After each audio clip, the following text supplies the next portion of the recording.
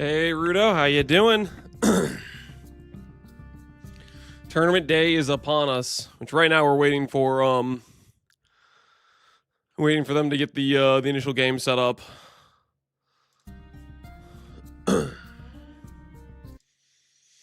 Hopefully you guys are having a good morning.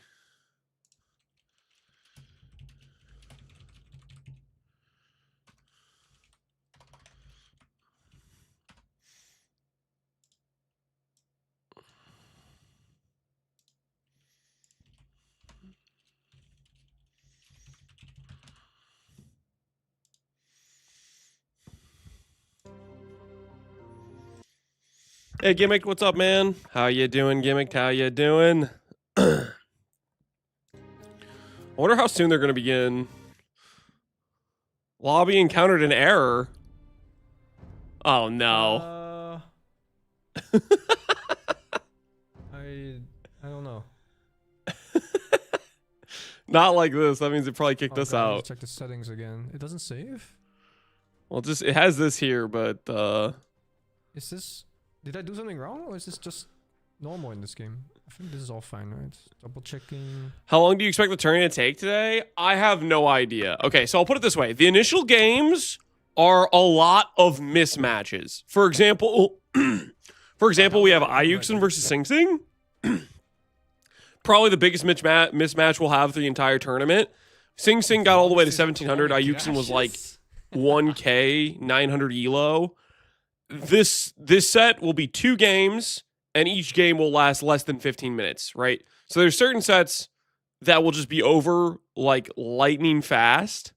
But then there's a couple sets that are more evenly matched that could end up having some drawn out games. So there's like 12 matches scheduled today. There's the 4 elimination, and then there's all the first games of the set of 16. So there's 12 sets, best of 3 today occurring. So they planned it out for each set being like an hour type of thing. But some sets will probably be longer than an hour, and some sets will be much shorter. So we'll see. Pee-wee Minion side quest. I would say this is a side quest. Lancey Poo, Lieutenant Dang. Why are you calling me Lancey Poo? Don't call me Lancey Poo. What the heck? Let's see. Do we have I want to see. I have both their perspectives. I want to have Ayuxin's perspective as well. Tell him. Good luck, guys. Good luck today. Good luck, everyone. Take Sing Sing down for the disrespect. Armenians, we go up at 25. The plan was to go at 22, but we put 3 on stone. Captain Lance, what's up? Take Sing Sing down. I got you, homie. Okay, we are in. Let's go, boys. 4 on berries. Okay. 4 on berries. Make a little bit of villagers. 4 on. All right. We got the new code. Let's pull it up, and we should be able to view this. Let's see if it works. Okay, we're in. Let's see if this works. And spectate with capture age. Does this work? Hell yeah. All right, we got a regicide game between Ayuxin and Sing Sing, which is a mismatch. Who are they playing? Sing is going Spanish, and Ayuxin is going Armenians. And Ayuxin already has a lot. He's doing the boar. Bit of a hockey issue. Went to build a house. 5 on wood. That's a lot on wood for Sing Sing. This could take all day. Yeah, we'll see how long the matches end up taking. Is Sing Sing scouting with the king or no? Sing Sing went straight to the castle. Ayuxin left his king in the middle. I think it's definitely the play to at least scout around your main base. And if you can get the scout to see the other base, then you can scout a little bit more freely. He should be completely safe up until Castle Age. Like in Feudal, he shouldn't be able to die to anything for the most part. I wonder if there will be any big upsets today. maybe in the bracket of 16 there will be upsets. It's hard to see upsets in this initial elimination games. I think there's like 2 games that are kind of close, like Yamato versus Day 9 and Ampy versus why am I spacing right now? I'm on Tofu. Ampy versus Tofu. Those games are actually more close, but it's hard to see an upset where Jabo beats Wago or Ayuxin beats Sing Sing. I have no idea what's going on with AoE, but I've been enjoying its background noise the past week. Glad you've been enjoying it, Gimmicked. I know that a lot of people that watch me for PoE are kind of like not too interested in this stuff, but I really like Age of Empires and I wanted to play for the tournament. So Sing Sing already has a villager lead. There's already been 40 seconds of idle TC time for Ayuxin. Monday? I wonder if Sing Sing practiced Regicide much.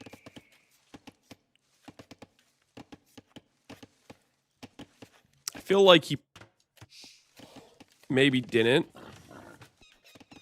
with his sort of build order going Spanish, but maybe he just thinks he wants to try to end the game early with Ayuxin.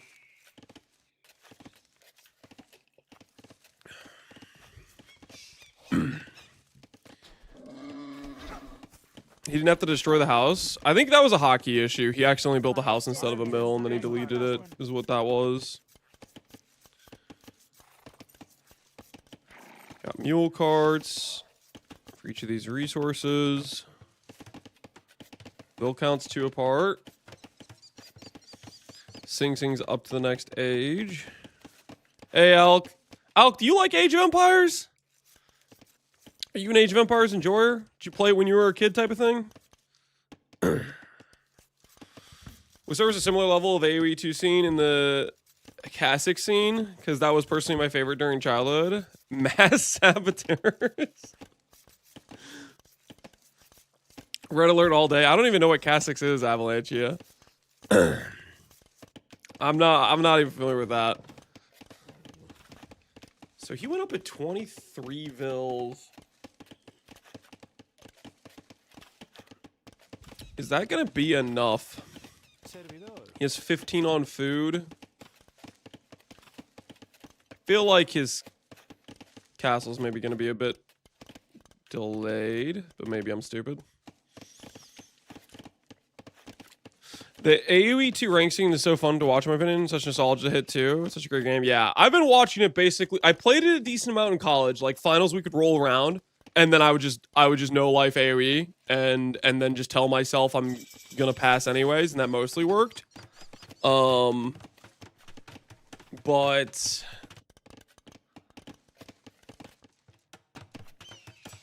okay, he's going. Yeah, no, he's gonna be short food, right? No, he's got it. There are a bunch of villagers rolling food. But yeah, anyways, I played a bunch in college, and then for the last like 5 years, I mostly just watched.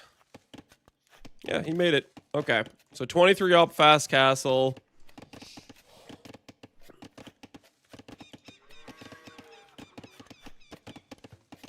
Is Pestily playing in this tournament? Yep, Pestily's playing. He will play today. His match is against...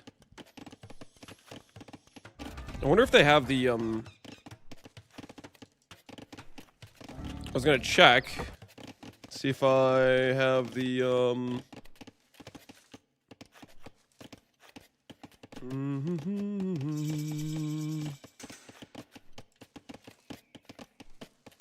the matchups.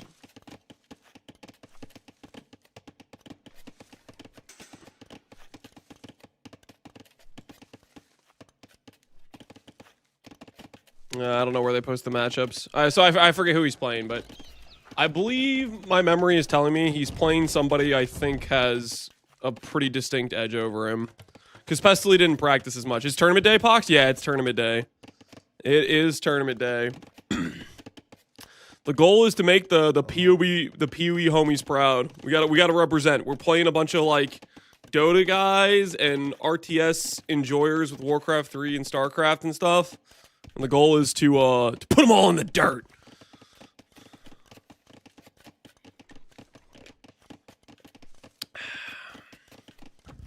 I'm doing the same with Pee-wee here. Oh, where you like enjoyed playing the game, but now you just kind of watch it. That's kind of funny.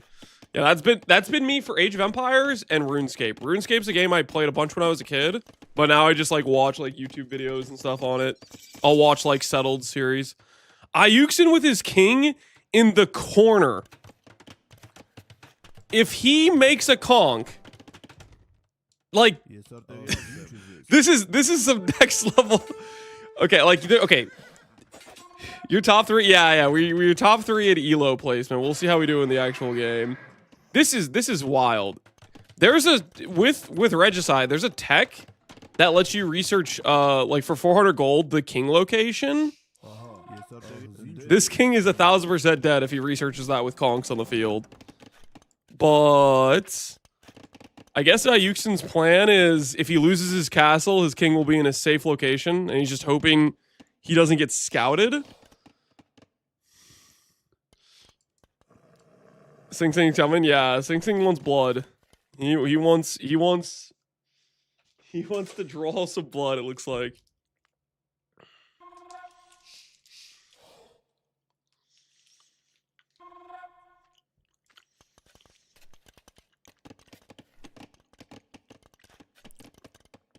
Like he'll get to harass some wood, I guess, and maybe pick off some vills if Ayuxin goes outside of his walls. But I don't think he's gonna be able to break into walls per se.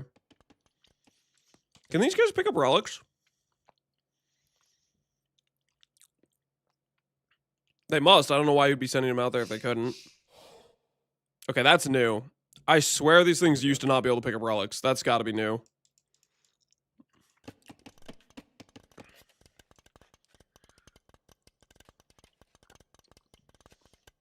Sing Sing's playing without sharing his screen. Well, like he just has a black screen on his stream.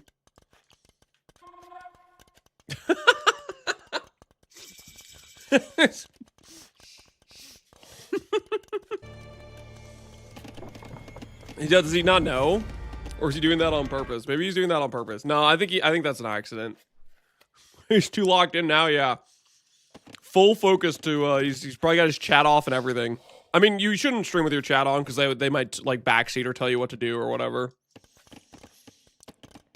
Full disclosure on my set, chat will be off and I will not be seeing your comments. Now, even if chat was on, I still wouldn't see your comments, but this way you can at least know it's not because I'm bad at reading, it's because they're actually just completely, it's not on the screen at all. You know, that what the hell is he doing? 30 vills, 2 saboteurs. What is this plan?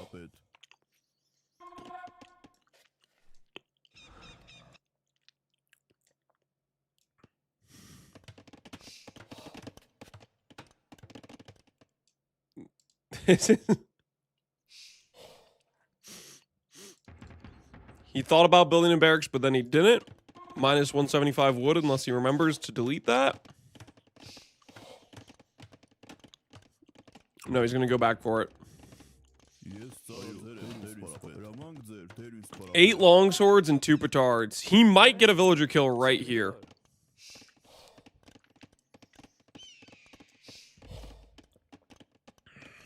There is a chance. Let's see how fast Sing Sing reacts to this. See? He may have already was just walking his AFK villager back, or maybe he saw it. What? Dude, imagine he clicks to the corner, and the villager goes all the way to the king.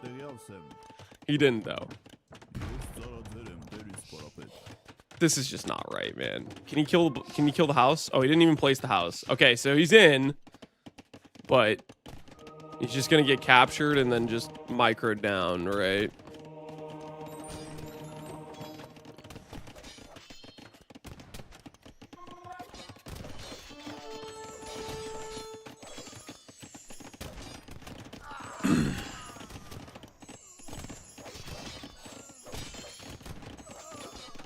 He killed a conch.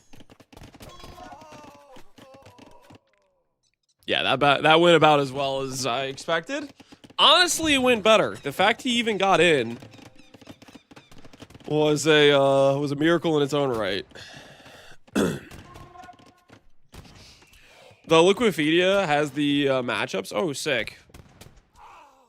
We'll check that out after this game then to look at the matchups. There are some closer matchups today. And Sing Sing is the arguably best player from the losing team's elimination bracket. He will be playing one of the captains. Like basically he'll be playing, I think, Euthermal. Whoever has the last pick, whichever team finished last, we'll have to face Sing Sing. So that'll be a pretty good match in it as well.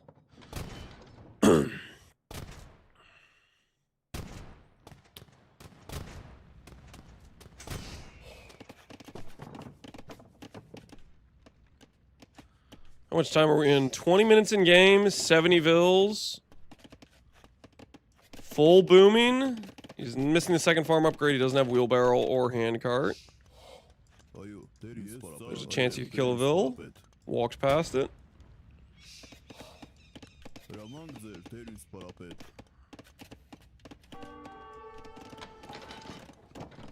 I heard Lance is popping off, Karn. We're trying to. Hopefully we can place well in this tournament.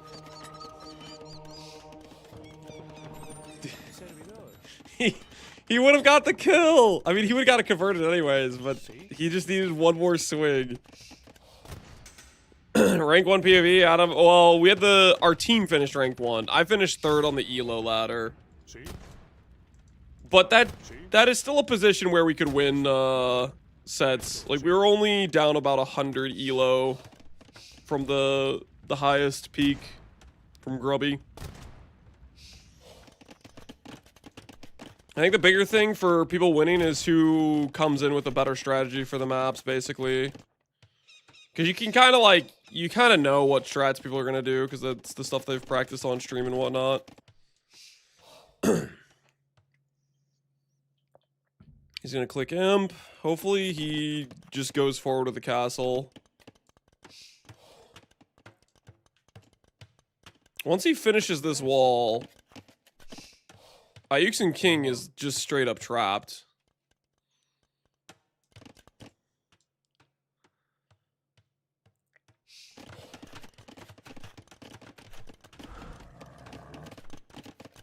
Is he going to come forward with the castle? What if they practice wrong strat to throw people off? Yeah, I guess they could do that. Ayuxin is doing Armenian archers, which have like 4 range with just fletching. I was like, before he didn't have fletching, just came in. So he gets outranged by these.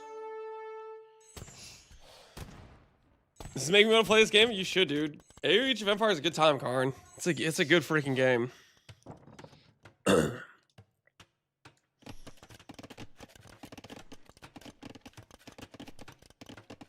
Dude, Sing. Give us a forward castle. Get some trebs out. Sing is he's respecting Ayuxin a little bit too much right now. There's a little bit too much respect going on. He needs to finish this.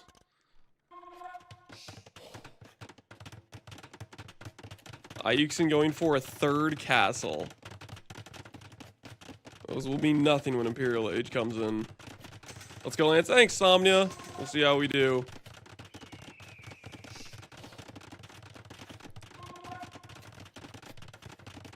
He doesn't know where the Red King is? He does not. Ayuxin sent this king down here at the very start of the game. It was never scouted. There's a tech called Treason you can research in the castle for 400 gold that will tell you the king's location. He's about to finish a wall that will make it so this king literally cannot leave. So I'm assuming at some point he'll research that if Ayuxin doesn't resign first. But I imagine he puts this castle down, starts trebbing, Ayuxin might just resign. Hey, Dokken, how you doing, man? As a kid, I played this with my dad, and I picked Byzantines and made cataphracts every single game. I didn't care about counter units or anything. Cataphracts are probably, if they aren't the coolest unit in the game, they're definitely in the top 3. I can't deny that me as a kid was a cataphract enjoyer as well.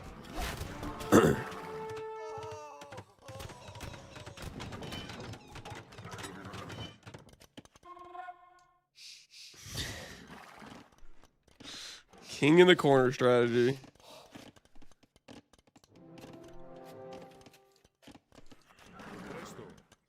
$115 just slow rolling it.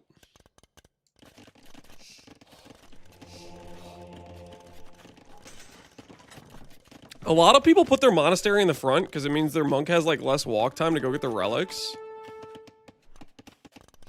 I think that's an argument for doing the faster Imperial, because let's say you don't fight for the relics at all. They have 5 relics. You get fast Imperial and you instantly start trebbing their monastery and their castle and stuff, right? My favorite Hills hater? Yeah, dude, I am a Hills hater. He's just going for the gate. Is he just gonna walk into 3 castles? He can see that, right? How do I trigger the Fog of War? I know there's a way for me to do it in this.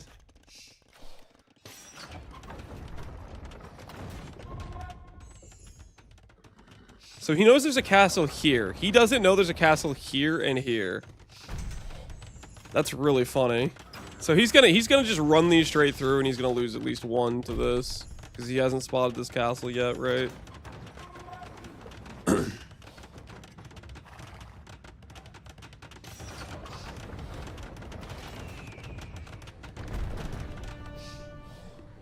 He still doesn't know there's a castle.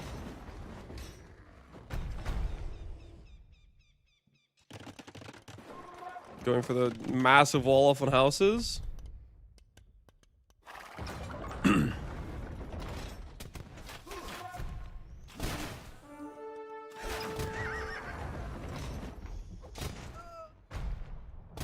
The slaughter. Are we winning? We'll see. Our games will be kind of in the middle of the day. We'll pick the winner of one of these sets. We get first pick. If I wanted to try to avenge Ayuxin, I'd pick Sing Sing, but I don't know if I really want a hard match for my first match, because Sing Sing would definitely be the hardest of the 8 people playing elimination matches today.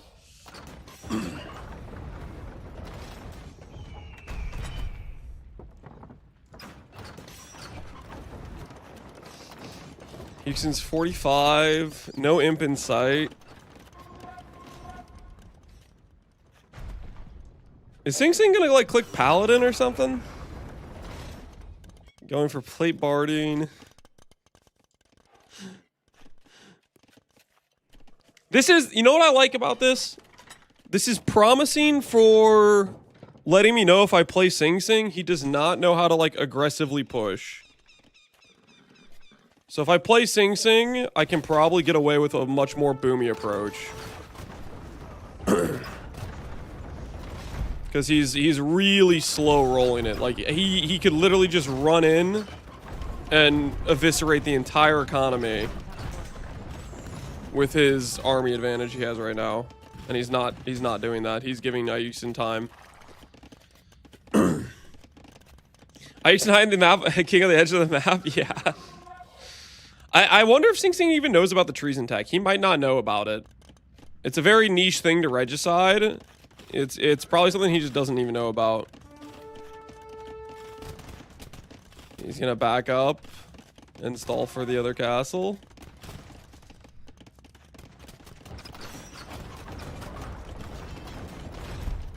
I mean, he has like 7 trebs at this point.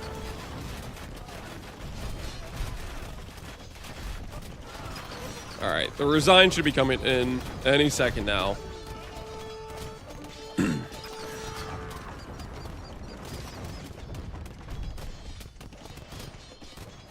I feel like if you're playing a mismatch, your win condition is going for the sneaky king assassination, I think.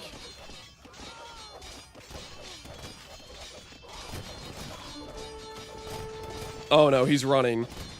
He's running. He's not resigning. He's running. He's running 14 bills. He's gonna go to try to mine this gold, but Sing Sing's already mined it.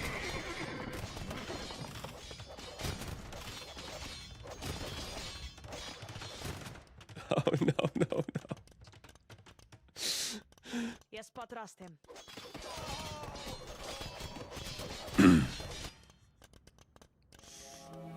Research treason. Okay. Everything turns around and goes and kills the king, right? He researched it. Does he send any units to it? Or did he not even see where he researched it? He researched it again. Okay, he's sending some bills.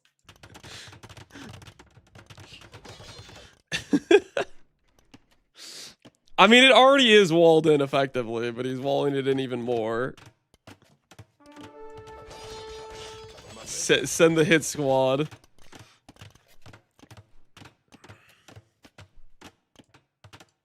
Yuxin trying to rat out with the... Oh yeah, he's getting some kills now. Even the villager count a bit.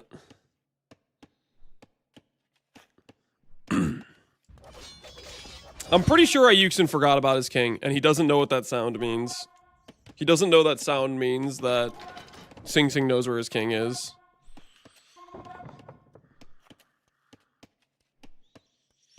I think you're fighting against a much better player. Only way to win is unconventional. Yeah, you have to surprise them. You have to get the element of surprise somehow. Yep.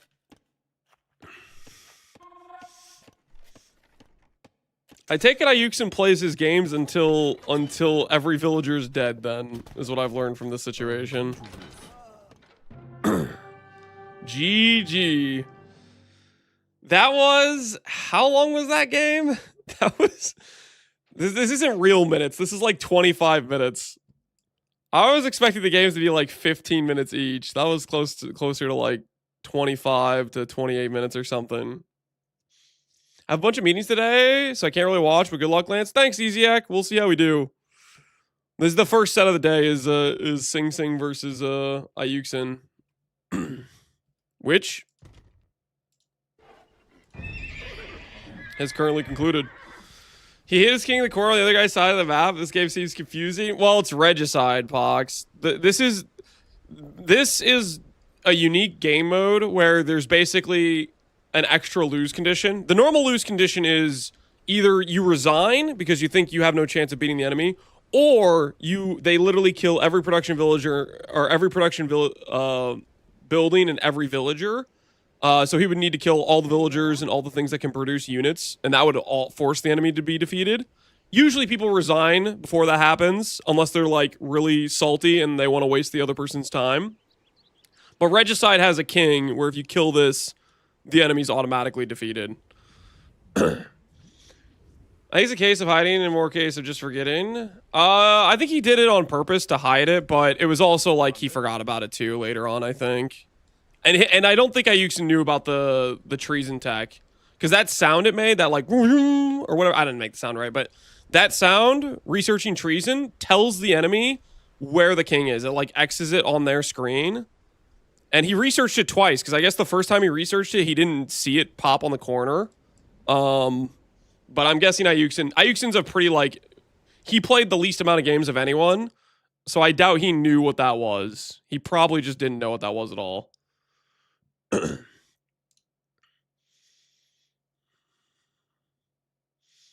I said that not everyone can get food fast. This feels very disrespectful. Well, this is the biggest mismatch of the tournament. Is Sing Sing's like he got to 1700 elo and Yuxin was like 900 elo. 1000 elo is like technically the average player. 1700 is like top 3000 in the world. So it's a huge mismatch. All right, let's see if we can get the next game lobby. Let's see if they post that.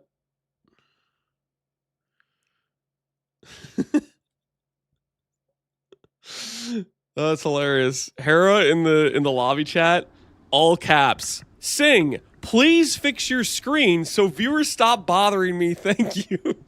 I'm guessing that whole game, they're like, Hera, can you tell Sing Sing that his screen's completely black? All right, we got the next lobby. Let's get in. It's not like we got to practice regicide. Yeah, we didn't get to practice regicide. That is 100% correct. Okay, this should open.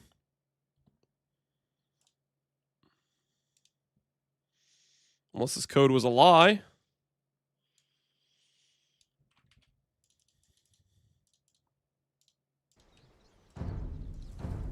Do I need to do like this? Like exit first?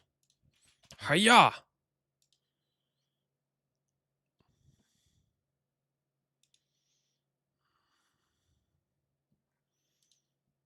All right, we're in. We're in for spectating the next game. I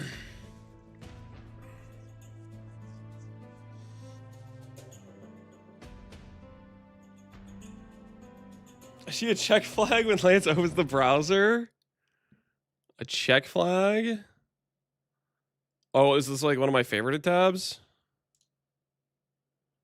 Oh, this? Is this like World Cup games or something? I don't know what this is, to be honest with you. It's a World Cup match? Ah, okay. I'm following. Hello, Cap. Thanks, Bohunger. We'll see what we can do.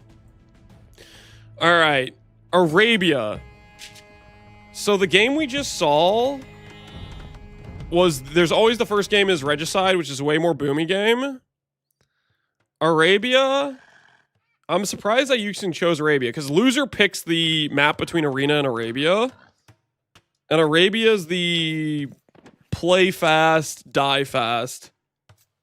This game should be probably a lot less quicker, or a lot less slow. I mean, it should be a lot quicker because most likely Sing Sing's gonna apply feudal pressure and just kill him in feudal age.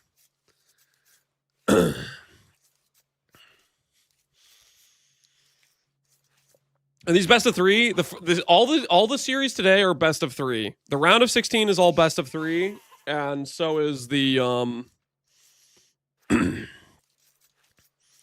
so is the elimination ones we're watching right now. The game's already started. Yep, this is the first set of the day. It's Sing Sing versus Ayuxin is the first set of the day. Which this is the biggest mismatch we're gonna see the whole tournament, I think. There will be some other mismatched games, but this will probably be the most mismatched.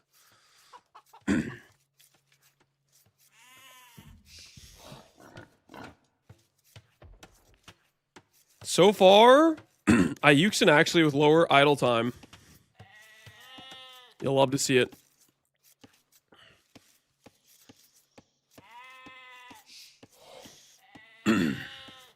I wish the plans were just 8 lowest rated players. Oh, instead of the team brackets is what they did. They had it basically the 2 lowest teams had to fight for their survival.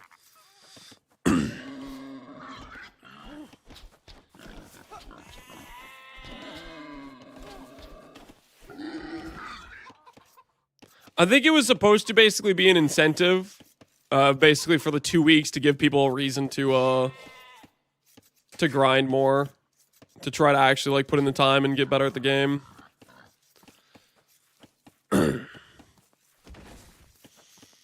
But yeah, it definitely creates a this is a foregone conclusion. If by some miracle there like Ayuxin somehow wins this game, it'd be the craziest thing. But like 900 elo versus a 16 to 1700 elo player is just. It's just a murder match.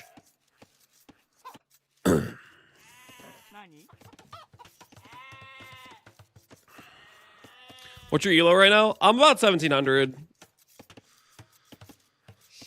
Which I was doing, I was trying a bunch of different things, and a lot of days I would lose a bunch of elo trying out strategies I didn't know very well.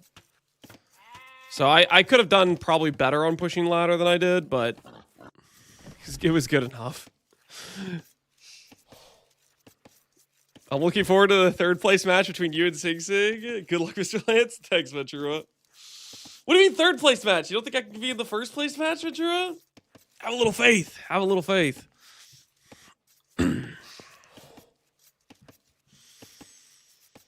Have a little faith.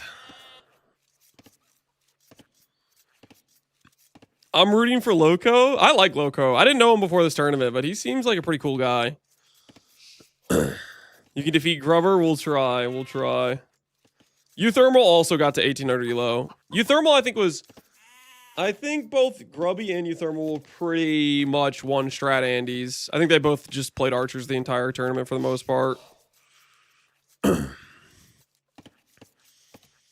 So if we can get them out of their comfort zone, we can take them down, hopefully.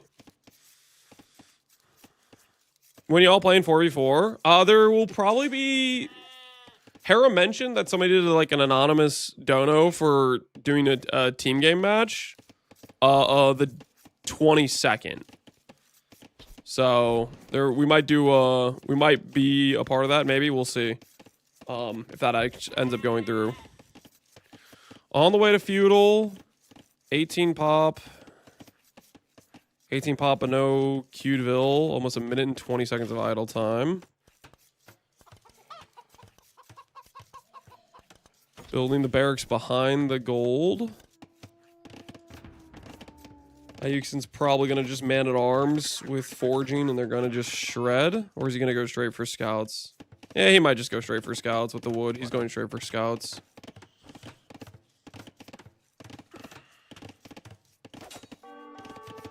Euthermal's a monster in StarCraft 2. He's a sneaky strategy guy, so watch out. All right, that's good to know. So he has an RTS background. I guess that explains, because he's definitely one of the better players. Kirby had 1K games for the tournament. So did Lance. Okay, there's a difference, though. I had, like, 1K team games, and they were from 5 years ago. Grubby had 1K 1v1 games over the last, like, 2 years or something. There's a big difference between those two things. I would argue one is a lot more important for playing a 1v1 tournament. Because team games in this game do not play like 1v1s at freaking all. Every time I try to play like a team game, I just lose. Also has like 25 years of RTS experience. Yeah, he's been playing RTS for a bit. Lance is gonna mod Grubby. I don't know about that. We can hope. Oh, he's going archers? I guess. I mean, archers will do well at punishing Ayuxin going militia. Oh no. Japanese militia. I mean, their scores aren't that far apart. Only a minute 30 of idle time. Please, by some miracle, let Ayuxin just slaughter every single one of Sing Sing's archers. Like he just somehow forgets about them. And then he just loses all of them. Please. Please let that happen.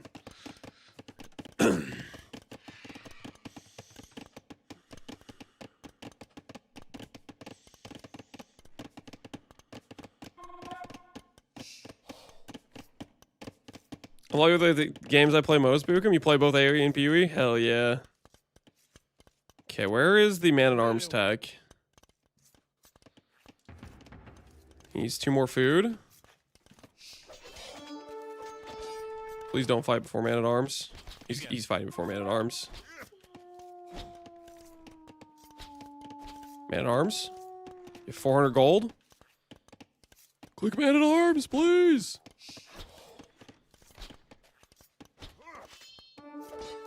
Okay, he clicked man-at-arms. Who are you playing today? I will be able to pick one of the winners of the playoff matches, which I could pick Sing Sing, which would be kind of a misplay to just force myself into a harder game. I'm not going to do that. I could pick Wagamama or Jabbo, which most likely Waga is the second best player of the set. who's going to do kind of what Ayuxin is doing, or what Sing Sing's doing to Ayuxin.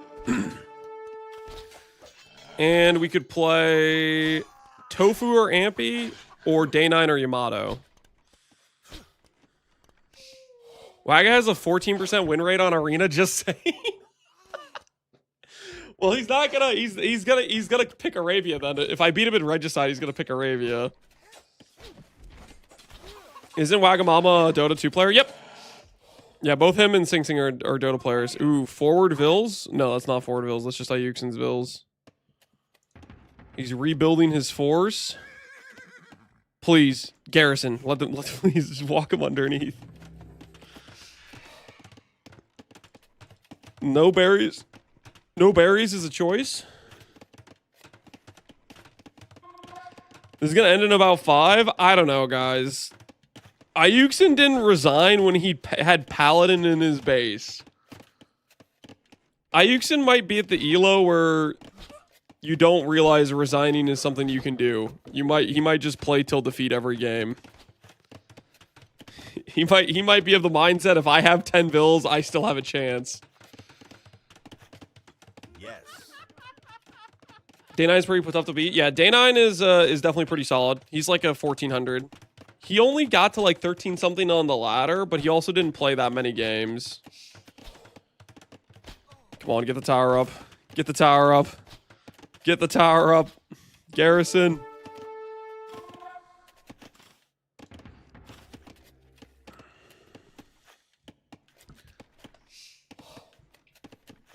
I have no idea what I'm watching. This is how you felt when you were watching me at Warcraft? Yeah, probably similar. I had no idea what was going on. I would say this is like...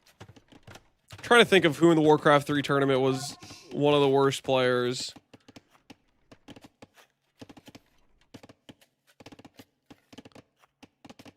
It was probably like Dantes, right? I'm trying to think who was not very good at Warcraft 3. I don't actually remember, but basically, just picture whoever is the... Oh my goodness, he walled in the scout.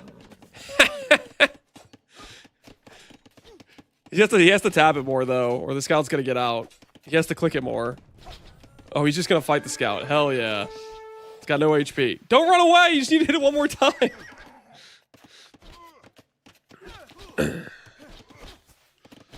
The difference between these players is way bigger than Dante's and the rest of the guys. Yeah, that's fair. This is like a huge misplay.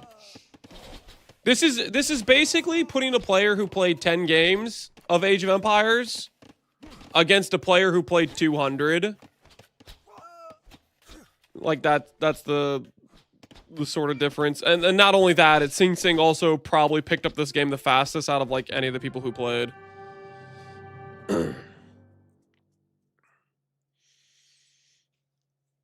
Most players with 200 games are a lot worse than Sing Sing. Yeah, Sing Sing did really good with his learning curve.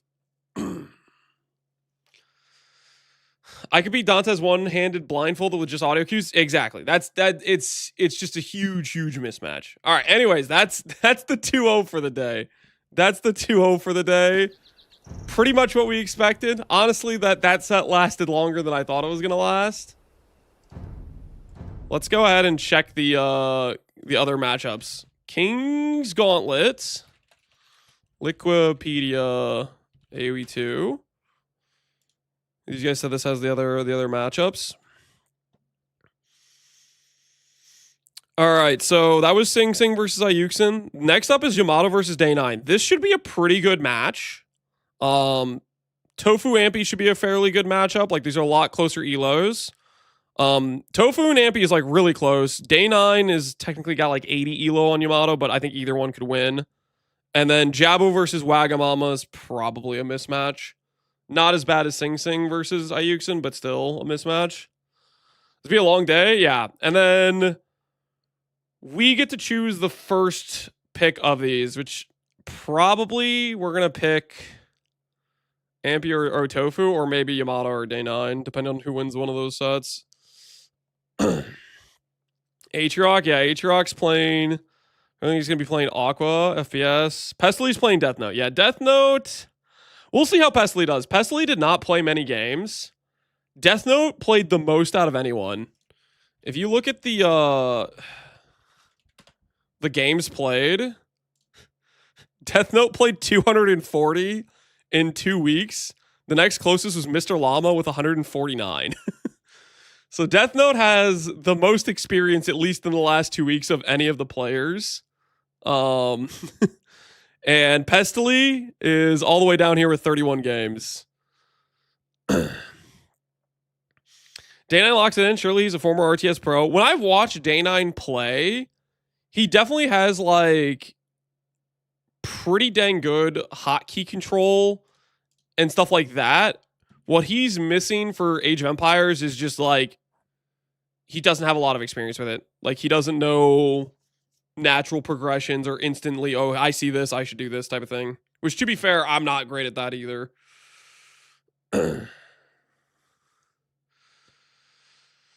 Death Note, that guy gave Hera and Yamato 1v1 coaching the day before the tourney to counter me. Oh, is he told that he gave them the recipe to beat you? Well, Death Note is playing, where is he playing at? Oh, he's down here. He's in the lower bracket. I was gonna say we could take him out of the tournament, but I think that's gonna be Grubby who takes him out of the tournament because he's gonna be playing Grubby on the best of 3. He's gonna be playing Grubby on the best of 3, so we'll see how that goes. Disrespectful, Spiffing Brit playing any matches? He did play. He played 10 matches. He played the bare minimum for the qualification. Which the thing is, Spiffing Brit wanted to like keep his strategy concealed, which I think everybody knows because they saw him do a coaching session with Hera and stuff. Everybody knows he's doing Red Phosphoro Fast Castle. But he wanted to get the placement matches, and then he played games on not his main account, basically. Why join a competitive event? Hey, listen, he was clutch for my team. He was the reason we placed first. Because basically, the difference between him and every other last place teammate on the teams is the difference in us being in first place or last place. Those 200 points he has above the other competitors is the reason we got the number 1 seed in the team bracket. So I freaking love Spiffy Brett. He did exactly what we needed him to do. He got some elo at the second to last day and shot our team into the first place position, which gives us the easier matchups initially.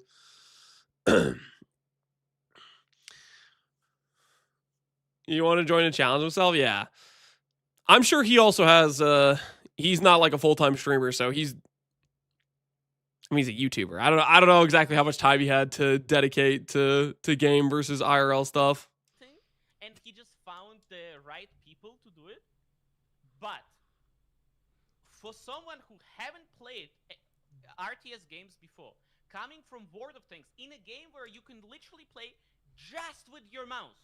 You can play just with your mouse. I thought I would be very overwhelmed with all of these controls. But I have to say, it was quite easy to learn the keybinds and military production.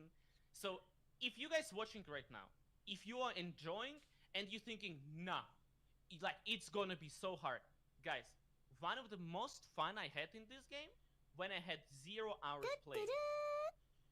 Heck yeah. Yo, Anonymous, thank you so much for the 20 sub gifts, man. That's a glowing review for my Yuxin. He was enjoying. I'm gonna try and tune most of the day. At the very minimum, we'll be listening if I can't watch. Sounds good, dude. Hopefully you enjoy the tourney. So we should be looking at the Ayuxin's perspective.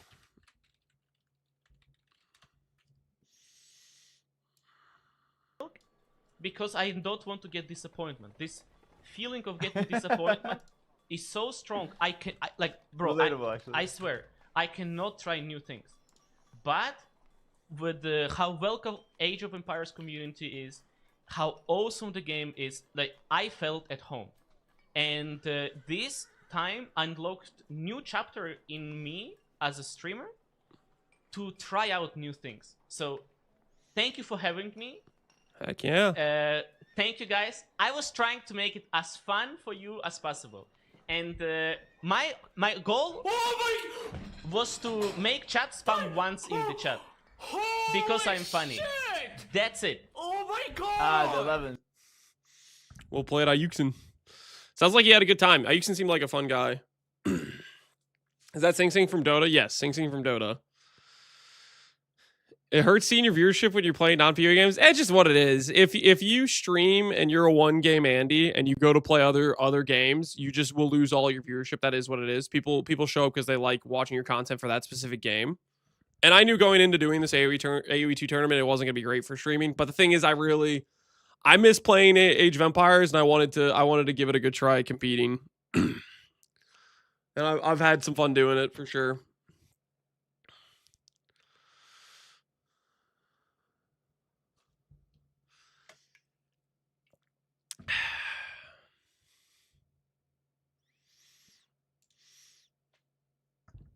I'm assuming it's Yamato versus Day 9 next, but maybe it's a different order from this. That alert, yeah, that was really loud. I guess that's his like gift sub alert. Gbaraldi coming with 10 For Roger to take the 8K. The prize pool, the total prize pool of the tournament is 10K. The winning player does not get that much though. So for the latter portion, this portion, we secured 2K to split between our teammates. So we got 400 for the team 1 placement. The second team got 1K, so they got 200 each. And then that leftover 7K is split between like the top 6 players or something. The winner of the tournament gets 2.5K. So if we win, we'll have made 2,900. So if we win, it'll be a decent paycheck, but we have to win. If we lose, we'll get less.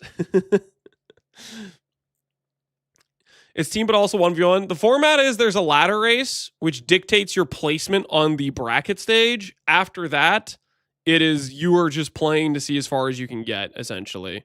And it's a double elimination. So the losers will go to loser bracket, and then you're only eliminated if you lose in the loser bracket. You'll win, big dog. Thanks, Dave. I hope I do well. We will see.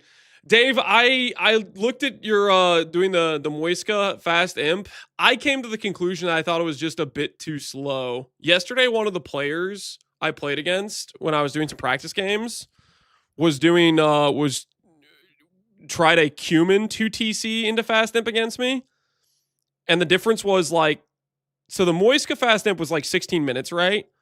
The 2TC Cumin fast imp was like 20 minutes, but your eco was like 2.5 times as strong. You had like all the eco techs and you had like 70 vills hitting imp. So I feel like that 4 minutes is worth having like an economy where you can afford to do damage a bit slower. Because when I was testing with it, was like, I feel like it's really hard to do fast damage with or fast enough damage before that higher eco advantage just cooks you. I don't know if that's the right conclusion, but that's the conclusion I came to when I was looking at those matchups yesterday. You perform under pressure? We'll see. We'll see. A big key is I have to hopefully pick appropriate strategies for the matchups. It looks like our first matchup will be our easiest, and then our next matchup will probably be Knopf or Spiffing Brit, which if it's Spiffing Brit, we know he's doing Red Phosphoro, which we'll have a good idea of what to expect there, so I'm not too worried if I'm playing against Red Phosphoro strats. And then for the best of 5 semifinals, we'll be playing Euthermal, which Euthermal will definitely be a hard matchup for us, I think. You'd kind of be counting on them panicking and getting housed like crazy. Yeah, which I think some of these players will have that happen, but I don't know. A decent amount of them I think will be able to respond appropriately enough. And I just think I think it's too much of a risk. What's effing with my brain? Is that Dave plays AoE on a controller? Yes, that is Dave. That is the legend himself. Good luck, Lance, with the games. Thanks, man. We'll see how we do. We'll see how we do.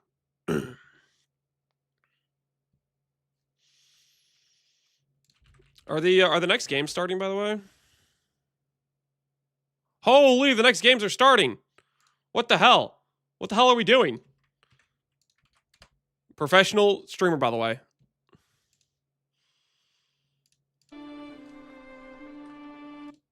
Go, go, go, go, go. What do you mean? Is it working? Wagga versus It's Jabba. Okay. We'll spectate with capture age and we'll catch up to real time. Too busy yapping? Yeah, a little bit. A little bit. Let's catch up to real time. Or how much did we miss? We didn't miss too much, right? So we got Franks from Jabbo and Bulgarians from Wagga. I love Bulgarians.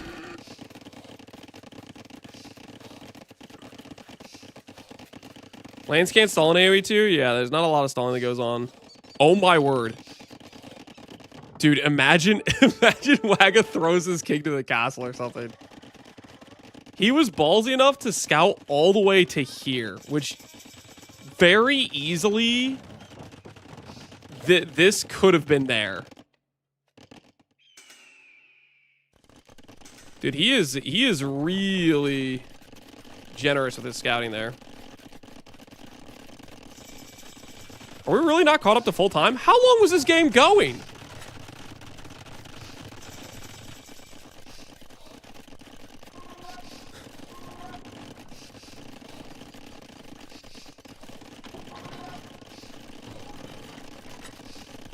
Now Wagga's got 40 vills. They're both in Castle Age. Jabbo knows. Okay, we're caught up to real time. Yeah, we're caught up to real time. Sick. So Jabba does know to go for a second TC. He did wall off his extra side. He has this walled off. Honestly, that's pretty decent play on his part. Is he going to know to convert the conics? He did not get a relic, and it looks like he's going to lose the relic that was closest to him. Wag has got an eye on the other relics. COD Gamers APM is real? Well, they were on 8x speed, guys. They were on 8x speed.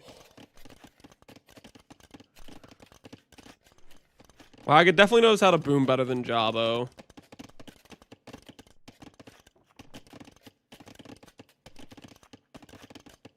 He's going for third TC. Jabbo.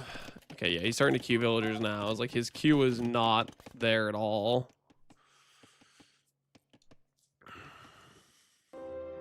And it looks like Wagon knows to get all the relics. Yo, Knoxbox, appreciate the prime, man. Thanks for the support. I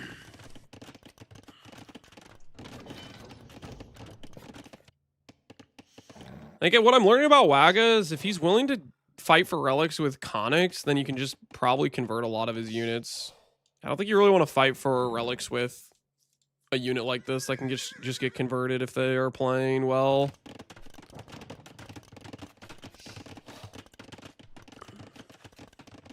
All right. Real quick.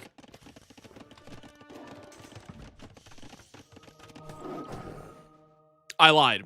I said they would just get converted. What I meant was the conic. What I meant was the conic just wins. Okay, I don't know why Jabbo thought he could go get relics with a monk when there are conics on the field. That's what I meant actually. Is that the conics just win? My experience previously of just always having my conics get insta converted was just that's just only if you're unlucky. Okay, if you're lucky like Wagga, you just win. Are you logging into PoE2 once this is over? Yeah, we'll be doing another PoE2 build probably. The thing is, PoE1 season is actually going to be pretty soon after as well. So we might do like one more build in PoE2 and then start thinking about PoE1 stuff. Based on the timeline, it looks like it's on schedule. All right, as I was saying before before the relics were taken, I kind of have to pee. So I'm going to go get the water topped off, and I'm going to pee real quick. I'm going to leave you guys viewing Jabbo's economy, because I think this is where the aggression is going to take place, is right here. I'll be right back as fast as possible.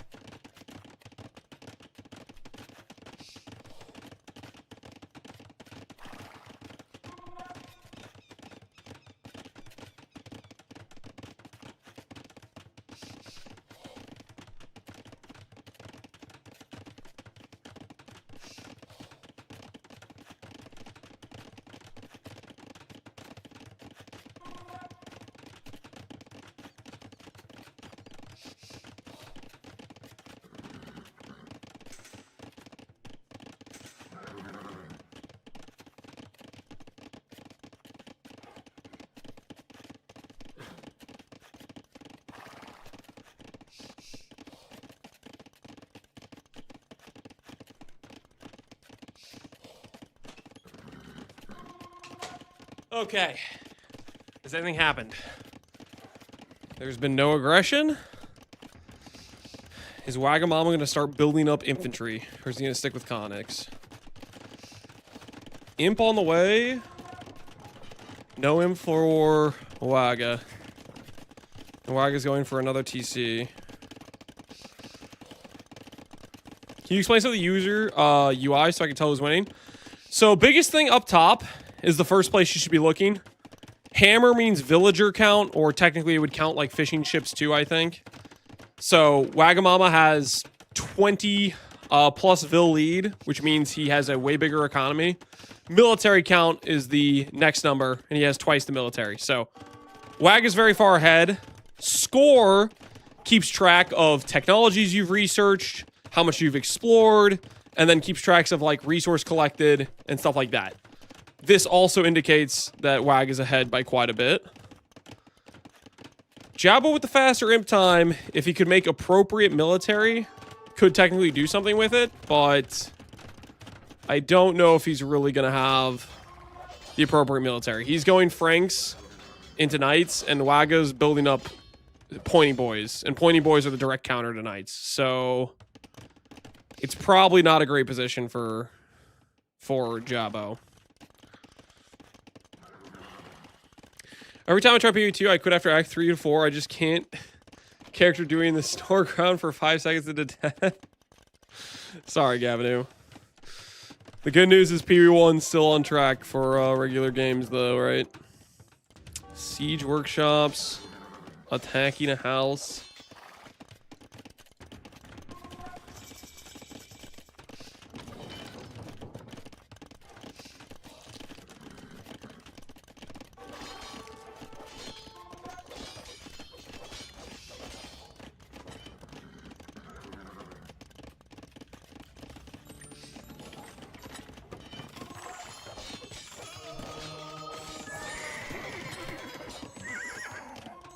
We got Knights on the field as well.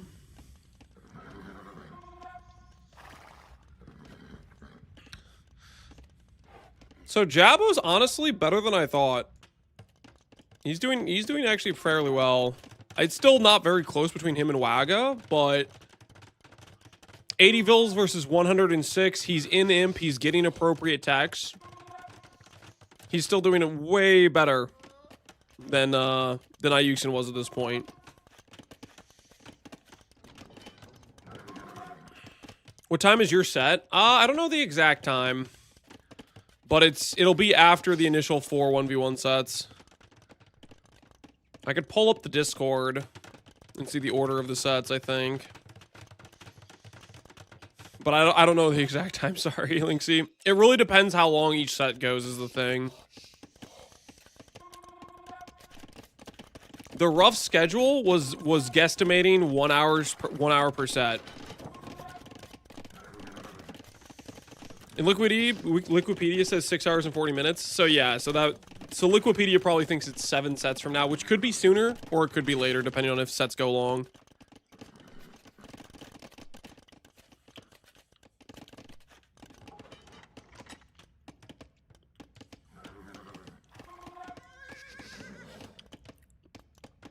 So we're gonna see Stirrups. We're gonna see Conics versus maybe Paladin if he goes for the tech. I mean, he could turn around and just fight these knights.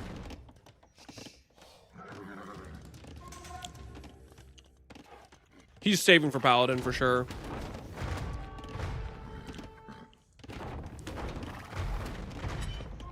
$1,300 food and he clicks.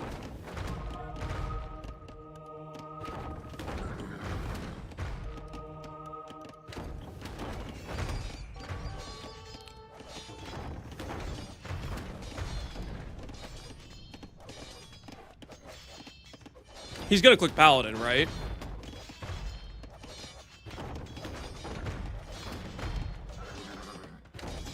He clicked Onager. Onager will definitely be better against Halbs, but I don't feel like he's gonna do a good job protecting it. I feel like Wag is just gonna swoop in and snipe his stuff. That's a very expensive tech for things that are gonna die without getting any hits.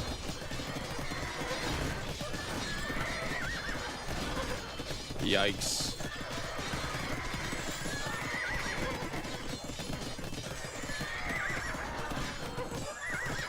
Yikes, yikes, yikes.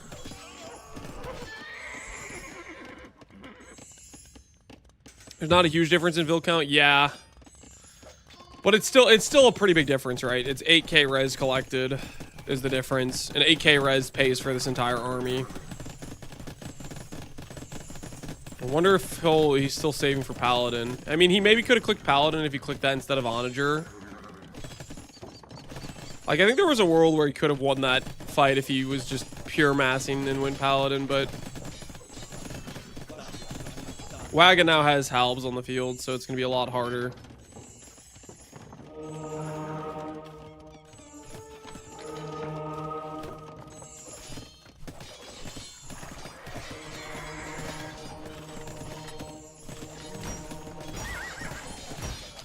To me, that fight feels like a loss. It's purely GG. Yeah, it'll be pretty hard for Jabbo to fight back, which he's spamming knights now, which he needed to do.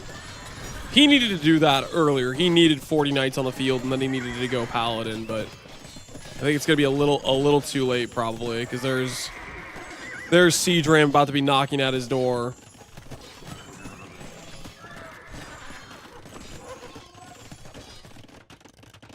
He's got the castle walled in the corner. Okay, he's got his priorities straight. He's protecting the king, but he needs to protect his eco.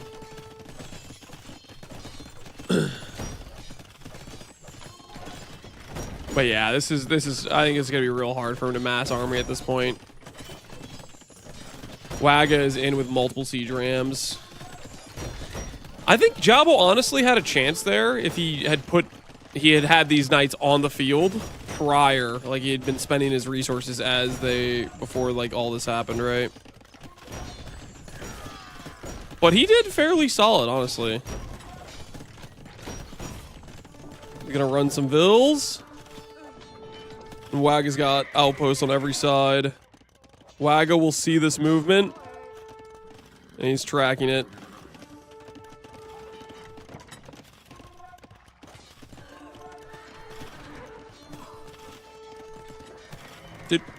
He's researching trees and okay.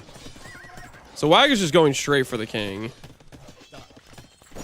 I mean, this could work in Jabbo's favor if he splits his army up enough and then he could start taking favorable engagements. But it's only a matter of time before those rams break through those 4 walls.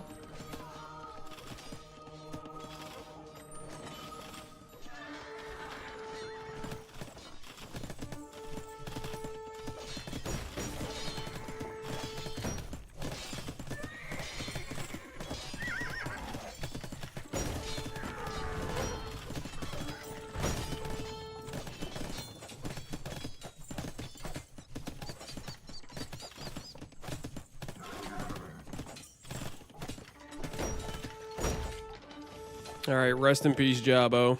Rest in peace. The Rams are on their way. The king has nowhere to run.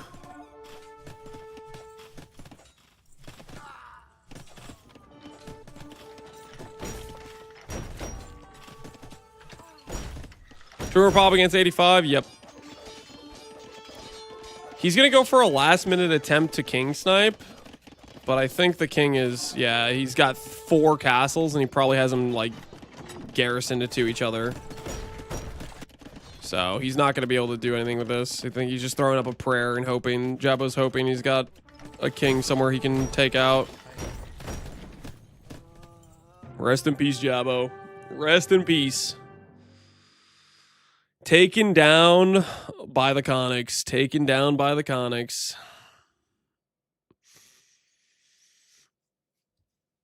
I remember playing this game at the PC cafe with a bunch of friends like 20 years ago. That's pretty fun. You were doing a LAN essentially.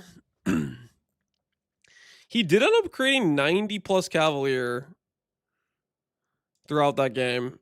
If he had actually properly like kept them together, if he knew, maybe if he knew stand ground patrol, he could have really taken a favorable engagement, but alas, it was not enough. I wonder what map we're gonna see from Jabo if he's going to choose like Arena or if he's going to choose an Arabia game. We will find out.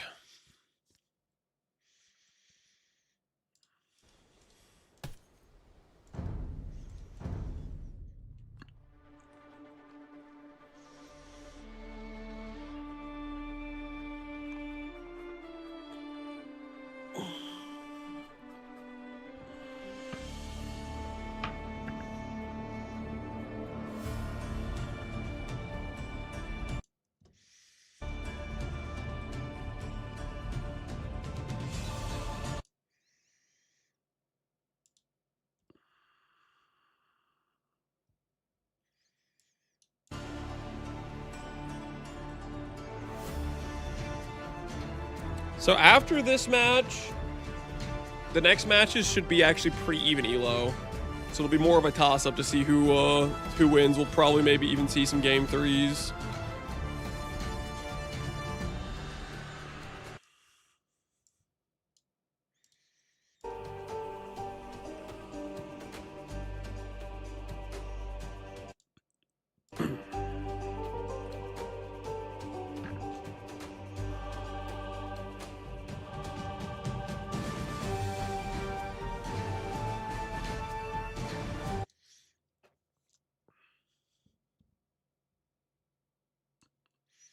All right, we got the spectate link.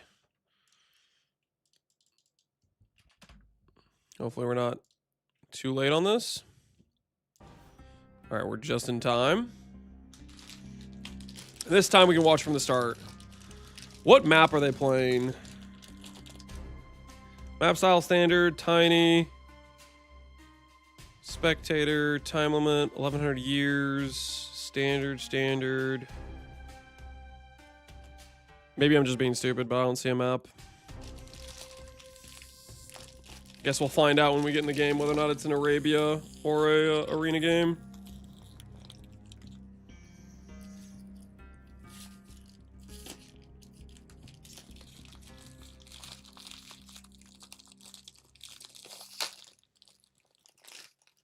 Oh. Got myself a snack, but I'm struggling to open it.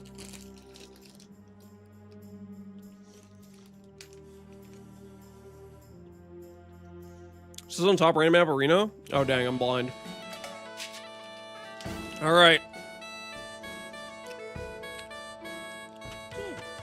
Wagga with a house next to his own gold, laming it effectively. Good start.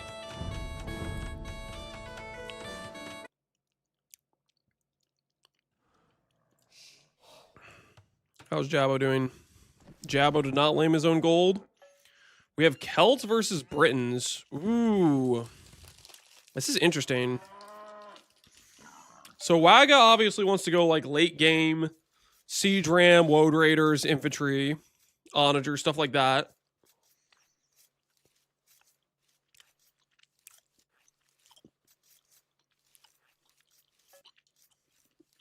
And Jabo probably wants to go longbowman. Jabo could technically end up winning this with a weaker army. In terms of like expenses, depending on how well Wagga can execute with Celts. Restart, my bad. What is it? What did he forget?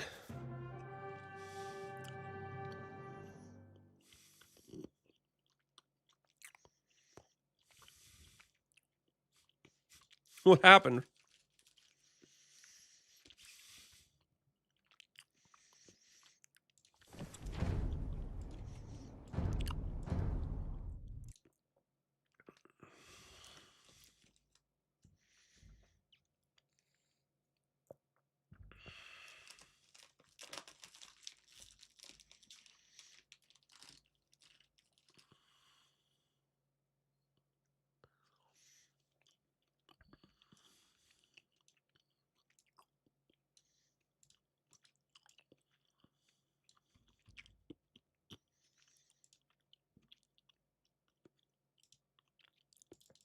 Timer, I think the issue was he leaked the game room or something.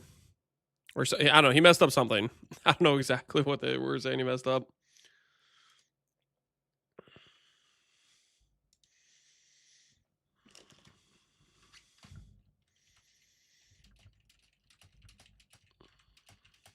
I'm going to ask so I know what not to do.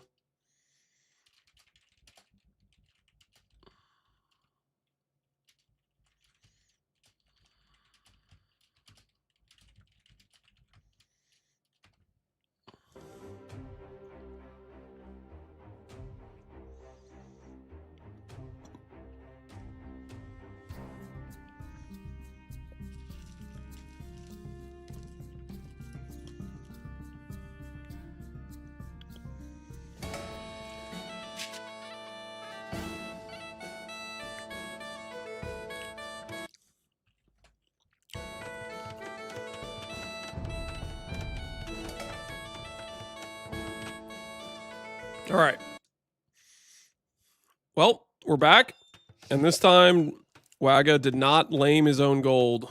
So he's already off to a better start, thanks to whatever the reason was they restarted, which I don't quite know. I know you can win this. Thanks, man. We'll try. We will try. Hopefully, we will succeed.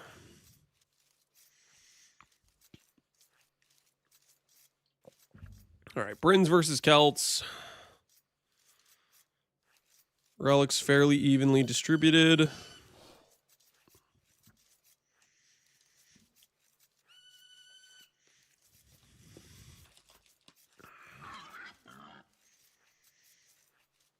Britons get faster working sheep, cheaper town centers, and the plus range. Britons is honestly a really good boom civ because of the cheaper TCs.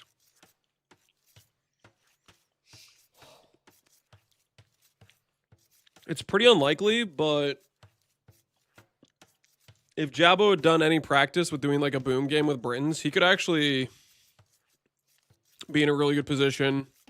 Because Wagga didn't really boom very well on the Regicide map either.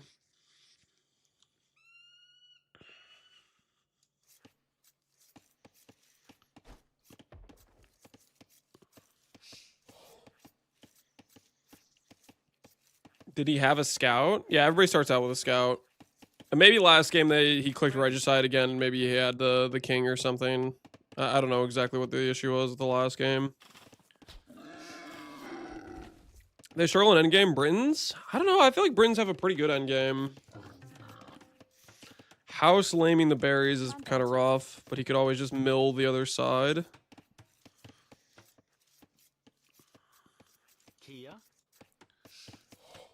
He's already brought in a boar. Mill kind of far away.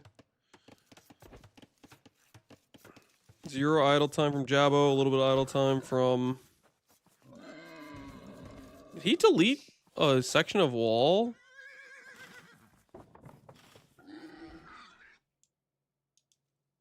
Why the heck did he do that?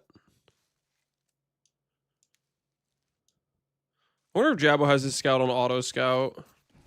Grayton?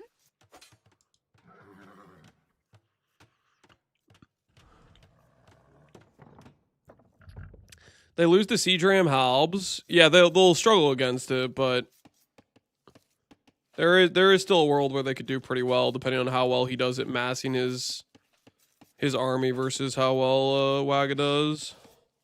I don't feel like Wagga's played too many late imp games. Most of his games with his strategy were he either lost or won by Castle Age type of thing, I think. At least from what I saw.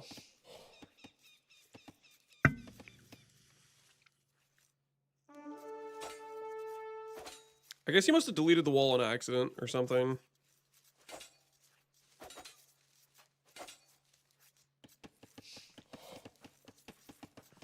Jabba's bringing in his boar now.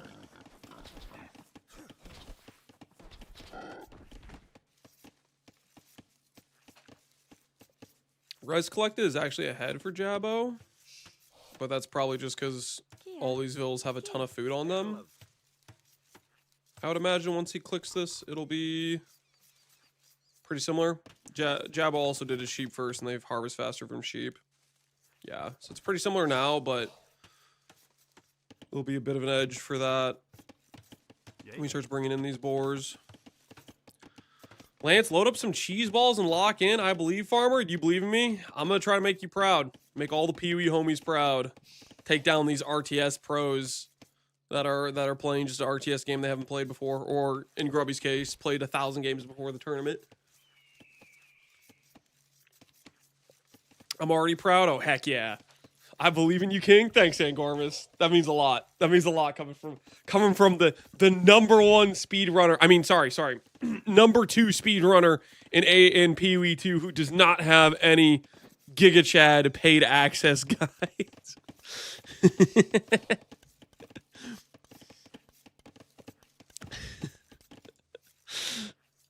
Number 3? Wait, number 3? I won most races? Wait, who's number 2 then? Angormus, don't you know? The number 1 speedrunner is the guy who spends a bunch of time doing campaign speedruns. It doesn't matter how many races you won. It matters if you have the current world record time competing in the who can do the campaign the fastest against no one else who's not even trying to do that. It's about the guy who resets the most. It's not about the guy who wins the most races, all right? If you spend days on days resetting, you are the number 1 speedrunner. That's how it works. Wait, is Jabbo tower rushing? He's got stone. He's sending Vils forward at 23. Oh, this just got interesting. You're going to win this tournament? I don't know. There's a chance we could win. We have to play well. Is he actually tower rushing, or what the hell is he doing? Jabbo's going to make this interesting if he's doing feudal pressure. Wagga, I don't think, is expecting that at all. Wagga's definitely just... I think Wagga's setting up for a fast castle, I'd imagine. Okay, he's not sure if he wants to send the Vils forward. He's just hiding them for now, I guess.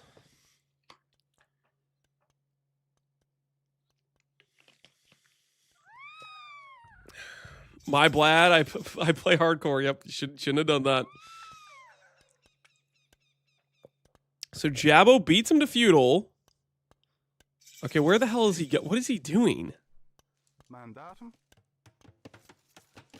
Market blacksmith. He's splitting up the Vils. What is he doing? This Vil's gonna die alone. There's a bear, Jabbo. You need to stay together. Oh no, he misclicked the wall. He was gonna wall him in.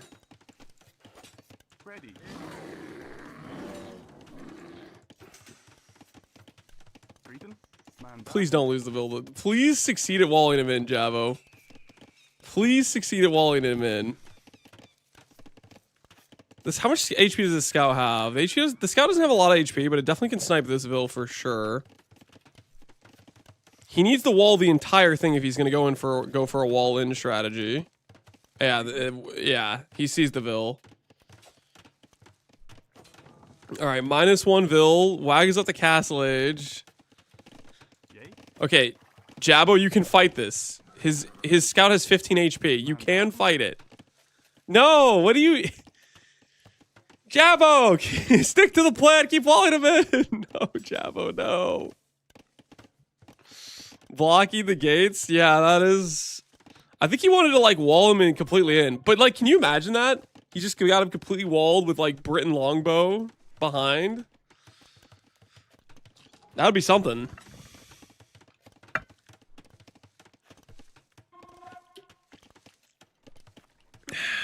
Wag is making a couple militia just to get him off the wall. This villager went all the way back for a separate mining camp? No, Jabbo, that's 100 wood.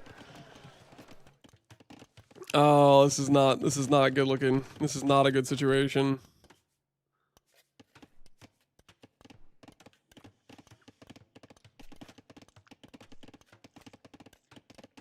No.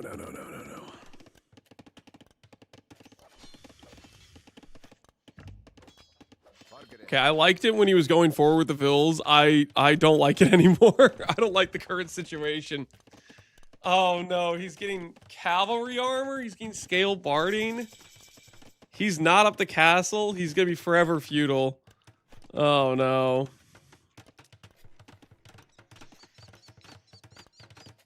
It's over, guys. It's over. I don't have hope for Javo. I had a little bit of hope, like maybe he could do some feudal pressure and put the hurt on Wagga, but that's not happening. And him getting to Castle Age and out booming him, that's also definitely not happening. And he's about to lose +1 villager that spent 100 wood on a mining camp. Does Wagga notice though?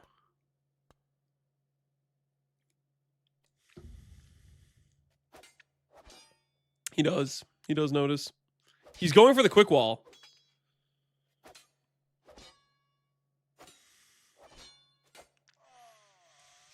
Oh, Jabo.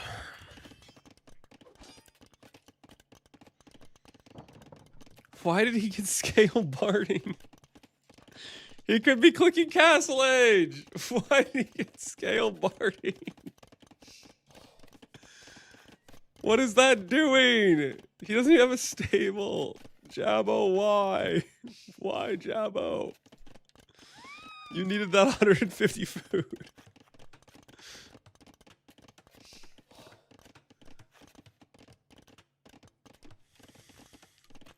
Wagga played 119. Yeah, Wagga played a lot of games.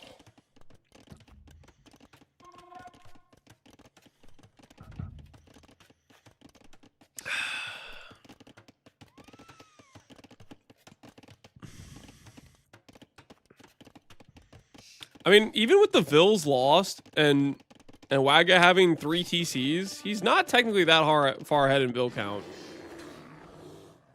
So there is that. Ready, but he is about to click castle. Or he's going to get archer armor. No, Jabo! You need to go to castle, Jabo. Stop grabbing random military food upgrades, please. Stop. You need to cancel it. Go to Castle Age. Cancel it. Please.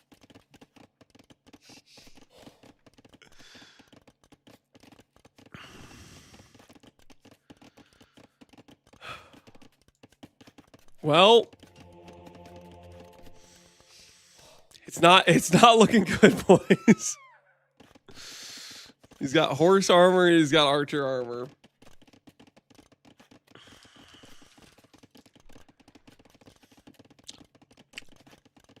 Ready.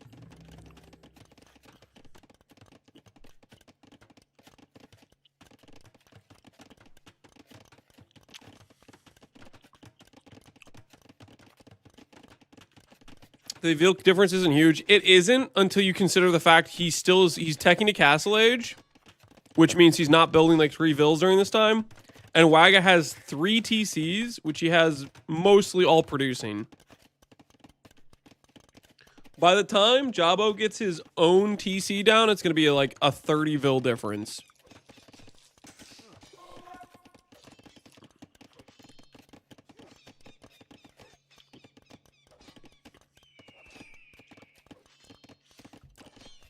The next 2 matches will be more balanced? Yes. The next 2 matches, either player could win.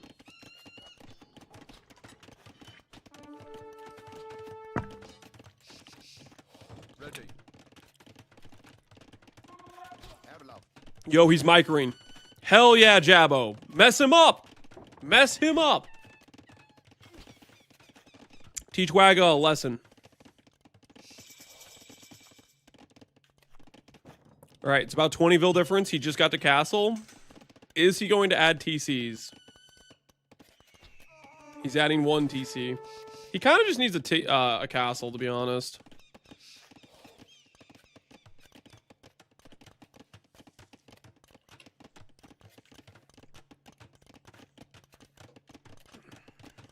Is the meta going fast castle?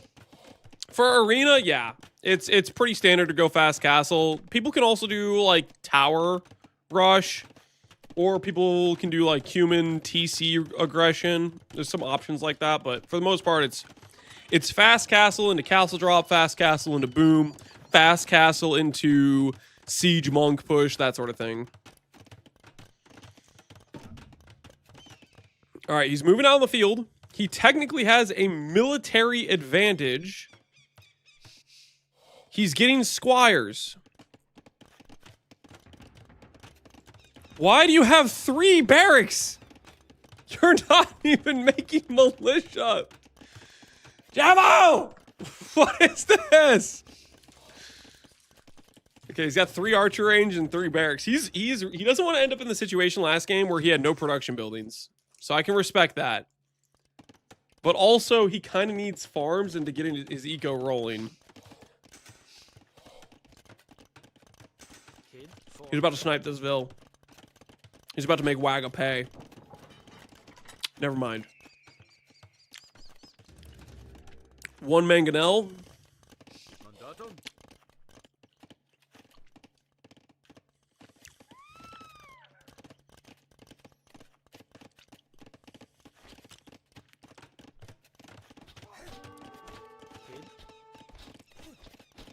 That is hilarious, dude. Seeing archers with that extra range shoot farther than they normally would is hilarious.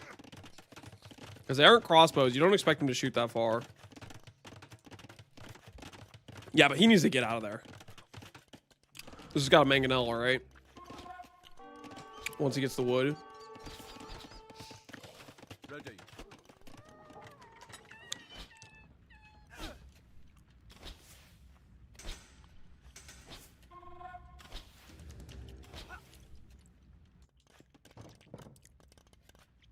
Please, please, please let Jabbo get Bodkin and somehow know how to micro a mangonel. He could actually totally win with crossbows versus mangonel infantry if he can micro it. With Britons, he can outrange the mangonel, right?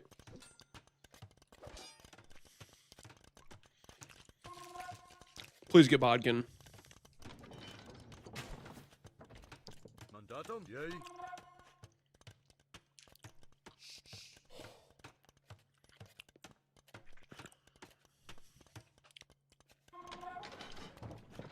Handcart, okay.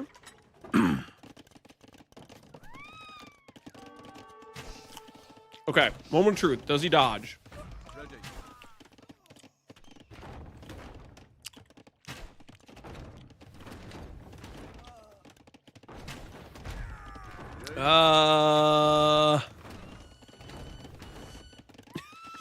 It's not looking too good.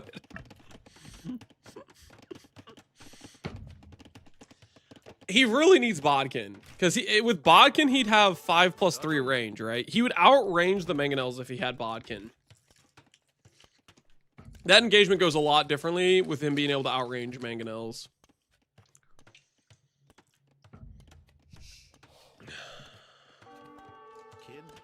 Wag is going to use the relic for extra power for the engagement. Respect.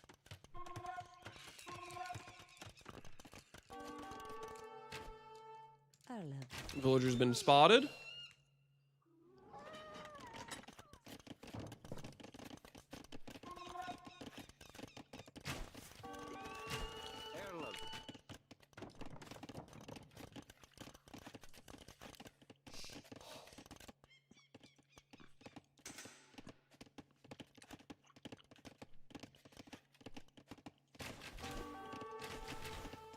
Defensive castle.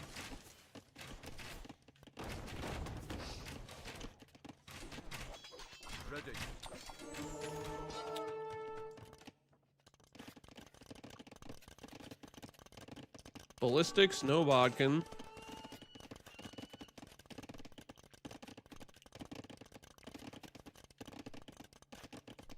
There's a lot of floating wood.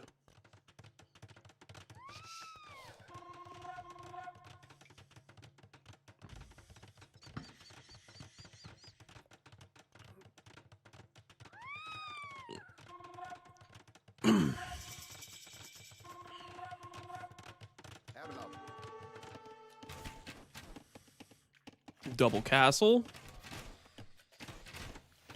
Bodkin eventually. Two-handed swordsman, capped ram.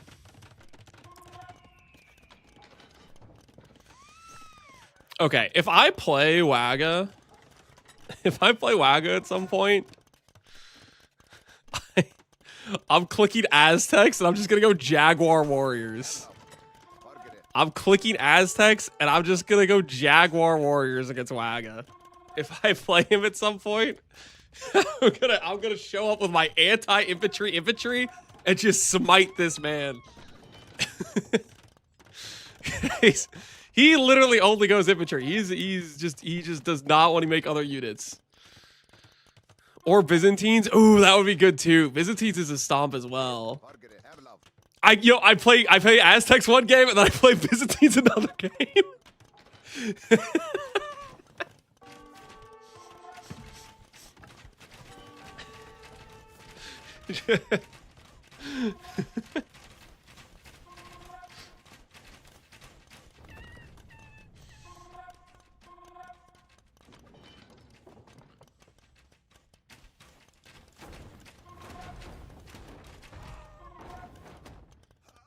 Slavs as well. Oh, like the Boyers. Nah, I mean he can go Halberdier, right?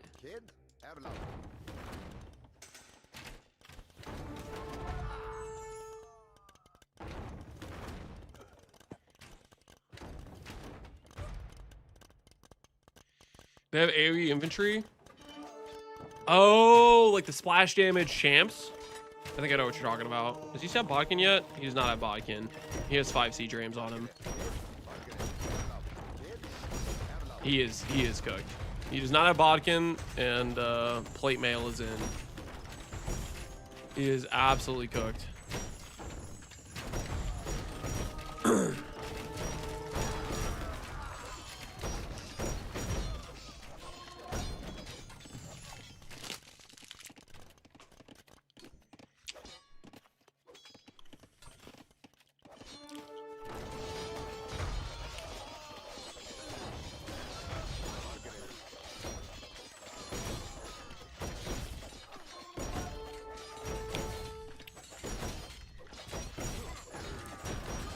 Rest in peace. Rest in peace.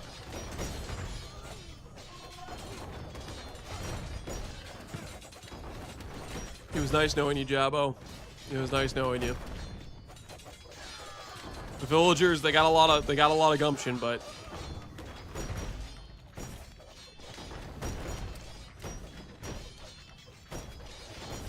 how'd it go so wrong?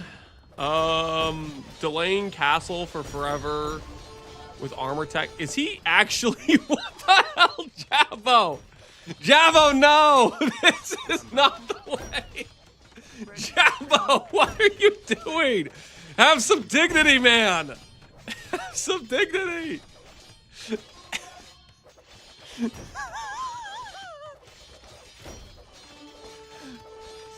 Never surrender.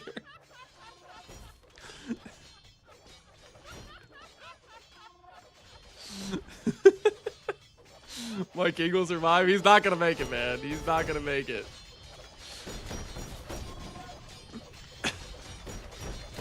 That's not his last villager though. He has these ones over here as well. He's still got a dream. The wood villagers are walling up. Bring the mangoes over. Bring the mangoes over.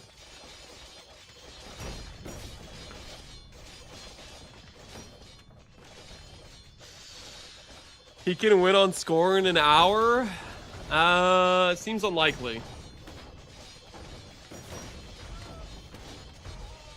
Alright, what's left? What production building is left?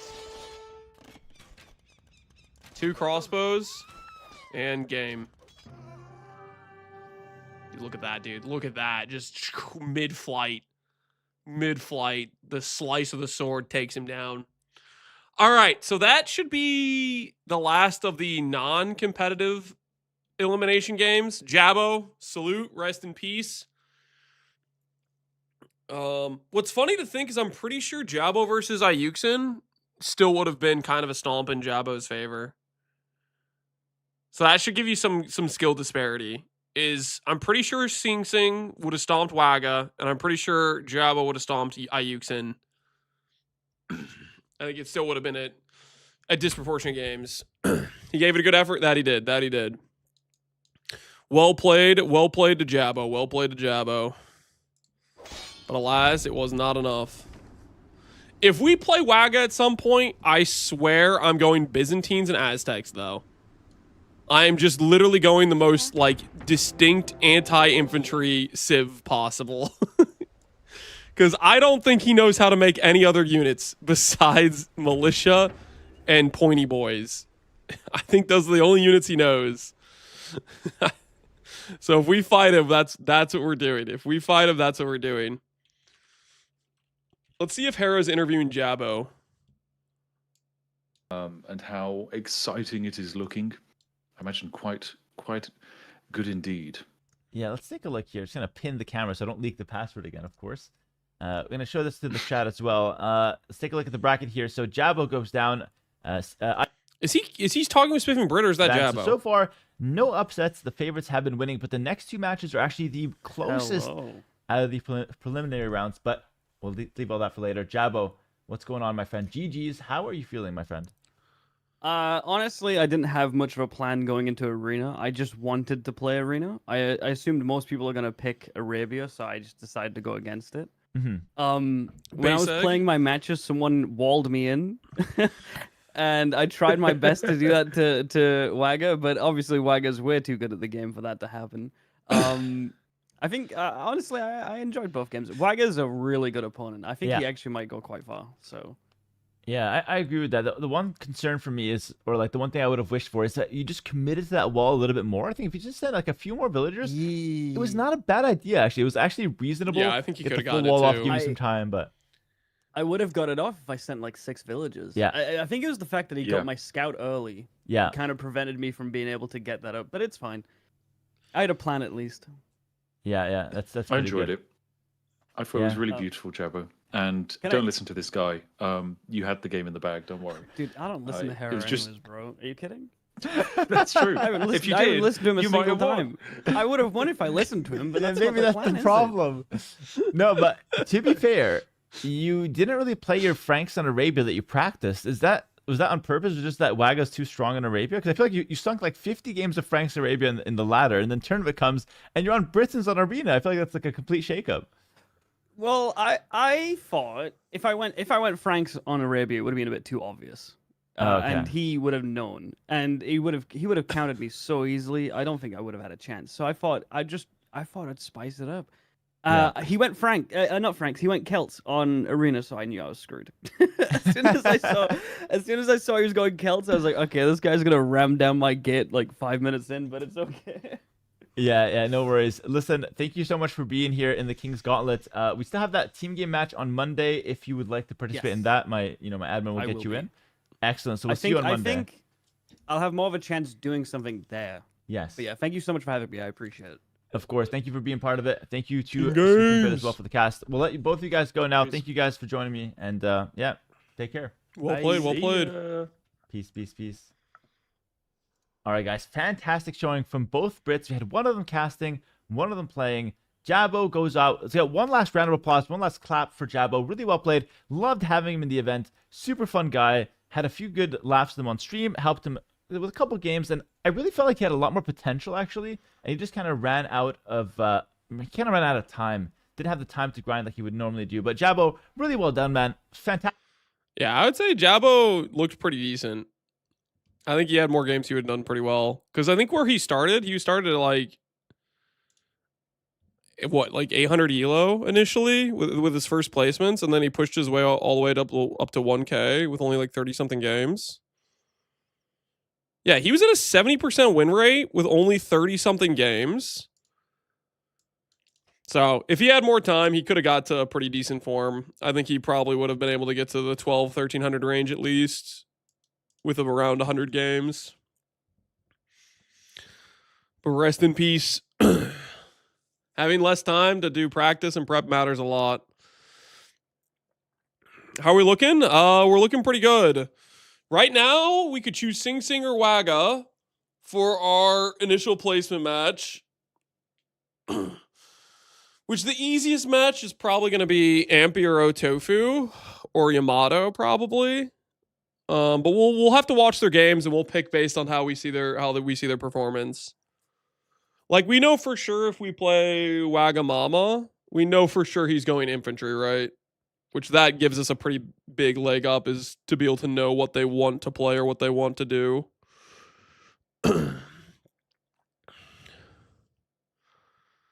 3 Dutch in the top 4. Uthermal, Grubby, and Sing Sing. Yeah. No, that's pretty crazy. The Dutch players are showing up in this tournament. Not bad at all. All right, let's see if they have the lobby code.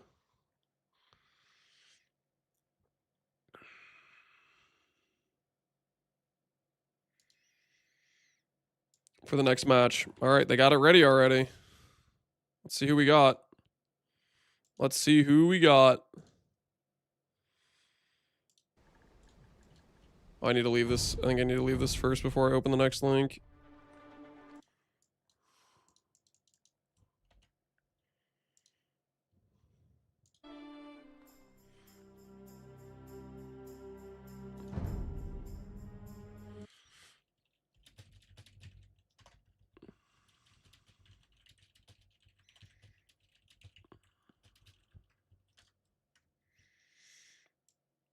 It said failed to observe. We'll try the code again, see if it works.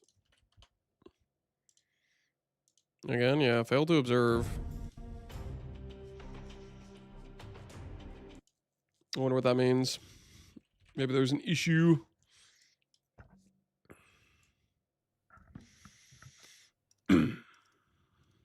Aha! Look at the production. Here we go. Here we freaking go. Let's put an Ampy. Beautiful. I mean, it's absolutely beautiful here. This is fantastic. This is fantastic. Ampy versus Otofu. Hera. Go ahead and do something here. This should be the closest match of the day, I think. Ampy and Otofu were literally right next to each other on the ladder for how high they pushed. They were both around the 1200 elo. Ampy just played. Ampy actually played more games, but his win rate's really good. He must have started out as a really low elo and had to push up. Like his initial placement matches must have done a lot worse. So he had to build from a lower point, I think. They made it private. They'll have to remake it. Very slow. Only knows one strategy. Very difficult time adapting. Tilts easily. He lost to Teutonic Fortress. Always messes up his Dark Age. We'll see how he does, though. I really hope he can show something. But is he talking smack about Yamato right now? Victory. So that's going to come up later. For now, just going ahead and fixing up the cameras real quick. Just give me a moment here, of course. I hope Ampy crushes him. I was in his WoW guild. A+ dude. I guess we'll find out. Is Ampy a WoW guy then? I'm not familiar with him. I don't know what his background is. If he's a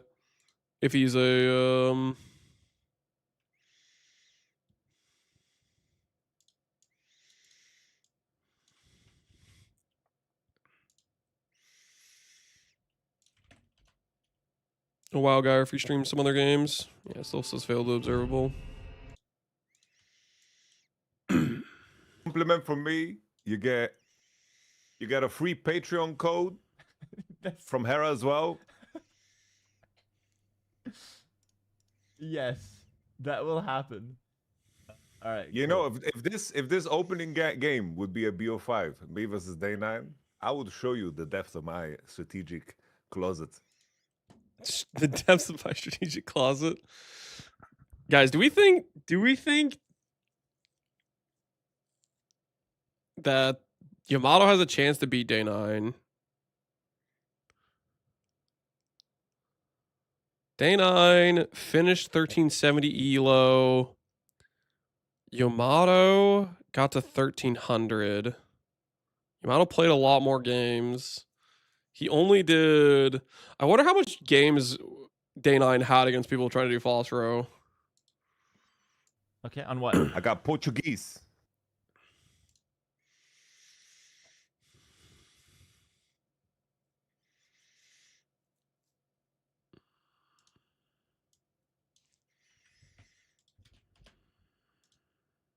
Which one is it? No, brother, the Pakistanis are not in Age of Empires. No, which?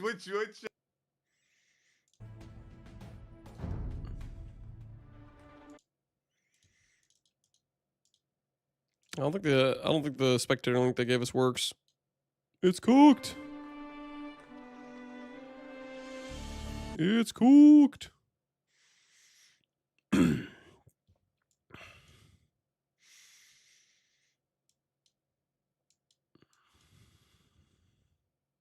Portuguese, but I feel like you're just naming civilizations here. No. Look. Bohemians, Portuguese, Hindustanis, Magyar, Japanese. These are my red foss. Then I got Celts. Then I got Poles. And then I got finally Armenians. And these are standard builds. Okay. Oh, that's pretty blessed. So make it a best of 9. I got you, bro. I'm making best of 9. Yamato's full of baloney. I don't think I saw him play anything but Magyars in Japanese. Magyars. Let's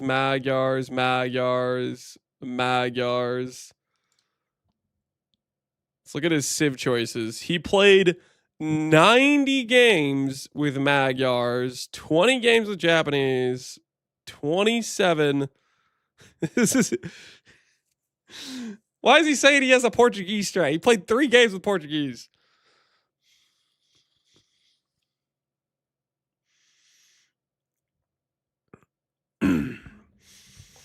Sounds like they started the game, but they don't have the allow spectators on their live game right now. He let me borrow his Ferrari. And I was like, damn, who's this handsome man letting me borrow his Ferrari? And I was like, damn, that's King in the North, Lord Snow. Yeah, he's a great guy. I saw him coming out of the gym once. He was the biggest guy there, and he was on his way to do some charity as well. It was crazy. He was just letting people borrow his Lamborghinis, and it was just fantastic. Thanks to the 10 gifted, man. Really appreciate that. I borrowed his Ram. Went to the mall with his Ram.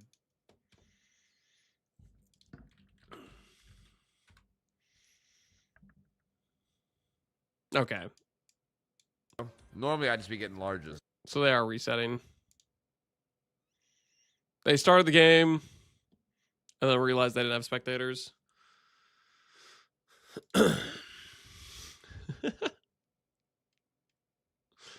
Day 9 had Lewis coaching him up on playing against Magyars last night. Day 9 has good RTS fundamentals but vulnerable to AoE 2 knowledge checks. Yeah. The thing is, if he gets coached specifically for how to play against Red Phosphoro, and that's exactly what Yamato's going to do, he's going to be in a good situation.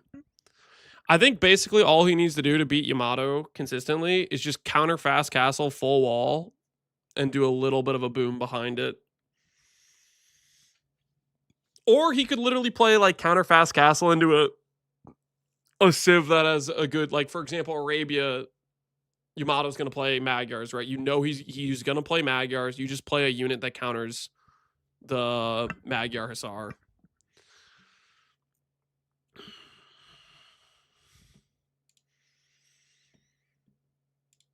You could also do like some aggression strategies, but I think it would be easy enough to just counter fast castle and just put units on the field that are direct counters to what the opponent's making. Which Civ has the Synthate? Will you be able to dodge the slam this time? I don't know, man. I don't know if I'll dodge the slam.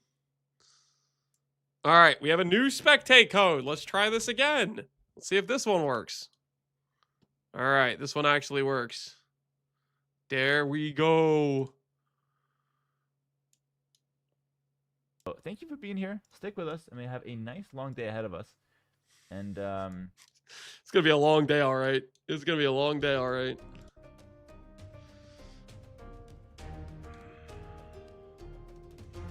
All right. Regicide, Otofu versus Ampy. Wonder what civs they're going to start out with. Because I don't think I've seen Ampy play. I don't really know what civs he's been picking. He's been playing Romans. Okay, he's been playing a lot of Romans. Is he playing other civs? He played like a little bit of Lithuanians, a little bit of Britons. So it looks like he is a Roman's main, but maybe we'll get some other civs out of him that are like cavalry. Potentially Britons if he wants to play an archer game. I poofed my SSF Mage Blood to channel you luck. Thanks, cats per minute. You didn't have to do that, but I appreciate it, I guess. Hopefully that luck is does us some good in the tournament. We will see. We will see.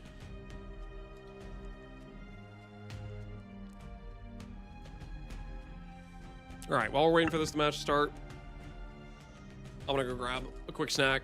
Hopefully they start soon.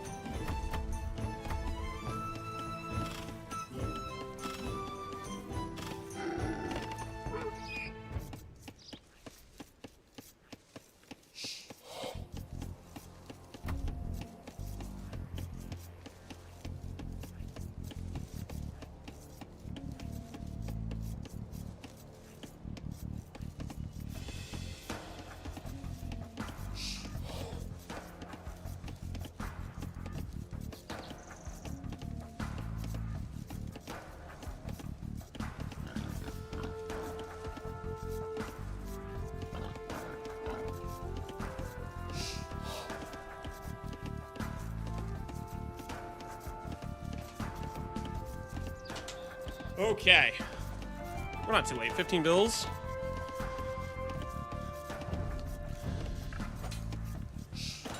All right, let's see this in capturage. This should be a much more even set. Tofu versus Ampy. 16 bills. They both have 0 idle TC time. Celts versus Britons. So we're about to see which is going to win. The Civ that can micro and do long range, or the Civ that just has the insane siege. And Ampy went for Celts, actually. Interesting. I wonder if he had some insider intel that Tofu was going to go Britons.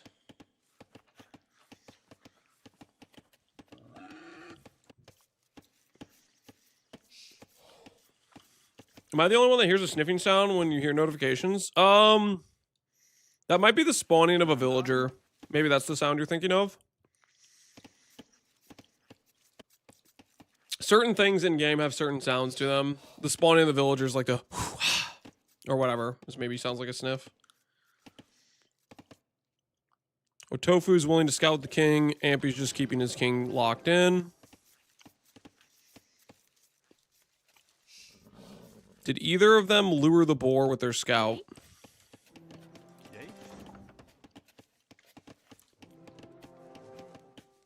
Looks like Tofu maybe got taught how to lure the boar with the scout because he has HP off of it. We need AoE 2 filter sounds at PoE. I think people probably have those. I wouldn't be surprised if somebody set up some AoE 2 filter sounds for PoE. Presto. Fine. Impero. Salve. Presto. The king is faster than the scout. But it would be kind of funny if he was able to actually catch the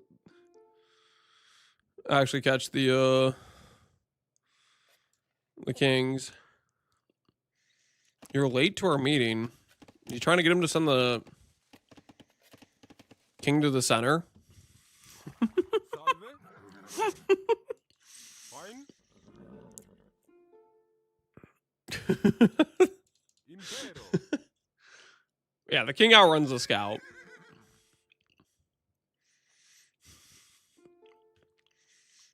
Now beat you back to Age of Empires.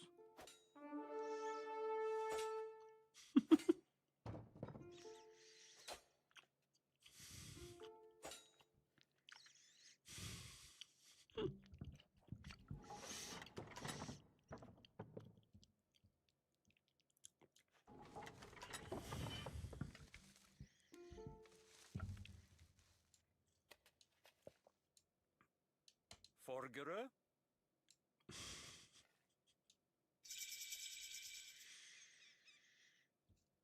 I first thought you just had a cold. No. That's just the sound. That's just in-game sounds.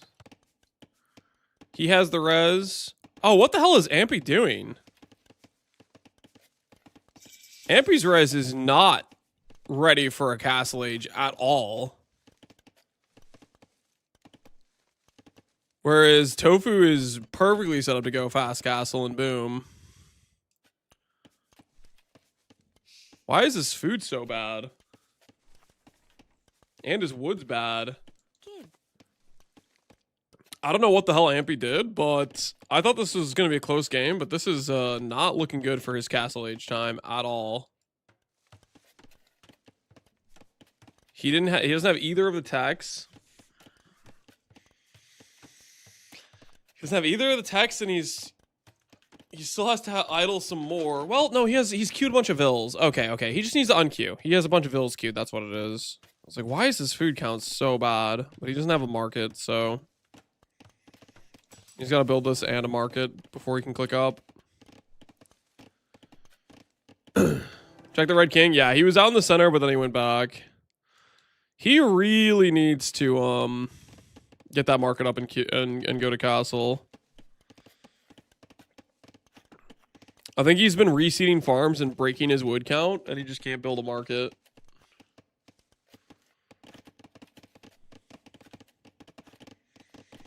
And Tofu is gonna be ready to boom with Britons.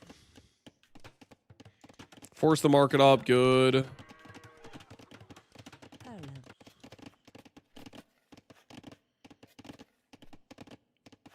What's your bet? Tofu versus Ampy? Do you guys want to bet on it for the set? I'll let you guys bet on it for the set. We'll do a quick prediction. Why not? Ampy or Tofu?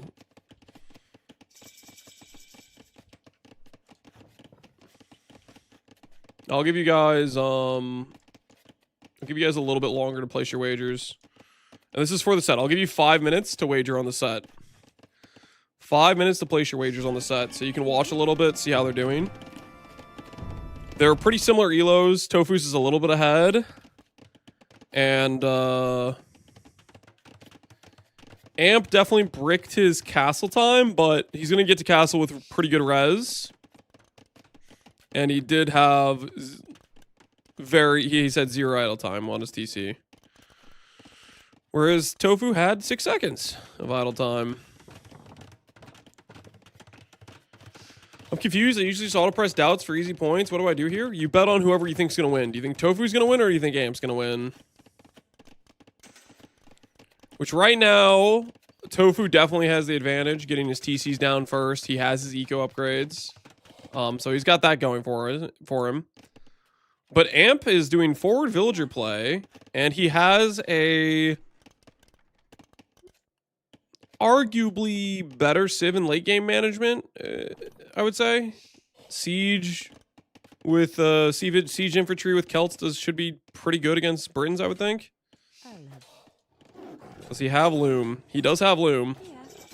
He must be thinking about a side attack with like rams or something. This could catch Tofu way off guard. His scout's all the way over here. Yeah, he's going a siege workshop. He's just gonna go 2 TC and he's gonna push. This could actually be very effective. Things are getting a little bit interesting. Let's see the fog perspective. Yeah, he does not know about this at all. He's already scouted over here, so he's unlikely to go back. He's probably just gonna keep searching the dark areas he hasn't seen yet. And he knows the relic's there, so he probably doesn't have incentive to search this corner more. So this is going to catch him completely by surprise. He has no military. I wonder if Ampy's going to build up first before starting the assault. Honestly, I think he should just go in with, like, multiple rams and pointy boys. But we'll see.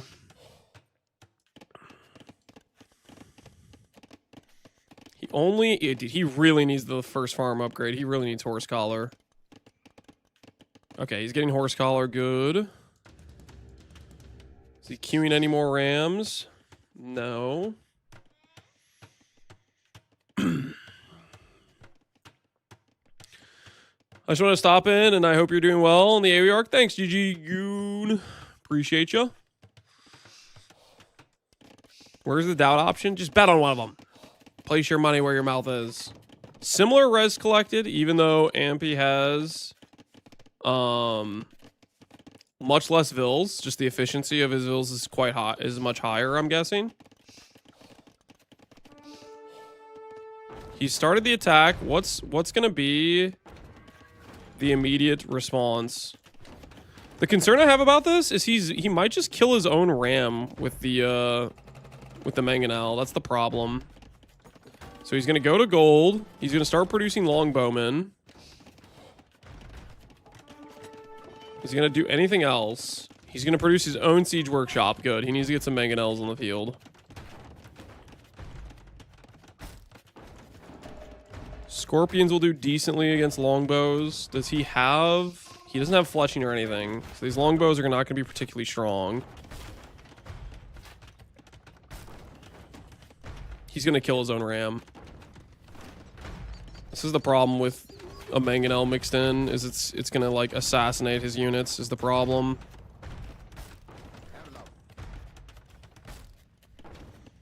He's going in with some scorps. These are going to destroy those longbows. Just melt the longbows. He's already made Tofu have to move like 10 vills. Repairs coming in on the ram. Good freaking stuff.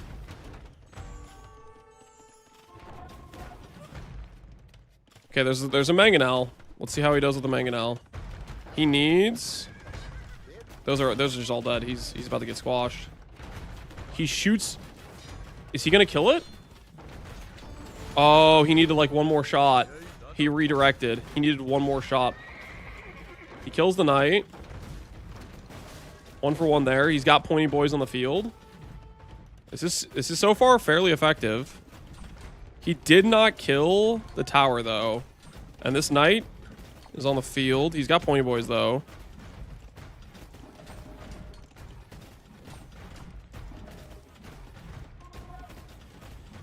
I don't know. This is looking pretty good for Ampy here. His siege rush seems fairly effective.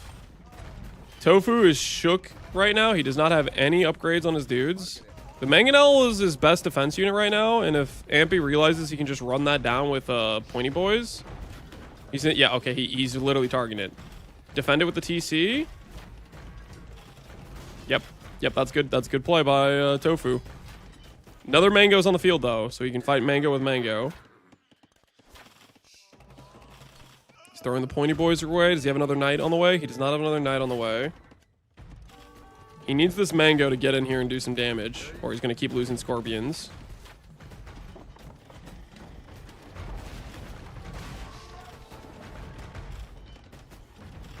Villager count, still 10 ahead for Tofu, but that's about how much he has AFK inside his town center. He has 12 in there.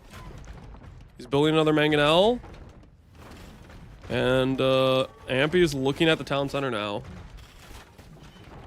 He wants blood. He wants to harvest the TC. Hero Mango. It's spotted right away. Taken down. He can villager fight this right now. There's not much to defend the Rams, but he gets the TC, which is where all of his farms were. He has more mangoes coming out. Those villagers are going to get just minced by the Scorps. Villagers count still 10 ahead for Tofu, but he didn't just lose all of his farming eco. Or half of his farming eco. He's got to ram this. He has to ram these mangonels. He doesn't react. They all die. The mangoes are clean.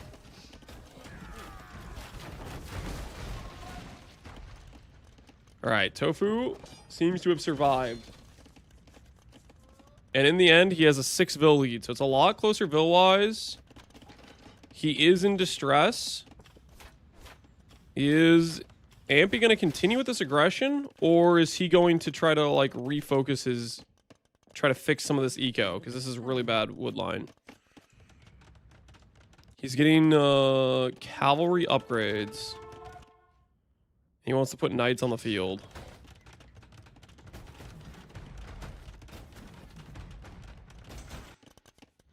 I have no idea where his stable is. It's all the way back here.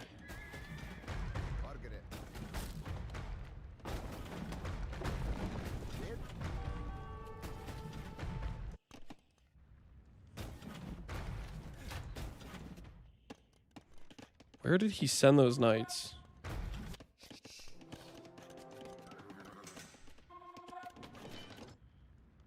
Am I just blind? Is this one? He has a lot cute. I guess they're just making slow and that's the first one.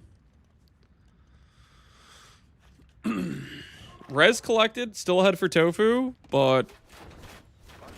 Ooh, 3 mangoes and a lot of longbows. Ampy needs to kind of get out of here. These Scorps will get cooked. And this knight needs to non-engage. He really needs to fix this wood line. It's destroying his wood eco. The complete difference in the res collected right now is mostly wood. Because Tofu has like 3 solid wood lines and Ampy has whatever the hell this is.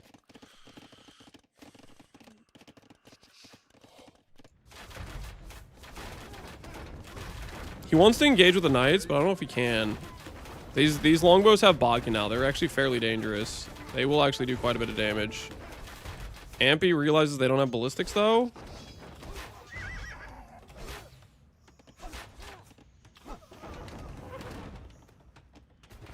Ooh, that's terrible. Oh, that's terrible.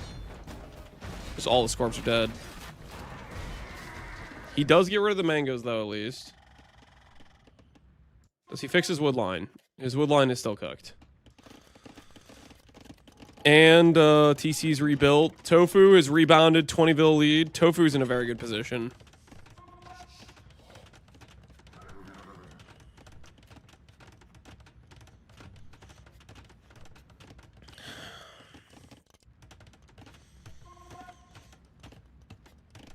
I don't think the damage he did initially was enough. I don't think it was enough. He is fixing his wood line now by going to gold. He does have this, at least. His wood income is going to be basically non-existent. He might be just buying gold or something, or buying wood, which is not a good position to be in.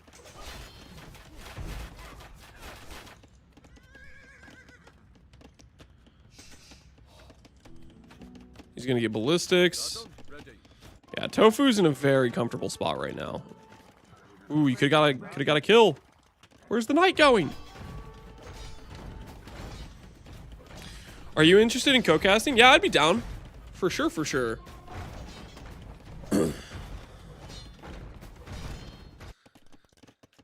I'm planning to be streaming every game for the tournaments anyways. Just hit me up in Twitch chat or whatever what set he wants me for. Lance gets to pick his opponent when prelim ends? Yes. So I can choose, for example, to fight Tofu. I could choose to fight Waga. I could choose to fight Ampy, depending on who wins their set.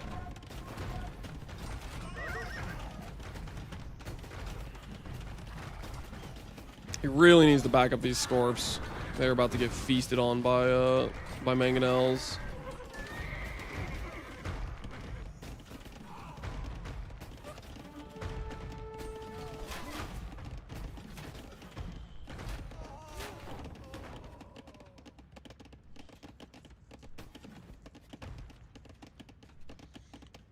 When are you playing? Multiple hours from now. We're multiple sets in. We're like, I don't know, the 3rd or 5th set into the regular bracket stage.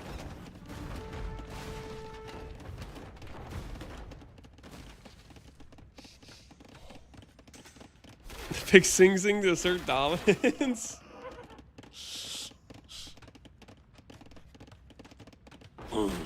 I think I'd rather let Sing Sing fight Euthermal. I think Euthermal has the 4th pick.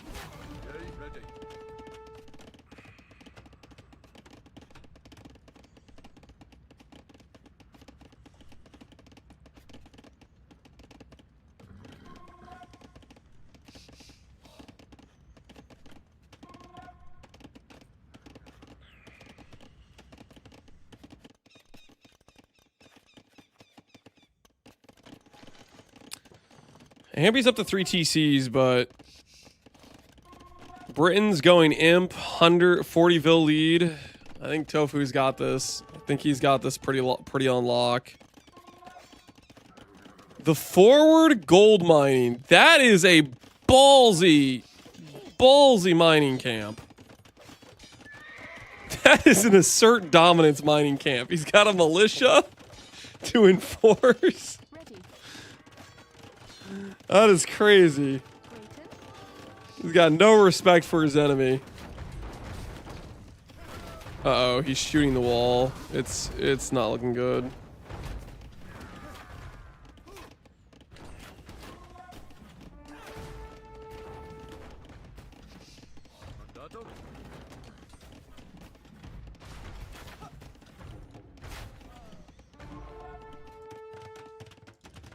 He's going double siege workshop. He was gonna run, but instead he decided I'll make more siege over here. Straight for battering rams.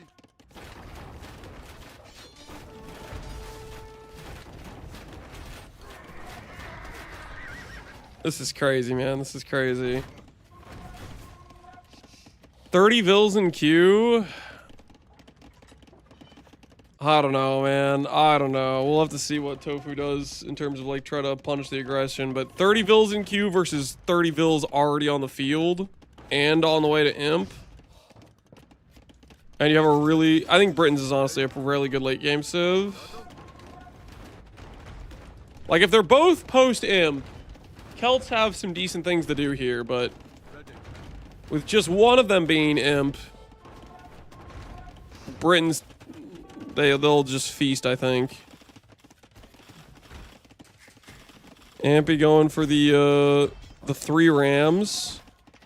Which Tofu could just kill this with villagers. But it doesn't look like he's even bothering. He's just gonna let the castle do its thing. Okay, now he's doing some villagers.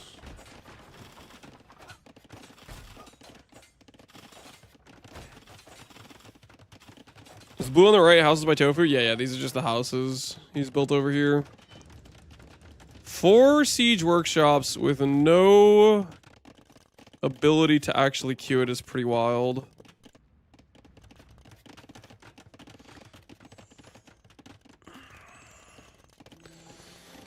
Five trebs. Yeah, I think Tofu's realizing he can just go forward and start destroying Ampy. He's in a very commanding position right now. Longbowman, trebs, just slow burn him. And he's got he could literally just be camping these siege workshops with his pointy boys right now.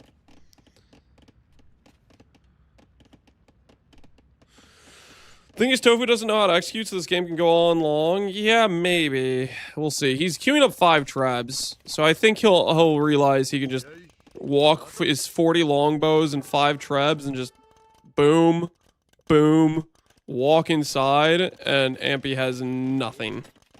Nothing that can stop the 40 longbows. He has all of his buildings forward and no wood to produce further. He is going to try to hop out with Scorps. But Scorps against this many pointy boys is just not going to do much. They need to be like pre-ready. Yep, he's coming forward.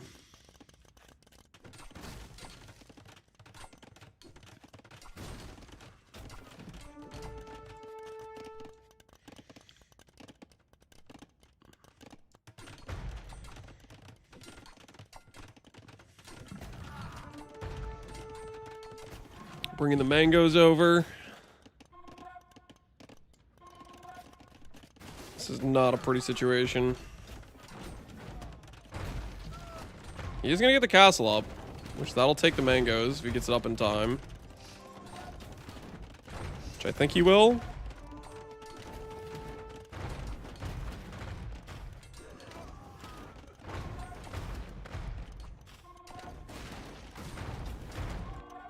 All right, the pressure's on though. Tofu is realizing he has the momentum, and he's gonna stop the ability from Ampy to produce his snipe team. Honestly, though, if Amp realizes his win condition is the snipe, he needs to start producing petards here now. He technically could do it. He needs 400 gold so he can research treason. And he needs, like, something fast prepared to go straight for it. If he wants to make that call. Oh, no, no, no, no. Is that still in range? Can he just retarget with these trebs? That might still be in range. Yeah, that's still in range. Oh, no, no, no, no, no, no. You gotta delete that. Oh, that's painful. Chemistry research. No elite longbow yet, but these things still have 11 range as is.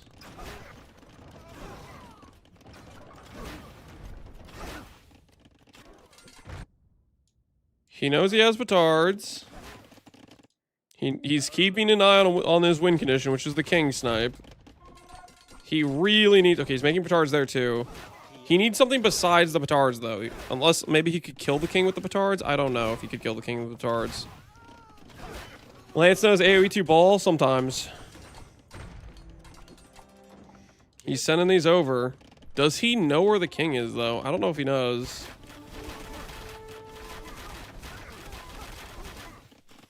I don't know if Tofu realizes that there is the win condition of killing the king. He's preparing rams. I mean, this is gonna be this is gonna be the slowest walk-in of an army force possible.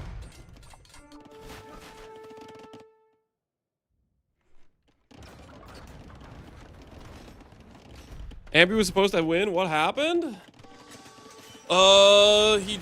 He failed the rest of his attack, and right now he's got post-imp Britons breathing down his neck.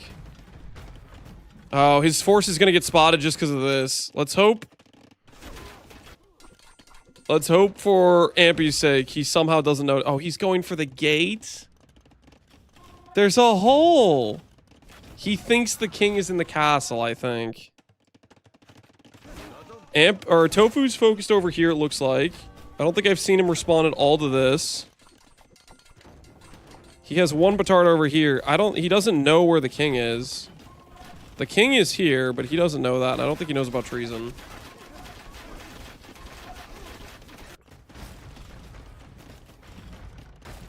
Okay, and Tofu sees this. He's responded, he's sending the longbows back. And the castle is just cooking every little scorpion out there. He'll get the castle, but he needs the king.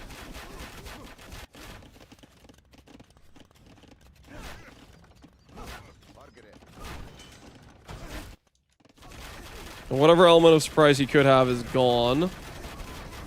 Amby just calls GG. There was a little bit of hope there initially with that initial push, but he needed to start out with 2 rams or 3 rams instead he did ram mango, and the mango was killing his own ram, and he just needed to get in first and then have the scorps to try to do initial damage type of thing.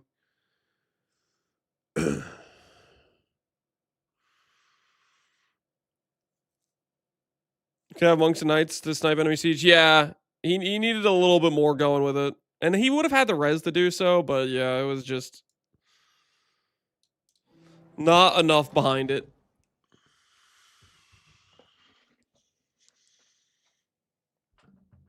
He tried to go with your strat, the side attack, the side ram attack. didn't quite pull it off as effectively as I did. And the part where he wasn't as effective is the part where I like roached out and put my entire economy on the entire map. Malamadre, that game yesterday, I don't know if you know this, but at one point I had 170 vills on both sides of the map. I had like remade like 7 TCs and I had 170 vills spread across both sides of the map. At one point you were raiding the vills and I was like, I needed to delete those anyways. I'm going to let him kill these. I felt like I won when I killed 70 on the right side. No, there was times when I was like, okay, I just needed to kill these because I have too many. Because I had just spread out the entire time. And I saw 70 more Hussar, yeah. No, that freed up a bunch of pop space. Because I had way over queued vills. 3 games, 3 kings and corners. Yeah, I guess the thing is, go search a corner if a king goes down. I guess that's the takeaway from this. Well played to Tofu. Well played to Tofu. Let's see. We got another spectate link. And it looks like Ampi wants to do Arabia. He doesn't want any of this. He doesn't want any of this turtle up in a fortress gameplay. He wants to play an aggressive. He wants to play an aggressive game. All right. We're here. Ready for game 2, and it's going to be Arabia.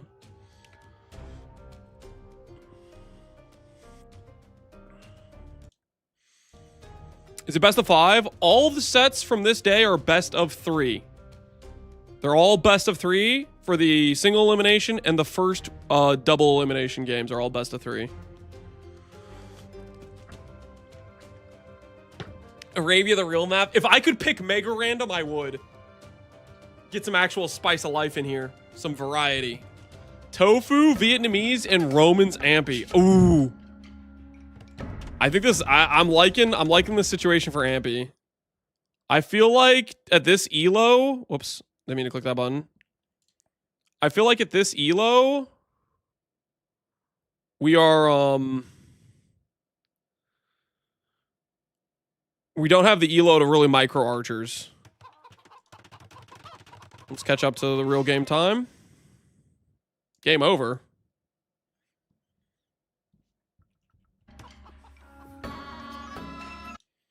The hell? They can't. Did they do something wrong with the settings? Who won that one? Tofu won the first game. Tofu won the first game.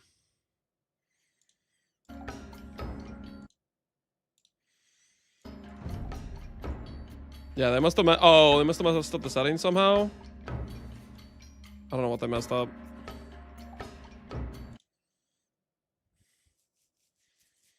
Well, they're back in the game. Let me try again.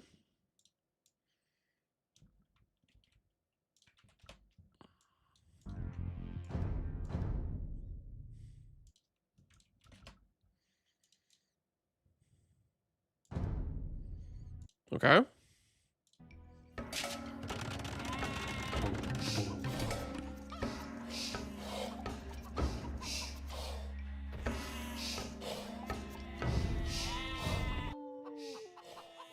All right. And we're caught up to real time, it looks like. Romans versus Vietnamese. Nice forward wood. Or he can kind of wall along that and protect his main gold. He probably wants to build along here for main gold for archer play. And probably gonna see like a barracks in front of the berries like that, I would imagine. Back gold, back wood. Could do an egg base up to his stuff like this. That is an ugly situation for the initial lure of the boar being late.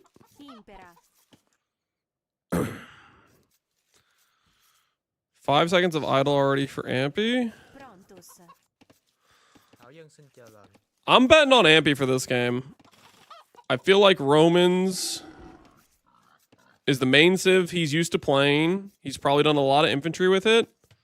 Man-at-Arms with armor upgrade.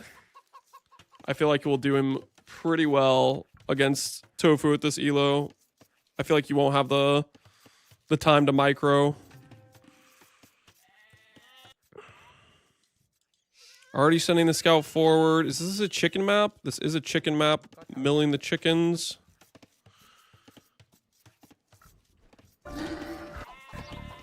Oops. He can survive the Scorp Rush. Vietnamese should be the better civ. Vietnamese is a very good late game civ, but I feel like this game will end in feudal / castle age, but we'll see, I guess. We'll see if it goes late.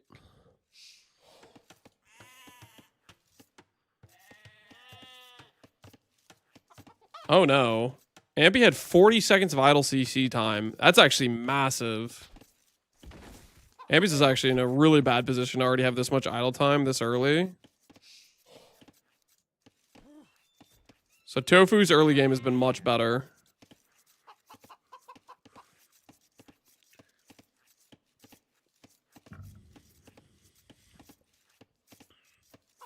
Have you played yet? No, my set will be later. There's this set, and then there's the Yamato versus Day 9 set. That's the single elimination games. And then there will be a couple more sets for the round of 16 before mine. And he's losing his scout too. This is not a good situation for Ampy. Pretty big idle TC time. Over 30 seconds more. That's an entire villager lead for Tofu. Tofu's clicking... He's going loom earlier. So potentially some of that villager loss will be caught up a bit. And he doesn't have the food. So we're getting back some of that idle time from earlier. 26 seconds idle time. He's going to need to consume these resources to not lose any more idle time. Oh, he's going loom. Okay. So 20 vills plus loom versus the... versus 19 plus loom. And he's up as well. It'll be 30 seconds later. He's going barracks. Tofu's walling all his vills in. And there is not a hole there. So Man-at-Arms won't be able to damage his wood line. They will be able to hit his gold, though. Or his berries.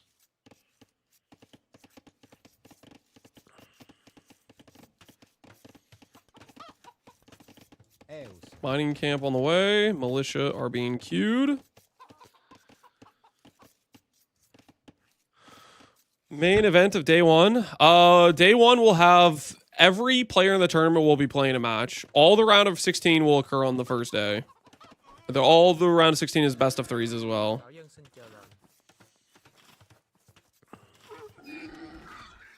He hadn't gotten his second boar yet. That's actually kind of crazy.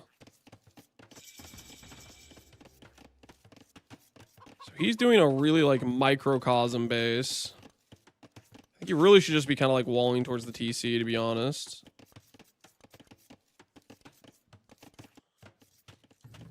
Archer range is coming up.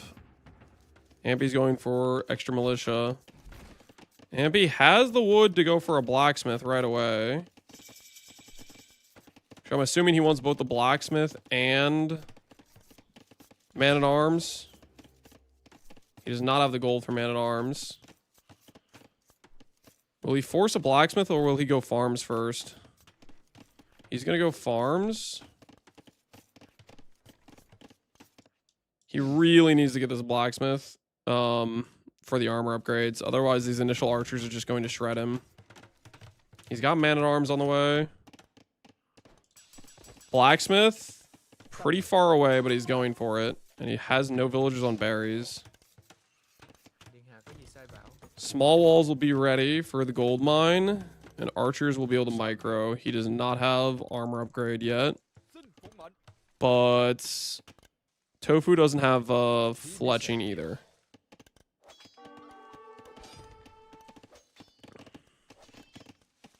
Oh, please don't lose them all to a TC. Salve.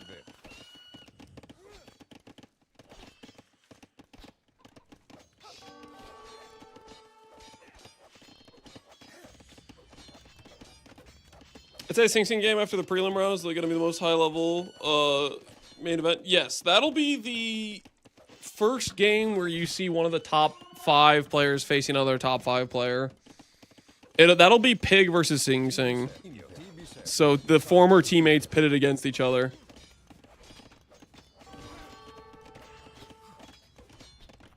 He doesn't have armor on the way. He has the blacksmith. He really needs to get that armor. If he gets that armor, these dudes do 1 damage, and he can, like, mostly ignore them. Not garrisoning. Not garrisoning. He's going to get the archer kill. He gets the archer kill. That is really good for Ampy. Is he queuing the armor upgrade, though?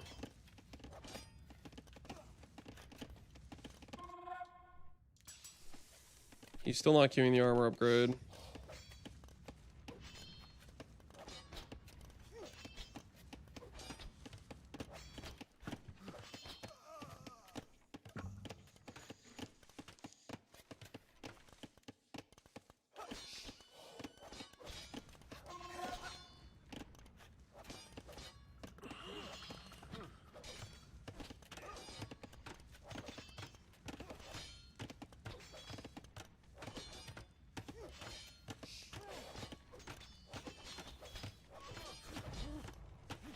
He's in.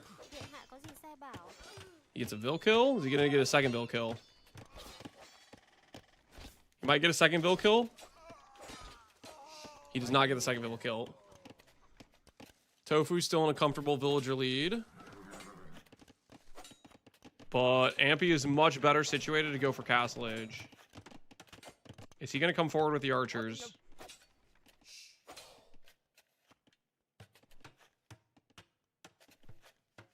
Salve.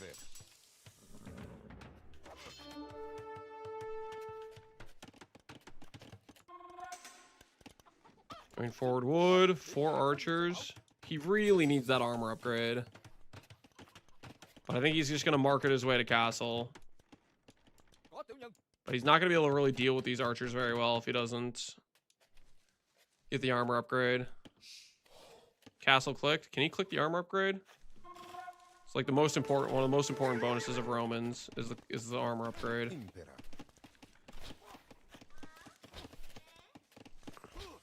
Because these things would be doing... He has fletch now. They'd only be doing 2 damage a shot.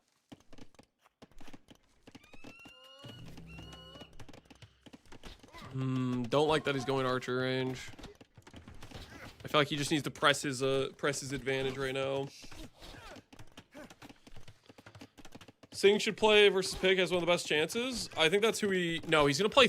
Wait, it's Thermal, I think. It's whoever has the last choice. Whichever captain has the last choice, unless one of the captains wants to be like... Go for the aura farm and just take on the best player from the elimination round. But I think it's you Thermal's team finished last. Let me check real quick. Yeah, so I think it's gonna be you Thermal versus Sing Sing. Fighting with Vils is very bad.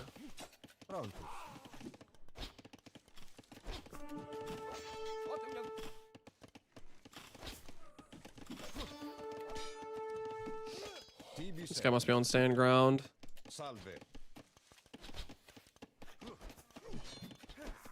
Yeah, he just needed that armor upgrade so badly. He must not realize he has it. Maybe when he gets the castle, he'll click it and realize he didn't have it the whole time.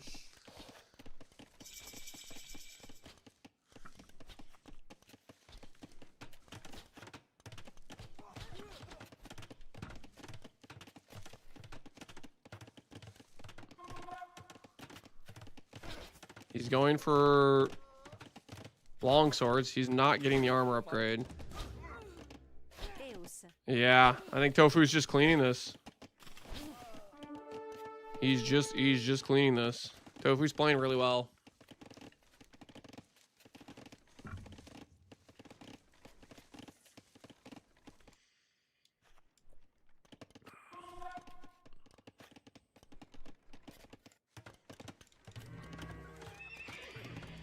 He's getting a stable. He's probably going to go cavalry archers. I think Tofu is.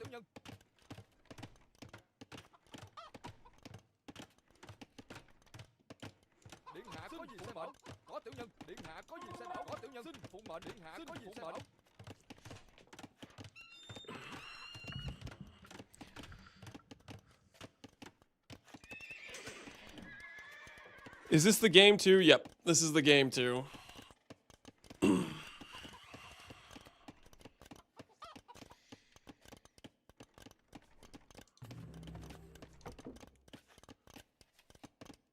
Is this a best of 3? Correct, it's a best of 3.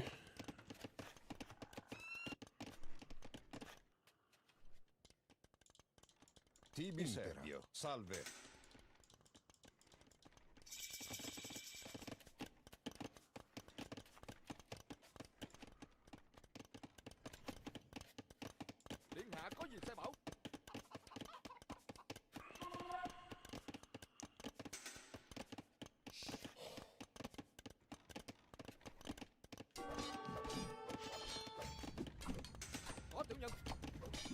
He's got scorpions.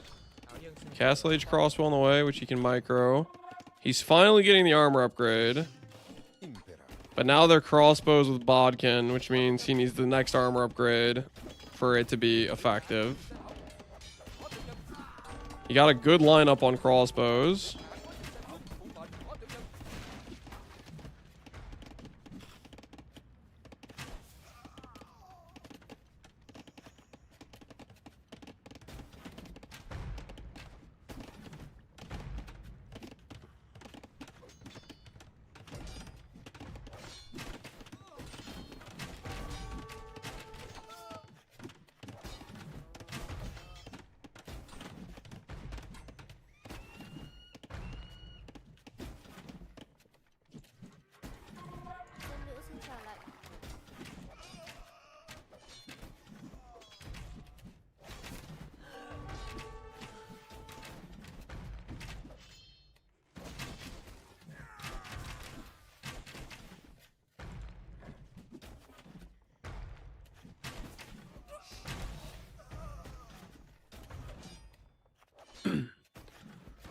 I think Tofu's playing this honestly pretty well.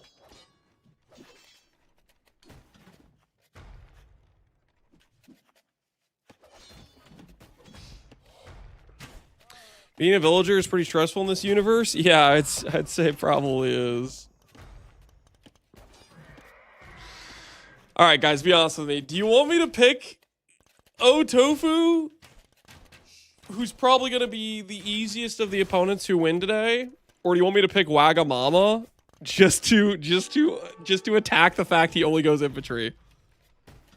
I kind of want to flick Wagamama just to pick some anti infantry sim, just to mess with him.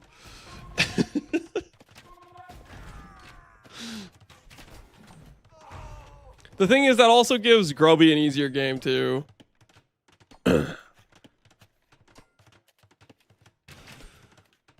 Wagamama play Jaguars? Yeah.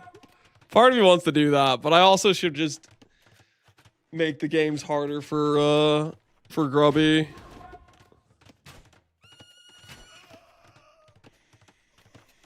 Take out Waga.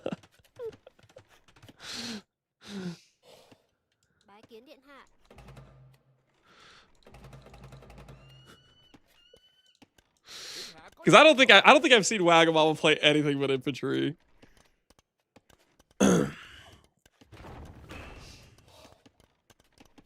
He is an infantry enjoyer through and through.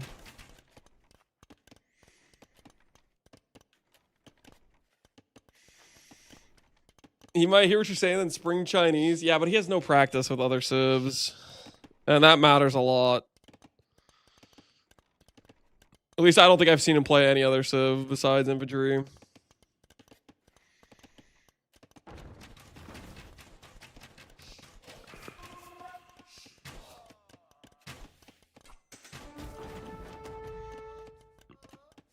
Chinese a hard start if you haven't practiced it, yeah. 37 vills versus 48. A mango in defense.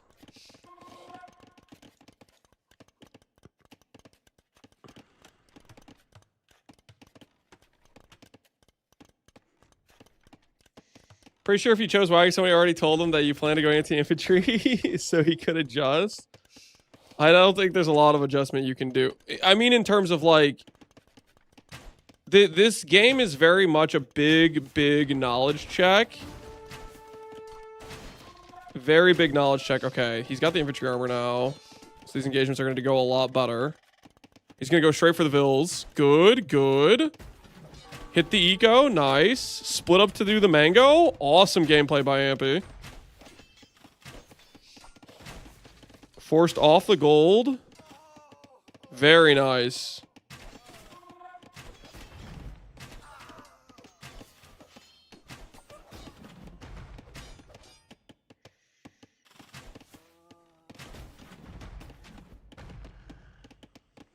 Picking a Dota Frog set you can out macro them, but they'll out micro you a lot. I mean, it's not exactly 1-to-1, is it? This is a really good aggression from Ampy. He's turning up the heat quite a bit. He's doing a lot of damage right now. Those crossbows are out in the open. His mango's there. Does Ampy see it and react right away is the question. He does see it. He reacts. His dudes are in a choke. He could get attack grounded. He doesn't, and he's just gonna get the mango for free. This is actually shaping up really nice. Okay, if these see the open villagers over here, he could pick up a lot of freebie kills if he finds this gold. More military incoming. Amp's actually in a very good position. He's got the armor upgrade, and his dudes are actually like absorbing crossbow bolts now. His eco behind it probably needs to redo the wood. But he's actually in a pretty good position. Okay, he's got a knight on us. Does he respond? He's losing his ballistas. Good play by Tofu to get rid of some of those. Okay, he's moving around. This is actually very good if he sees this. If he catches this army or this set of ills, I don't know if he even knows that that's there. How do I select? That's not what I meant to do. How do I select his viewpoint? Dang it.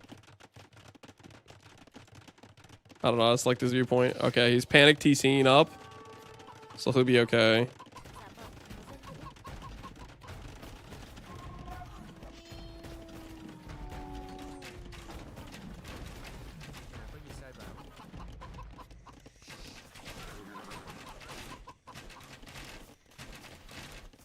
Shift right click the red unit. Ooh. Okay, that's cool. Good to know, good to know. Yeah, what does his perspective look like from this situation?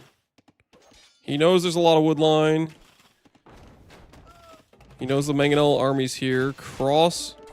And he sees this Mangonel as well. He's getting really good villager kills, but he needs to not be fighting this. He got some decent crossbow hits, but at what cost? All of his scorpions. He is getting value over here, though. While that was happening, he got multiple vill kills. He's even up the villager count quite a bit. But Tofu does have 3 TCs, and he still only has 1. Looks like he's maybe thinking about rebalancing his eco some. He's TCing. He's going for a second TC. That's good.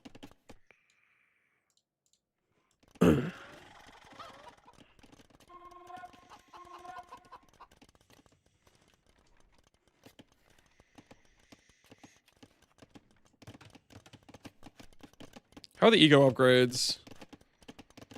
Horse collar and bowsaw versus no horse collar, no bowsaw.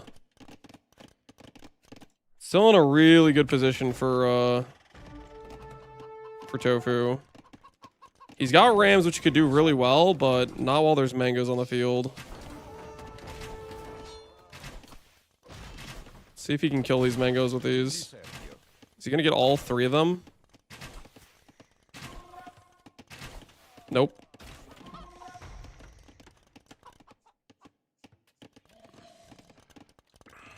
These rams need support if they're going to go for the TC. He hopefully he doesn't just send them in.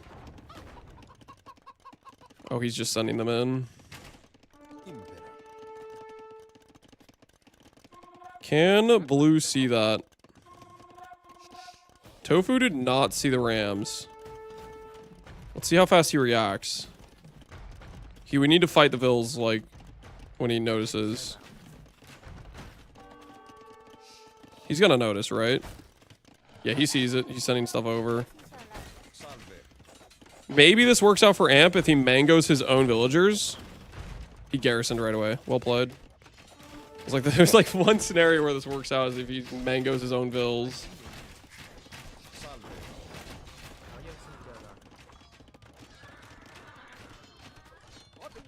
Picking up some nice kills over here, but the vill count is expanding.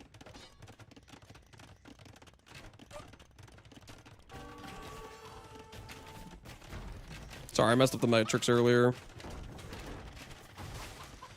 3k res collected ahead for Tofu. And units are getting thrown away now.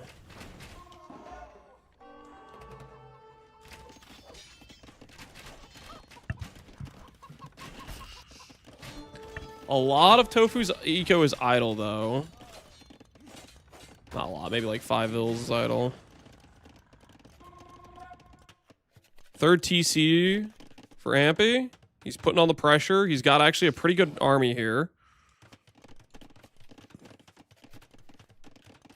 He still doesn't have horse collar or double bit axe, and some villagers are doing some really long wood chopping. He's planning a bunch of farms. Let's see if that triggers the thought of I need to get my horse collar. You're making me want to eat mangoes. I mean, mangoes are tasty, right?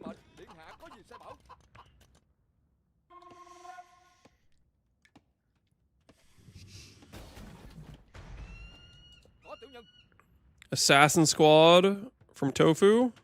Trying to look for some vill kills. He might be able to pick up some if Ampy doesn't realize.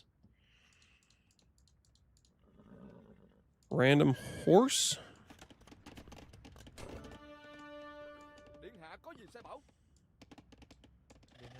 Blind mangoes. No, he's going to have archers with it.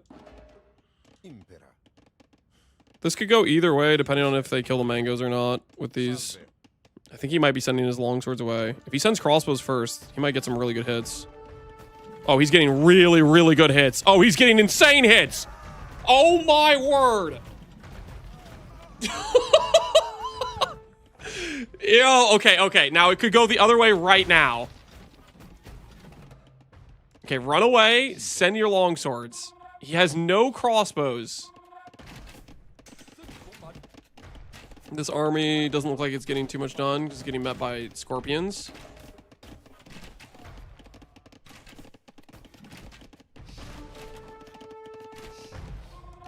And he's gonna get both the mangoes for free. He's chasing these dudes. He's the garrison. Garrison. Please garrison. Yes. Okay. All right, the pest crossbow is dealt with. Now he's got some momentum. But in that time, Tofu's been queuing villagers a lot better. He's got a 20 vill lead. Can he use his military advantagement and put some punishment down? Because he needs to act on this. What a bloodbath, yeah. He's got a bunch of idle vills here. Hopefully he remembers to get those back to work. And this wood line really needs to get fixed.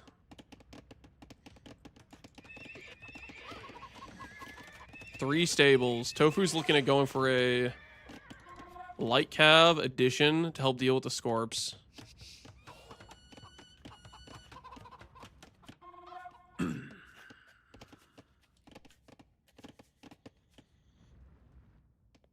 Ampy really needs to get his army together. He needs to be fighting on a uniform front. If Tofu doesn't add... If he doesn't add more mangoes, even these light cav will get shredded if he gets all these scorps together. He has them all spaced out. Right now, they're kind of vulnerable, but you get enough scorps together, the light cav are not going to do well. But he needs to get his army together. Because they are all spaced out. He needs to get these guys in the action. He also wants his infantry with it as well. Ooh, I didn't even see this. Solid raid. Draw the army back. And he's moving forward with everything else, except for these three. Or these four. Let's see how this goes if he notices it. Yeah. He just needs to get more of those together, and he's just going to be wiping things. Okay, Tofu needs to make a mango, or he's in a really bad spot. Res collected is now 4K difference. He's getting some rams. Okay, he's got 1 mango in production. Let's see if he can make use of that.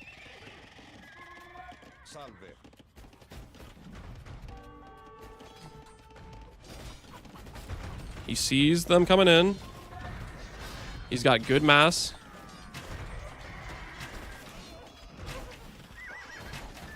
Okay. This is the big thing he's in danger of.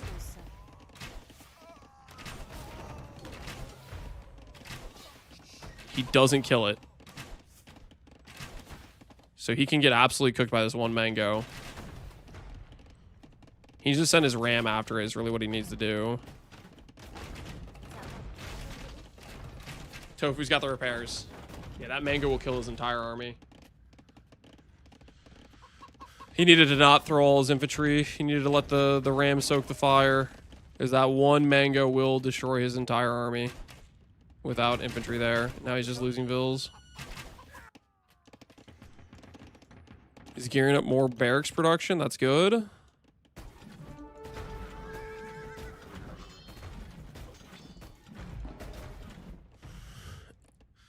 Tofu's got Imp on the way. That might be the nail in the coffin. Once he gets Imp, Arbalest, it's not just the mangoes that is going to be killing his Scorps. The archers are going to be able to kill his Scorps as well.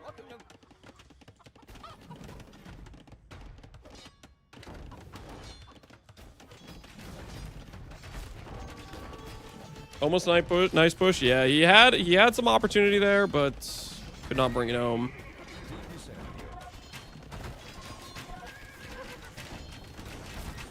Tofu's got pretty much all his economy back to work. Once he realizes this is a really bad situation, repositions those to like some farms or gold. He's going to be looking real pretty.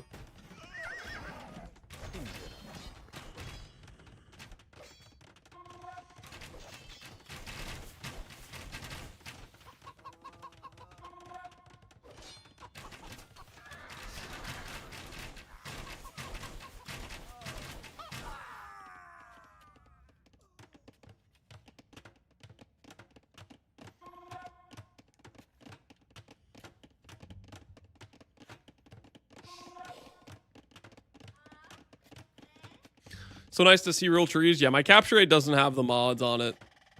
So it's just what the game looks like normally without any mods. But these trees are so hard to tell your villagers to like chop down the correct tree is the main problem with them.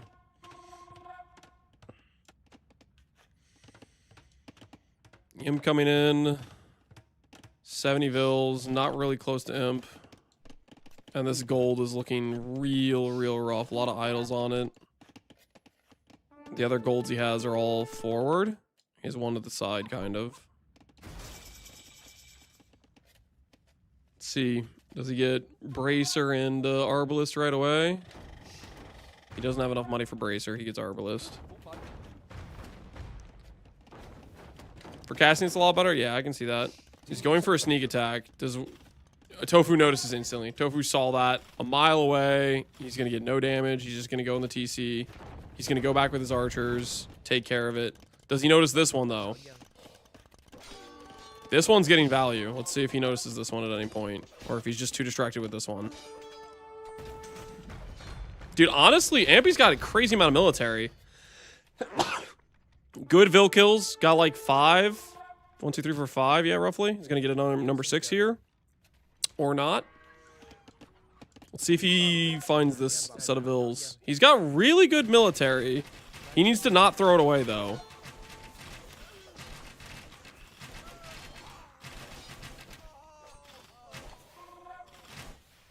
Which is what he just did.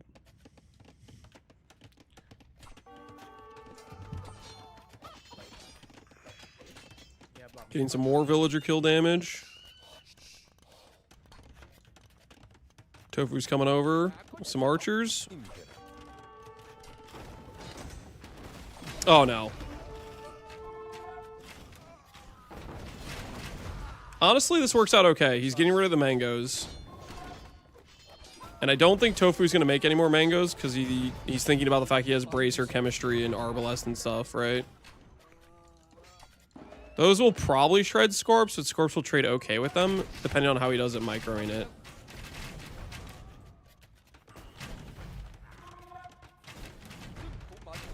Because he can just outrange and he does actually significant damage now. Oh, no, he's adding mangoes again. He's respecting the Scorps. That's so many archers. Yeah, he's got 41 expos right there.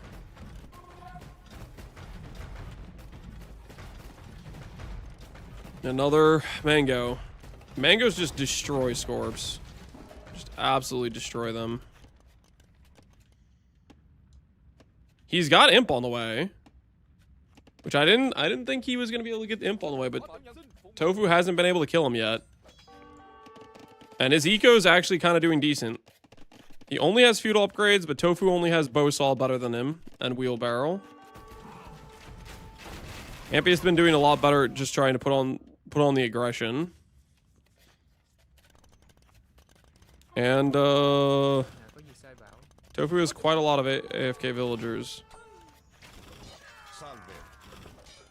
Yeah, he is very outgunned tech-wise right now.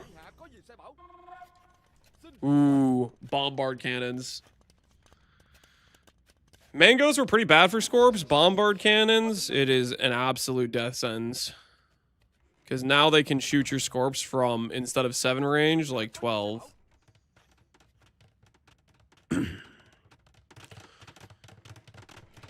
Lance, where's the actual ladder? Wikipedia. You can check out the ladder for...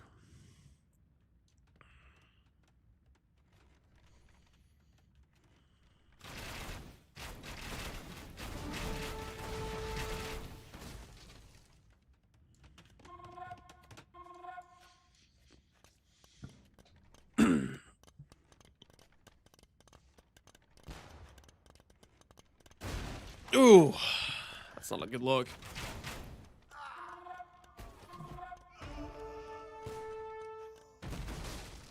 Yep. Yep. The superior military is now going to take effect. Ampy's got to hope he can try to mass up behind and hope Tofu gets distracted shooting houses or something. This is not a good situation for him right now. Does he have money for upgrades anyways?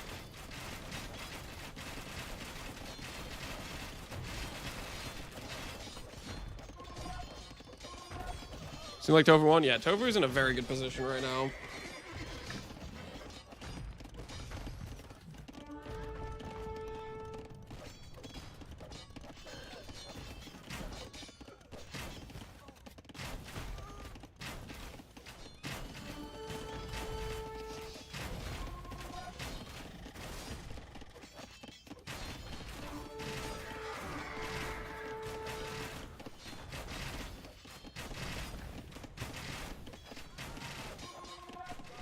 He's getting Centurion. Yeah, we'll see if he has any economy left for Centurion once he gets it. He's massing up armies somewhere. He's got these guys to pick off reinforcements, I guess. And these guys are dying as they're trying to run.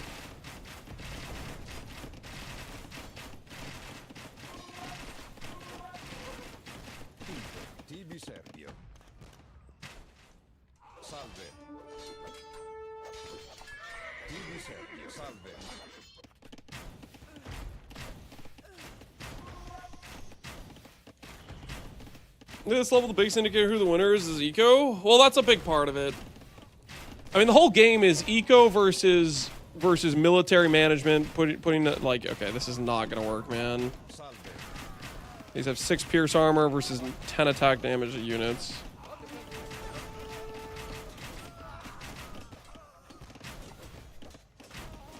He needed to take this fight with like his entire army, but his entire army is it's just not much.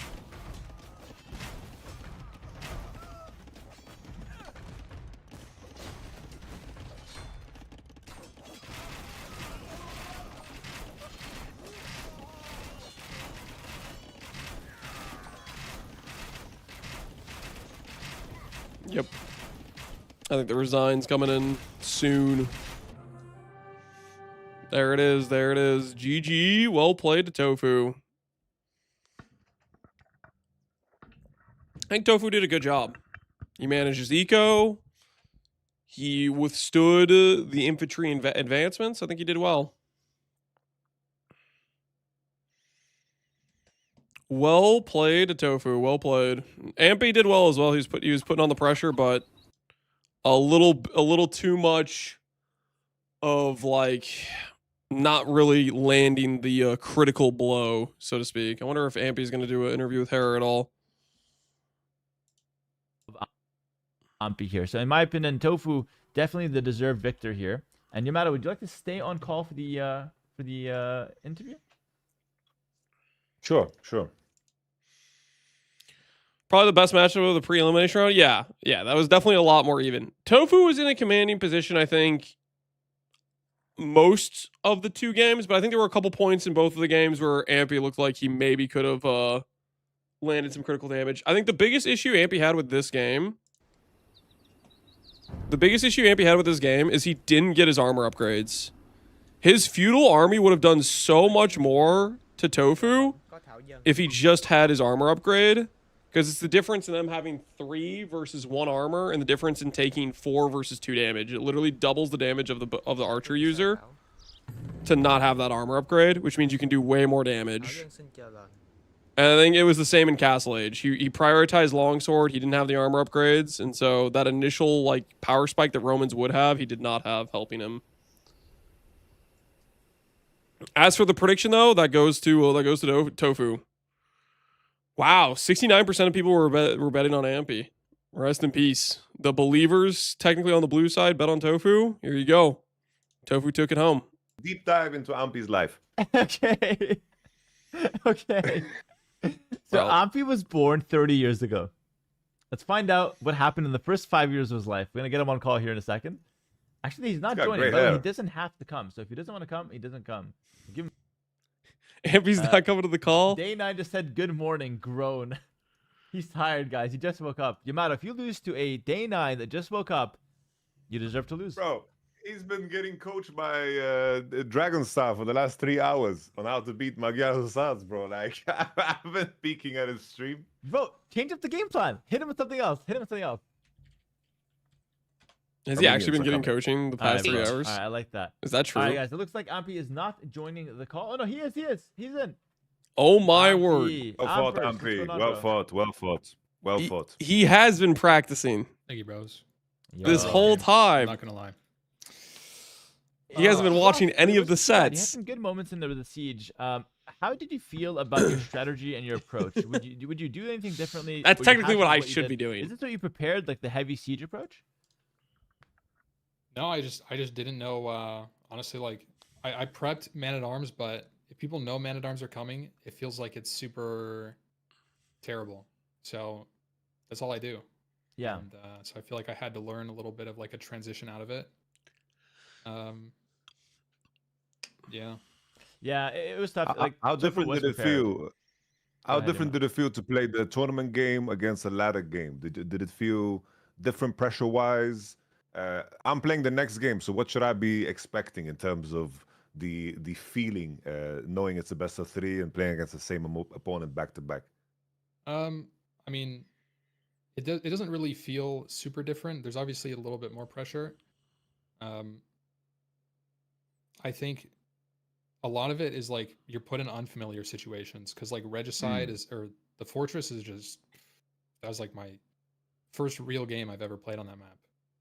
Yeah. He didn't do any practice games for that. That's crazy. Yeah. I don't know where I got the idea from to put in a map in the tournament that we can't even queue up for. But he's not here. He's eating dinner for the 4th time today, so he can't answer. I am here. I haven't eaten a single calorie all day. I'm basically starving to watch your People know dumbasses Day 9's play. RTS God. Yamato, I'm I gonna think hate people know watching this that. game. You better watch yourself. No, but listen, I know it's tough. Regicide Fortress was a hard map to get used to. It was a risky decision on me as the host, but I wanted to include one map with the king because I think the king element was really cool. And Ampy, do you know you were really close to sniping your opponent's king in that first game? But you just didn't know where it was. It was in a tower at the back of his base. And if you watch back the cast, if you had just known about it, your army was strong enough to take it down. Yeah, so he would have been able to snipe I think it. it just adds cool moments like that, to be fair.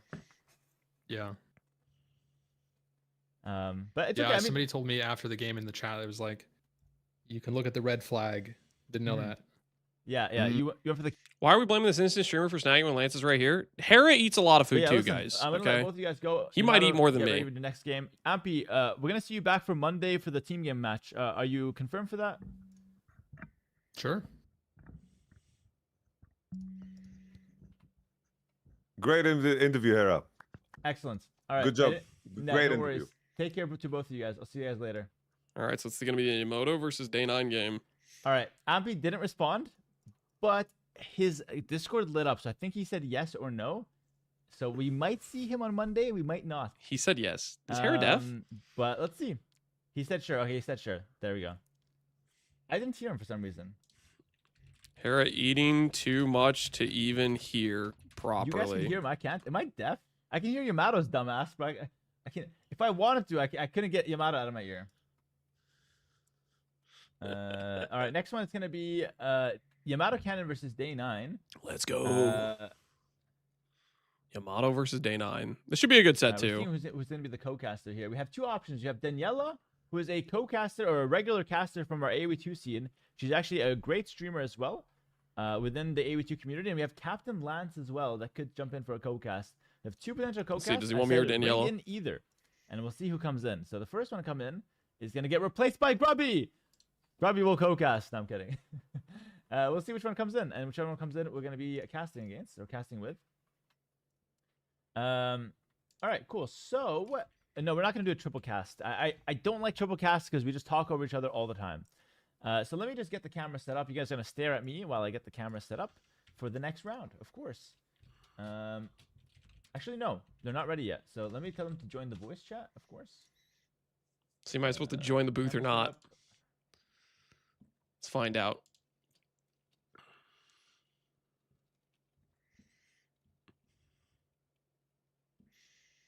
All right, let's get them to join the cams. Perfect.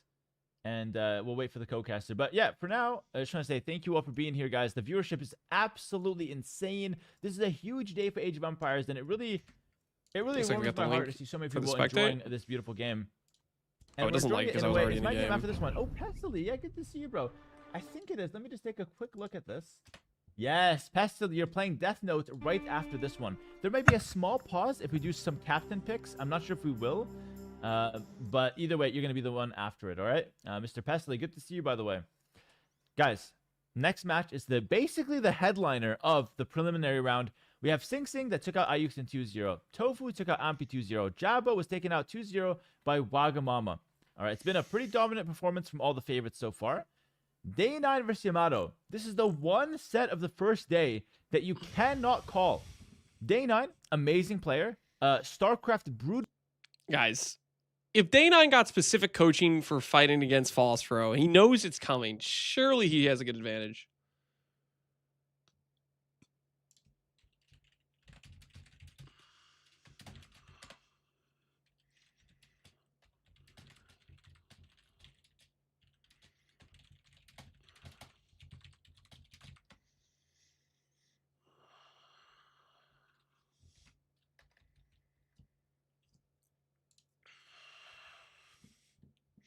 It's much harder to defend than to attack versus Phosphoro.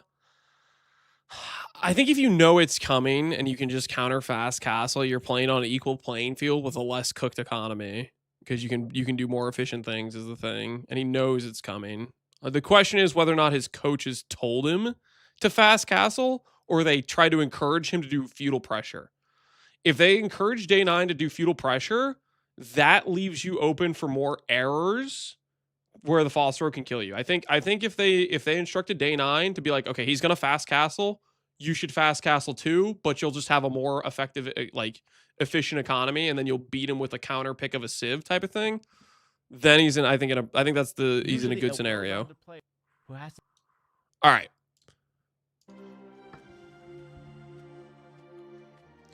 Phosphoro said that people that know what he's doing counter him blindly and still can win. The thing is, a lot of people who play him don't know before they get in the game. which they already miss out on the opportunity of countering in terms of their Civ pick, right?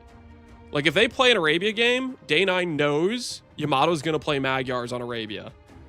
So he can counter before even just being like, oh, I need to fast castle. He can pick a Civ that's very good out of the gate against Magyar Hussar because that's the unit he knows the enemy's going to play.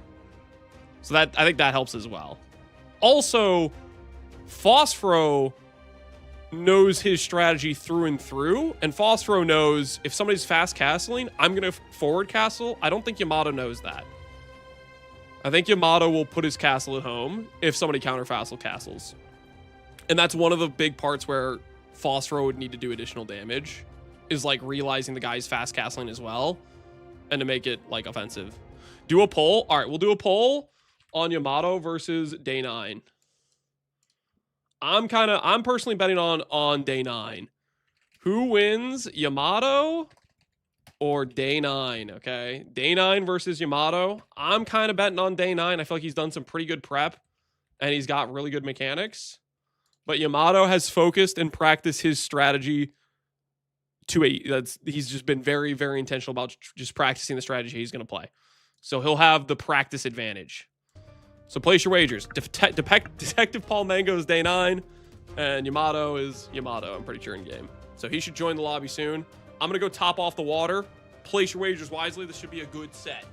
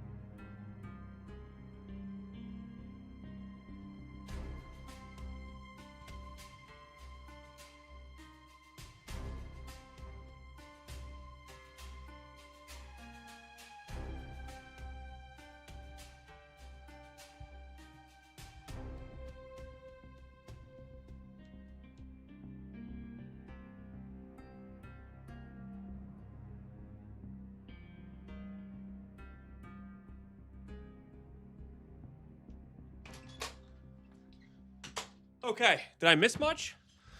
They're not in the game yet. What's going on here? But if Day 9 can, number one, counter him early, because he knows what he's going to do, that's a really good approach to it. Or as you said, just... Okay, we didn't miss anything. Yamato just hasn't gotten in the game yet. Day 9's going to go 200 pop before pressing Imp. I'm going to vote for him. Forgato Shave, are you actually a 1900? There's no way.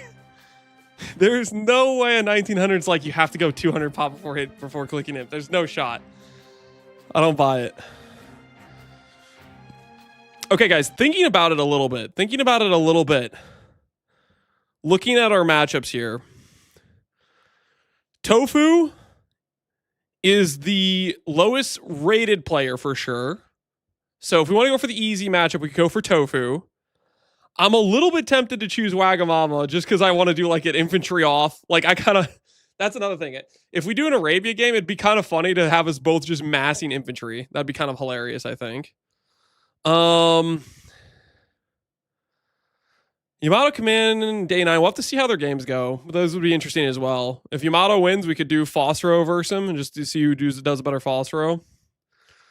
I was at 1800, 1900, but mostly played team games. How long ago, Forgotten Shave? Because 1800 and 1900 on team game elo at one point was not a very high elo at all. Back when it was like inflated. Okay. Oh, okay, I need to redo the game link, I guess. It like started it but then stopped it for me. I got that elo 1v1. So it was like legitimate 1v1 elo. All right. Day 9 knows to lure with the scout. Let's take this over to spectate and let's see if Yamato also lured with the scout. Yamato did not lure with the scout. So Day 9 already has an edge in villager time. Yamato's playing Burgundians. Day 9's playing Bohemians. Bohemians is a very good late game civ. And Burgundians is actually a quite good late game civ as well. Wait, no, I got to reverse. Yamato's playing Bohemians. And Day 9 is playing Burgundians. Okay.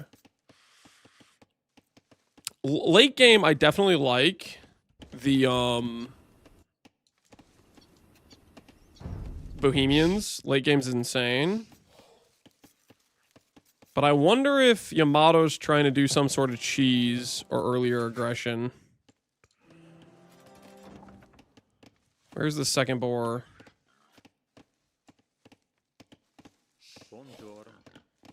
Is that walled in? It's like one open square. That's actually a really obnoxious spot for the boar. It looks like Day 9 found it, though. Is that the LOL coach caster? Yamato? Yes. Yes. Attacks twice. He's doing the stop command. And Yamato manually lured the boar. Res collected. Already pretty ahead for Day 9. Almost lets his scout die, but doesn't. We'll see if he garrisons that to get the HP back or not.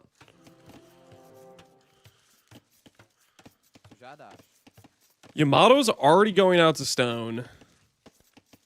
So I think Yamato might be doing like a fast Imperial play. If he's already going out to stone, he might be trying to go for a castle up front, fast Imperial. Castle drop plus wagons. You think he's going to go wagons? I don't think that's going to do well. Wagons versus the Custelier is not that great of a matchup. And he can just start pumping those out because he has a castle already.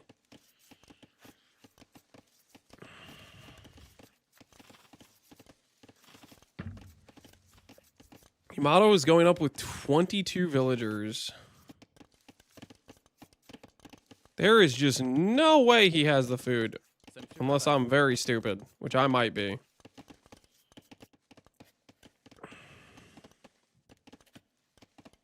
I am not believing in his food count at all.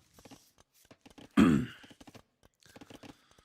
on gold with Bohemians. Yeah. 4 on gold, 4 on stone. He does have like the earlier eco techs from Bohemians, the gold and stone mine. Maybe he's going to market abuse his way to Castle Age. Might be the plan. Full disclosure, guys, I put burgers on the grill. So at some point during this game, maybe around like minute 9, I'm going to go flip those, or minute 10 or something. The grill should be the appropriate time to give it to heat up and whatnot. Market, no blacksmith. 400 stone, 200 gold. He is going to have to really market abuse to get his way up the castle if that's what he's planning to do. And he does not have the blacksmith up yet. He's getting loom.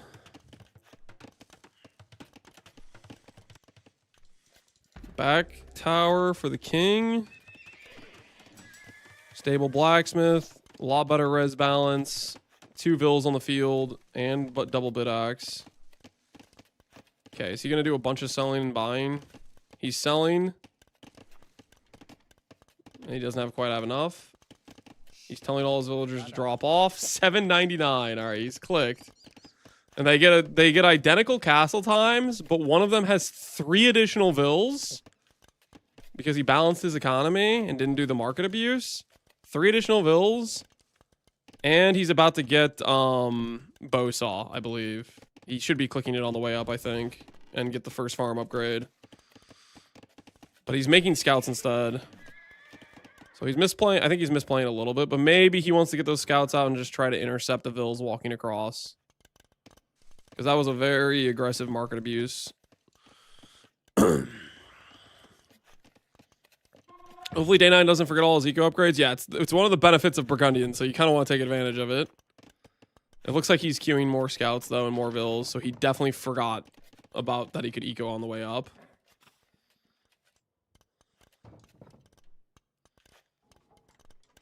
He's probably going to contest for relics. And Yamato is not walking forward. Okay, there's Bowsaw. So he remembered Bowsaw. Let's see if he gets his farm tech as well.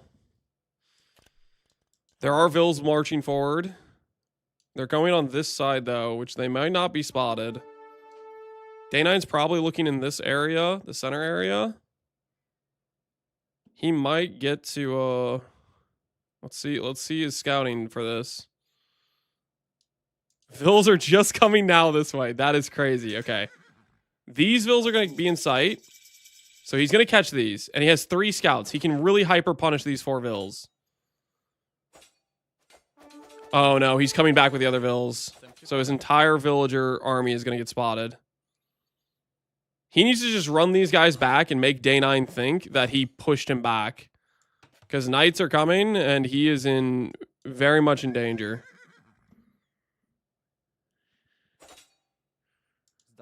Yeah, this is not looking good for Yamato. We'll see if he remembers like walling his vills or get his other vills away. So there's 2 of the 4 down. And now his castle placement is known. Is he walling? He's telling the stuff to go there, but he hasn't actually walled it.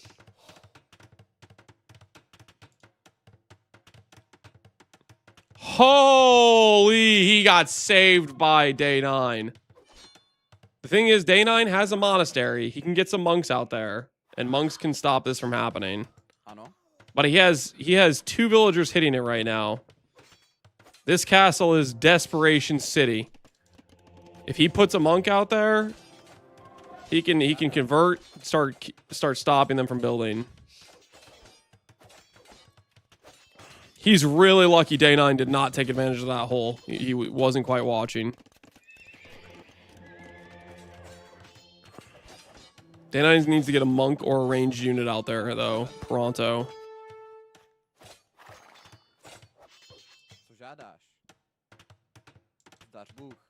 Day 9's walking away. He is going to spot this villa out in the open. And the castle is going to go up.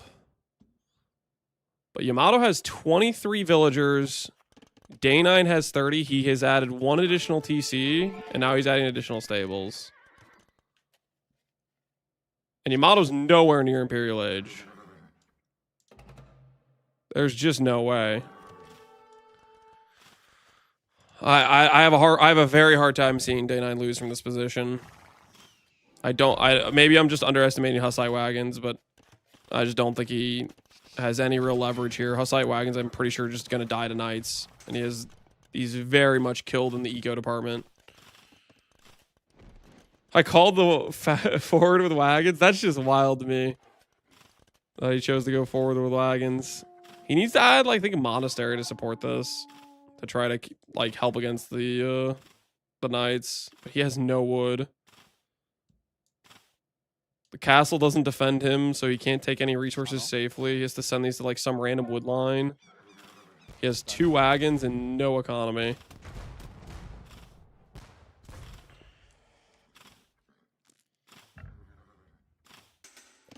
He has 0 on food. Yeah, this is dicey. This is very, very dicey. These Knights will slaughter these wagons. They come over here away from the castle fire, and they are dead.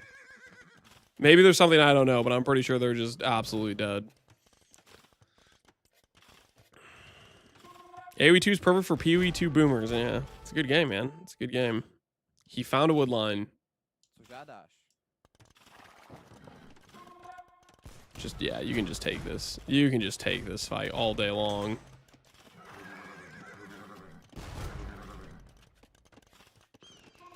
Yeah, just engage. Just engage. Just engage. He's dead. Yeah. Say goodbye to all your wagons. Not even close. They didn't kill a single knight, and they're pretty much all full HP.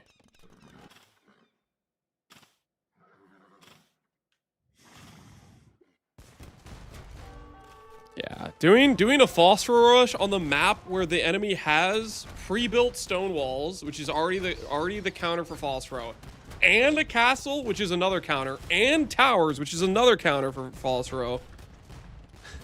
And they start out with a good eco, and they're incentivized to fast castle, which is another counter to phosphor. It's like you have 4x the counters to this rush on Regicide.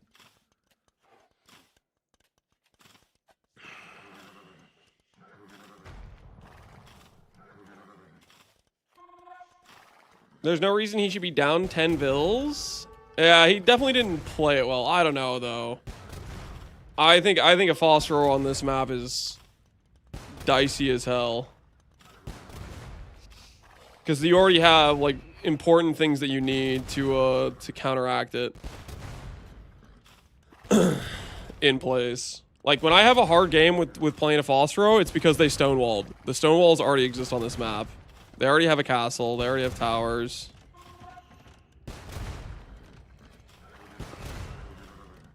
Why aren't the knights attacking the wagon? He's just letting him get farther in. He's massing more. He wants to do another, like, big engagement.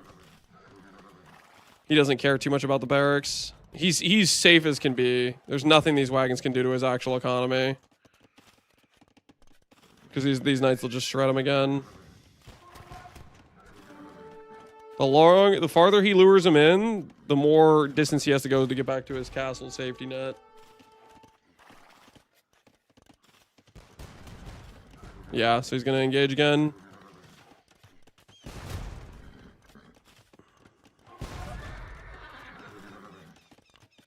Got one knight, cuts off the run path.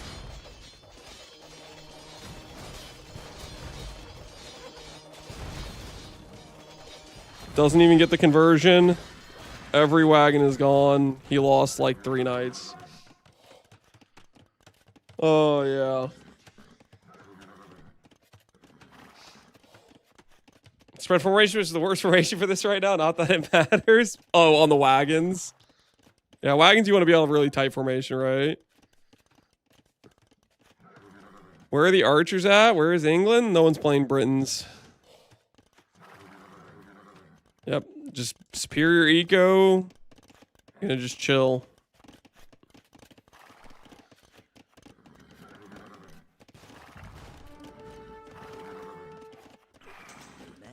Yamato's gonna go in again, this time with less wagons than the first time. Same villager count, though. No farms, all wood and gold. Oh, and he's getting Cavalier, too. He's going to start getting the other upgrades. He's just going to keep making the fight more and more one-sided. Yamato goes in, does 10% of house HP, runs away.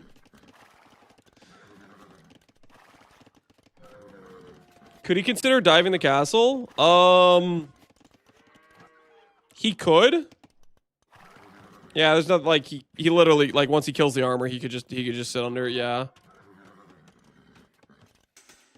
Does he need to? No. The longer this game goes, the more his advantage expands. He's at 4k res collected ahead, and that's just going to keep going up.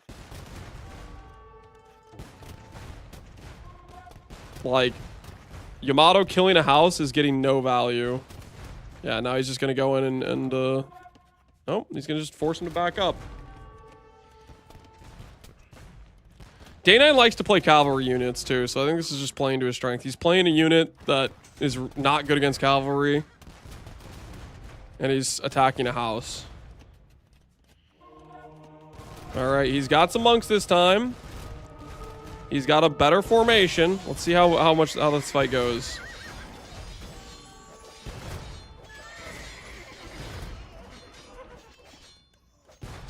Yeah, kill those monks. Kill the monks. Take them out.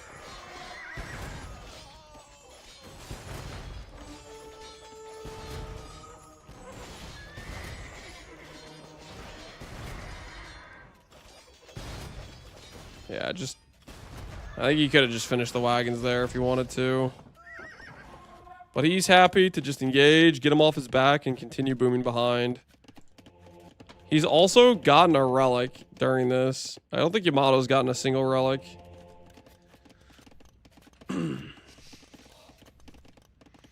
Still nothing on food for blue? Yeah, Yamato has decided he does not need farms for this game. That is what he has decided.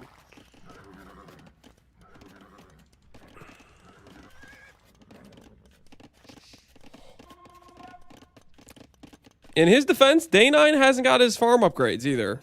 So, there is that going for him. The villager lead is now almost 30.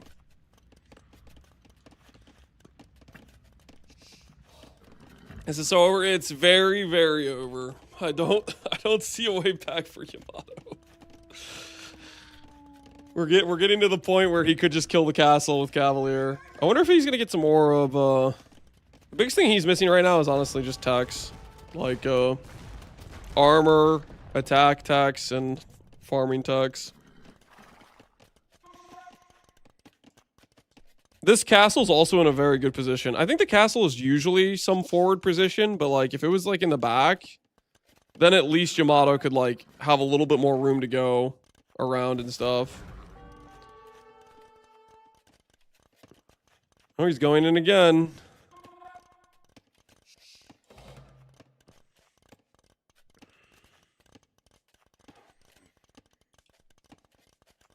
No, it'll take his win. He destroyed the house. Yes. So far, his attack has killed the barracks in a house. So we can call that a win. Oh, he's going for a second house. He wants to feed on a second house. Day9 says, you know what? Maybe I want to keep that house. He's not started conversions.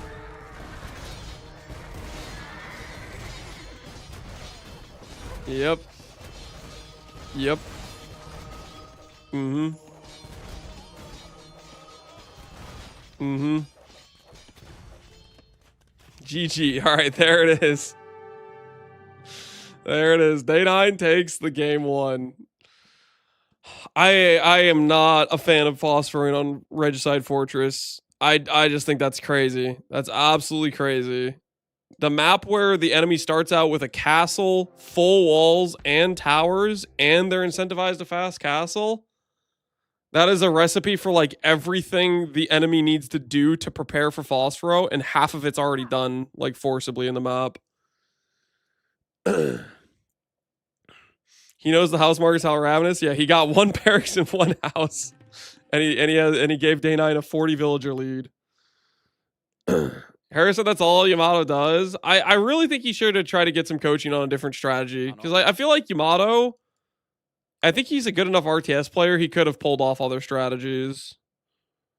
Besides just forcing this on Regicide Fortress. I would prepare something silly like Petard. I mean, at least then you could try to like go for a Vil snipe or something, you know? That could have maybe been the thing. Oh, my burgers!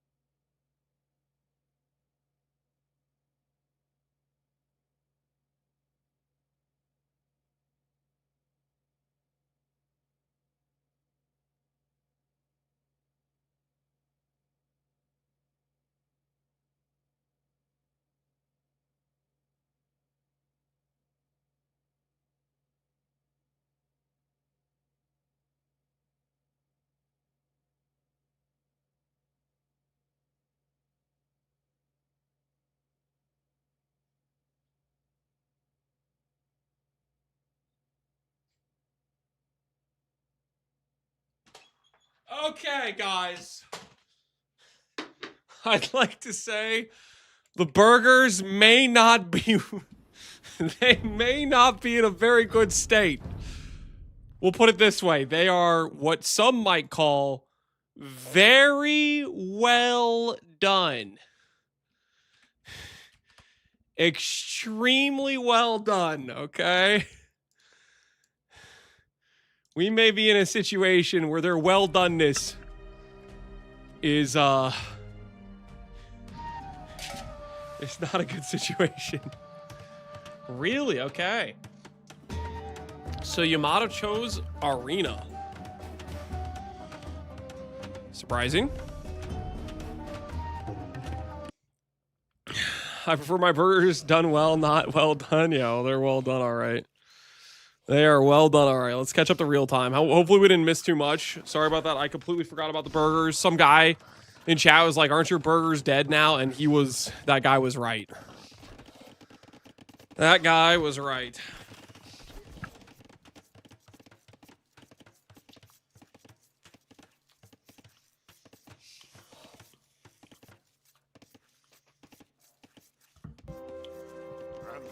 My actual iron too. Appreciate the sub, man.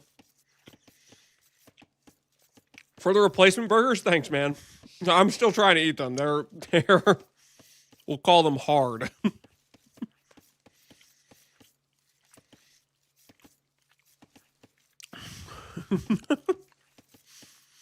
They got a proper Viking burial cremation.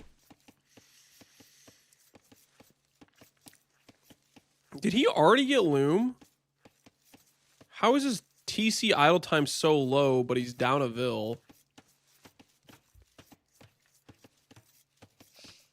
Oh, is it lit? Oh, that's just the Persian difference, because you have the faster working TCs, isn't it?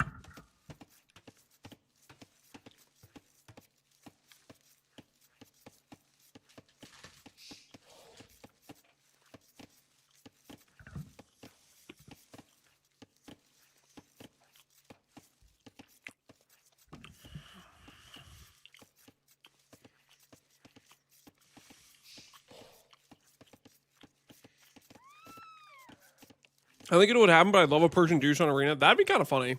I don't think that's happening either. I highly doubt Dana would ever do a Persian douche.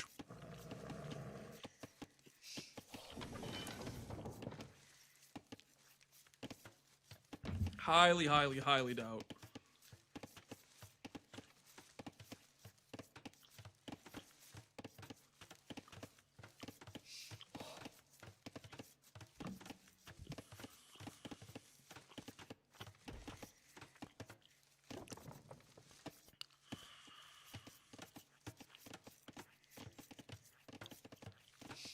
Is Yamato good at this game? He's okay. He's above average. He hasn't been able to play that much, so he basically just knows kind of one strategy. He's a student of the Phosphoro Rush. That's kind of where he's at.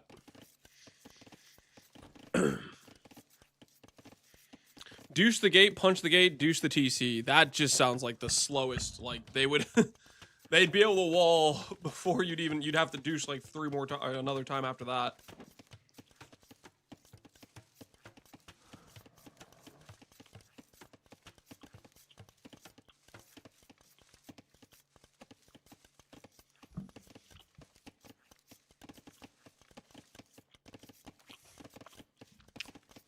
A lot of berry prickers not hunting meat like I would. Well, they already got the meat. They already brought it in.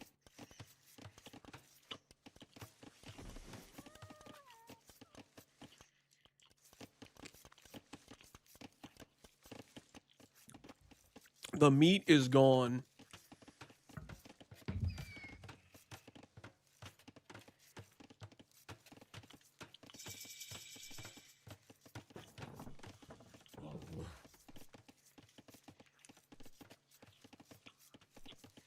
Dan likes to play safe. His philosophy is when you're ahead, get more ahead.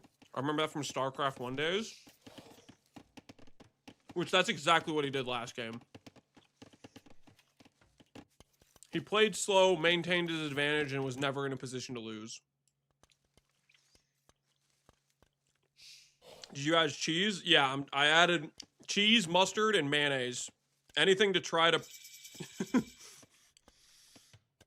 to try to get this burger down, you know what I mean? Because this burger, let's just say, doesn't have the normal flavor of a burger that you want.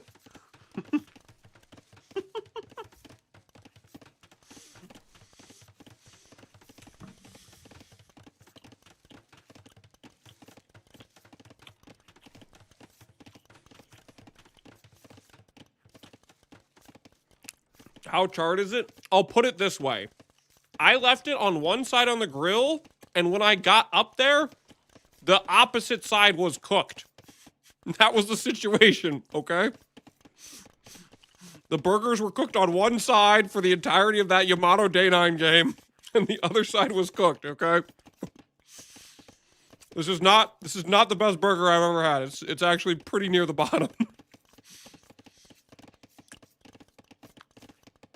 Gilda, is this the last day of controlling minion armies? No, this is the first day of the bracket stage.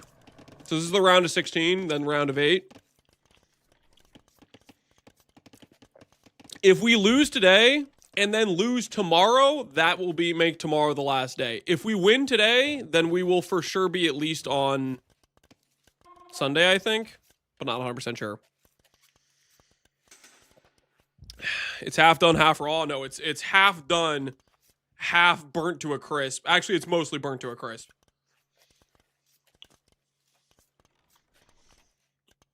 It's double elimination? Mm-hmm.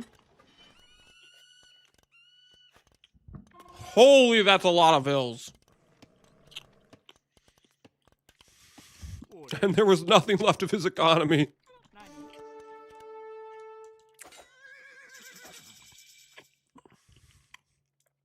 He's keeping Day 9 scouts on the other side of the field. That's good. But he's going to have nowhere to do economics with this forward. He's not going to be able to make units.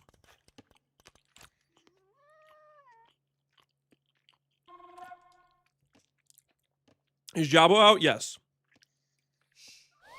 So these initial matches we're watching are the single elimination games. They're the matches between the two bottom teams where players will get eliminated, basically. Okay, well that's it. That's a very aggressive castle. He's gonna need to like go straight to wood and then start making every villager here do gold and farms. I'm hoping he makes villagers this time. Okay, he is doing a lumber camp. Okay, so this could work out. This could work out.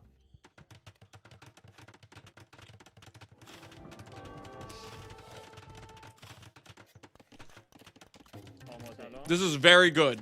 Very good for Yamato. Day 9 is building a second TC.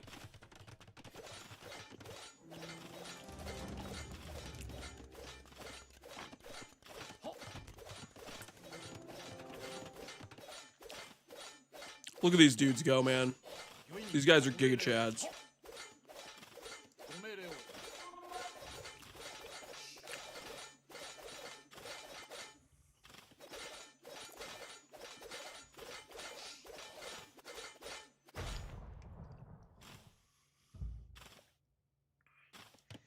This is GG. I would say I'd like Yamato's position, but he needs to get the Rams to start pressuring the TCs. If he goes over and starts taking down the stable, that'd be very good as well. He doesn't want to just run in and lose to TC pressure, but he needs to kind of get Day 9 to fight his force.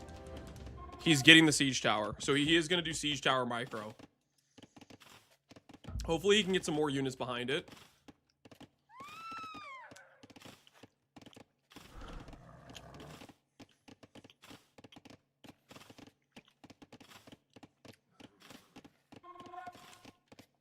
All right, let's see how his siege tower micro is.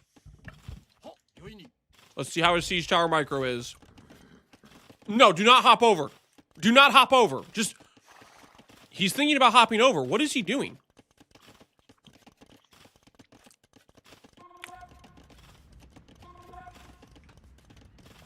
The longer he doesn't do damage, the better Day9's position gets. He needs to get in to kill some bills.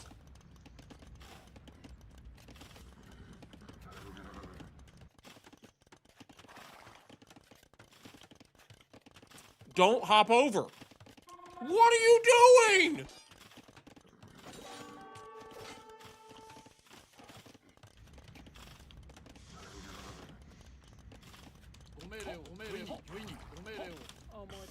This is your whole protection.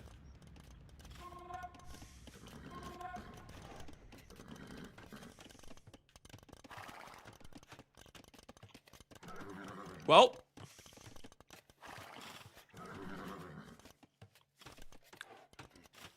It is not looking good. It is not looking good.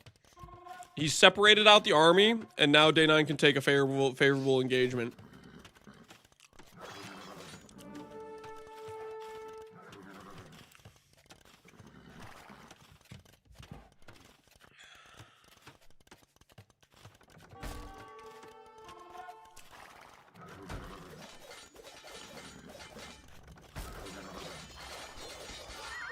Let's see how they do.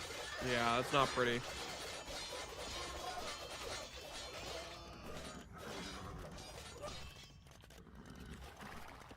Yep. And that's the mass he needed to keep with his other units. If he has all of his samurai together, he wins that fight.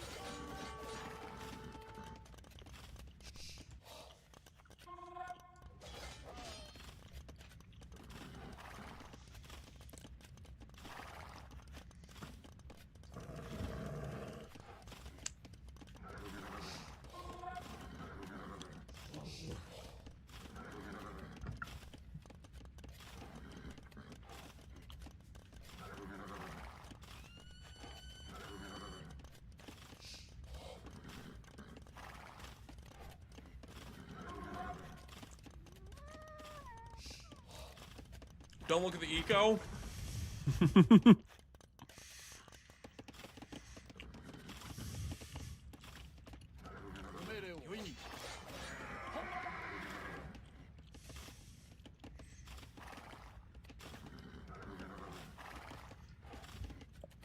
Man, he was in a good position too. Like, if he just started out with going over, killing stable, or going to woodline with that siege tower, he could have done so much more effective damage. But Day9 has a really nice mass of knights now.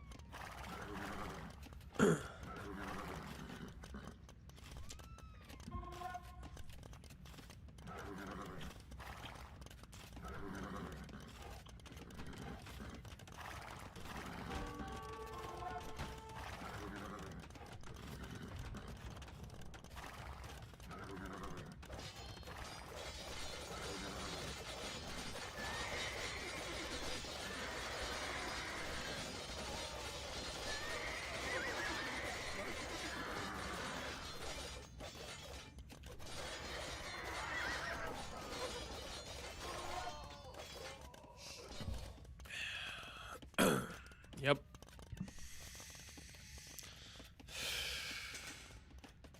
That's not looking good. Not looking good at all.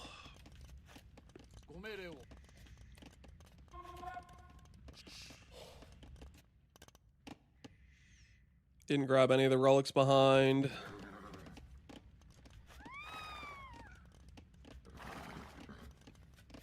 Please, Tomato Cannon, pick the armor tech. I'm begging you. Nope. There will be no armor techs. There, he barely has economy. He's trying to get units on the field. He's trying to remass. He is grabbing a monastery. He's playing 20 vills down, though.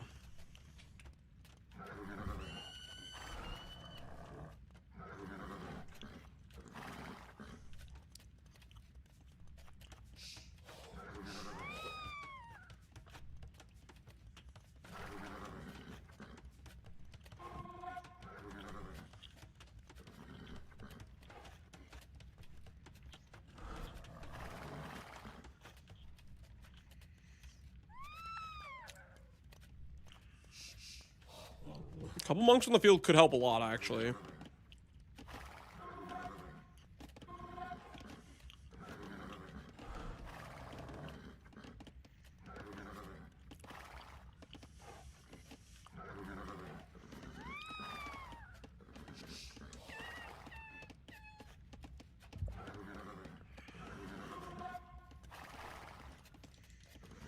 20 knights versus about 17 samurai, 15 samurai.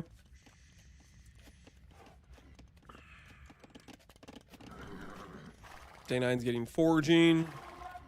He hasn't gotten bloodlines though. That's honestly the biggest upgrade he really should be prioritizing. 20% more HP on these fights would be huge. So he should be teching that. I don't know if 2 monks is enough. But at the same time, the eco difference is just going to keep paying out.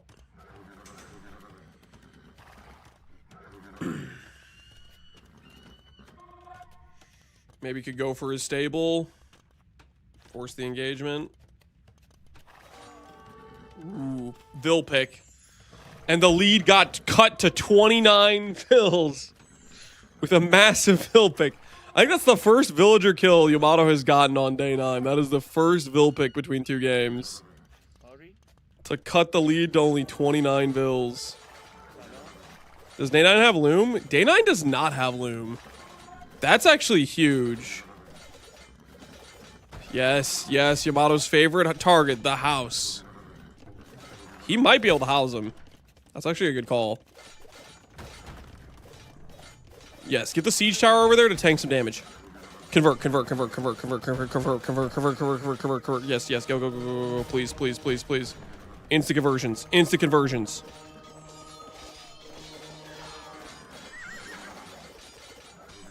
That's actually a pretty favorable engagement. That's actually, you got some knights, you kept one of your monks. Take his stable. Don't lose these. Don't lose these for free, Yamato. Get those guys out of there. You could probably pressure his TC. Honestly, he has the army numbers. He could totally take his TC. Day 9 is greeted a bit too much. He doesn't have bloodlines. Take his TC. I'm pretty sure he wins this fight if he doesn't, like, throw his dudes to arrow fire from the TC. And the villagers still don't have loom. Okay, this is a good situation. He has to eject. Get those knights in there.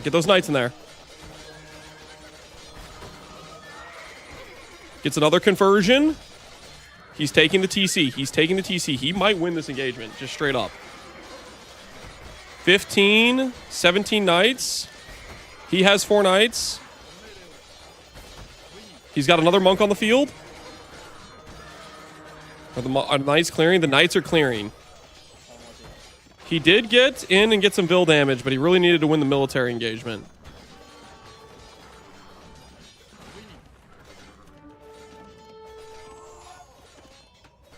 So he's cut the villager lead down quite a bit with that. And he took his TC. He might be in a fairly good position to keep pushing this. We might have a game on our hands. We might actually have a game on our hands. Day 9 still does not have bloodlines. He did get the other attack upgrade. He doesn't have any monks to heal his knights up. So those are weak knights. And he's losing on monk engagement trades.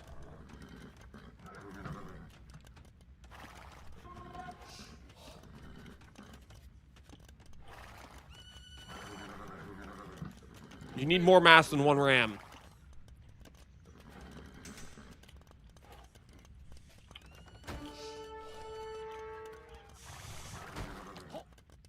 Get away!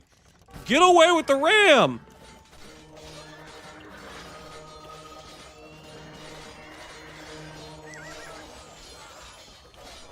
He got the knights again.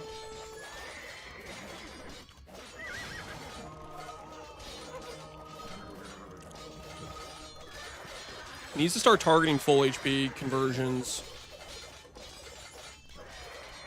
This is a relatively, like, wash situation, which is good for day 9, honestly, if he can wipe out the force. He's gonna replant his TC, which has the HP of a castle. Previously, when they were in this position, he had like 60 Vils, and Yamato had like 28. So technically, Yamato, please, man, grab the relics. What? While the reset's going, please just grab some relics. Please, they're all there. That would help the eco difference.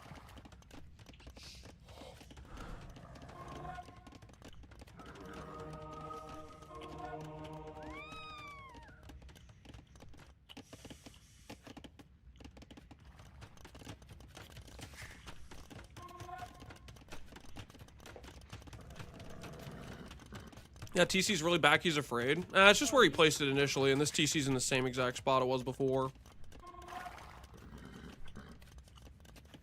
He's getting bloodlines.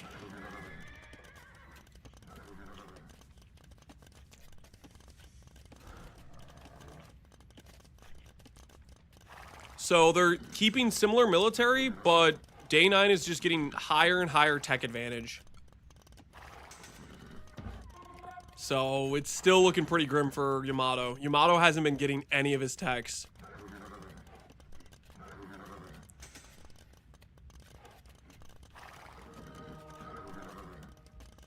Couldn't spare any for the upgrade? Yeah, I couldn't spare any for the upgrade, and he doesn't think the relics are worth grabbing. He really needs to not take this engagement. He needs to get some techs. Or somehow outmass with monks. How's his gold in the front looking? He's getting low. He has this mine. He'll have to switch soon. There's a good chance this runs out and he doesn't realize, and then he just has villagers AFK for a really long time.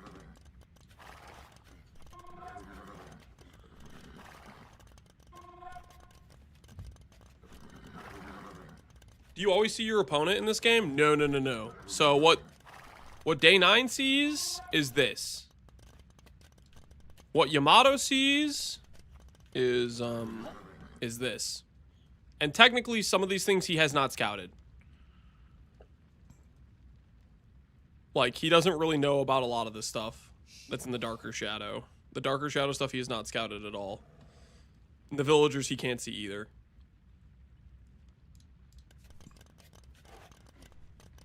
He's getting Castle Stone? Yeah. Which, if he gets a castle, if he gets that up, it's going to be very, very hard at that point for Yamato to kill him. But the thing is, Yamato does not have the armory. Day 9's got 30 knights, all fully upgraded. He has bloodlines, he has attack, he has armor, and Yamato has not gotten any of his armor upgrades. Well, he did just get his initial infantry armor. He doesn't have any of his eco upgrades.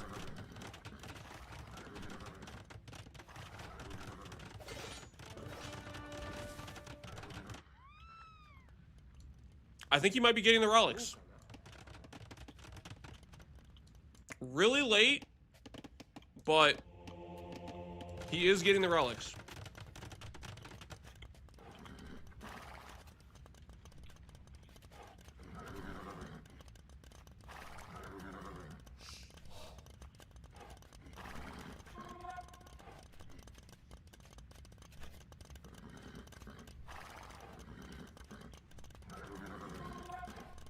The castle kind of takes the monks out of play a bit.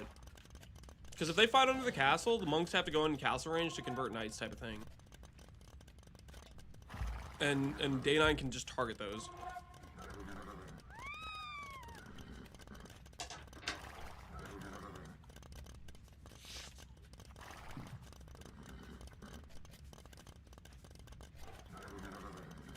He's idling for Imp, yeah. I think Imp could be slightly a mistake, because it will give Yamato a window where he has the ability to get higher military and then ram the castle.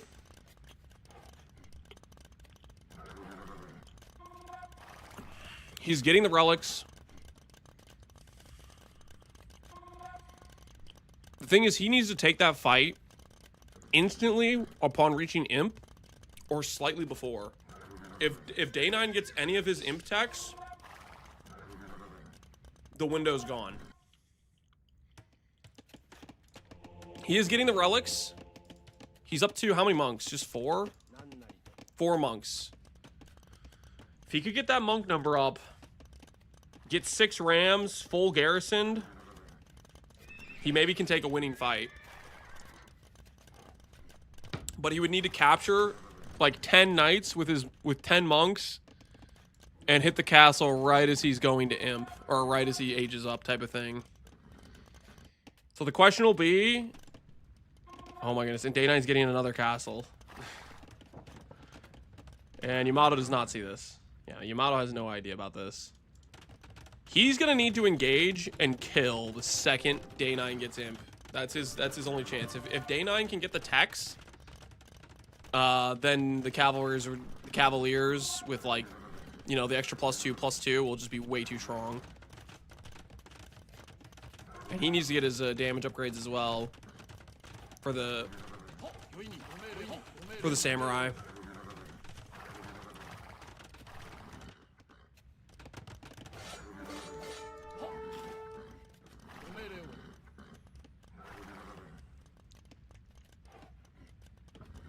He's only gonna have 4 rams. That's gonna have to be enough.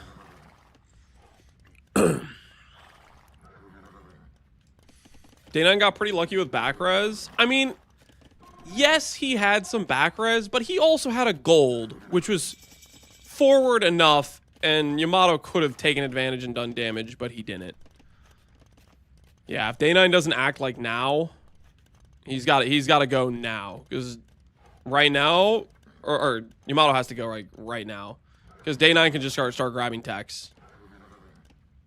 Get the monks in there. The monks need to be up and ready to convert. The monks need to be up and ready to convert. You need the monks on this engagement. Town patrol. Wow. That is a gift. If he's getting armor, cavalier, and blast furnace.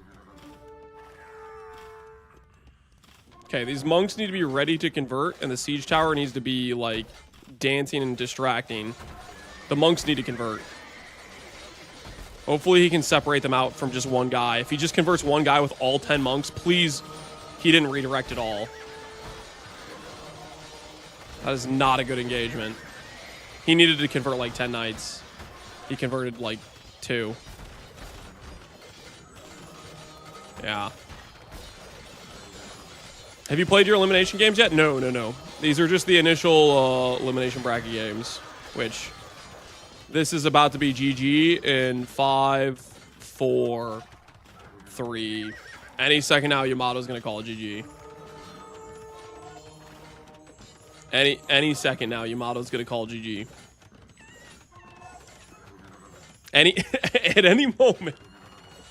Okay. It has not clicked to Yamato that the game is over. The window has thoroughly closed for him to get back in this game, but he will play on. He will play on. He believes.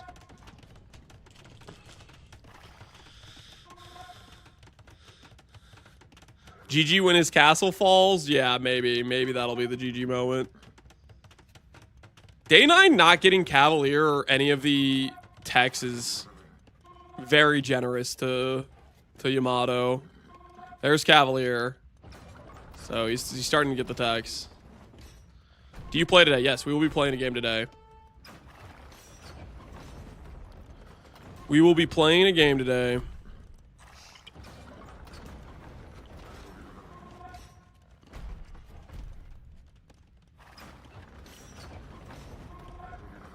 The question is, who do we want to play today? Do we want to play the lowest elo player, Tofu? Do we want to play Wagamama and do an infantry war and just have some fun? But he's like one of the better players we could play. Or are we going to want to play Day9? Who plays a pretty solid safe game. Not necessarily getting... he's getting Loom now. Not necessarily getting all the right techs at the right times, but he has a decent amount of eco management and whatnot. Or do we want to play Sing Sing, the best opponent of the 4? Personally, I kind of want to play Waga. Infantry counter. I don't even know if I want to. Okay, I kind of want to play a blatant infantry counter, but I also kind of just want to like play infantry versus infantry and just like have a like, just have a mano-y-mano cage match style, you know?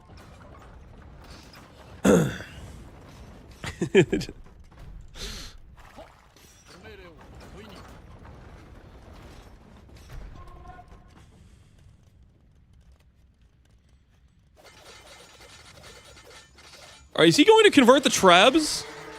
He doesn't know they have to be minimum range for that. Now the GG will be called.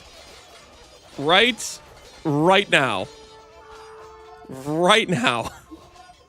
Ha ha ha, GG. All right, there it is. Well played, Yamato. Well played indeed. Day9 played a very solid game. Take my soul with you to the top and bury my body.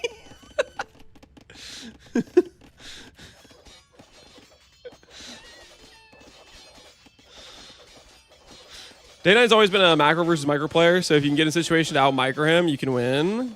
I could see that. I'm kind of more of a macro player too, I feel like. I don't know if I'm that great at micro.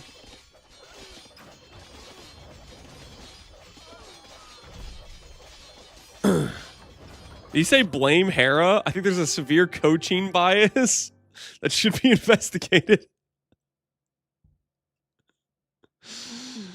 Yep, true. There's a severe coaching bias. there's been some suspicious things in the works. You play minion builds all the time, so I figured you were a micro enjoyer. No. Well, rest in peace. Rest in peace, Yamato. Rest in peace. Well played. He could not break day 9 with the FC, though. He could not break day 9. Daniela, thank you so much for joining me on the cast. Absolutely fantastic series. You brought a lot of expertise and some great commentary. I loved having you here. And I'll get you in here for another cast tomorrow. I'm so down. Good. Me too. Thank you so much. Just let me know. Is there going to be an interview with Yamato? Lance is a father. He knows that even if you have minions controlling their every move is impossible. Something like that, yeah. Something like that.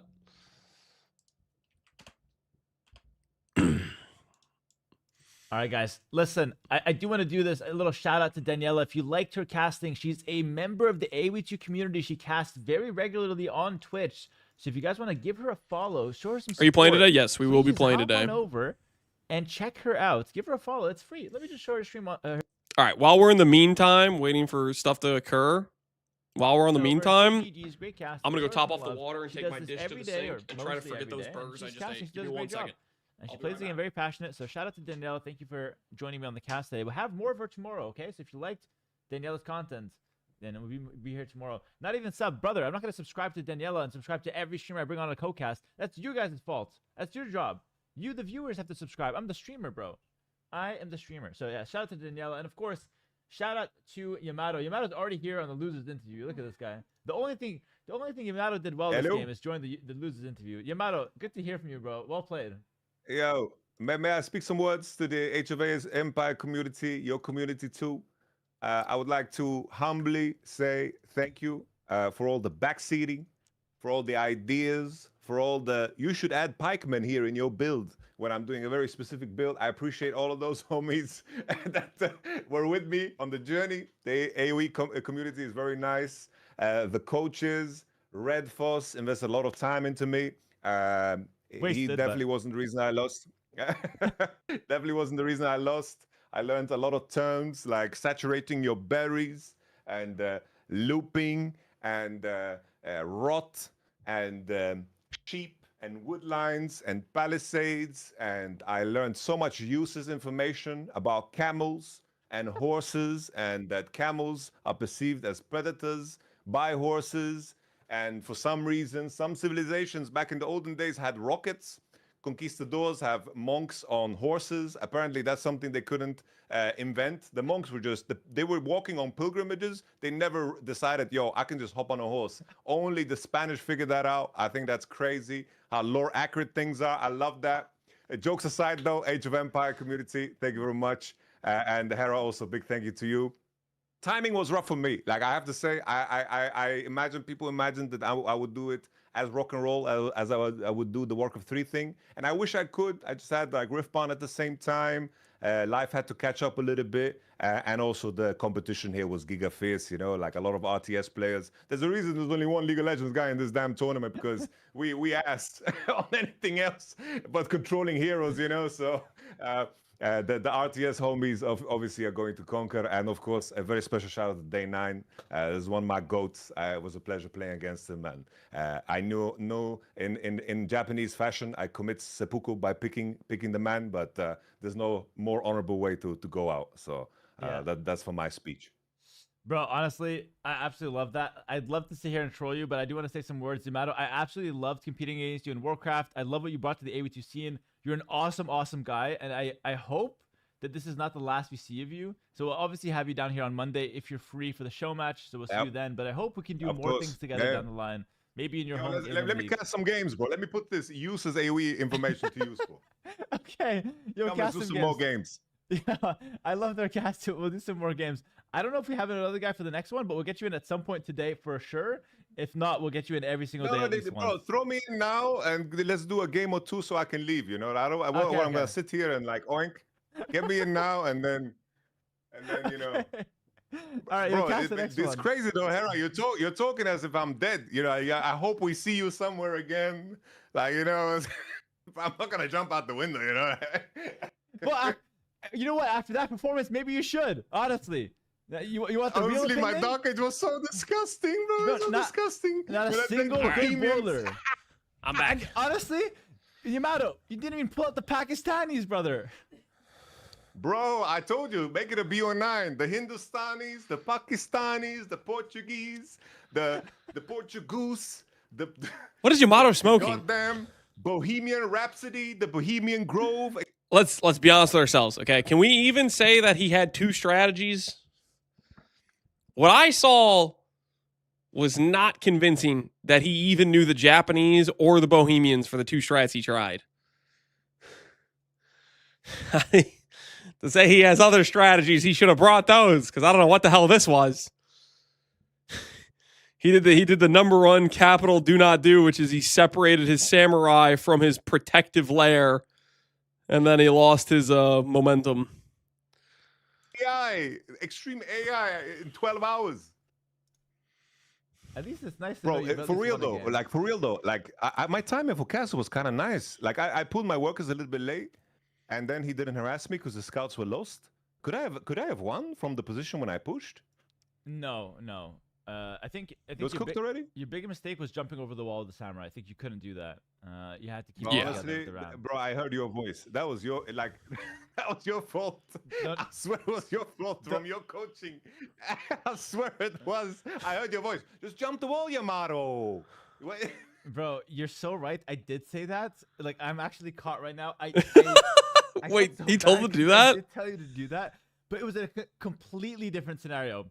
But in my mind, I knew that for you, you're not going to understand what scenario to use that in. So you just jumped in thinking that's the right call, and it wasn't. It was a completely different scenario. I just wanted to do some looping. Could I have won from that position realistically if I'm not boosted? Like with my timing push? He definitely could have won. Close. I think it was close. But unfortunately, this is not a coaching session, and we have to move things along. Also, I have other coaches ready, other players for the next GoCast. So unfortunately, Yamato, you might not be dead, but you're dead to me and you're dead to this broadcast, at least for today. So thanks for being here. Rest in peace. Rest in peace, Yamato. Rest in peace. Don't be disappointed. I see you rocking back. Don't be disappointed, bro. I still love you, bro. We'll see you tomorrow. I'm walking back. Bro, I'm fucking never opening Age of Empires again, bro. No, brother, please. No, I need you tomorrow, bro. Please. This is like I'm peacing out, you know, like the peace sign, and then I'm fading away. You know, I'm going into the bushes like Homer Simpson. Let me know when we're doing a Warcraft 3 show match. That's what I need in my veins. All right, we can get that set up at some point. Listen, thank you for being here, and good luck in your next affair. He fell behind 10 vills in the fourth stream before anything happened. I mean, he did lose like 3 or 4 vills in the walkover, and his economy was very cooked. His castle age required a bunch of like eco abuse and stuff, or market abuse. Why is my chat so fast? Behind your curtain or what? What's up with the curtain, Hera? What's up with the curtain? So what are you hiding, bro? Last thing, because I have to keep the program moving. The curtain, I paid $150 for this. It's a pristine premium bed sheet, and I bought it because my viewers were asking for an upgrade on my stream. They asked me to upgrade the background. So I actually bought a nice bed sheet, very beautiful, and I put it there. And the day I bought it, everyone was mad at how bad the bed sheet was. To this day, they're still mad at it. Why'd you pay so much for that? Mad money on that shit. You paid $150 for a bed sheet behind him? That's crazy. It's just Microsoft money, bro. I see you. All right, bro. Blessings to you, Hera. Only love, man. I appreciate you. Take care of yourself, yeah? Take care, bro. Take care. Bye-bye. Peace. Take care. Shout out Yamato. Shout out Yamato. Okay, listen. I need to eat, and I need like a 5-minute break. We're gonna take a small breather, to be honest. Not for the food. I just need a breather. He's literally gonna eat some food. Who's playing is still to be determined. I think next up is Pestively versus Death Note. I think. But at some point they're also going to have the captains choose each of the winners here, right? So these are the confirmed winners from the single elimination round that just finished. And then I'll get first pick, then Grubby, then Euthermal. No, then Pig, and then Euthermal. So Euthermal will have to face Sing Sing, I believe, because he'll be the last pick, unless somebody else decides to choose him first, put him down. What is this clip you're linking? Some burgers? Oh, my burgers! Yeah, that was me partially reading the guy's message about burgers and then it clicking that I'd left them there on the grill for the entire match. They were absolutely cooked in a bad way. Oh, my burgers! Yep, that's pretty much what happened. Oh, my burgers! Yeah, they were burnt. They did not survive, guys. They did not survive. We ate them anyways, but those are some of the worst burgers I've ever had. New sub alert. I really need to do the thing where you add multiple sub sounds, so it just like it has some variety. I need to have like the variety thing, so it can be like my axe, then oh my burgers. You know, I think there's quite a few different things we've had on stream that would be appropriate. What happened to my prediction points? Oh, I haven't paid them out. So prediction said Yamato versus Day 9. Choose outcome. Day 9 takes it home. Well played to Day 9.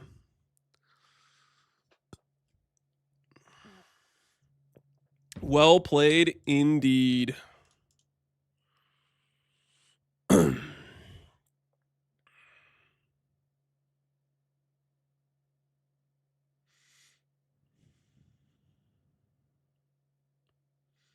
Looks like he played some games on Saracens.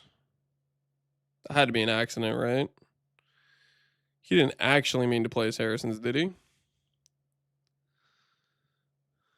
Detective Paul Mango does it again. That he does. Closed another case easily. Brings it home.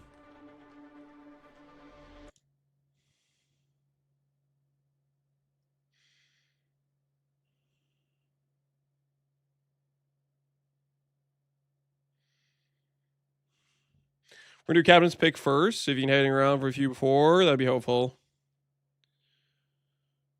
Okay.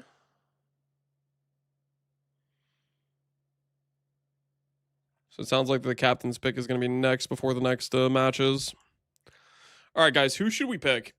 Should we pick Otofu, Wagamama, Day 9, or Sing Sing? I kind of want to pick Wagamama.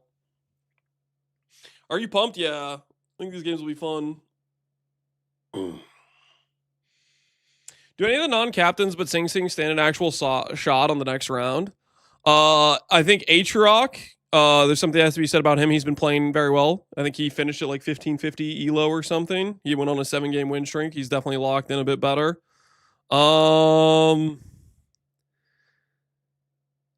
I think that's probably one of the non-captains besides Sing Sing I think has a shot at technically winning. It'll be hard though. I think it'll be very hard. Any of the people with 1500 elo or below, I think are gonna have a hard time. Like maybe they can get one ups up here and there. Maybe I lose to Wagga or something, but it's unlikely Wagga would upset multiple times in a row type of thing. Will there be some team games? There'll be some team games on Tuesday, I believe. Can we get in the same bracket as Atrioc? Atrioc is on our side of the bracket. So either, like, let's say we win this game and then we win this game, we will either face probably Euthermal, Sing Sing, or Atrioc. There's 3 good players that'll be in this bracket. Honestly, this other bracket is way easier. I think Grubby is not going to have too much challenge on his bracket here. with the way this is set up. He's got Pig, and then I don't think too many of the other ones will have much chance at beating him. I think the players that have a chance to beat Grubby is Pig, and then Sing Sing, Thermal, me, and maybe Aatrox. So most of the competition that would even have a chance at like maybe giving him some hard games are on the top bracket.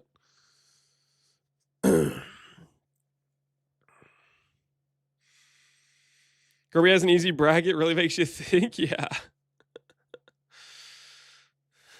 Just how it happened to work out, man. Just how it happened to work out.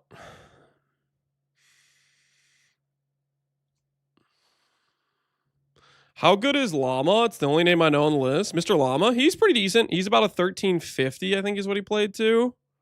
Mr. Llama, yeah, he got to about 1350. He's now at 1200, so he lost. All right. He lost it back Bro's down. eating 2 meals? Bro, you must be new here. The eating hasn't even started.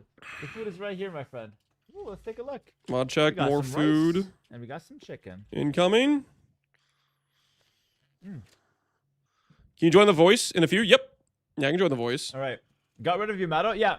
I should have left Yamato to talk with you Which guys. which voice am I joining? Am I joining like general or something?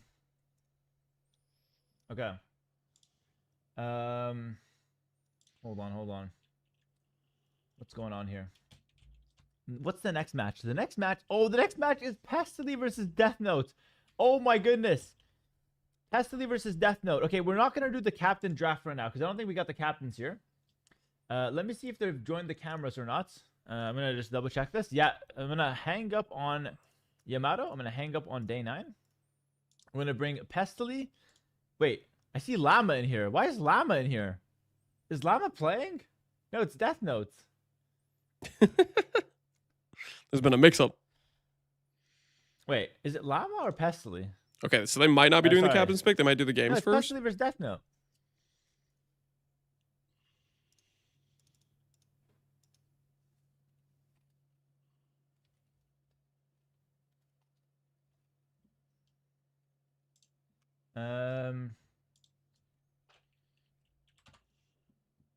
Oh, he just wants this in general.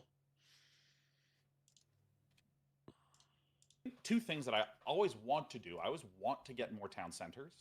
All right. But I think that's something that I'm trying to make Mr. myself Llama's just not practicing. Okay, do, perfect. Is I'm trying to be more diligent about not or trying to jump to the next step too quickly. Because I think it's All right, very if you easy can to go, hey. I need Death Note on the cam. Okay, I'll deafen myself because Day 9's he's just chatting with Tofu right now. Does Death Note even have a camera? Has anyone ever seen Death Note? I've never seen Death Note. Bro, chew your food at least, goddamn. Bro.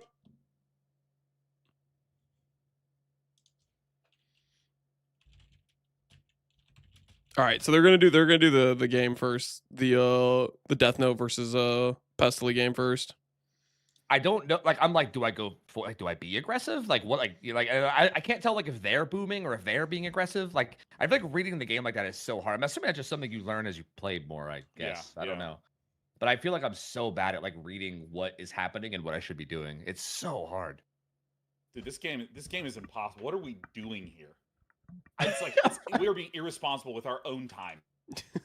I feel like Tofu and Day 9 are having a conversation. I was gonna talk to them for a bit, but I don't want to interrupt. They're kind of chilling.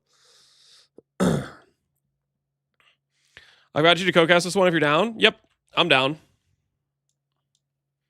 I am down. What voice channel should I hop into? All right, they can start. Let me just set up the camera here. I'm gonna quit this game. All right. Get Forrest as a co-caster. If he wants to co-cast, he can come. Run ads before the game. Okay, 3 minutes ads played right now. Thank you for reminding me. I need the lobby code for viewing all hamburgers. Who asked the question? Gruby. When do you want to voice Captain Pick Chief? It's the admin's job to get us the 4 captains at the same time. Hello? Hello? You ready for this Death Note versus Pestily game? Oh my. Is this Captain Lance? Yeah. Captain Lance, what's going on, brother? Good to see you, man. Good to be here. I'm having a good time. Watched some murder matches so far. It's been bloody. Yeah. It's been freaking bloody. 4 guys dropped. Are we gonna have a funeral service, or we just leave them on the field and go to the next game? We're just gonna leave him on the field, bro. No funeral, no shroud, nothing. Just Yamato's dead. Out. Boom. He'll be casting tomorrow. That's it. We're not gonna hear from him. All right. But Captain Lance, let me ask you something. I feel like you're coming in as a bit of an elitist right now. Coming as the captain of the first place team. We look up to you. How does it feel having no worries in this first day? You know, just a nice.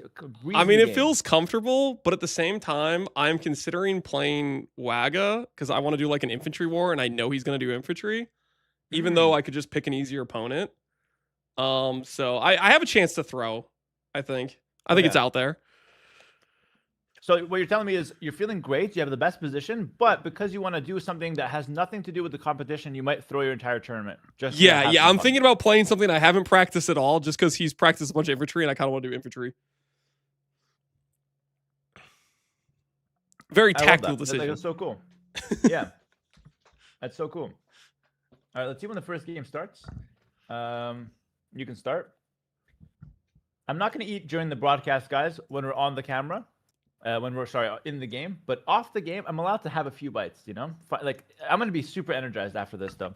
Captain Lance, I think you can beat me if I haven't eaten in 4 hours. Like that's genuinely where your level is at right now. Are you saying your skill level just drops 2,000 elo or something when you don't have food recently? Yes, bro. Yes, of course. I don't know if you know this about me, but my chat accuses me of eating too much, so I understand where you're coming from. It's messed up because you're probably eating just a normal amount of food, right? No, I'm eating a lot, to be honest. Oh. I'm not gonna lie. I'm not gonna lie. Don't say that. I'm trying to gaslight my chat into thinking I don't eat that much. What the hell? Nah, bro. I see you running on the treadmill. You've probably been eating. Nah, listen, we're in the same boat. I need to get the treadmill too. You gotta get me on what you're working on. You should, man. It's a good time. You'll play a lot worse when you're walking, but you feel so good afterwards. You feel justified in eating all the food afterwards. Yeah, I like that. It's like an investment, you know? An investment in good times. Exactly. They're gonna start very soon.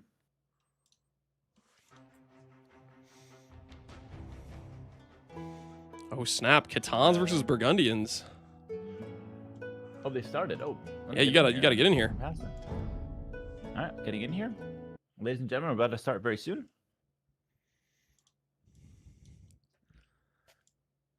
All right, perfect. Food's gonna take us a back seat here. And let's do the intro. All right, guys, listen, we're hopping right into the first round of the actual main event bracket. We have Paul 2.0. That's Pestily. Pestily's Paul 2.0.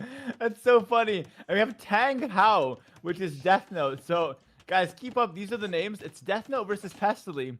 And this is the game 1 here of a best of 3. This is the first best of 3 of the main event. This is not an elimination round.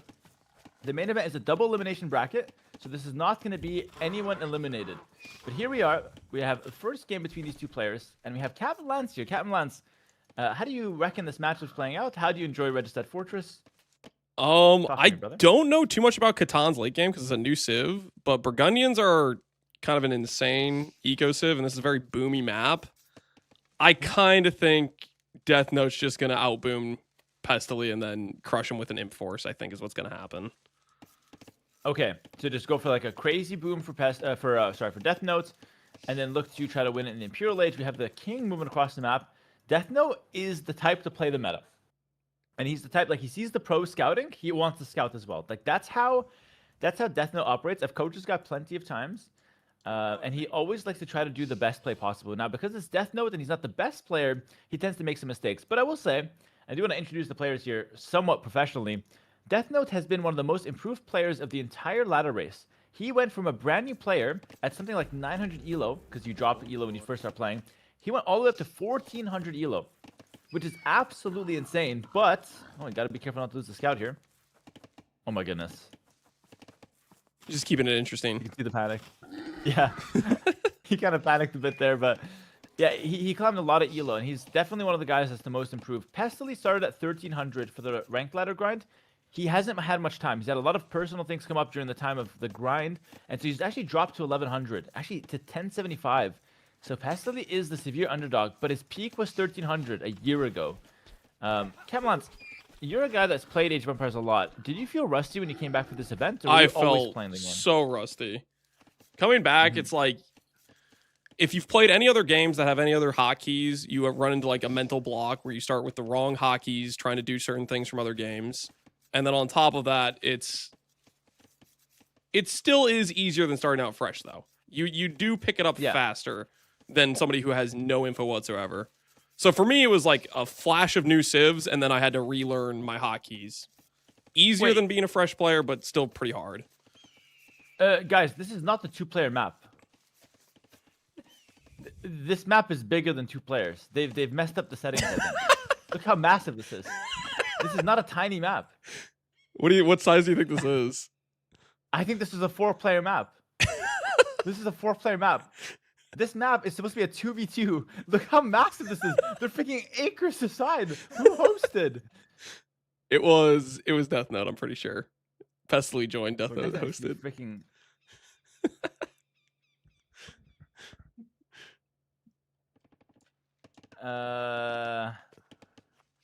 Okay, let me just rename these guys. Paul 2.0 we can keep, but this guy should be Death Note. Not there. Sorry, I should be here. Death Note.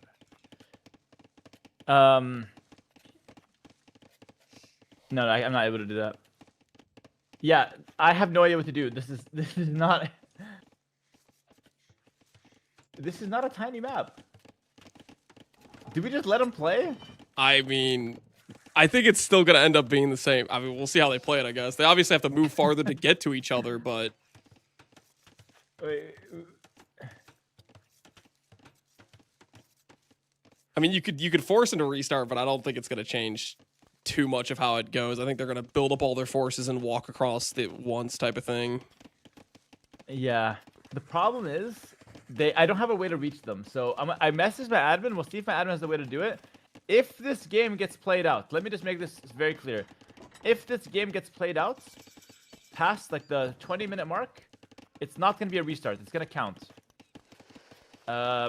If we can get a hold of them within the next 3 minutes, we're going to restart it, okay? But I'm not going to make them restart the game because then the strategies are shown and whatnot. So it will be played out. If it plays out Chat, to... someone make sure this gets documented in the a hold of them, we'll get the restart, okay? So we'll see what we can do. But yeah, ideally we restart, but I'm not sure if we'll be able to do that. But anyway, I mean, in the meantime, let's just talk about what's going on here, of course.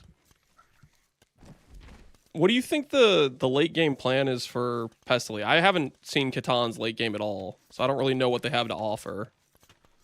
Yeah, no worries. So I think Kitans are a civ that are generally speaking played on like open maps. So they're like think of them as like somewhat like a Huns. They're like a cavalry and cav archer civilization, and their late game on this map is gonna usually consist of something like Hussar frontline, maybe some step launchers, and then a backline cav archers. But you do have other options. Like you can go for the Liao Dao, the unique unit. It's a strong infantry unit. It actually does bleed damage from the castle, so it's a pretty strong option. I don't know what Pestily's cooking. I will say Pestily's build is quite clean though. Like no idle time for like 1100 elo. This is quite solid. Yeah, he's more vills than he's up the castle before Death Note is. Yeah. Look at this gate, by the way. Depressing. What? There's a gate. So you're not watching my share screen, but it's fine. There's a gate from I'll open it up. Yeah, there's trees there, and he can't use that gate. So that gate is it's a false gate. But what he could do is he can lure enemies into it and then just trap them in here. That would be absolutely insane. Yeah, let's see. It looks like this map will get played out, by the way. So it is not a big. It's not a tiny map. It's actually much bigger than that, but it will get played out. But yeah, let's see how they develop into this game. Death Note slower up to the next stage, but is picking up these eco upgrades. Being slower is not necessarily bad with Burgundians. You were saying, Captain Lance, earlier that the main plan with Burgundians is a big boom with those economy upgrades. But why is he on stone? Does he want to add in extra town centers here? What's the game plan? I think he's gonna go for a huge boom. I don't think he's, especially with this huge map. If he walks across to put a castle down, that's so much Vil idle time walking. Yeah. Yeah, that's true. Like, just better off just making, just developing your economy, making those extra town centers, and then playing for that super late game. Thing is, though, if you're talking about like Burgundians versus Kitans, Burgundians want to take the relics, generally speaking, because they have a nice bonus that makes the relics generate food in addition to gold. So I do question if we're going to see any committal to early game pressure. Forging coming in from Pestily. He is not going for a standard approach here, unless he is. He's adding a town center. Okay, dude, normally Forging would signify he's going to go for an all-in with infantry. But he's just picked that up just in case. He's just picked that up to have it. Fair enough. He was watching Jabbo work, picking up text before Castle Age, and said, I need that. Okay. Learning from Jabbo. Yep. It's a pretty risky strategy. Let's see if it pays off. All right, so far so good though. Getting wheelbarrow, just setting up the pastures. Opponent is going for a 4 TC boom. Yeah, Death Note has clearly prepared this, by the way. 4 TCs right away. This is crazy. This is a really fast boom. The typical is the 3 TCs, which is what Pestily has. The 4 TC is a little extra, actually.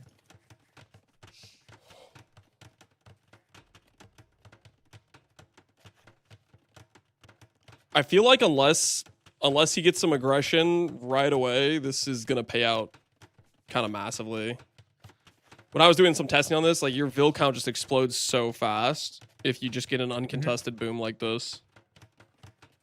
Yeah, absolutely. I agree with that. I think if you go 4 TCs right away, you get basically 4 villagers every 25 seconds, which is like, let's say, something like 10 villagers a minute.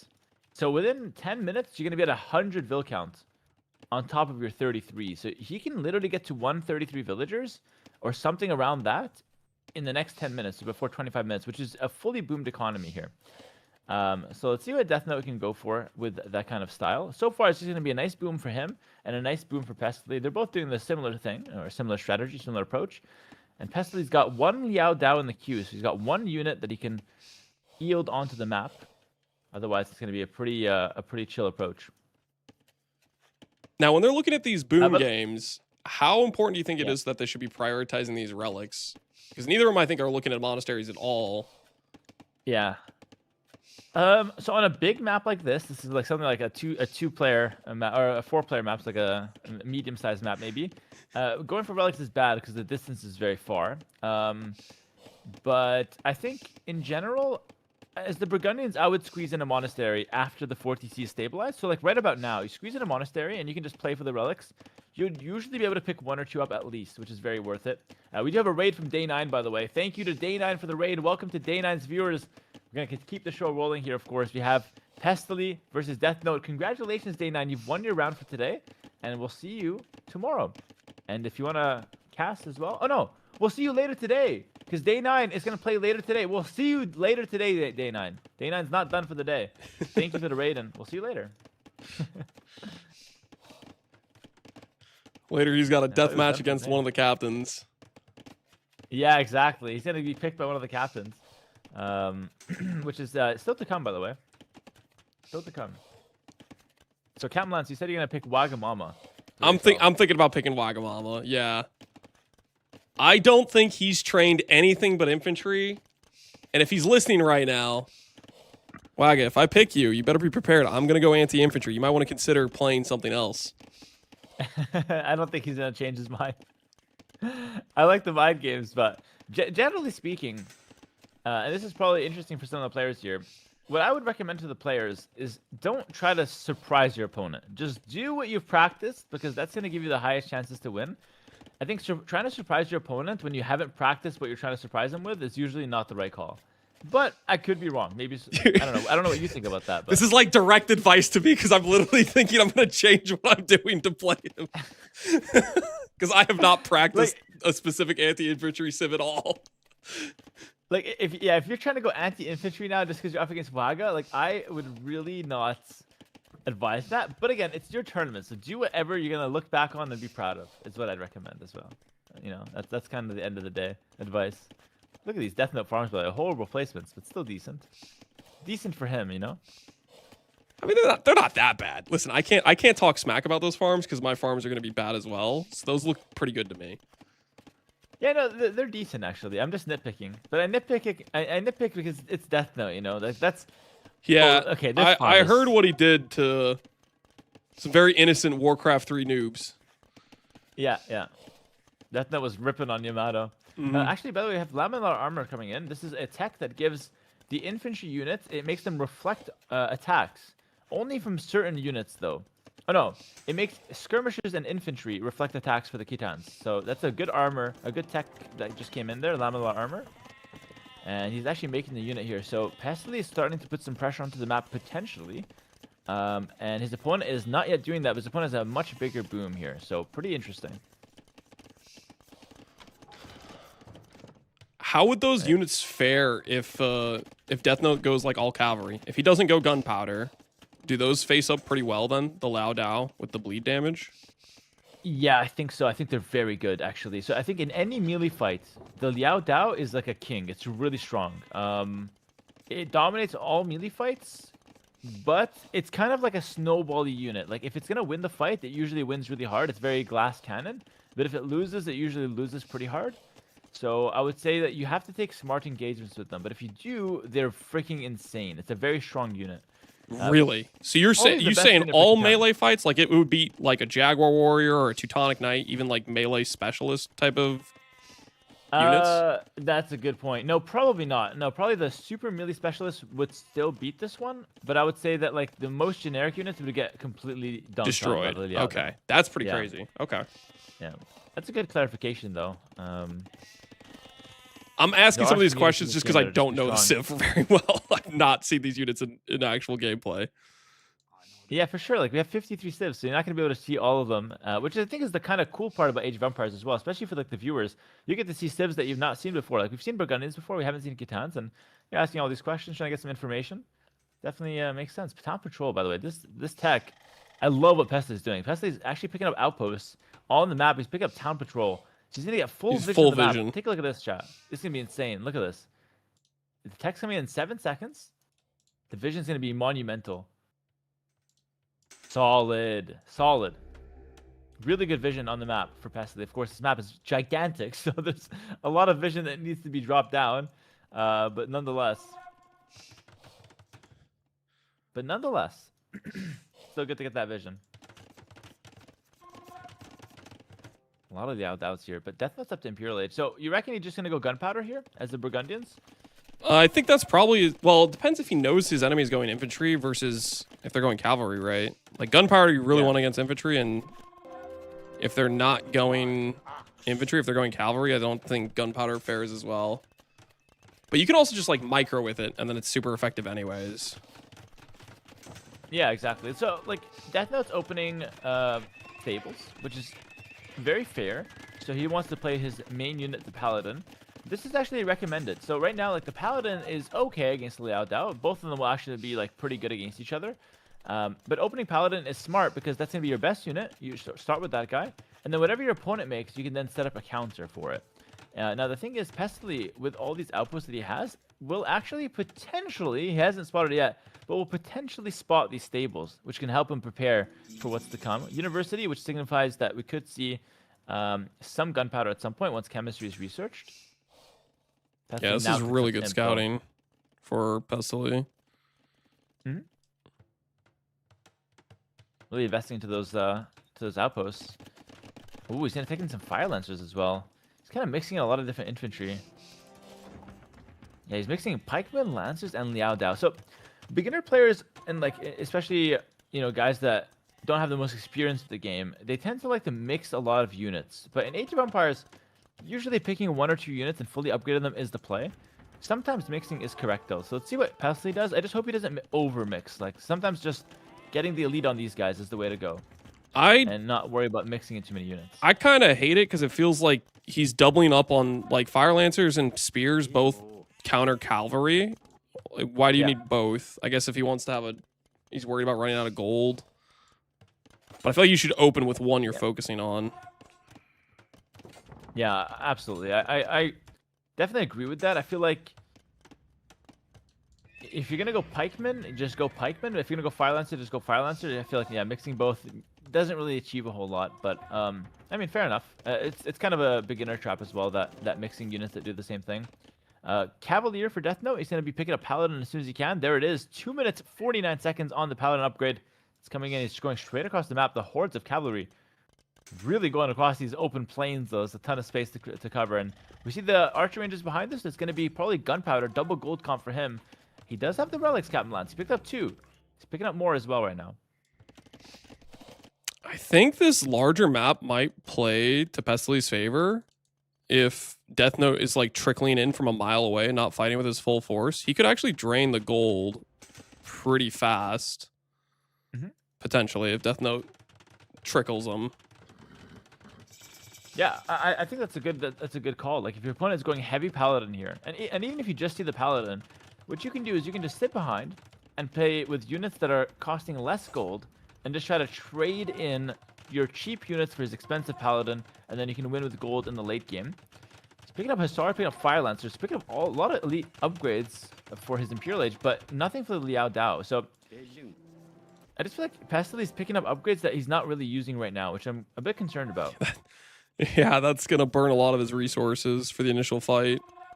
Did you see the back stables he's placing? He's thinking about raids. Yeah, I just saw them right now. Yeah, forward, or let's say side, like corner stables. That's pretty cool, though. Corner stables. Try to funnel in some Hussars straight into this economy.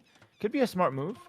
But yeah, let's see what Paul can do. He has perfect vision of his opponent, by the way, so he can actually decide where he wants to attack. Death Note's at 150 villagers, by the way. It's a lot of villagers, got tons of res, but potentially too many villagers. Like, I could see a world where he just overproduces villagers and underproduces army. And lose the engagements based on numbers alone.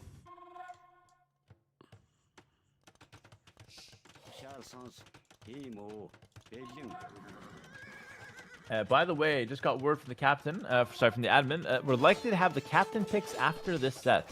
So Captain Lance is going to be the first one in line for those captain picks. I have to make sure I'm resolute on deciding whether or not I want Waga versus one of the other ones. Yeah, you have this set to decide. You can kind of go back and forth, make your call. All right, Elite Liao Dao coming in. All right. It's a big engagement. There's a lot of infantry on the field. Infantry typically counter to the Paladin. Death Note, the stronger player of the two, but hold on, there's a lot of infantry coming in. Liao Dao, Fire Lancers coming in. One Hussar is like the leader. We're gonna fight 15 seconds before imp, but we're fighting. We're going in. Pestely's taking a huge engagement here.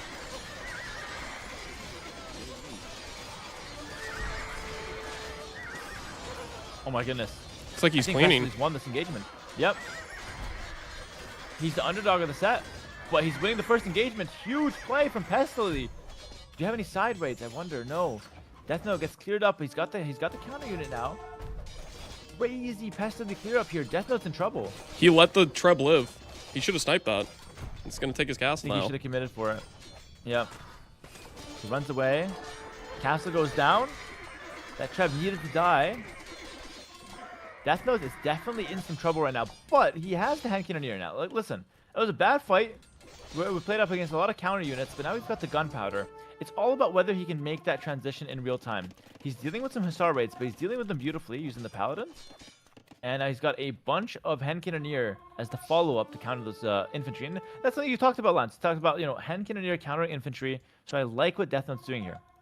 Yeah, I think he gets those masked. He's gonna have a pretty dominant fights from here on out, unless Pestely adjusts for it. This distance is insane.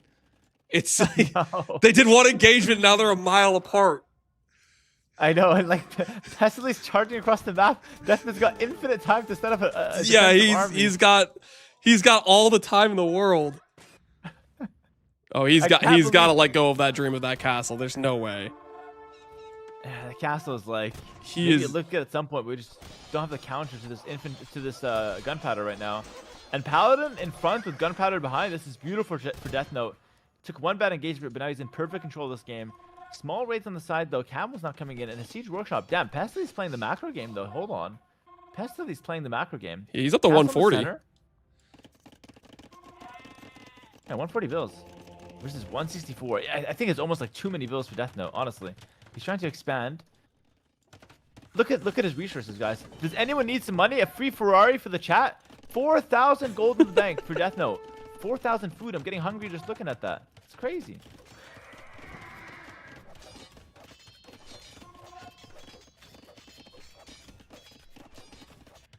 More stables on the front now. I feel like I run in the That's trap where if also I the see bank. 4,000 gold, I start spending on just the dumbest things. Yeah.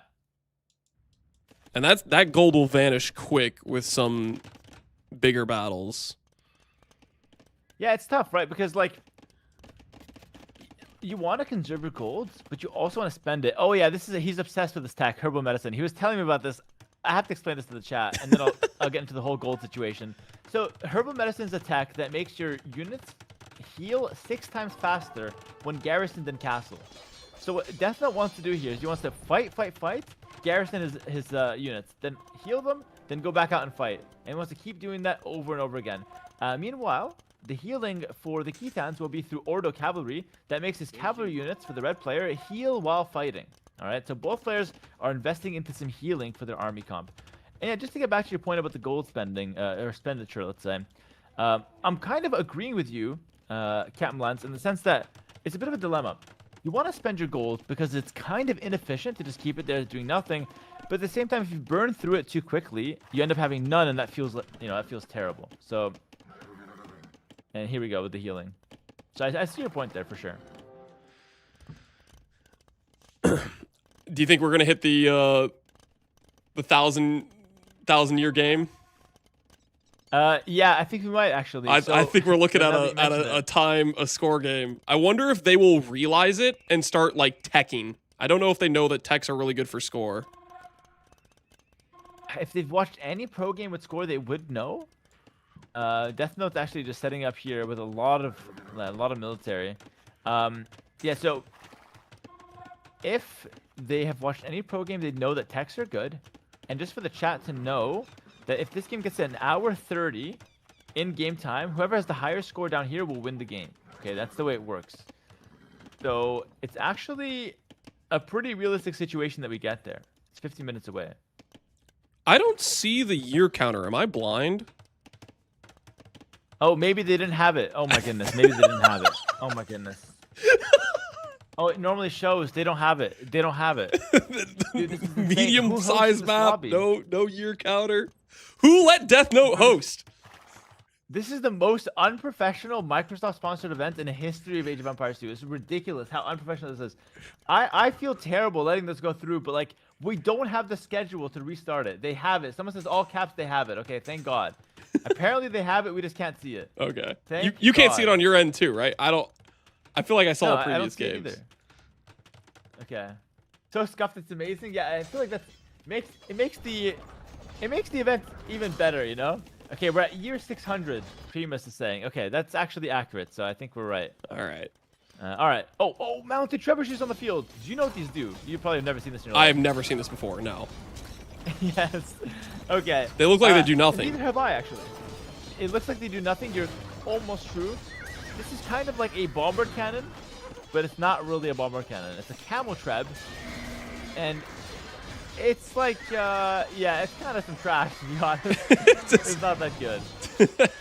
Does it perform any of the normal like utilities a bomber cannon would perform, or not really?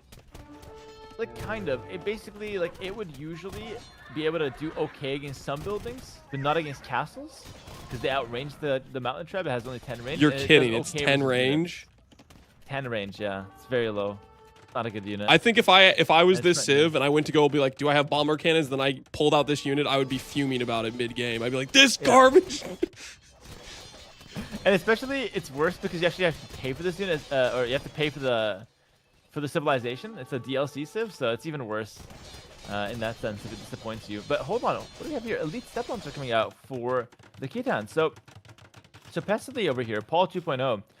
is actually going for a lot of tech. The murder holes, chemistry, step lancers. Now, I don't think he's doing this for score, because I think we're very far from the score game, but he's clearly trying to set up a counter to these Henkin and Nier.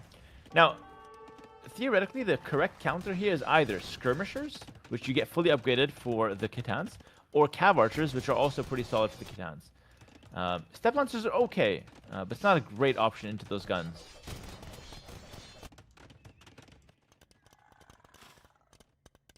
Alright, moving across. Got a big moving party here. Death Note's going to go for a castle right next to the castle from Red here. And Pestily spots this, of course. He's got brilliant vision. Responds to his own castle. Giga Chad. That's a good response. Response to his own castle gets out an elite Liao Dao to take care of those villagers. Festily will win this fight over here unless the paladins swarm in. I think the paladins are gonna die. 16,000. He's walling though. Oh, that's insane. Does he hit this one? Captain Lance? I think he gets it. It's 80%. I think he gets it.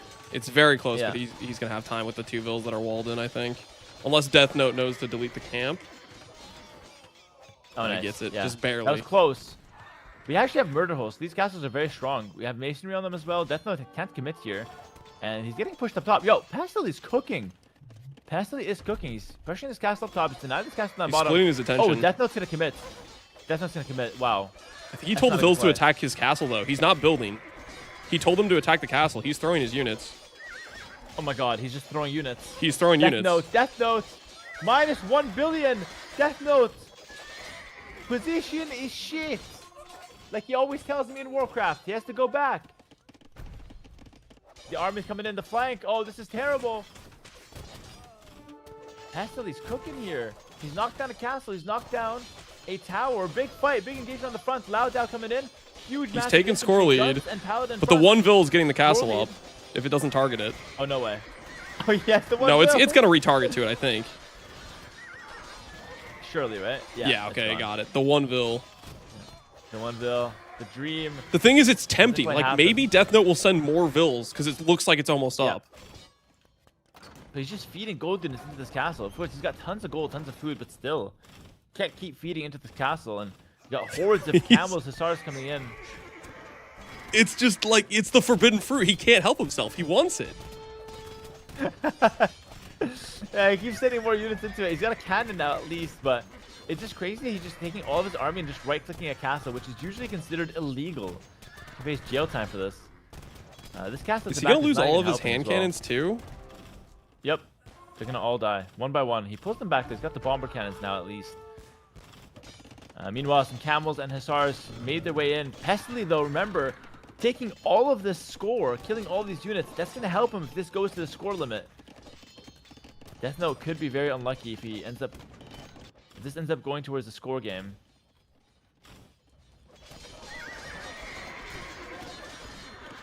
I think I kind of feel like this is a situation where yes, Pestily did less ladder climbing, but I feel like he's taking Death Note a bit into deeper waters of late games, which I don't think Death Note has many games going super late.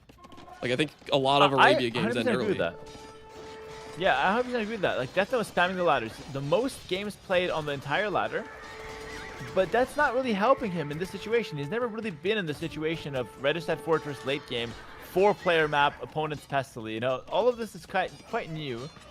And yeah, he's definitely in deep waters right now. Pestily seems to have more experience on these kind of games.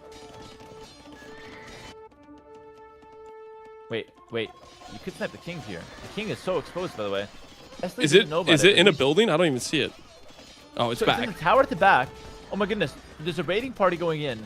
If he spots that tower, he can take it out and kill the king. There's a hole. Wait, this is really bad. This is really bad for Death Note. It's gonna be an innocent raid at the start, but let's see if Pestily recognizes what he has to do here. I mean, if you see that tower with a flag, everybody's putting their king in the tower, right? Like. Yep. Oh my god. Oh my god. It's literally right there. And there's hordes of units going in here, by the way. Okay, Pestily doesn't see it right now. He hasn't recognized that there is indeed the king there. Huge horde of unit going straight in, though. Oh, Pestily's running past everything. Wait, he's going for it. He's going for it. Does he see it? He's going for it. He's running past everything. Yes, for sure he's going for it. He goes right past Death Note's army. Oh my word. It's the tower he wants. It's the He's king got he his wants. eye No on it. freaking way. Oh my god, it's gonna be a king snipe. Oh my god. Oh my god. Death Note has to defend. Death Note has to defend.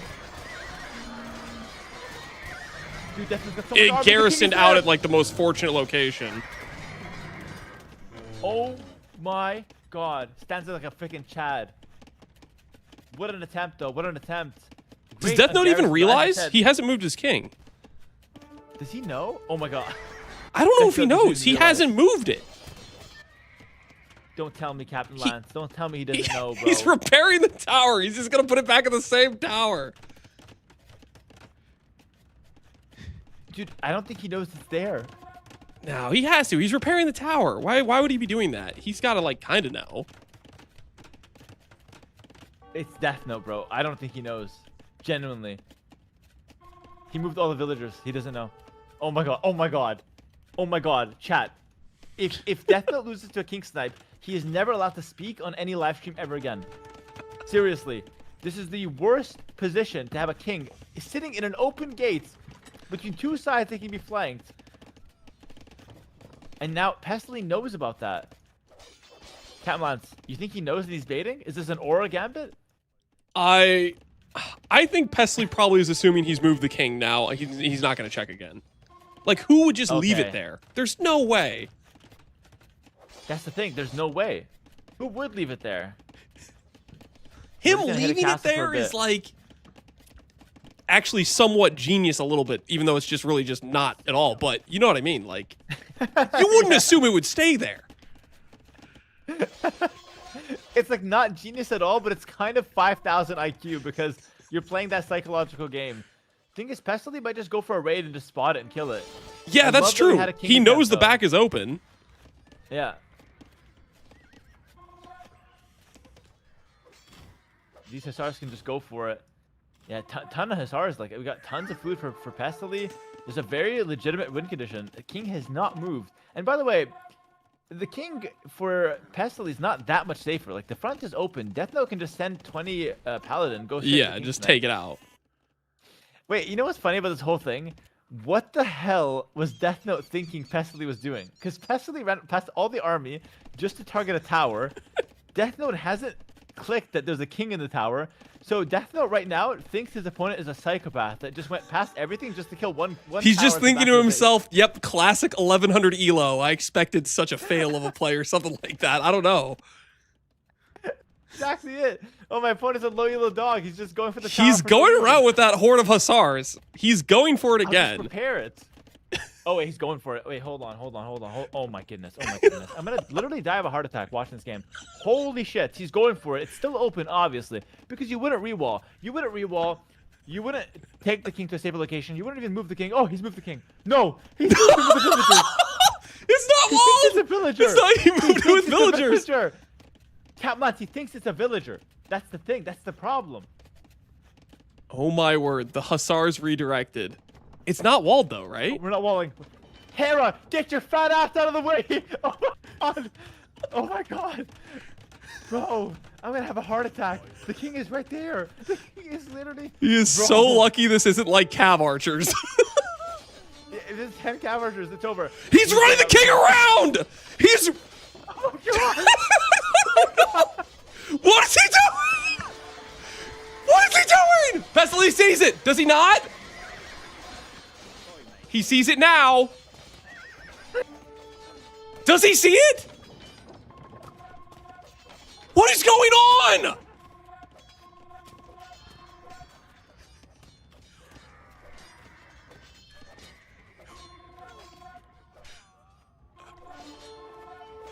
What?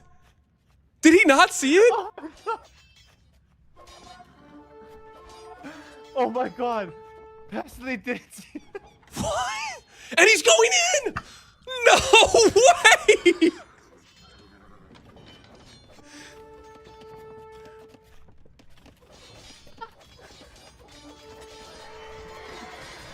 Oh my god, it hurts. So much it hurts. They were both micrine units on the same screen, were they not? Moving the Hussar right next to the king. Oh my god. I mean, Death Note has no villagers, though. But he's 12k food. He just needs to, like, re-queue his TCs. Yeah, he's got tons of food. I think he's fine, right? But... oh my goodness. What are the odds? What are the odds Death Note runs that military into the battle? Like, he just grabs all those Hussars and grabs the king at the same time. Honestly, pretty high from what we've been seeing. He's still here. Guys, can you imagine Death Note's face when the king dies and he loses and he has no idea why? There's another army going around. I think he might try to fight with all of this. I think Bestily knows. Bestily can see it. Can he see it on his perspective? He literally can see it with the scout. No way. And he's going for villager kills. Pestily just wants vill kills. Going for vill kills. I'm sorry, I can't cast this game. Oh my god.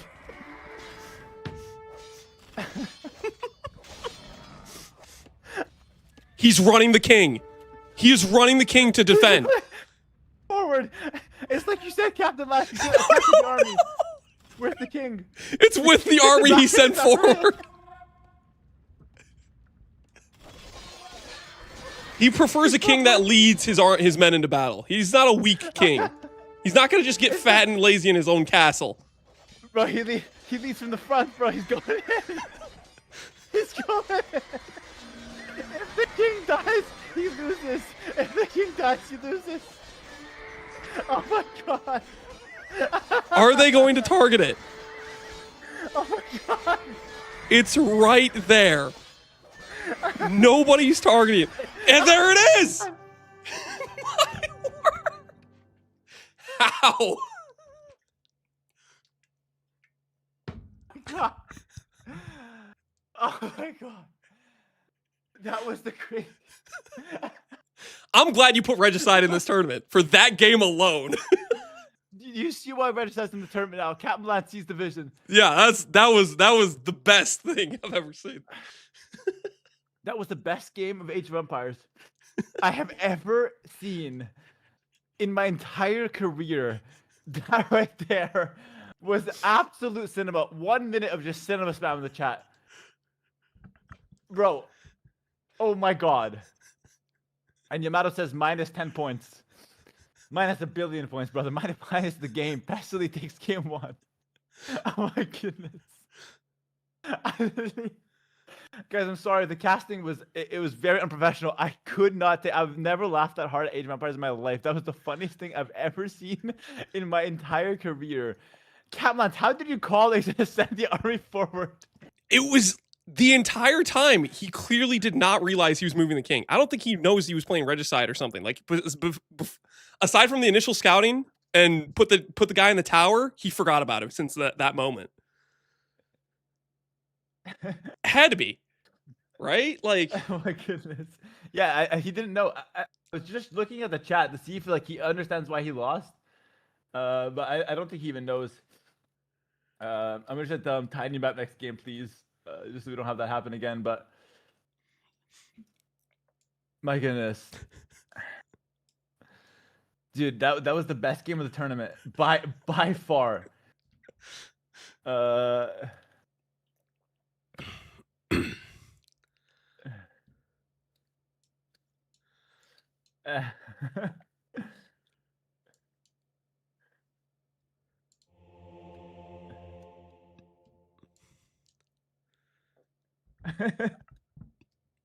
I don't have any words for that. That's just crazy to me. I have no idea, bro. Bro, that was the best thing we've ever seen on any broadcast. We still have a lot more Regicide games. This could happen again, but nothing quite like this, though. Death Note says, I don't know what happened. Oh my. He still doesn't. It hasn't registered in why he lost. He doesn't know why. He doesn't know. How can he not know? How is this even humanly possible? Does he understand? He hosted the lobby. He put Regicide. Does he understand why he put Regicide? I think he thinks it was just an extra scout that you had in a tower for no reason. Yeah, he put it in the tower and forgot about it. I need to get him on call. I should tell him, when you lose your king, you lose the game on Regicide. Did you see your king? Oh my god. If this wasn't a tournament, I would bring him on voice, because I would small call him. If this was not a tournament, I would small call him. But like, for the sake of the minimal amount of professionalism, I'm not going to call him. But I would call him and roast the shit out of him if this was not a tournament. After the set, I'm bringing him in.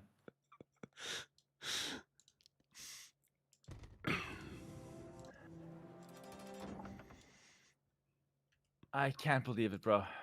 I literally can't believe it. All right, we're just gonna move on. Dude, can we just watch that last fight again? The funny part about this is Pestily didn't know either. Yeah, that's true actually. It auto targeted the king because he's standing right there. Yeah, his camels just won a little bit of the engagement, and then the king was the only guy left they could hit. And the best part is Pestily lost the fight. Like Pestily lost the fight. It's just that the king is sitting right there next to the 2 camels that are here.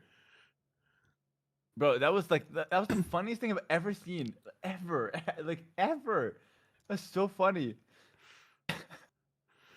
Oh god. How do we even do game 2 here? How do we even do game 2? We somehow convinced them to play Regicide for game 2. Yeah, we have to. It has to be Regicide again, bro. It just has to be Regicide again.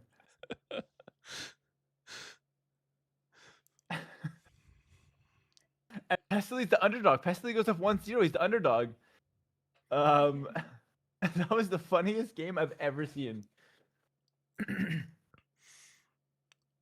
And honestly, he played really well. Like he may have tanked his elo because he didn't have much time to prep, but he played way better than a like 1100 or whatever he finished his elo at. He played really well.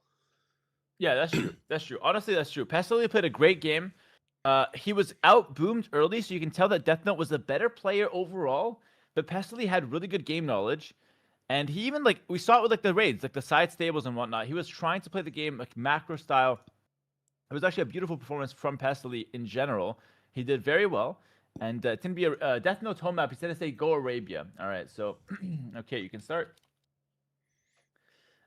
So Arabia is going to be the map, and we're going to go ahead and set up the next game. So as soon as it starts, we're going to hop right in. I'll show you guys the bracket now in the meantime. Right now, we're just watching Pestily versus Death Note play.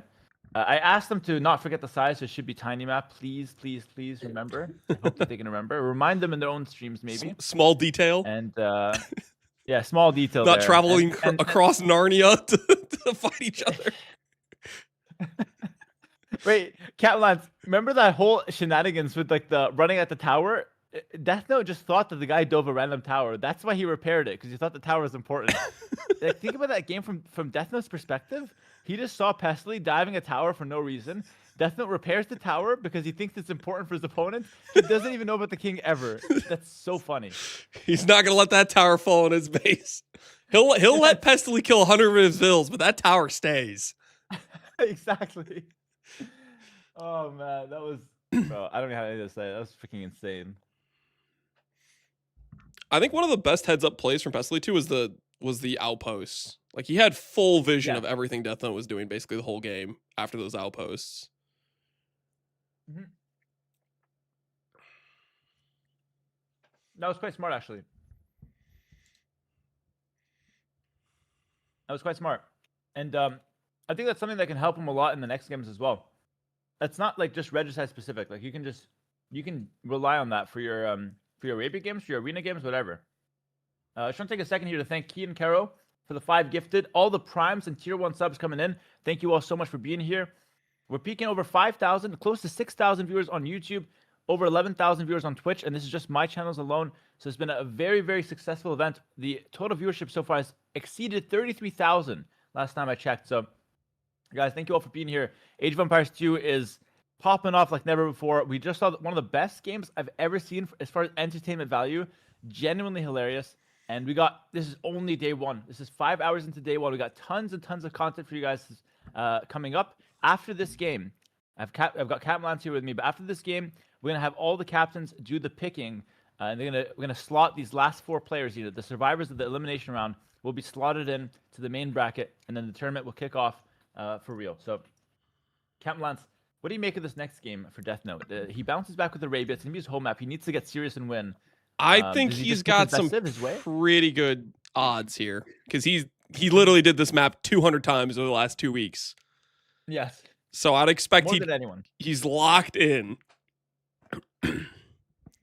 Absolutely. But the thing is, Pestily also has that huge morale boost of just winning an hour-long game, right? Like, mentally, that probably gives him at least the morale boost over Death Note. I don't know if Death Note would get much attrition from that, or if it doesn't shake him at all. He just says, go next, I'm ready. The thing is, like, he didn't even know what happened. So, okay, I'm trying to get into the mind of a competitor. If I know I lost my king, I would be really mad at myself. Because I'm like, oh, how can I make such a stupid mistake? But Death Note just has no idea what happened. He doesn't even know why he lost. He thinks he might have dropped or something. Even so now, I told him what happened. I still don't think he knows fully. So, personally, I think he might just feel weird about the situation, but he'll probably lock in for this next game.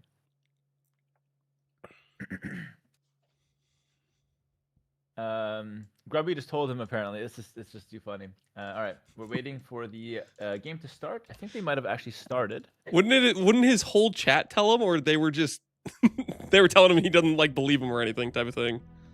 Well, the thing is, you're supposed to have chat minimized for the game, so you probably didn't see that. Oh, true. All right. Oh, and Death Note isn't streaming. Wow, so Death Note's not even streaming, so he had no way to know. Either way, the game is starting here. Game 2 has begun, guys. Welcome in. Death Note is down 1-0. Death Note is the favorite of this matchup. Pestily, though, with a huge upset for game 1. He's brought his Cumans now to Arabia. He's practiced this a lot in the ladder. Well, not a lot, but a fair bit. And Wei is the most played Civ for Death Note, who is the player that played the most in the ranked ladder grind. So let's see what comes to this game. But as you said, Captain Lance, this is the home map for Death Note. This is what he's known for, and he kind of needs this win. I mean, he definitely needs this win. Unless he wants to go to the losers bracket and fight for his life, he's got to take it home. Exactly. A bit of a choke though. Maybe what you were saying earlier, he might be feeling some nerves or something. I don't know, but yeah, a bit of a sloppy Dark Age. Not anything unfixable or anything, but just gauging how he's feeling. Might not be feeling the best here. And he's kind of confused as to what he should be doing, but pulling in the board is the right call. The map is not big. No, the map size is correct. It's a tiny map, thank God. So no more shenanigans. This is a no king, no big map. This is a classic 1v1 Arabia. Perfect settings, guys. Death Note has to win. Now, I didn't catch a lot of Pestily's games on Cumans. Is he going to try a 2TC angle, or is he just doing it for like the cheaper buildings and earlier aggression type of thing? Yeah, so I think I've seen one game, and he has went for the 2TC boom, and it worked out okay for him, but it wasn't great. He actually ended up losing that game, but it was fine. It was playable. But from what I've seen, he's done a lot of 2TC with the Cumans. I don't know if he knows any other builds, but from what I've seen, it is the 2TC. I mean, that could be pretty good if your opponent doesn't know how to punish you for it. Do you think Death Note will have a good idea of how to punish him for going 2TC? No. To be honest, no. I don't think he's got a good strategy into it. I think the strategy that Death Note will go can work against 2TC, which is usually like Scout Rush. But normally against 2 town center play, you want to go for something like Men at Arms, something aggressive, maybe some archers, just to put a little bit of pressure from range. Going for scouts is usually not the best play. That being said, you can always outplay just by outskilling your opponent. And also the 2TC play, while it's good, it doesn't give you an auto win. You still have to like earn the win afterwards. So it just gives you a comfortable villager lead. So there's still a lot of question marks around what happens in the game, but I would say if this plays out like I expect it to, I would say that Pestily has the better early game, just from the strategies alone.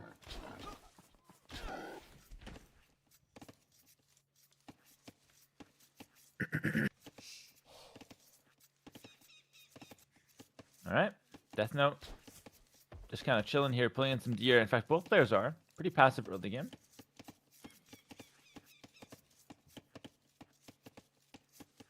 Now, of course, if the Cumans want to abandon the 2TC approach, they can always play just archer scouts early game. They have a discount on all their production buildings, so like stables, ranges, etc.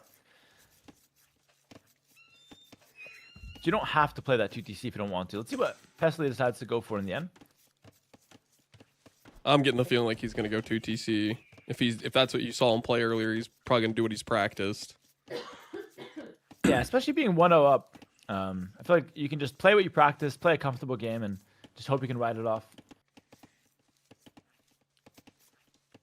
I mean, he can really lock down his map. If he puts that TC on like the wood gold, he can be a really like kind of a fortress, I feel like, with his wood lines. Yeah, like some walls out here, like house, palisade wall. You can palisade wall this, and then you just put your town center here, or maybe like here even, if you want to play it a little safer. And then you have like a really nice defensive base. I definitely agree with that. I think there's a lot of possibilities here with this base. It's got quite a nice map. Death Note's gonna go for the barracks on the front. So he's gonna play a standard Wei approach. Now Wei is considered one of the best civs in the game, by the way. It's a very strong civilization. Death Note's put a lot of time into it. He likes to play mainly with the Xianbei Raiders, which is the cavalry archer. But in the early game, you usually just go for some scouts, get your economy upgrades, and then for every economy upgrade he gets plus Just one additional villager. bills.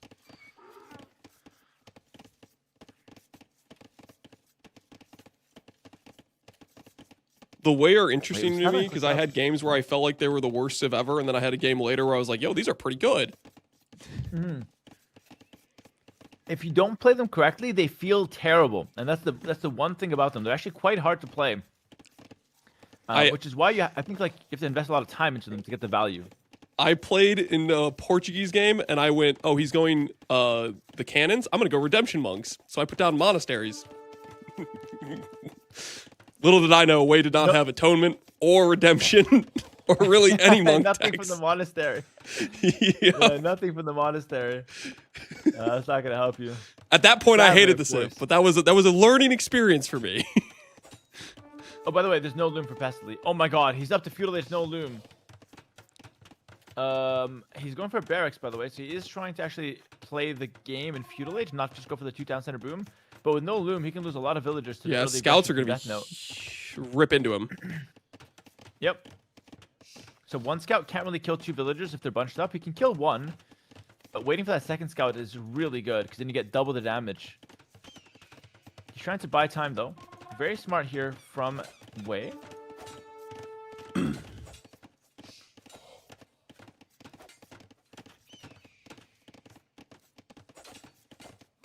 Here we go.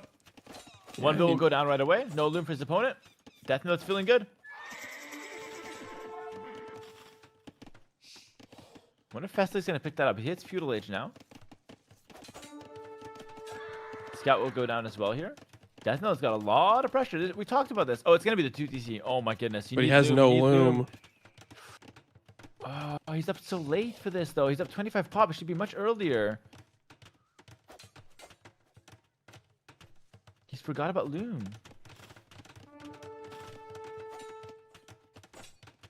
Oh. Yeah, he's kind of falling apart here. We're seeing the difference in skill in this early game. Skill and experience, actually, potentially. Really come to be. Death Note's in a solid position, but remember, we still have Pestily's home map after this, even if this does hit the shitter. So far, though, it's 5 economy kills for Death Note. This is huge. No loom still coming in. It's queued behind 4 villagers. Oh my goodness. Oh my goodness. Okay, he canceled the villas. He's going to pick up loom now. Good stuff from Pestily. He's going to pick up the loom. He could actually trap these if he makes a palisade wall here. No way he thinks of that, though, right? It's a bit too advanced. I think he is full panicking right now. Yeah, it looks like it. I mean, he's doing a good job fighting back with the villagers, and he will clear up the scouts, but he's lost 7 vills and a lot of panic. Like, the walls didn't go down like he wanted. He had to, like, you know, kind of struggle to get that loom out. No economy upgrades in. Town center only now comes up. A good position on it, I guess, with the wood and gold, but still. I feel like if you're going to go for this kind of late uptime, you have to wall earlier. Definitely a lot of panic there for him. And it looks like Death Note's taking advantage of this. He's just going to sit back and go castle now. He's not making any more scouts. He did his damage. Which I feel like is kind of the worst case scenario for Pestily. I think at this point, you'd rather him keep investing into feudal. But that's what happens when you take too much damage too fast, because then your opponent can just feel like, oh, wait, I just did so much damage. I don't need to invest into more feudal age. I can just go straight to castle age.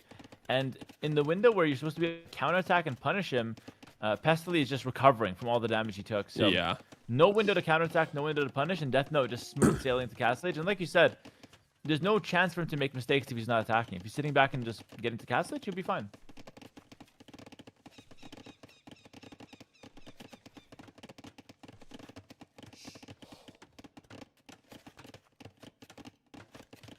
All right, BidX coming in now, trying to develop our economy. Kind of a calm game after the fireworks that ended the last one. Yeah. After like reset mentally, you know.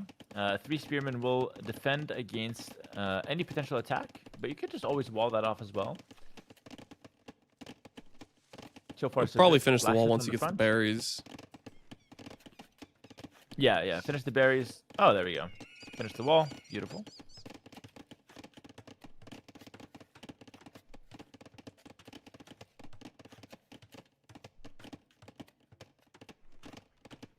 And now we see the Way just going for the Castle Age. So typically with the Way, you have a few options in Castle. You can go for the Cavalry Archers, so like the Zamba Raiders. And you can also go for like Knights. You can go for Tiger Cavalry. You have a ton of options, but generally speaking, they play Cavalry or Cavalry Archers. Those are like the main units for the Way, civilization-wise. Now we have Death Note up to Castle Age. Decent time, actually. 17 click is a solid time after some solid feudal pressure. And Pestily still stuck in feudal age, but remember, he's got that 2 town center production. He's making a lot of villagers from those TCs, so he could actually catch up in economy. Yeah, but he's will be behind to Castle Age, of course. He's closing the gap. I'm just worried for that castle pressure. I don't know if he'll even be Castle Age by the time Death Note could have like a forward siege workshop. Yeah, and like if you were Death Note here, would you go for that forward siege? Just trying to get into your mind a little bit. Oh, Would I you absolutely just, like, would try to say you harass want him? forward siege. 100%, eh? Yeah, I think 100%. I don't know if that's the right call, but I feel like your opponent really can't do anything to your Castle Age army, and you can heavy punish the fact they're trying to reboom into the game. I would absolutely. No, I think it's a correct call. I just feel like you have this huge window of ability to do damage. Villager's coming forward from Pestily. I don't even know why he's coming forward, but he's coming forward. This guy looks like he's got a plan. Another outpost, maybe? There's no king now. He can go home. That's got to be a misclick. Do you think he's actually going to go for like a sneaky... He might.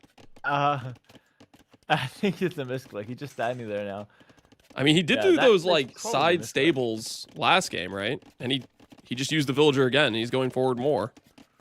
But yeah, he knows about this guy. Yeah, he knows. It's not a misclick.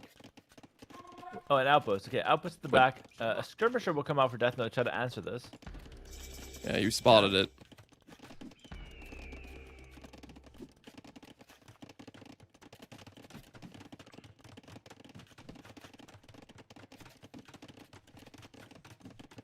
Yeah, well played from Death Note.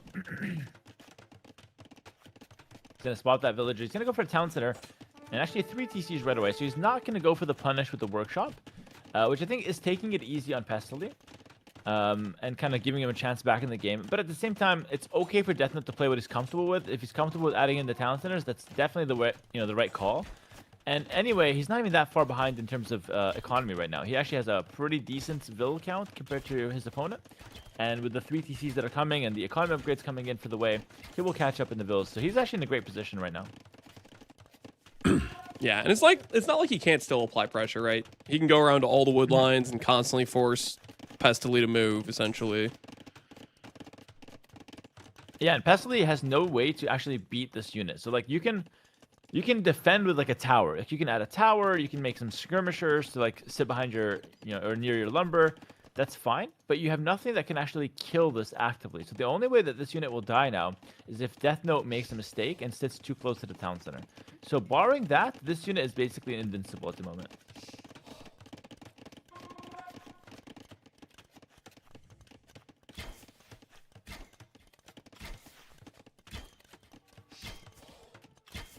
All right, good pressure here.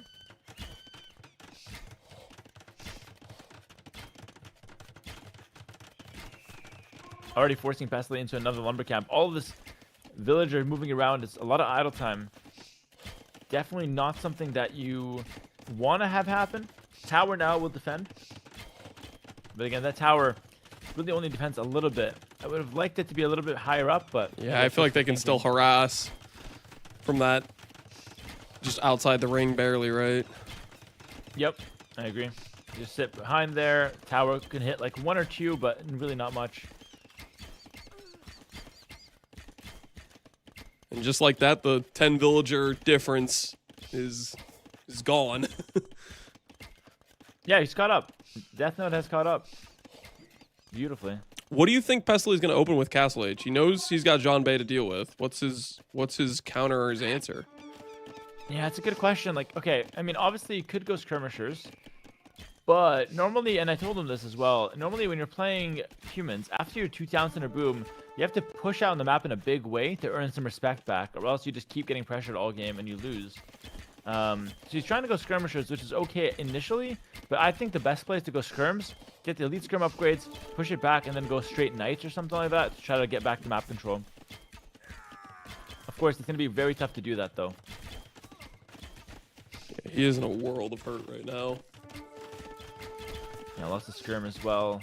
Tower's not doing much like we talked about. He's still getting harassed over the wood lines. 1 dead villager, maybe more as well. Second tower forced to come up. Pestily's trying to keep himself in the game. Remember, after that last game, we had a crazy king snipe. Well, it wasn't really a king snipe. It was kind of just like a king freaking execution. A king. The guy was just standing there. Suicide.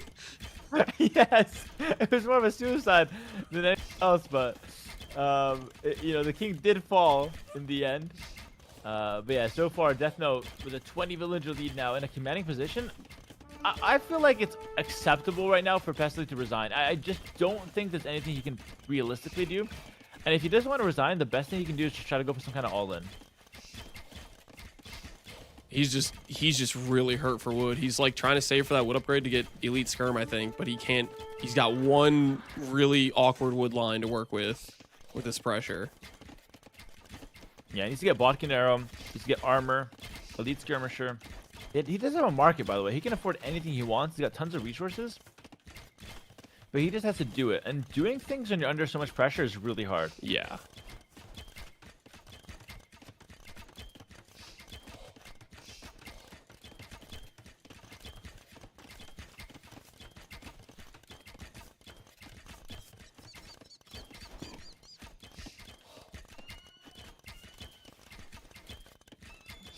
Yeah, this is painful. Bodkin Arrow is on the way, though.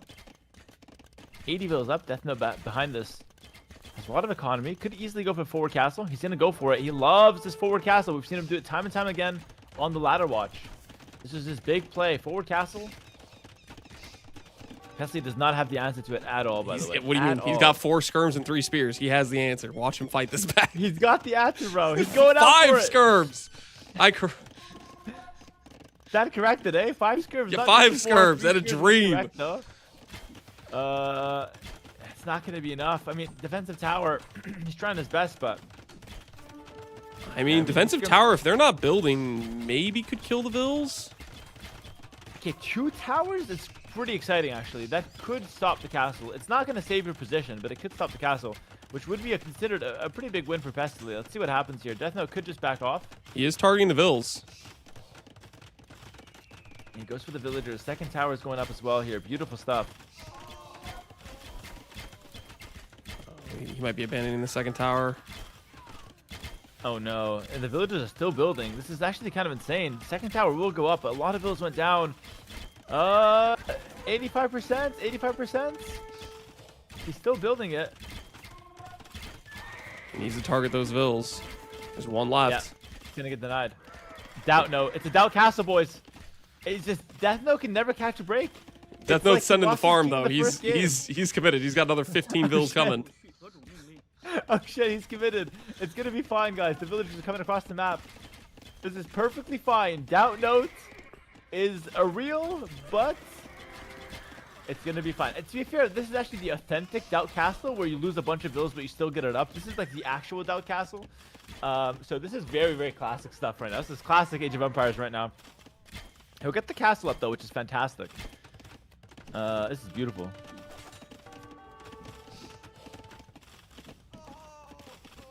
Yeah, you can just You think Pestily GG's with the castle being up? I don't know if he's going to call it right away. He might try a little bit longer, but this is absolutely GG's right now. Because, yeah, and he's going to call it. Because you can make Tyrant Cav right now. Tyrant Cav, Castle will kill the towers.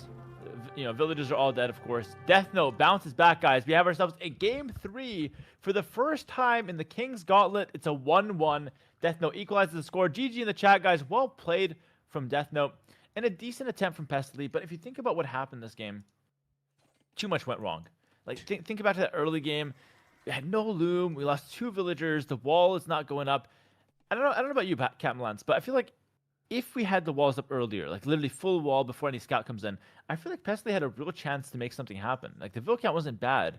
I feel like I just feel like he was just way too far behind. Even if he just had loom, like, you can kind of fight scouts if you have loom and your villagers are traveling in like a pack of like 4 or 5. You keep them grouped up. Those initial scouts, when it's just 1, 2. You can be fine, but the no loom, they die so fast. Yeah, absolutely. No, I think that's 100% spot on. Let's see. I'm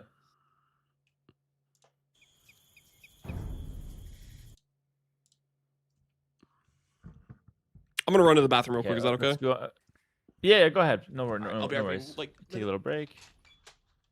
No problem. All right, Catman's going for the bathroom here. No worries, guys. I just want to remind you all that we have some sub goals for the stream, and I am not going to abandon them. So I know we actually hit the DLC giveaway sub goal. Thank you all for that. Over 6,000 subs. We will be doing the DLC giveaway at some point today. If we're behind schedule, it might be quite late into the stream, though, okay? So very late into the stream, I have 33 DLCs to give away, courtesy of Microsoft.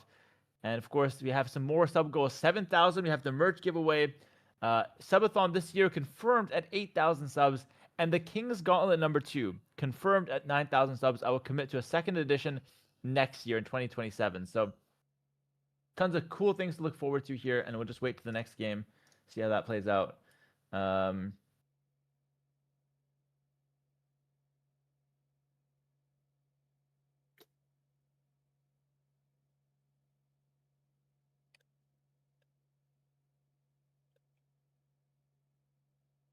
All right, I think Pestily is actually going to go for the arena pick now.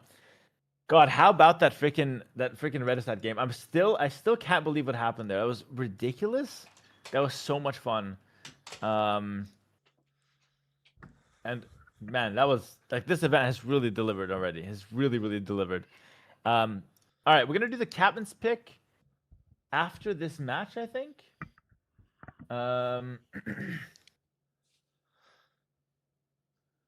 I didn't miss the next game starting, right? Yeah. Also, Captain Lance, do you mind if I get your official captain pick right now? Because we're kind of behind schedule, and I want to make sure that we stay on schedule. Can I get your official captain pick right now for who you want in the first game? If it's a bit too hard for you to decide right now, can I get it at the end of this game? Is that fine? Yeah. Give me to the end of this game. I need to process a little bit in my own mind whether or not I want to do the harder pick or the easier one. So what would be the easy? Like Tofu, day 9? Tofu's the weakest player on paper. Yeah, I would think Tofu would be the weakest, the easiest game. But there's a part of me that just wants to play Wagamama. I'll give it to you now. I want to play Waga. You want to play Waga? Confirmed. Lance will play Wagamama. Confirmed to the admin. Lance plays Waga. All right, confirmed. Get that to Wikipedia too. All right, so Captain Lance, he had first pick in the captain deciding the first round, and he's going to select Wagamama. This is because I want to show you guys, for those who might have missed it, we had the ladder race of the last 3 weeks, just so people that probably just don't know what's going on can somewhat keep up. Team Lance came in first place, so Captain Lance, which is the guy on voice right now, the guy co-casting, of course, he gets first pick from these surviving players to play in the first round, and he has picked Wagamama, which is the hardest player, or maybe the second hardest player behind Sing Sing, out of this group of survivors. So Wagamama will play Captain Lance, and that's going to be the first round matchup. And next person to pick will be Grubby. So I'm going to wait for Grubby's pick, and we'll get that to you guys very soon. All right? And with all that said, we're waiting for the next match. 1-1 so far. First 1-1 of the event. Pestily versus Death Note. Let's see if they've hosted this next game. Grubby's practicing builds right now. Grubby said loser of day 9 and Yamato. Okay, I'm gonna have to wait for that to be confirmed. But don't ask him, guys. It's okay. I'm gonna get that confirmed from him later. Don't worry about that. And can we have a Loco Llama match? It's late for him. We're gonna get that set up. Don't worry. We're trying to keep things as much as possible on schedule. The next match will be Loco and Mr. Llama. So that's gonna be right after Pestily versus Death Note. But again, they still have one game to play, which could actually go long. All right, we'll just answer some questions here while we wait for this next game to start. But I hope that the players can start.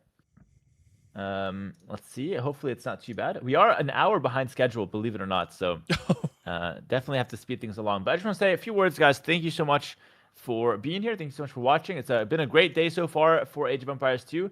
The King's Gauntlet has only just begun. This is day 1.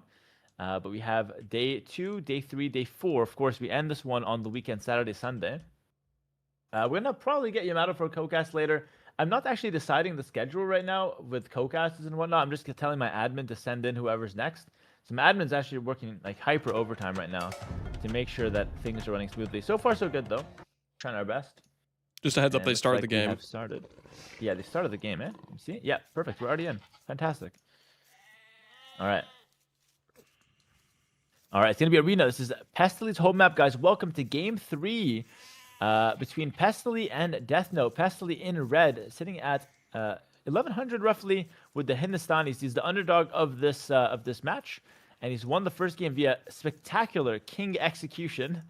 And his opponent Death Note here, who suffered the loss of his king in the first game and unknowingly lost his entire regicide game due to that, has bounced back with a quick Arabia win and is now playing this game 3 with the Jurchens. So it's Jurchens versus Hindustani. And Catlance, you know why Death Note's playing Jurchens? He likes to boom into Step Lancers, and he actually won a huge 2-hour-long game on the rank ladder using the strategy. Really? Step Lancers? Step Lancers. It's insane. Because he just stacks them up, he patrols, and he likes that like massive horde of Step Lancer style. But his opponent with the Hindustanis, not the Pakistanis that Yamato would say, with the Hindustanis, which is absolutely hilarious.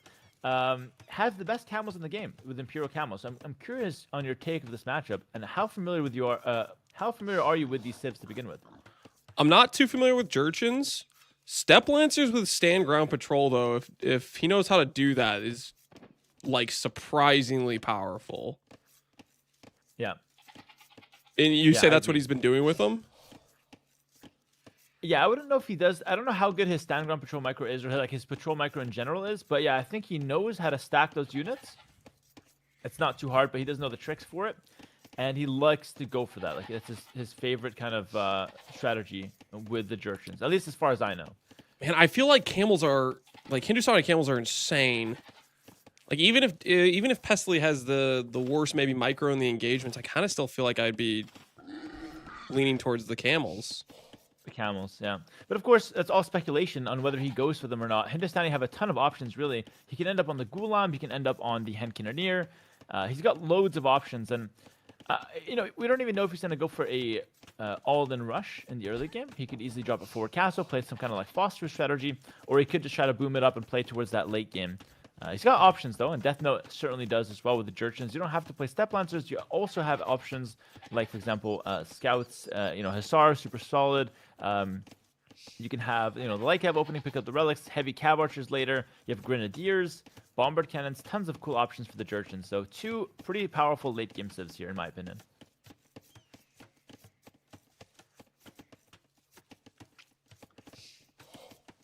I'm kind of hoping they take it to late game then, because I kind of want to see the matchup on these, a stack patrol versus a very clear counter unit type of thing. But again, yeah, he could just go long range hand cannons or some of these other options that are quite powerful for Hindustanis.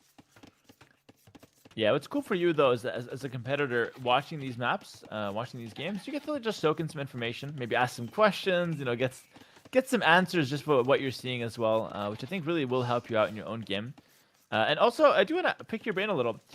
Catlance, how did you get into Age of Empires? Because you actually played well before this tournament, right? Yeah, it was a situation where literally from the library, when I was like, I don't know, 9 or 8 or something a while ago, I got it from the library. I can picture the green kind of faded green tech, like Conqueror's Disc. I don't know if you know what I'm talking about, but yeah, I literally played it when I was a kid a little bit. Played some campaign, played against the computer, played a couple games with my siblings. That was the extent of my multiplayer, and then didn't play it for a long time. And then comes around college, and my roommate and me both got into playing like team game 2v2s. Sick. And so in college, I just played a decent amount of like team games, and I had a lot of fun with it. And then what happened was I had a kid, and then I said I have to give up some of my interests because I have priorities that are. So I had to pick and choose what time I was gonna. Age of Empires is one of the things I gave up. I was like, I'll watch it here and there when I see some cool tournaments going on, some of the S tier tournaments, but the gameplay was pretty much gone since then. And then I saw you talk about hosting this tournament. I was like, this would be a really good excuse to do it, to give myself some time to play it. As if I could stream it, then I could kind of justify the time spent. I was like, I'm kind of working,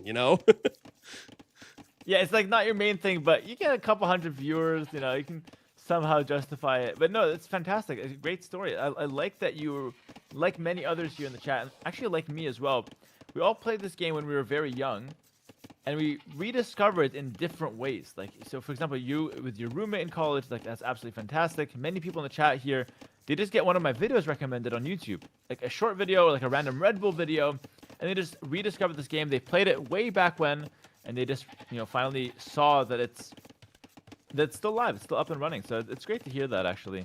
And I noticed when you first reached out, I saw you from stream, so I knew you knew about this game by watching it. Yeah, I've lurked in a few different streams, like watching tournaments, and occasionally I'll be like, type 11 or whatever, but yeah.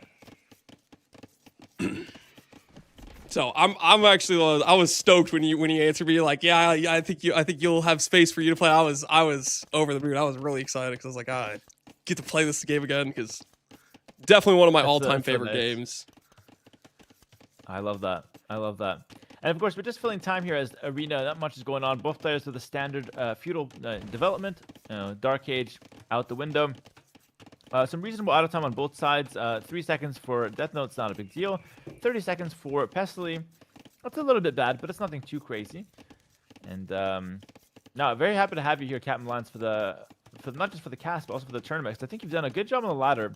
Your stream has been very exciting, and you're one of the few guys, in my opinion, that knows how to play this game holistically. For the most part, obviously, there's still some knowledge gaps here and there, but you have a lot of experience on the different settings and what to do, which I think could be a really good example, or like a good advantage over some of the guys that might be favorites, like Euthermal and Grubby.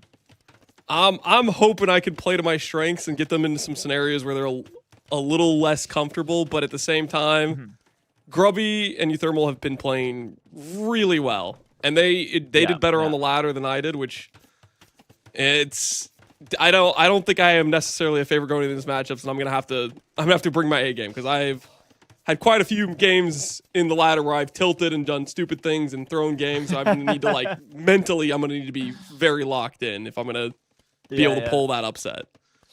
So do you think it's going to favor you that you're going to play like a tournament style over a ladder, or do you think you play better mentally in a ladder?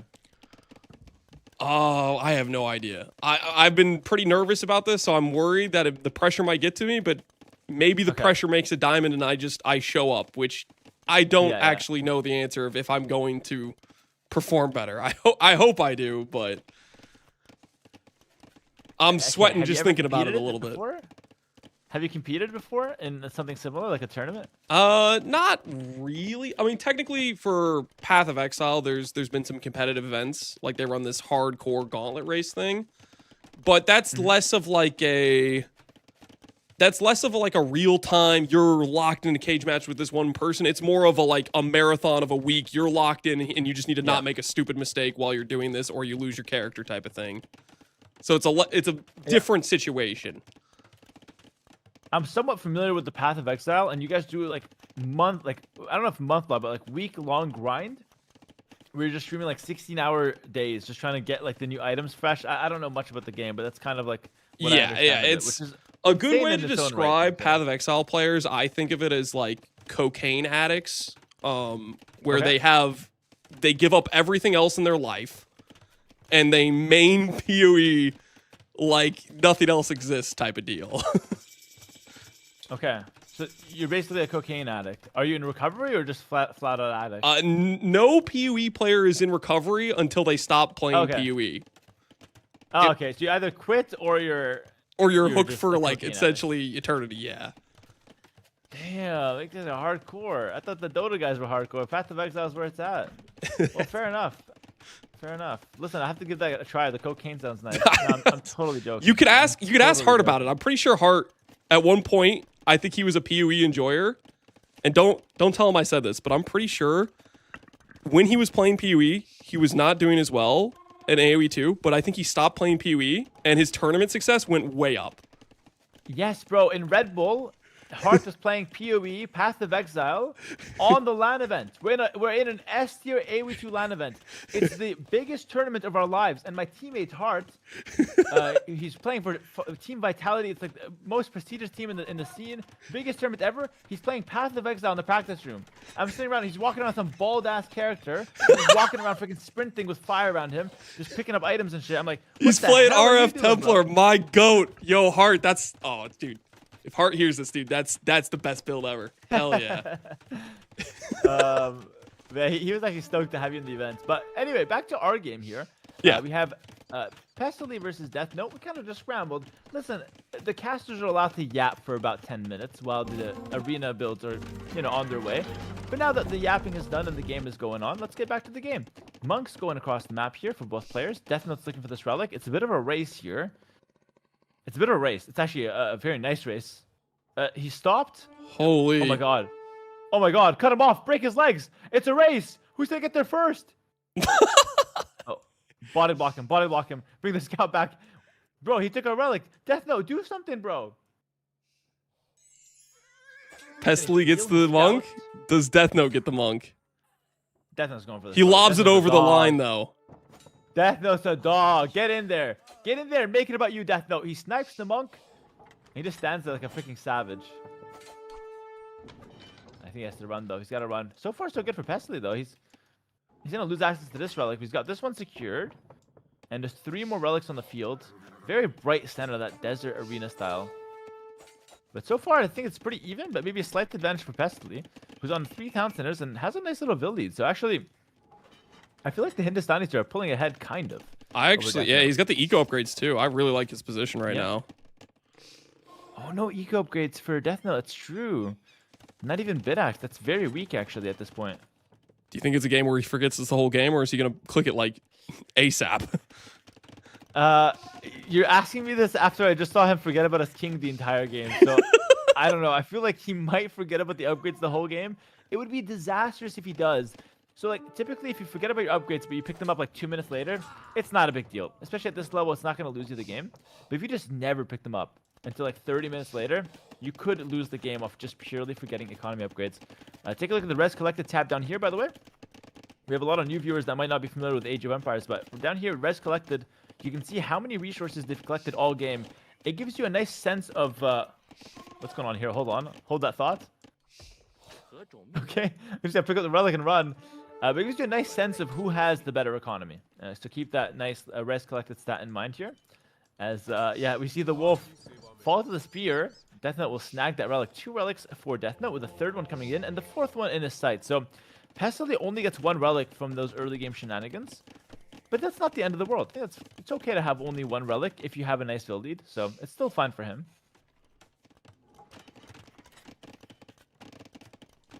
He's remembering the double bit axe now, so he's not gonna forget it for the entire game. He's remembering.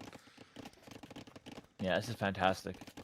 That's good, because if he forgot it for too long, it can just ruin his game. Whereas now, like I said earlier, it's not that big of a deal. He should remember Horse Collar, and then the game is playable.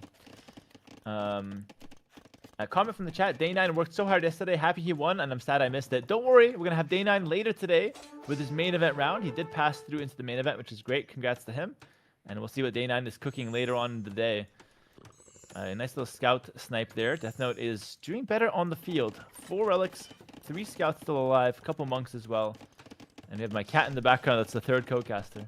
Nice little cat in the background there.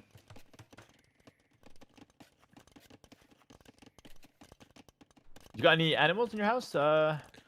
No, currently. I'll put it this way. We had a dog before we had kids, and then we realized we're not adult enough to have kids and a dog right now, and we had to... Yes. We let the dog be a part of the mother-in-law's family for the time being until we get a little bit more control over our situation, if you know what I mean. Yeah, I totally understand. Like, I got 2 cats right now, and I just feel like I'm like barely taking care of those. If you get a kid as well, I don't know what's gonna happen. I'm gonna try to teach the cats to take care of the kid and just see what happens. That is not gonna work.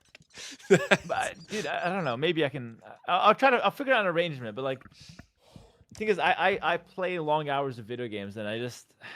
I mean, I feel like cats are pretty chill though, for the most part. I had a cat growing up, and like they have like, you know, litter box. They don't need to be let out. They're more.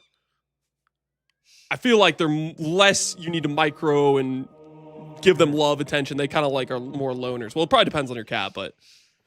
Yeah. No, there's 2 types of animals. Listen, there's the one animal where you have to like look after it. It's like it's an everyday thing, and it's like a huge part of your day. And there's another type of animal where you just kind of like you help it a little bit, you do a few things for it, and then you just let it do its own thing. And that kind of animal is kind of like Death Note. You give him a few tips, and then he just goes on the ladder and plays 200 games. That's Death Note's in that second animal category. And you know, it depends on what you like to have in your household. But for me, the cats are kind of just like kind of chilling. You know, they're just kind of chilling around. That's how it is. It's nice though. It keeps the house lively, which I like. Castle down for Mr. Pestily. Like these houses? It's neat. It's very organized. At what point of ELO does the organization thing drop? Of what? What do you mean? Because I feel like you watch like a lower ELO game, you get they like these like neat structures, and then at some point, you're like, I need to do my attention elsewhere, and you just start chucking things random places. Oh no, that's the classic bell curve. Let me explain exactly how this is. Okay, so the super casuals and the new players are like, no, my buildings have to be in really nice organized locations. I love when my town is pretty, everything's organized, and it looks fantastic. And then the mid-elo players are like, that's terrible, you're such a filthy noob. It's not about how it looks, it's about efficiency, you have to make it fast. And then you get to the end of the bell curve, and the pro player's like, no, you can make it fast, and you can make it nice and pretty, so it's efficient, and your units can flow beautifully. Just do That's both. how it is. It's a bell curve. Captain Lance, you're a filthy tryhard. You're a mid-elo player in the center, and you're the guy who's spamming your buildings with no care. Look at Pestily, my friend. Organization. This is beautiful. I like this. He's looking clean. But it's actually a good question. Like, but to be honest, like the bell curve is kind of a joke, but it's a real answer. Like, pros do it clean, noobs do it clean. Mid-elo players have a terrible base building usually. Imperial Age coming a little faster for Death Note, though. He's getting upgrades on his cavalry, so he's going to be planning to go for some step lancers. Yeah, he's already queuing them. He's playing the Jurchens, guys. He's playing his comfort pick, the Jurchens on Arena. He's got 4 relics, playing towards his, trusty step lancers. And Pestily's got 2,000 gold in the bank with a ton of villagers queued. Can we click up to Imperial Age, Pestily? They're very far behind here. I don't think he's even thinking about Imperial. I bet he clicks it after he sees Pestily. It'll be like a response Imperial click. Yeah, the response Imperial. We see that a lot, actually, because they're just kind of chilling, and then they see the opponent hits Imp, and it's like, oh shit, wait, I have to get Imp as well.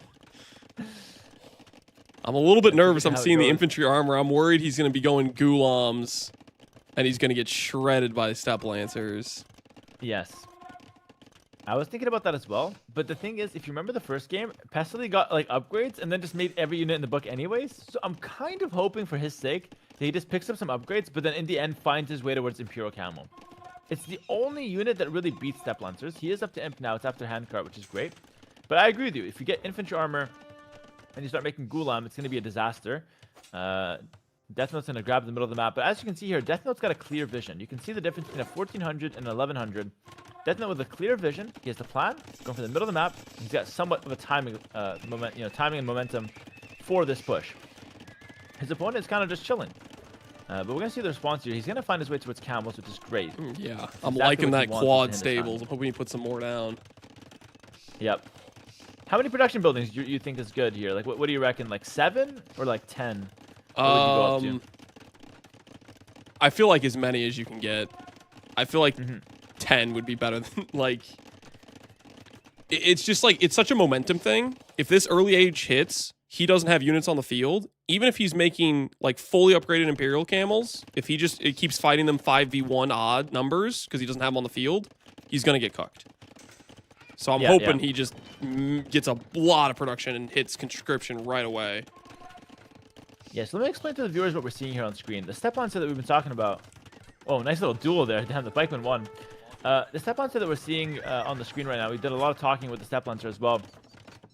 It's a unit that is a cavalry unit that has 1 range. So it's actually a very strong unit when it gets massed because you can have everybody hitting at the same time if you can stack it. So what we're going to see from Death Note is an attempt to really stack these units on 1 or 2 tiles so they can all hit at the same time, dealing massive damage. And Pestily has to fight into that. And this castle in the middle of the map is really good for Death Note because it lets him secure the middle resources. And it also gives him a base to where he can push from. If any fight takes place under this castle, the castle will shoot arrows and win Death Note the fight. So this is a really good centralized location for Death Note. Gives him a real good base so he can start pushing. And from this castle, he can look for the next castle and really start controlling this entire map. So far, Pestily, tons of resources in the bank. But as you said, Captain Lance, only 4 stables. We need a lot more than that. Tons of space in the back. You can make a lot of production. You just have to get to it. Let's see. Oh, he's going for a lot of barracks. It's kind of bad news. I feel like if you go Hindustan, you have to play their camels, no? Yeah, I'm worried about this. I mean, late game, let's say everybody runs out of resources. Okay, you have the trash unit production ready to go, but I think I'm worried if he's not winning initially, it's going to be real hard from those like arena. You run into this real like space issue. I feel like. Yeah, spot on. Spot on. If you don't win the first few engagements, you're not going to get to a late game trash war anyway. So you have to spend your gold just to survive. Town Patrol comes in. He loves that upgrade just to that extra vision. And he's going to get a few pikes on the field here. Enemy has a bunch of step lancers, and you're going to see how strong these step lancers are. He's going to stack them in, go forward. Pikes are melted. They killed 1 unit. So as you can see how strong those step lancers are, they're insane. And Pestily might not have the answer for this. Normally, you want a backline unit like a Hen Cannoneer with like a frontline unit like the Camel to deal with this Step Lancer mass. See what comes of this, though. So far, Pestily is safe as long as he's behind his wall. He's going to go for the heavy Camel upgrade. He's getting all the right upgrades, so that I do like. True. Yeah, that's true, actually. That's a very underrated thing that he's doing. A lot of players would forget upgrades and it just ruin their entire game. Picking up upgrades is very important. Fortified Bastions coming in for the Jurchens. That's a unique tech that gives the castles healing. So the castles, they're full HP right now, but if they were to take damage, they would heal naturally. It's something like 500 hit points per minute. He also went for architecture as well. So those are going to be some chunky castles. Stacking up his castles. But again, if Pestily can just get a good army onto the field. He's getting Imperial Camel. Dude, he's doing a good job getting his upgrades. If he can get Imp Camel on the field and just buy time, keep fighting and trading, he could theoretically win on score, even if he's not able to push back these castles. But again, if you just bring in 5 trebs, you could also push back the castles. So he's got options, but it's a waiting game for now. You got to get a lot of army to stand up to these Step Lancers.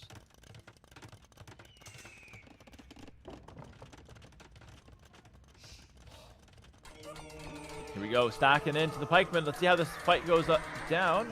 Monks for Pestily. Pretty interesting choice. Oh my goodness. Oh my goodness. The pikes got melted. Holy, yeah, that stand ground patrol is just lethal. Does he get Halberdier? Do Hindustanis even get Halberdier? No. You don't even get fully upgraded pikes. It must be mentioned. Like these pikemen, no halb upgrade, no armor. So they're quite weak, which is why I don't really like Hindustani going for pikemen. Actually, fun fact, I believe, don't quote me, now that Chinese have lost camels, every civilization that gets heavy camel does not get halberdier, I believe. So just think of it that way. It's a nice little tip to keep in mind.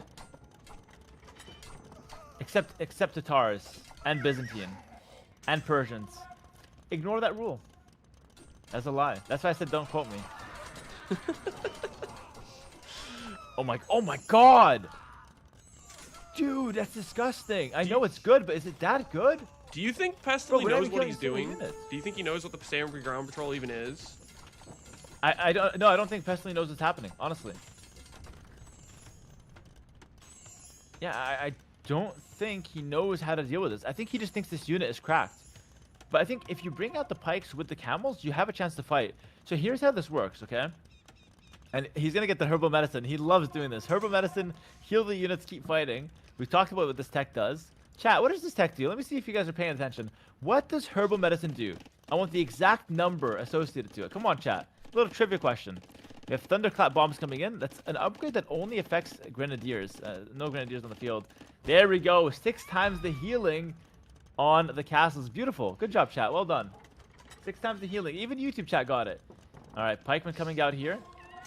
Fully upgraded imp camel coming out. Against the step lancers, you need a lot of army so that even if your initial wave gets melted, you can win the fight with the backline here. Big patrol goes in. Huge fight, huge fight, huge fight. You know, I don't know, man. That stack patrol is just eating. No, surely the camels win now. Like, yeah. If the step lancers win this fight, I don't know Age of Empires. Like, that's too much. Yeah, camels are eating. Oh my goodness. Oh my goodness. Pestily wins in a big way. Holy shit. Death Note has nothing else, by the way. He only has step lancers tech. He's been completely countered. He was thinking he's unstoppable, fighting against low-tier pikemen. The imp camel come out and just slap him silly. This is a huge pushback from Pestily, and Death Note is trapped. He's gonna go blocking there. He's got no defense. Oh my goodness, this is terrible for Death Note. Oh my god, he opens the gates. I'm hoping Pestily follows up with some sieges to take down these castles, because I'm worried about this gold count. He needs to reclaim some of these resources to get more camels out.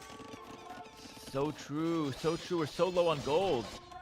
We're so low on gold. We gotta sell a bunch of wood, get a bunch of gold in, start trebbing down.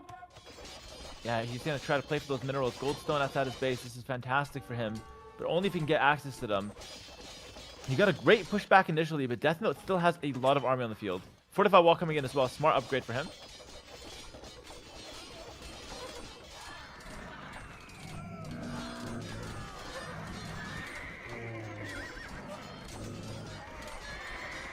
An interesting matchup. Like, the step lancers normally get countered by the camels, but if you have enough of them, they actually just beat the camels straight up. It's insane. Yeah, I feel feel like people call for this unit to get nerfed, by the way, but yeah, how do you feel about it? People want step lancer nerfed? Like, just Jurchen step lancer, yeah.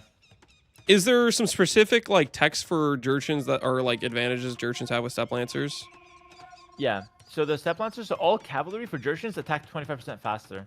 So like their step lancers are hitting 25% faster. That's why it feels so strong. Because you're basically getting 2 hits before your opponent units get 1, which is ridiculous. Yeah, that is pretty crazy. It's like, boom, I mean, like I haven't 2 played it hits enough to really know if like I don't have perspective of being like this is OP or whatnot, but yeah. It beat me once. It has to get nerfed. Yeah. I feel like from my perspective, I'd more be like nerf stand ground patrol type of thing, but I don't even know if that's a sensible position or not. No, it's pretty sensible, but it's a hard task for the devs. It's a very widely debated topic in our inner circles, let's say. I like this mix-in from Death Note. He's actually going for the Thunderclap Grenadiers. It's a unique unit for the Jurchens. They do splash damage here, and they shoot a kind of like they shoot a grenade. That's why they're called the Grenadiers. And they do splash damage, which could hurt your own units. But no, really, they shoot a grenade. The Grenadiers do. Believe it or not, the Grenadiers are shooting grenades. I know, that's crazy. You learn something new every day, Captain Lance. That's why you're here with me. It's very educational. It's an educational co-cast. All right, picking up the cannon. Beautiful stuff there. And now we're seeing the dive deep from the step lancers. He said something earlier, though, about Captain Lance. Sorry, not about Captain Lance, but he said something earlier about the gold situation for Pestily. He's got this gold, but after that, nothing really...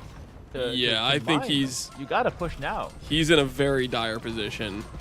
Like, maybe he can market sell. Maybe the price is still decent, but he's running into the situation where once he runs out of gold, I don't know how he deals with the step lancer. Bro, that was insane. It's literally a freaking... It's a meat grinder. All of those units just go in and to die. It's crazy. The Grenadiers are doing splash damage. The frontline DPS from the Step Lancers is such a strong combo. Double gold combo. Of course, we have the relics. We've got the map control. Tons of resources in the field, in the stockpile here for Death Note.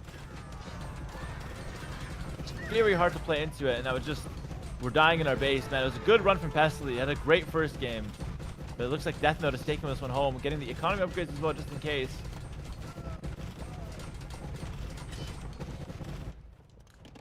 So the Grenadiers deal friendly fire, they deal friendly damage, but Jurchens have a bonus where they take less bonus damage from their own units. How crazy is that? So like in theory you take damage, but because of that bonus you're taking less damage, and so your opponent is getting cooked way faster than you due to those Grenadiers.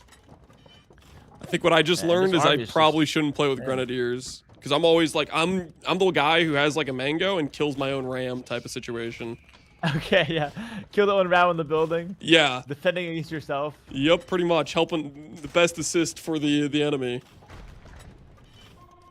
Yeah, but it's really not so bad with the Grenadiers. If you're not like intentionally doing it, you should be fine. That's a bomber can defense here from Pestley. Let's see how good his dodgeball skills are. Oh, beautiful. Good moves from Pestley so far. Moves to the right and left.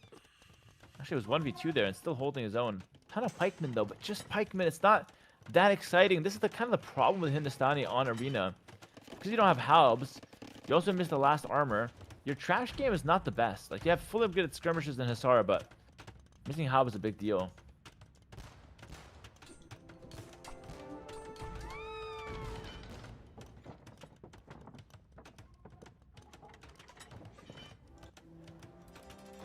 I didn't have perspective for 5 castles now.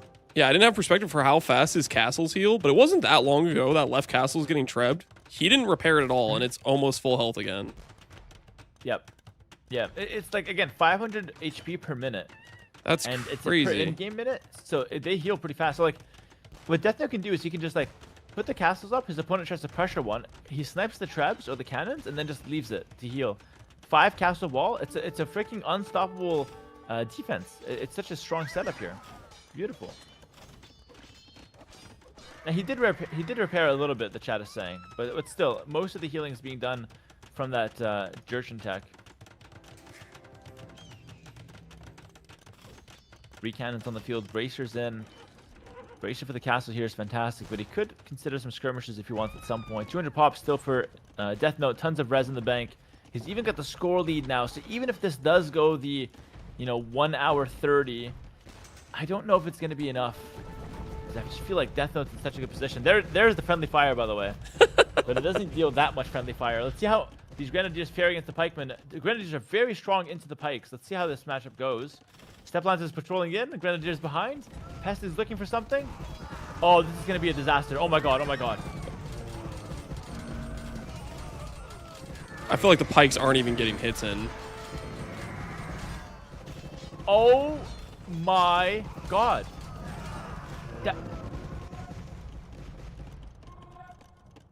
Dude, I think Blue lost like 6 units total that fight. Yeah, that was like a 70. That was insane. That was a 70-person army from Vestali too, just vanished. Look at this stack patrol in, beautiful. Steplance is so strong, and he's having fun with it. Honestly, he's having fun with it. He lost the first game. He made a huge mistake with his king, blundered it. But now Death Note's having fun. He's showing why he deserves to move on in this main event. Looks like Pestley almost took down his castle on the other side with the distraction of all of his units dying, but... Yeah, decent attempt, but you didn't even kill it. This castle will heal forever, and he's going to send those to repair it. So it seems like it's really Death Note's strategy to keep the castles up and choke out his opponent.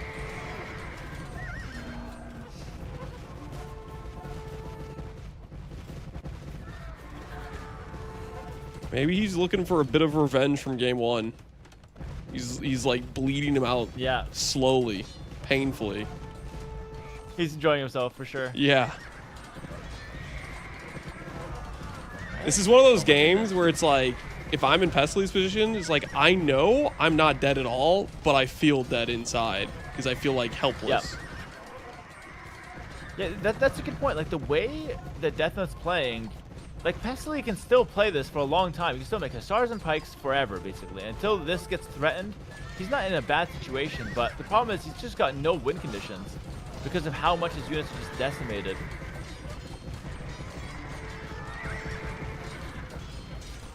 Light cavalry switch now. Actually, Death Note's out of gold, by the way, so ooh, really? A problem for him. I think there's a world where the relics. Pestley Hussars his way to victory.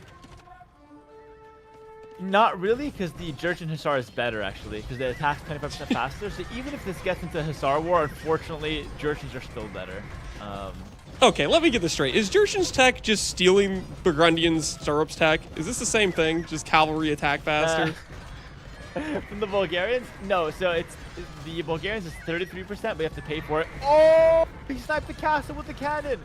That castle is down! Oh, that was beautiful. That was a Pestily good with a nice snipe.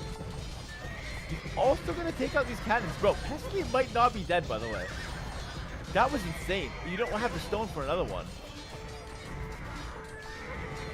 Pestily still has 1,200 stone in the bank. He's just biding his time to place a castle.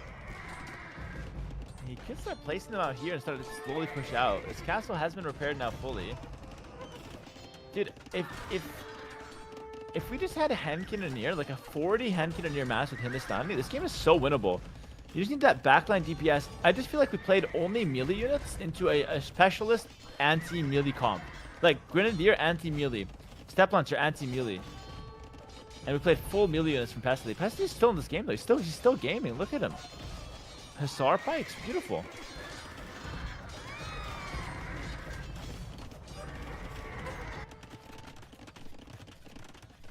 We're seeing some barracks being dropped in from Death Note. Death Note's still missing some some military upgrades here. He will hold because of the castles. The castles are such a big deal here. Pestily still massing a bunch of his units. Pikeman, Hussar making great use of his space in the base.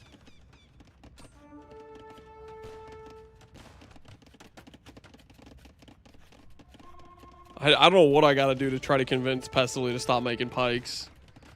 But I need to see 60 Hussars, not 30 Hussars, 30 pikes. I don't know. Yeah. Yeah, I think that's good as well. Like, just max out the Hussars. Only go pikes once your opponent is fully committed to Hussars once the Grenadiers have been cleared out. Because while there's Grenadiers on the field, the pikes are kind of useless. But yeah, I mean, actually, if he uses them like this, it's not too bad. Death Note saw those pikes and said, I saw my Step Lancers win this fight before. Yeah, maybe my Hussar can also win, but no, Pikemen do counter cavalry a little bit. Just a little bit. But the big thing is, like, can Pestily push back these castles, and can he do it in time? He's His cannons are 5,000 really behind. naked, I feel like. I'm worried about those getting sniped. We don't have siege engineers? No, we do have siege engineers. Wow, he knows his tech. That's pretty cool. Yeah, Pestily is great at picking up his tech. I think that's his best quality as a player, actually. Just getting all the techs that he needs in good time. Gotta watch out. Those cannons could get sniped here. Yeah, that's difficult. He's gonna lose this cannon as well. Where are those Hussars Hussars going? in, but it's tough. He really, really wants to raid. Alright, we have to back up here. He's trying to raid, but he's not able to break into these fortified walls. The only chance he has is if someone opens the gate for him. Will somebody open the gates? He can ask nicely. It's not going to be this wave. This wave will not get in. Look at this insane castle set as well. 5 castles for Death Note in the center. And I almost wish he didn't go for that forward one and just made like another one right here. I feel like just using the castles to choke out your opponent. Complete the arc. Yeah, exactly. Just finish the arc of like, just like one more here, like stonewall this, 6 castles in the center. Just so broken. Hard to deal with. Halberd now coming in for the Jurchens. You also missed the last armor, but at least you get Halb, so that's better than what the Hindustanis have. Yeah, I mean, Hindustanis missed the last armor and they get pikes. Yeah, shitty ass pikes only. Question from the chat: what does the value percentage mean on the bottom? Value percentage G is the value of gold that you have in your army. It's a percentage. So, for example, here we have 5,000 total resources for the army, and the percentage of gold is 5% gold. That's how you want to read that one. It's a very interesting statistic. Pikes versus halberdier in the center, grenadiers in the back, making short work of the pike. Ladies and gentlemen, these grenadiers are insane versus pikemen. Holy shit. Even your own units are dying a little bit to those grenadiers. But those grenadiers are so powerful. Raids flying in, but you're not really ever getting into Death Note's base. And Death Note continues to trade, grind Pestily down. We're 1 hour plus into this match. And apparently we got Twitch staff here. We got Twitch staff in the chat. Where's the Twitch staff? If you guys see the Twitch staff, type "caught" in the chat because, guys, listen. This is an innocent tournament. I don't want any trouble, Twitch staff. Please, do not ban me. This is an innocent Microsoft-sponsored, very professionally run tournament. And so far here, Death Note and Pestily are just going back and forth. I mean, listen, Pesty's just making the same unit over and over again. But we don't really have progress. And we have only 26 minutes to make huge progress. So I just feel like this game is completely over just based on the domination that Death Note has over the map. If you take a look at the resources as well, Death Note's got a ton of resources on the field. I'm feeling by score alone with the hour 30 mark, I feel like Death Note could actually just go AFK and still win on score alone. Yep. I don't know how he's going to overcome that deficit. Dude, instead of going AFK, he's picking up heavy rocket cart, which is the most powerful upgrade he could be possibly getting right now. That's such a cool upgrade. We could see some cinema engagements with the rocket cart. How does that fare compared to like an SO? Okay, that's a good question. So rocket cart versus siege onager, what's better? How does it work? Rocket cart upgrade comes in faster, and it also groups up much better. So like you can have a group of rocket carts much closer together than a group of SO. Why this matters is that you can have 10 rocket carts on a square of like 2 tiles and get massive shots because of that. Whereas SO are usually a little clunkier to move around, and you get less. They're pretty fat. Of a, yeah, exactly. They're fat, so you have a less grouped up SO bunch. So your shots are usually less good. That being said, the SO, the siege onager, does a bigger shot if it's a one-on-one comparison.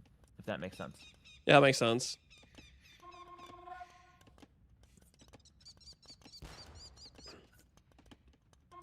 I think we're gonna get a money shot. What's going on He here? just queued 4 of them. I'm seeing the future of 50 pikes dying to 1 barrage. Oh, I hope so. Pestily Castle. It's pretty good. Oh, it could go down to the cannon. No. Does he see it? Not quite. Cannon goes down here. Cannons. That's a risky castle. He needs something. He needs a foothold. I'm missing the hussars, bro. I'm missing like the 40 hussars we need to send in. Oh, bro, the pikemen are getting melted. Oh my god. Bro, that's disgusting. Like, what even is that? The grenadiers are so strong. It makes me want to go play them right now. Rocket darts on the field, cannons onto that castle. Dude, why does Death Note just right-click the castle with everything he has? Look at the grenadiers just standing there like bots. All I've learned is if I play Death Note, I need to bait him into doing regular troops against a castle. That's what I've learned from this situation.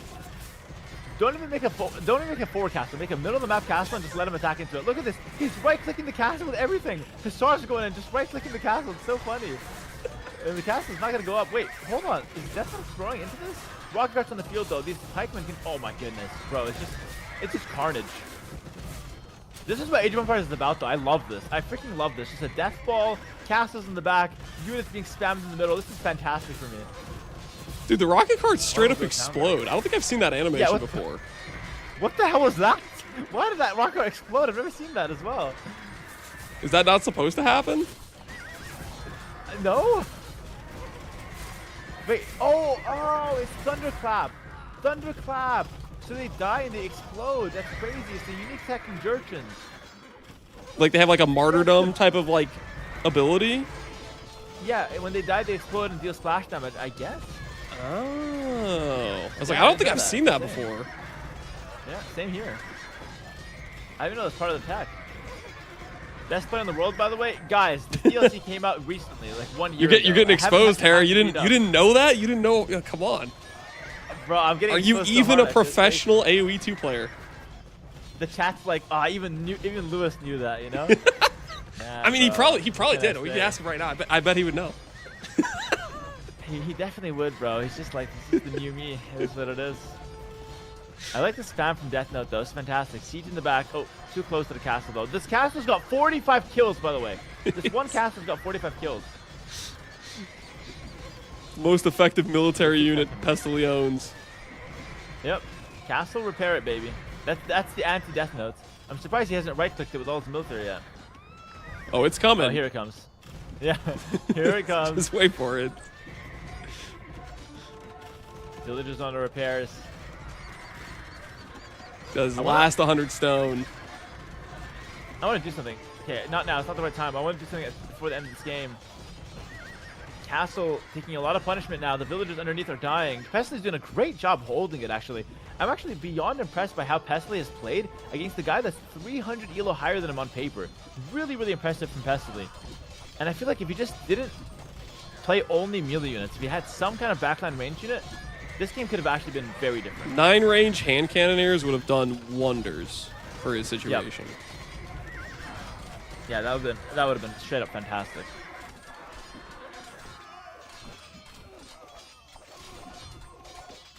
All right, Castle's gonna go down most likely here. Cannon just taking shot after shot. 80 kills, 81 kills on that castle, dude. The math on that castle, that's such a worth it castle. But it's gonna go down. 83 units. It goes down a freaking hero. Look at the animation there. Freaking Microsoft, beautiful cinematics. This is why they are a billion-dollar company. Look at that. Beautiful stuff. And this might go to score lead. Like, I don't think Pestle's quitting anytime soon. Yeah. I also don't feel like Death Note, maybe Death Note did grind a lot on the ladder, but I don't feel like he fully understands the tools to try to end a game. Yeah. Like, okay, part of me is thinking he's just having fun with this game, but part of me is also thinking that he doesn't know how to end it if he wanted to. Which could be concerning, to be fair, because if he's in a situation like this but it's a closer game, he can actually end up throwing because he's just, like, not ending the game. Yeah, he could have a real dominant position and then not close it out when he needs to. End up throwing it. I do want to see something here real quick. So I'm going to select all the castles. All 5 of these castles have 194 kills. I expected it to be more, but still 194 is like an entire fully popped player. So having these castles with that many kills is such a constricting thing against your opponent. Yeah. Pestle couldn't move out. He couldn't get aggressive. He wanted to send units across, and his 50% of his raiding party would be dead by the time it got there. Yeah, especially when he tries to run through the center, through the halves, the 2 castles. Yeah. Oh, we have a militia. We have a militia. Militia taking matters into his own hands. Look at this guy go. Look at him go in. Get in there, militia. Oh, we got a second one. Oh my goodness. He's got 4. He's got 8 of them. Wait, he's committing to these. He's been queuing them. He's going militia. It's the BM Imperialist militia, guys. This is a Dark Age unit. This is the equivalent of you and your Sunday friend group going into war on a seasoned battlefield amongst freaking warriors, and you're just there with like half-eaten pizza and a club in your hand. Listen, don't doubt it. The pizza, that's enhancement. Okay, that is power. Oh, dude, don't gotta tell me about food being power. I mean, for you alone, it's 1,000 elo, right? Dude, yeah, 100%. If I had a pizza right now, the cast would be 10 times better. But unfortunately, oh, hold on. Oh, give it to us. Give it to us. He's gonna shoot his own elves. Is he hitting his own units? Death Note, are you blind, my brother? What are we shooting at, brother? Trying to get a good highlight so I can go famous on TikTok. Oh my goodness, Death Note, move! Holy, almost killed his own unit. He's hitting the trees now. What the hell? That's messed up, man. No respect. Does that do damage? I don't think that even does damage. Yeah, I'm doubting that the rocket car exploding does. I don't think that does damage, honestly. Do you think chat was gaslighting about the tech thing? They just made that up. Well, it looks so menacing, but it's doing nothing. They're saying it does, but I don't know. I need to watch closely if Pestle melees one down again. Yeah, yeah. He's going for one. Let's see it. Let's see it. Try it. He's not even. Oh. No. Nope. Not quite. Not quite. I think you right-clicked a bombard or something. Yeah, he's going for the cannons. Just a meat grinder back and forth. Honestly, it's a lot of fun to watch a game like this every now and then. You get to see so many nice, like, army versus army moments that you don't typically see in a standard game. I feel like that's like one of the most fun parts about Age of Empires is the part where you have 2 big forces clashing. Yep. The constant fighting, I love that. And when you have siege in there, it just adds so much like spark to the fights. You have to really be watching. Only one siege in here, only one rocket cart, a couple cannons though. We haven't really gotten good bombard shots, or sorry, not bombard shots, but rocket cart shots. But overall, I've been impressed with the siege micro and the defense on the siege from Death Note. He's been doing a good job. Like, he's defending the bombards pretty well. Almost lost 2 there, but keeps one alive, which is actually quite nice for him.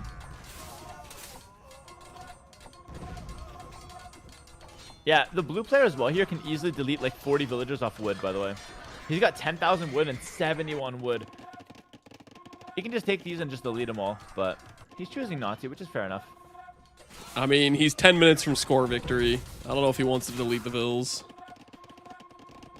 Yeah, you can just kind of keep them as well. Yeah, just keep them, trade, you'll win. Up 8,000 score. Pestly's going to take this one to a score win as well. Oh, rocket cart? I think it killed the I Hussar. didn't see.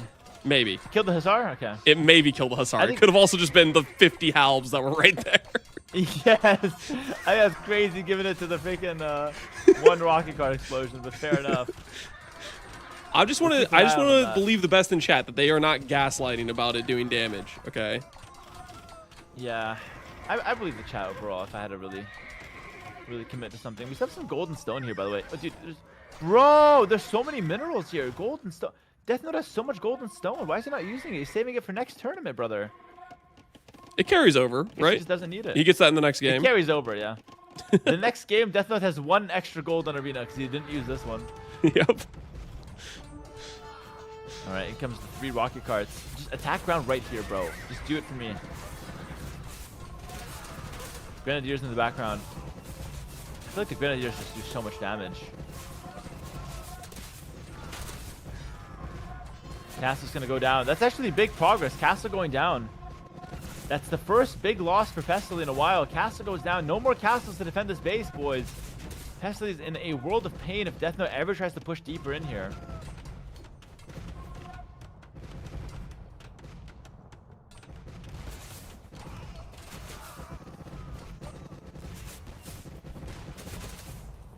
This pikeman just walking to die, basically. This is definitely a fun civ to watch. Yeah, the Jershins? Just so many Kinda cool. explosives. Yeah. Doesn't seem like a fun civ to play against, but the play seems actually like cinema. Death Note fell in love with the civ. Oh, huge shot. Lands on the cannon. I feel like Pestyly's had good moments, and he's got a ton of gold actually. But he just hasn't had the comp to really win this game. How does he have gold? Is it the one I think relic? He sold to the market. He sold? No, he's just selling. He sold 2,000 wood for like 200 gold or 300 gold. Okay. Another big engagement here. Pikeman just getting shredded. It's a meat grinder. Like, dude, those Grenadiers are just freaking killing it in the back line. I can't believe This this. game makes me want to go in and play Grenadiers. Am I just looked at the trade notification. I'm seeing Death Note trade 1,000 of wood and food for 170 gold, and he has just all this gold on the map that he hasn't mined, just sitting there. Oh, yeah. Yeah. He's like selling his soul for gold. You can just take the gold here, man. Some small expansions. Oh, the GG's called. He didn't wait to the timer. Wow, GG's called. Pestily taps out. He realizes there's no way he's going to win. GG in the chat, guys. A banger set between Pestily and Death Note. Certainly the best set of the tournament. What a fantastic, fantastic set. And in the end, Death Note takes it.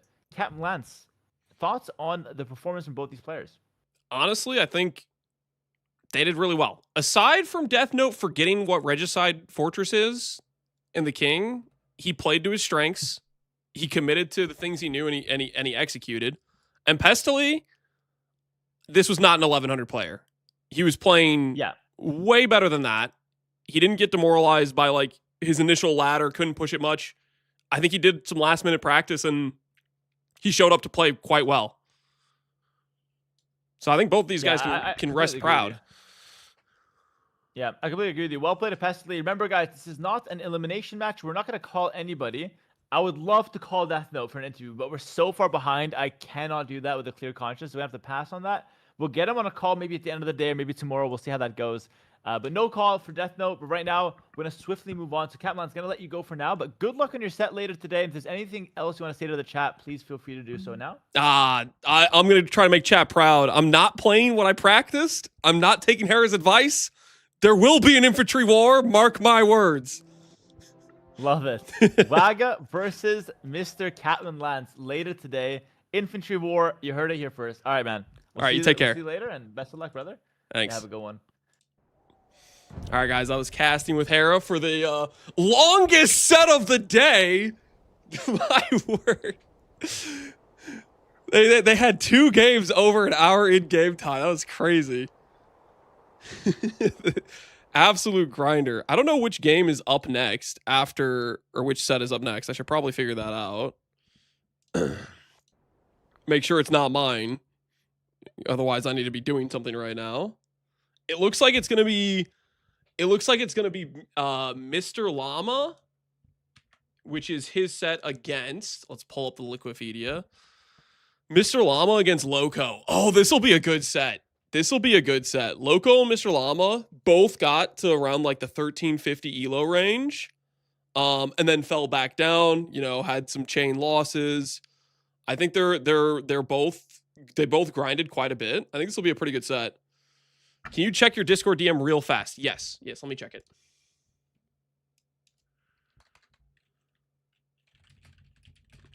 Yeah, that should be fine. I responded to your DM. I'm chilling pretty much the whole day, so that should be okay with me. Time has been flying. And if that makes it a better time for you Thermal, Sing Sing, I don't know what their time zones are, but I don't mind moving back for their set. It'll be Loco, Llama, Britnoff, you, Waga. I think it might be Sing Sing, Thermal before me and Waga. So I think that should be pretty dang solid. There's more. There's every game for the round of 16 is happening today. So we just saw Pestily Death Note. We're gonna have the set with me and Waga. We're gonna have the set with Spiffing Brit and Knopf. We're gonna have Thermal Sing Sing, Aatrox, Aqua FES, Grubby versus Day 9 maybe, or Otofu, and Pig versus Otofu or Day 9. So there's quite a few matches that are going on today. quite a few matches. I know I wasn't looking at chat at all that game. I apologize, guys. Hopefully you enjoyed doing the cast. I didn't want to, like, you know, just be like blah blah blah chat while casting with Hera. So I apologize to you that maybe felt a little bit ignored. That wasn't what I was trying to do. I was just trying to be respectful of the cast, and I was very happy to get to cast those games. I think I got lucky. We got literally one of the best matches of the tournament so far. 12 best of 3s in one day is ambitious. Yeah, it is. You did a good casting. Oh, thanks, old man Otis. Appreciate it. Hopefully by the time it gets to our set, I'm not worn out just for watching the games. Realistically, I should probably maybe do a brief little bit of practice prior to my set with Waga. But at the same time, I don't know. I'm having fun watching these games. All right, so we got Mr. Llama and Loco. Which, this is... Okay, I think it's something with the... I'm pretty sure that was the correct, like, watch link. I'm just going to redo it. I feel like it's been bugging out for me sometimes where it'll, like, insta-crash the game even though the game didn't actually end.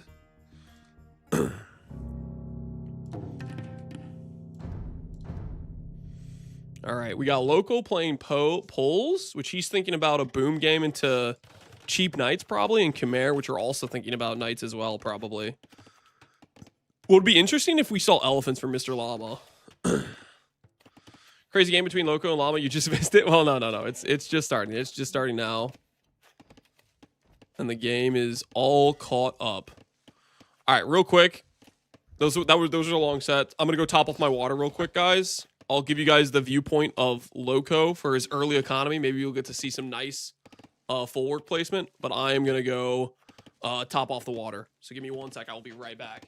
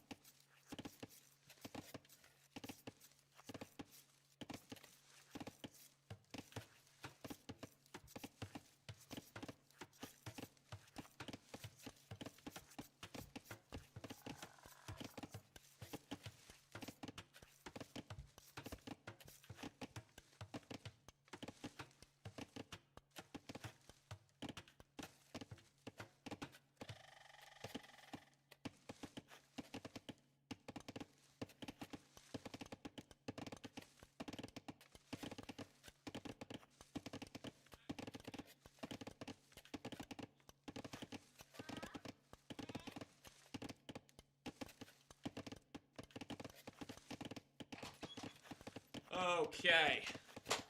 Guys, I made a bit of a judgment call, and I got orange juice. It's like 4 p.m. for me. I don't know if this is a good time for orange juice, but decisions were made, and I'm not going back on it now. Orange what? Orange juice, you know? Like, orange, the fruit, and then the juice that comes from that. Oh, that feels refreshing. Put it this way. If this set goes into the AM, this orange juice will recalibrate my brain to thinking that it's actually morning right now, which will maybe make it not feel late when we do the set with Wagga later.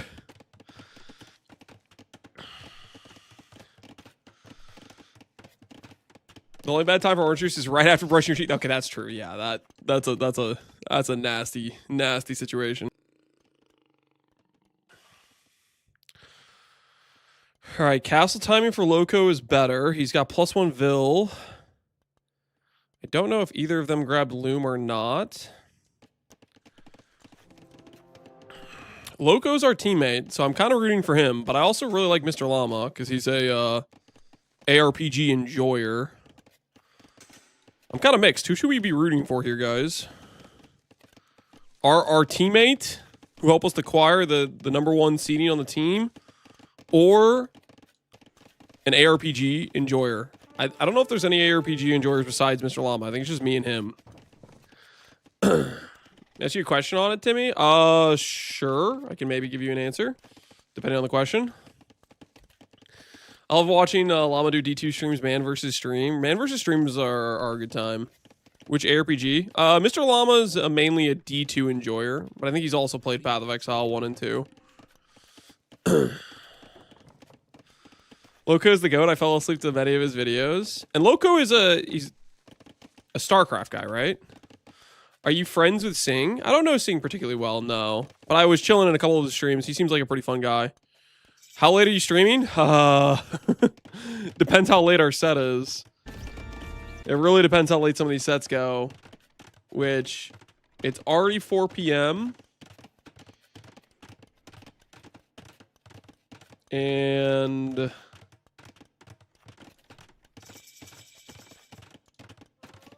does it have the order of matches on Wikipedia? I don't know if it has the order of the matches right now.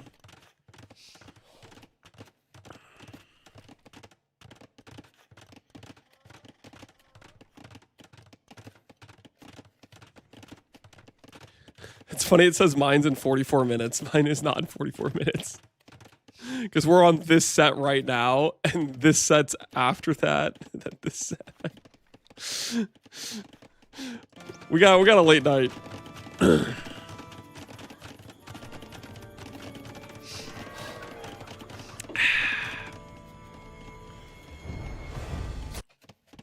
Alrighty. Loco, double TCs. Mr. Llama already with double TCs as well. And it looks like we're going to see a more boomy game. That's what it looks like we're getting here. So about 3 hours from now, maybe.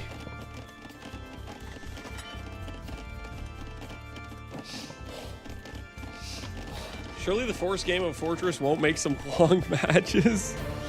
Oh, but it will. Oh, but it will. Loco's going for a 4th TC. So Loco is going for a big boom.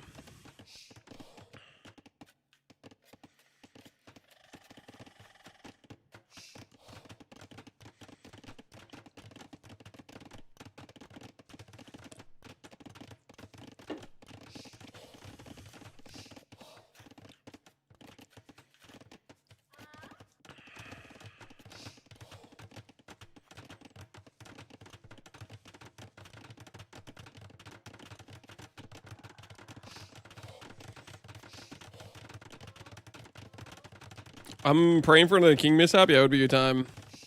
Gonna stick with the original schedule. Okay, just out of curiosity, because I forget where the schedule thing is. Is it in a certain spot in the Discord? / how many sets from now is it? just so I Because people would ask me what my set is, and I'm like, I don't really know. I forgot what Discord tab it was in when we were talking about the set timings. All you need is to forget where the king is. Yeah, I think it's important to like maybe control the king so you don't lose it. Is the King Hunt game by Death Note your favorite game of the day, Lance? Yes, absolutely. That was hilarious.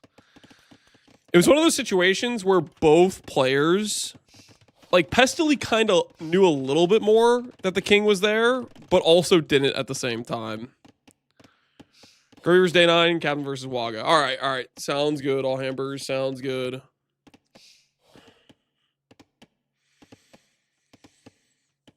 Whenever I play, I always put the king on 4. Yeah, you want to have a control group for it, otherwise you're gonna lose it. Nice needs to eat some non-burned food. Yep. So we have 3 sets and then our set, which we'll see how long these go. But Regicide Fortress can be long games.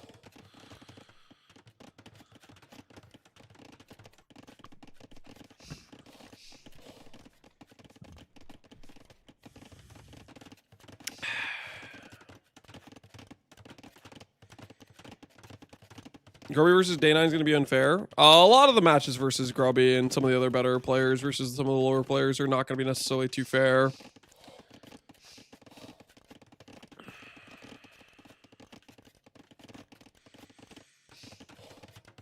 Yeah, both are definitely just playing a very booming game. 4 TCs each.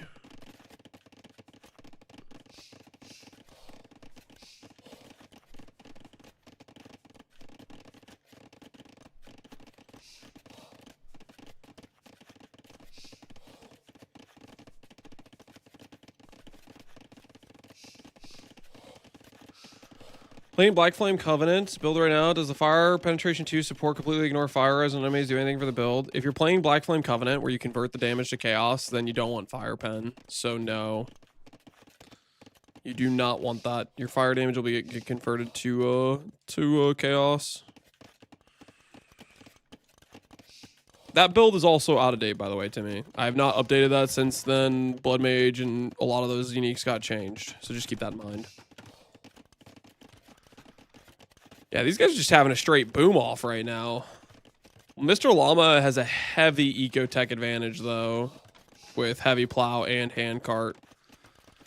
Handcart and wheelbarrow versus no wheelbarrow, no handcart. And he's looking at getting, maybe going to Imp. Are either of them getting relics? Mr. Llama's getting relics right now. And Loco hasn't even looked at getting the relics. He's just full booming and he's playing on the Castle Age Knights, carrying through.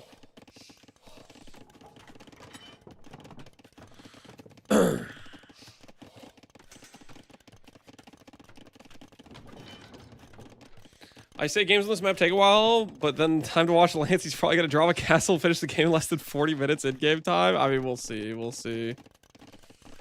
We'll see what we end up doing. We could just play a full boom game against Waga and just go, like we could go with Slavs. We could go, the splash damage champs versus his champs type of thing. So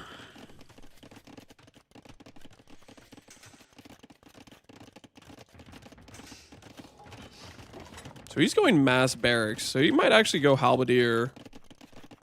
Which Loco definitely wants to go cavalry, right? So this is a good prediction play if he's going halb. I don't think Loco is planning to do anything but stables. I think he's gonna start building stables all out the front.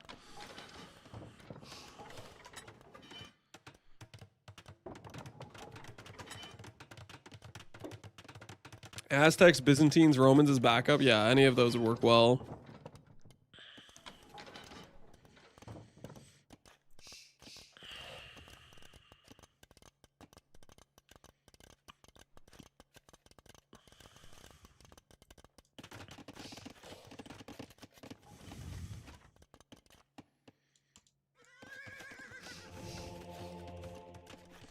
So Mr. Llama got all the relics. He's down 20 Vils. He's up handcart. They now have the same ecotex.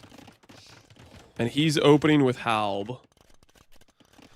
I definitely like his position, but pull cheap knight can be pretty spammy.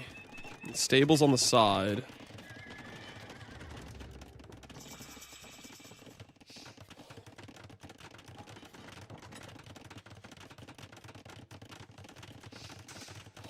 Captains already choose opponents. I think they maybe skipped the captain chat Discord and just went around and he got the answers from people. I'm playing Wagga, which maybe is a misplay by me to play one of the harder opponents, but I think it would be fun. And then Grubby's playing Day 9. Pig's probably playing Otofu, and Thermal's probably playing Sing Sing. This guy plays for fun? Yeah, I find this game pretty fun. Sue me.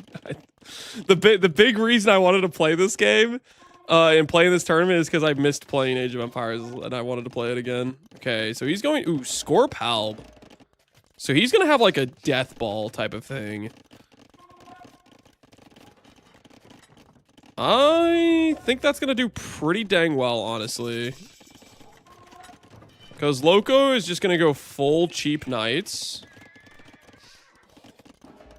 This sort of like, you know, if he masses a bunch of Scorp plus Halb is just going to feast. Unless Loco attacks now. I mean, if Loco attacks now, he loses. I mean, Mr. Llama's got basically almost fully upgraded Halbs. He's missing the infantry armor, but his army comp is definitely a lot more lethal, I think, in this matchup.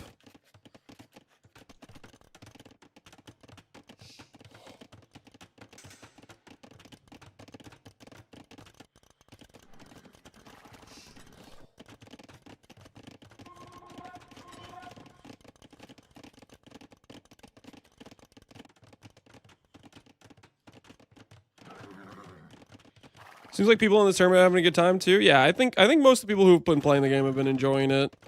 I think it probably also brought a lot of people that hadn't played AoE into trying it out as well. Would you consider streaming more in the future? Or do you prefer streaming PoE? I'd imagine your core viewership is more interested. My core viewership is definitely more interested in PoE. Would I consider streaming in the future? Potentially. I do really like Age of Empires, but realistically, yeah, these guys are about to get shredded by this. Wonder when he's gonna get heavy Scorp on the way and the double Scorp projectile attack.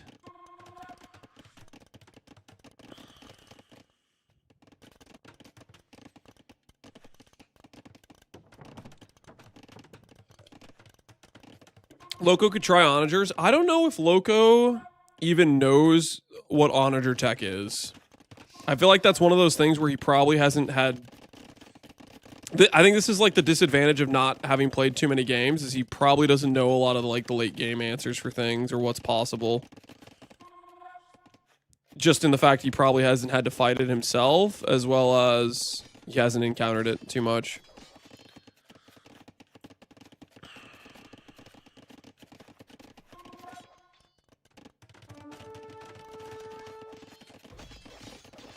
So Loco's already looking for ways to dig into the base. There is a hole here, I think. Right here, if Loco spots it. He's got cavalry running in. The Halbs are out of position. Trebuchet out of position. Gonna get some freebie hits here. And he spotted the hole. So he'll get some value there as well. King is in the castle. Safe. Tucked away. Secure.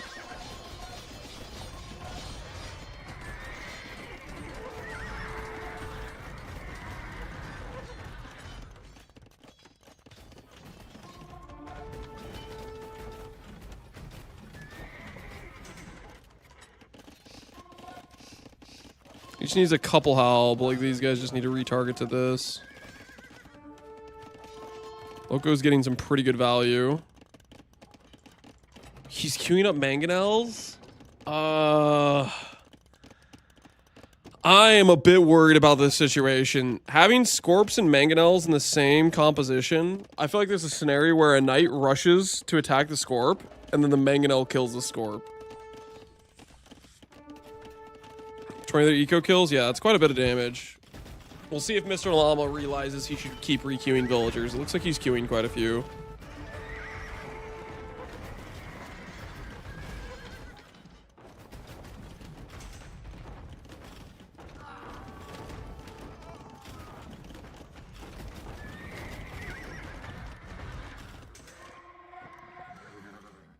Now, Mr. Llama has a death ball. Can he capitalize this on actually start taking out Loco's buildings?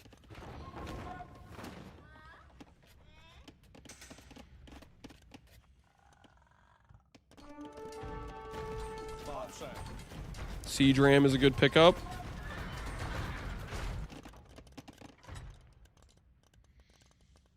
Is he queuing these on accident? That's so many Mangonels.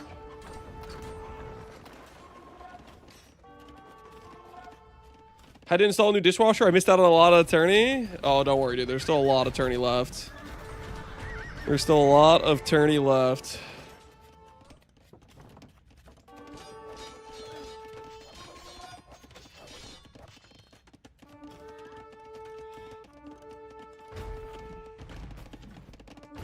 He's trubbing a house. See if he starts housing Loco, or Loco just has enough houses, just random places. Yeah, the Mangonels, there's these things are gonna start assassinating his own stuff.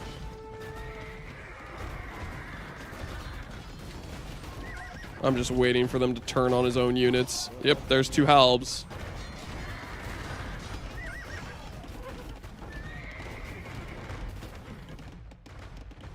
He's making more. He really needs to stop making Mangonels.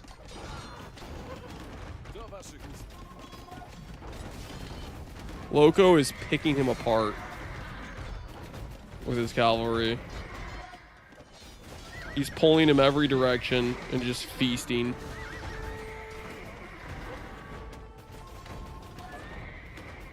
He's 200 pop. Yeah, I see that. I'm just saying, like, eventually this number could go down depending on how much extra houses he has.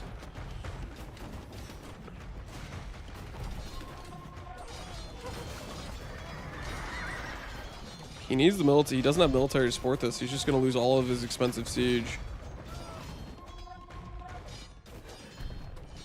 Loco is like really on low in terms of resources, but it's not like Mr. Llama's doing much better. His wood supply is very cooked, and he needs to unqueue these Mangonels.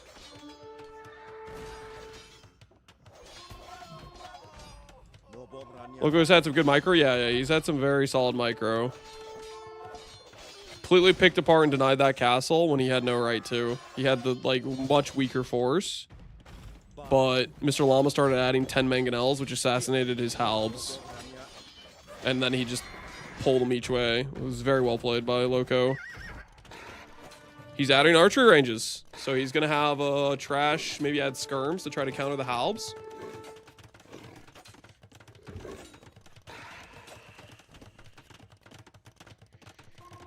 See what techs he starts grabbing.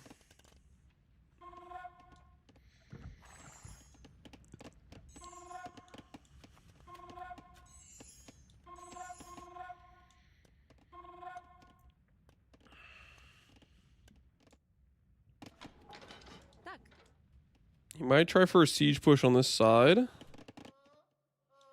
Okay, has a lot of villagers just kind of random places. Maybe he meant to go build a gold mine, then selected all idle on accident. More free villager kills over here for Loco. Did he scout the gold? Let's check. No, he didn't. He was really close.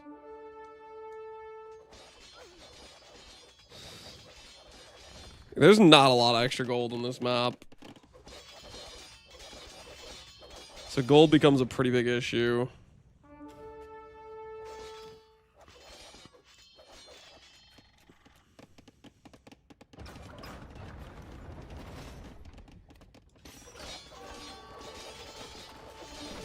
These houses are not an effective wall.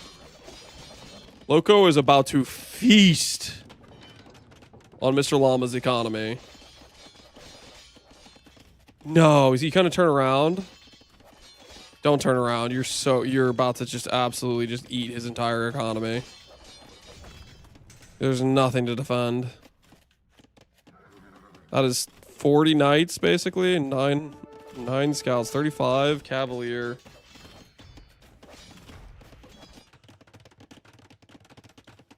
Is he gonna send anything back or just garrison? He's sending a little bit back.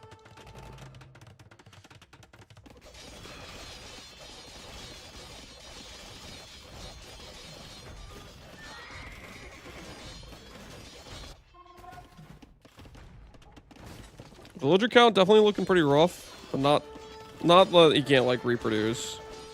Mr. Llama will defend. And he just needs to start targeting this castle.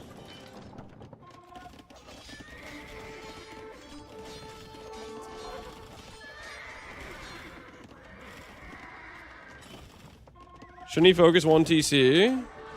Loco? I think he is better off trying to scan through and look for like potential villager kills like this type of thing. But yeah, he could focus a TC and then get all the vills inside, but he got quite a few vill kills of just random roaming vills. And he's even getting more value now from killing all these mangonels as well. His castle's being targeted. Where do you think his king's just there? He could literally he could shoot the king with a trebuchet. Please. Please headshot. Please target the king with a trebuchet. Not the tower. Please. Oh, he retargeted. He retargeted. He retargeted. He retargeted. Headshot. He missed. Headshot, please. Please, hit it with a trebuchet. He missed again. Please. Please. Please hit. Do not hit it with the mangonel. Okay, there we go.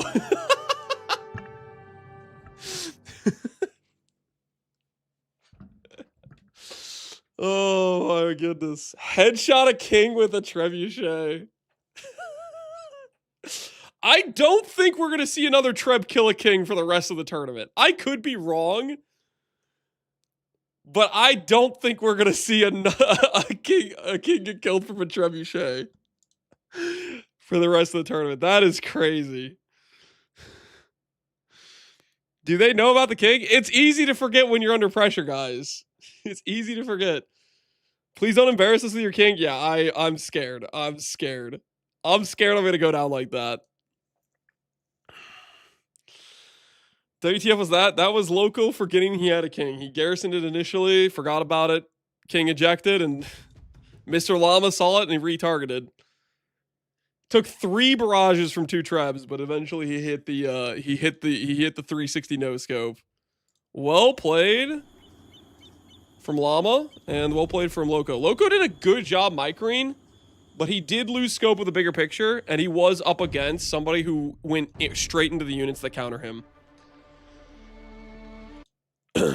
Anticlimactic but funny, yeah, it was. It's just crazy that actually is how that went down.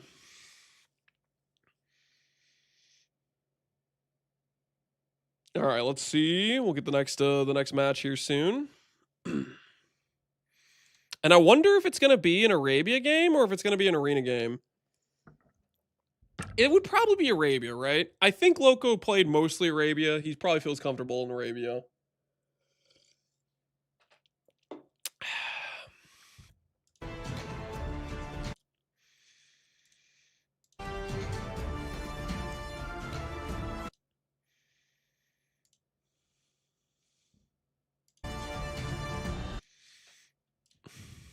Is Hera freaking out about him getting sniped with a treb? Llama hates arena, and I think Loco's also an Arabia player, but I actually have no idea because I've talked to these guys throughout. But it's gonna be Arabia, right? I think it's like it's a lot of like a vibes-based thing because even if they both prefer Arabia, the underdog might be thinking, "Oh man, let me just go arena and throw my opponent off guard," and we just have no way to know about that. It's gonna be Arabia. Come on, surely. It's kind of interesting to see what's gonna happen here. But yeah, so far. Game 1 goes to Mr. Llama with a beautiful king snipe, and yeah, like you said, good on Llama to recognize that his trap can actually just do that. And we're going to try to get Loco set up with the camera here. So it's going to be game 2 is Loco's home map. He can choose between Arabia. Say well played indeed. Well played indeed. To Mr. Llama.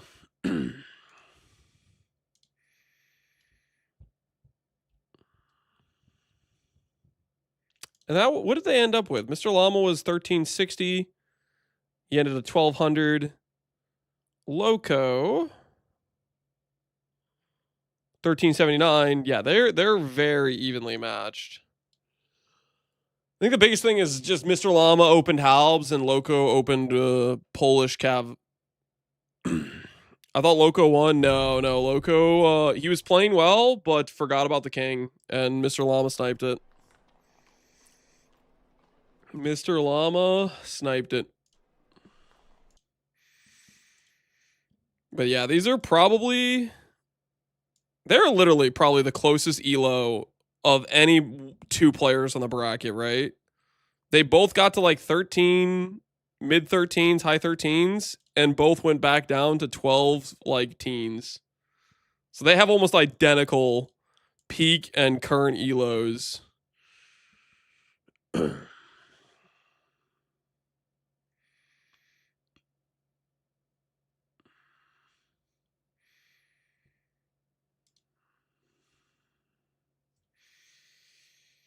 Who do you think if he wins, if he protects his king? I still think Mr. Llama wins just because he was in the right composition.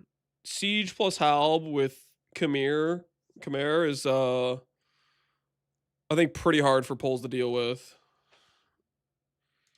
Check out Sing's face. One villager griefing the fucking game. The king is watching the builds. I'm gonna have a heart attack. The king is right there. The king is literally, bro. He is so lucky this isn't No. like Cav No, Is he got no, the no, troll no. stack? No, the king is going in. He's running the king around. Oh god. Oh my god. How is the king not dying here? That's what I really want to know. They're both clicking their units, and neither one of them spotted it at this moment.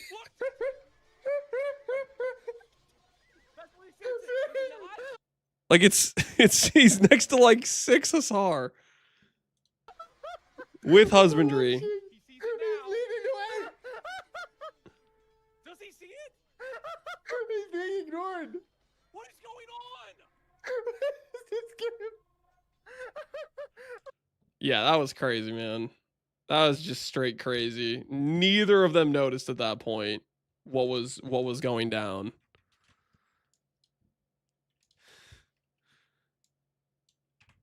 That sequence after repairing the tower but not moving the king into sending the king into battle is crazy.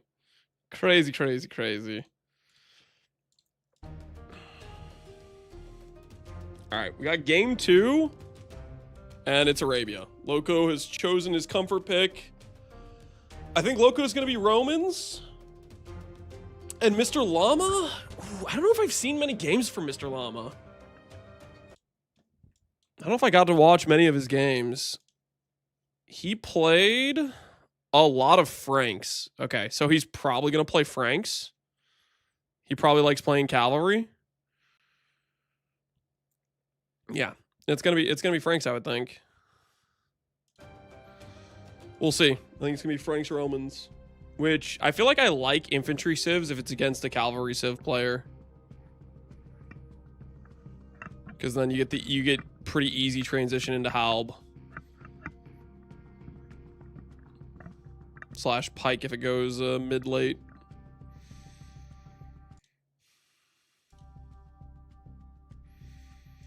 Time for revenge now. Loco will play Halb's corpse. Yeah, if he's Romans, that's exactly what his comp wants to play into. Mass Cavalier Paladin is such a throw. I mean, the game could end before then, right? Like, Mr. Llama could win with his scout opening, you know, where he just gets a lot of additional value, or Loco could win early. I think if it goes to Castle, though, I definitely favor Romans in a Franks-Romans matchup, where both players want to go their, like, traditional comp, at least.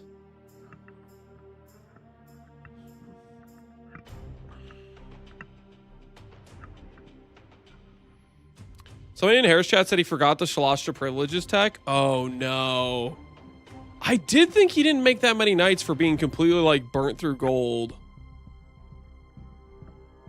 That makes a lot more sense then, because it did feel like he burnt through all of his gold pretty fast.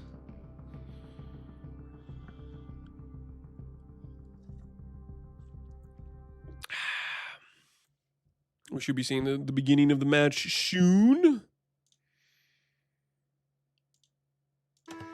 All right, they're starting. Romans Franks. Romans Franks. We'll see how this plays out, but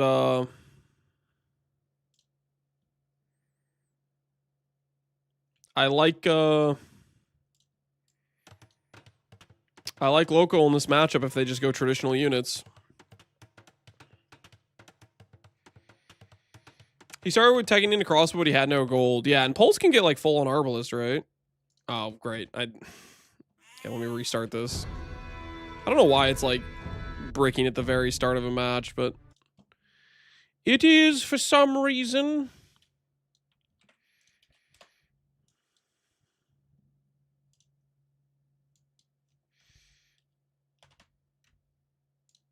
Pull it up. Should work this time.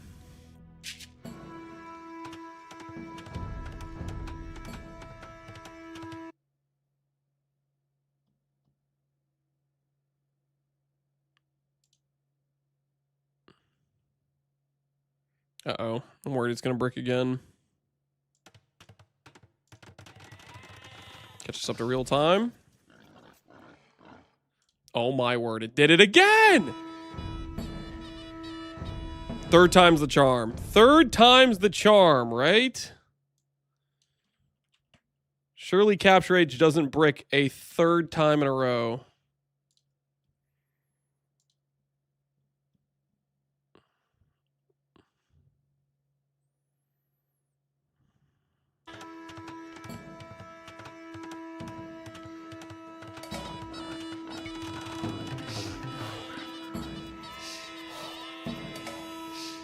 Alright, I might just watch this game with not Capture Age. Let's see if we're just chilling in that case.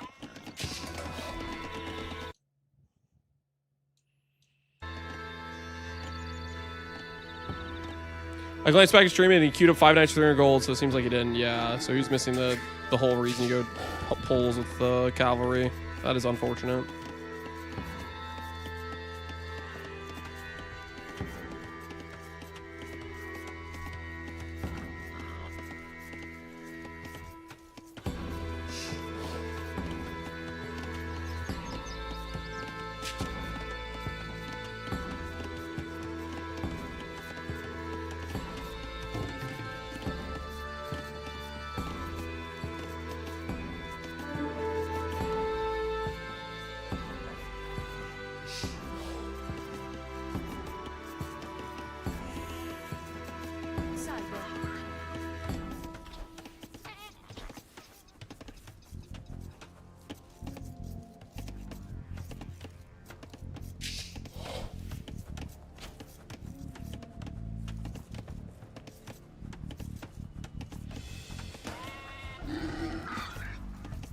Impera. 15 vills each. No, who am I kidding? I really want to see. I want the Spectrates. Please don't break. Please don't break. Please don't break. Please just work this time. All right. 0 idle. I want to see like the idle TC and stuff. Res collected pretty similar. Neither has idle TC time. It's just nice to see all the stats.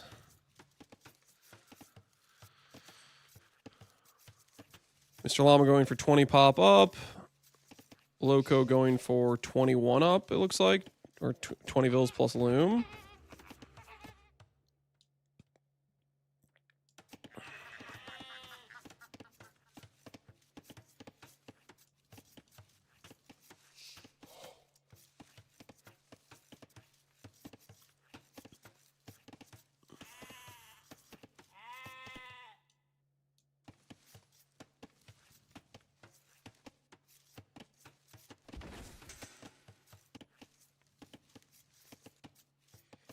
Has he done his daily lab run? There is no daily lab run, okay? There is no daily lab run. That's not a thing.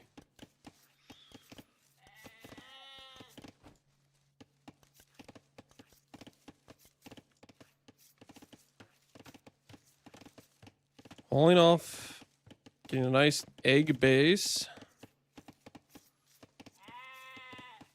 Well, they actually went up the same pops. Virtually identical timings. Loco's slightly behind with just a tiny bit of idle time.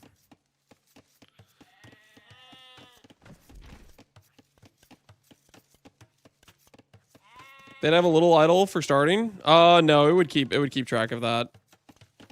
I think the delay between you like pressing the start of your like if you go TC hockey Q of ill right away, you usually should have 0 idle TC time, even if it's like half a second or whatever. He's going for 4 militia. I definitely like the Man-at-Arms in terms of a versus a scout situation. The question is if Mr. Llama is going to get value out of these scouts. If he can run around and get snipes. Mr. Llama's already got a really nice walled in a base. Nice and safe.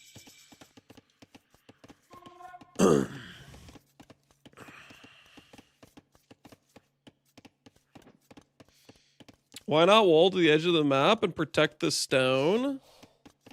Why not wall to the edge of the map and protect the stone? I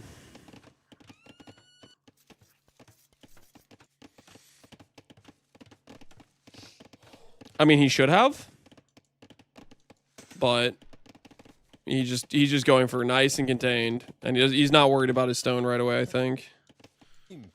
So Man-at-Arms is going to hit first. The stable right underneath the TC is really safe.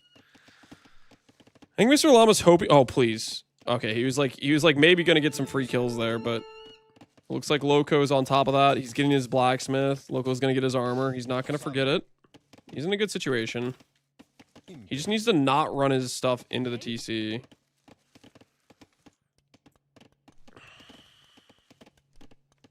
Who won on the regicide? Llama? Yes, Llama won. He got a king snipe. He got a king snipe with a trebuchet of all things, which is still just crazy to me that he pulled that off.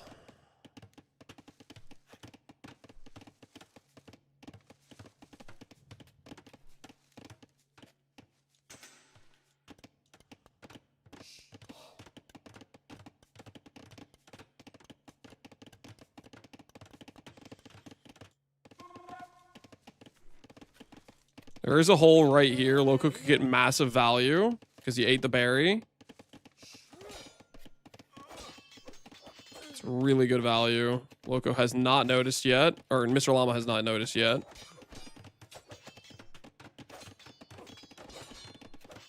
Two villagers, likely 3. He's going to see the third one. Is Llama getting value as well? Llama's also getting value. He's answering. He is answering. So 3-1 Eco KD. And the hole is still there for Llama. He really needs to block that and reclaim his berries. Ooh. Right click the TC, misclick. That is really heavily in Loco's favor now. He has all the military advantage. And he doesn't have to worry about those scouts.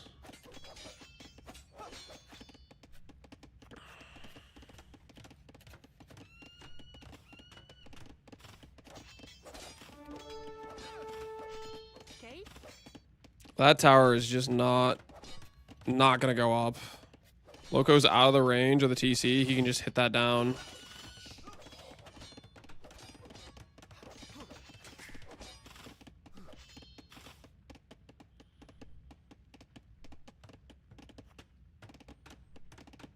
Yeah, Mr. Llama is definitely panicking right now compared to Loco. Loco is in a very good position.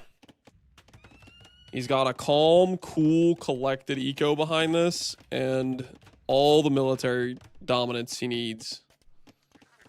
He's got pointy boys stationed at every resource. farms, the wood line, the gold.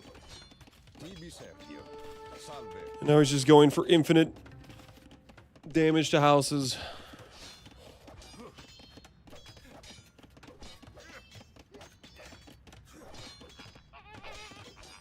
Are you winning? I'm not playing right now.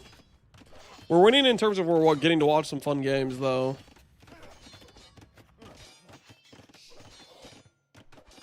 Loco actually racked up a bunch of idle time. So even though he got some Vil kills, Llama's back in the Vil kill lead. They're actually similar ecos. Loco getting a lot more dominant walls, but he is not walled here. We'll see if he realizes later on. Once he gets the Castle Age, there's going to be some knights, and if that's open, they're going right in.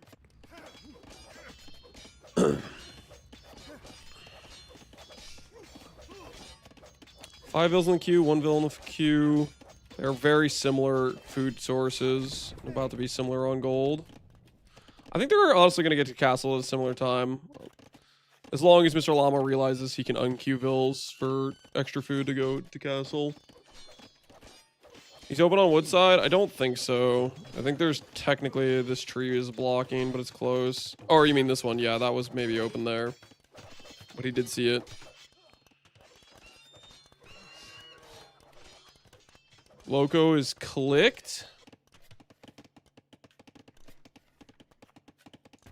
Second barracks. He's going to start massing. I'm thinking we're going to see actually a pretty early... I think we're going to see a pretty early GG on this one. I feel like that pressure is going to hit right away.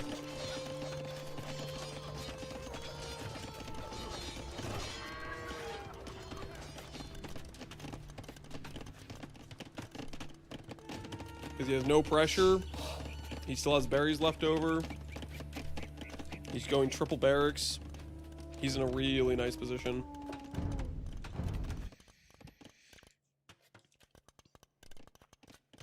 It's honestly very nice of Loco to just head back. Loco could have just kept hitting houses, kept being a pest, kept wasting villager time and killing houses. But I assume he wants to mass up for Castle Age.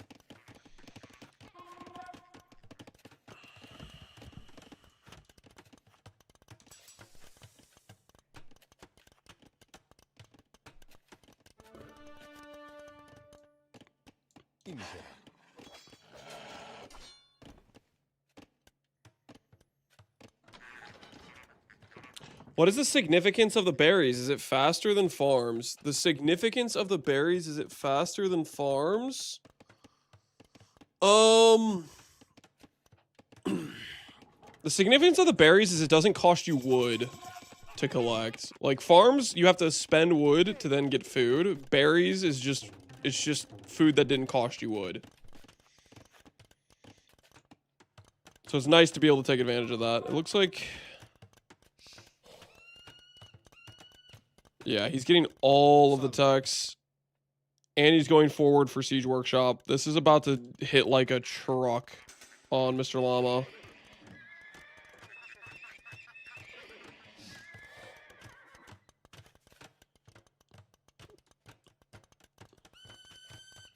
Where is he going to build his Siege Workshop? Right here? Right here? He just doesn't have the wood. He's just waiting for it. Yep. These longswords could punish Mr. Llama so hard right now. I think this is one of the biggest weaknesses of the lower elo players is they don't realize when they have like such a superior advantage where they can punish. Him being in castle with the full text on these guys, these things can destroy whatever Mr. Llama currently has. But he's gonna have time to start massing some knights.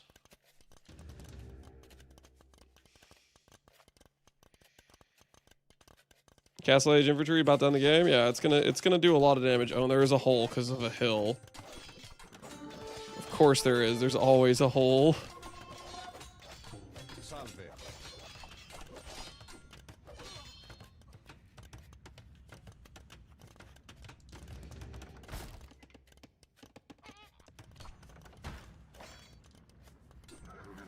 He's queuing a lot of knights, and these are Frank knights with 120 HP. He has the first initial armor and attack upgrade, which kind of is pretty solid. 5 pierce armor versus 11 attack. They do 6 damage a shot. Versus these things have 3 armor, which means the longswords do 6 damage a shot. He's definitely fighting a bit too early, but he needs to defend the stables. But he's gonna lose. He's just way too outmassed.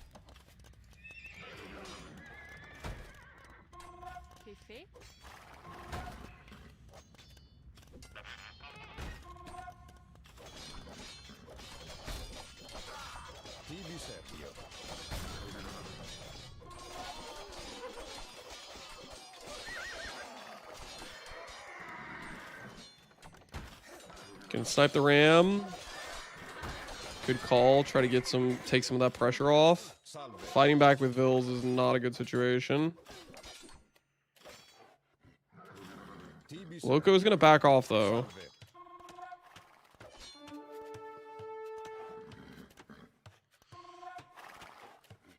He's about to have pointy boys.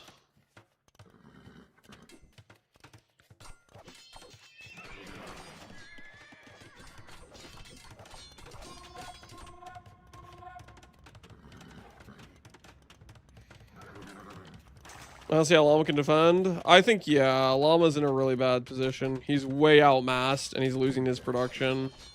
When you start losing your production, it's really, really hard to come back from. You're lower on military, and then you can't even produce. And then you have, a wood problem as well.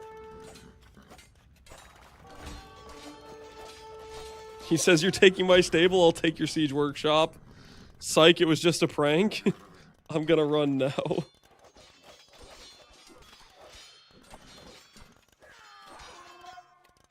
He's going for the tower, maybe?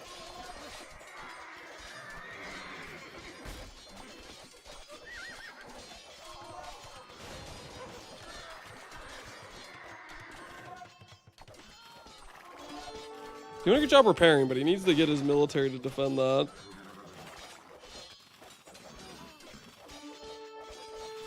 Is Karn not playing AoE 2? Karn? I mean, I don't know if I've seen Karn play AoE 2. He was here a little bit ago, though. So he may have played AoE 2 in the past. Just thinking about playing it again.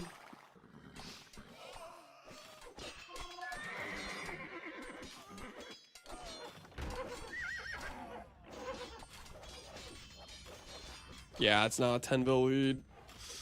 I think Llama's going to maybe call it fairly soon here. I don't know how he feels about the situation. But his tower is about to be capiche.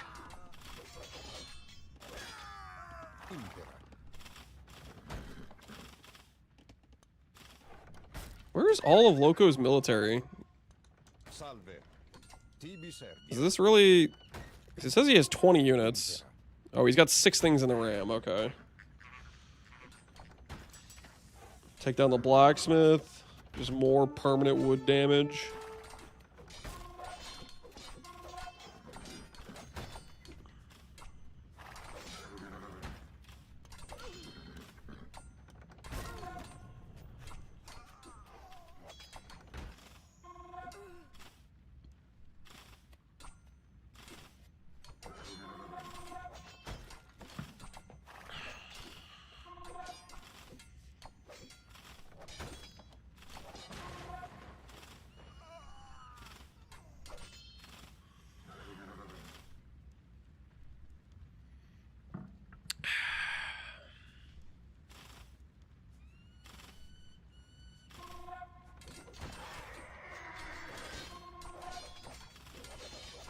I've been trying to follow your Spearwalk build. What I don't understand, which boss is supposed to tame for the end game.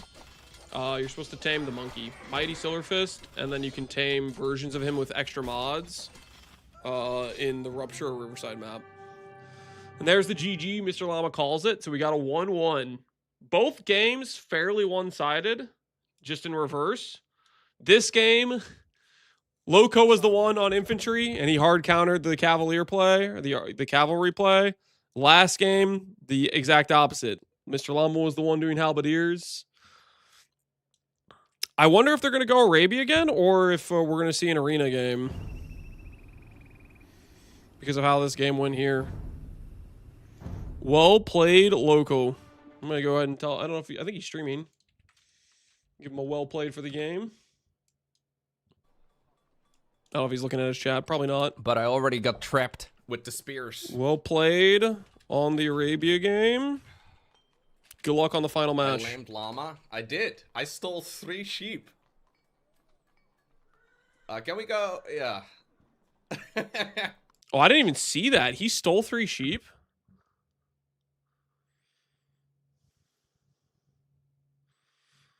I did not see that. That's crazy.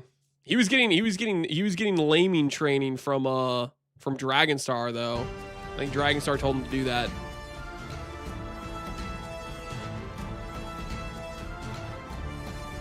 Should I get the frenzy mod for the monkey? Watch my videos on what mods are good, or look at the guide, Kovido. I don't want to like handhold you through every life decision here. I've made videos on the character, how to get the tame, what mods are good is in the guide, etc., stuff like that. So that's what those resources are for. That is what they are for. Now, let's see if we can get in to spectate this next game.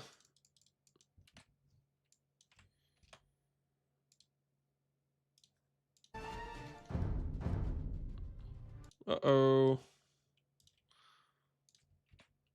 Let's see, do they make it not spectatable?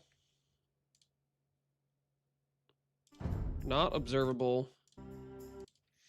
This match is no spectators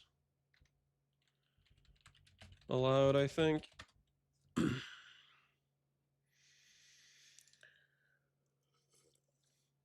you so much. Yeah, no problem. Good luck with the build. For the boss stuff, I think it's like my day 2 or 3 video. I go over like how to get the boss tame with mods. Otherwise, just go for Mighty Silver Fist in Jungle Ruins in Act 3 initially. That'll get you pretty far. You were stuck restarting when you got the sheep? Ah, yeah, so I missed it. I mean, that's actually a huge deal. Getting the lame off probably really delayed Llama's scouts.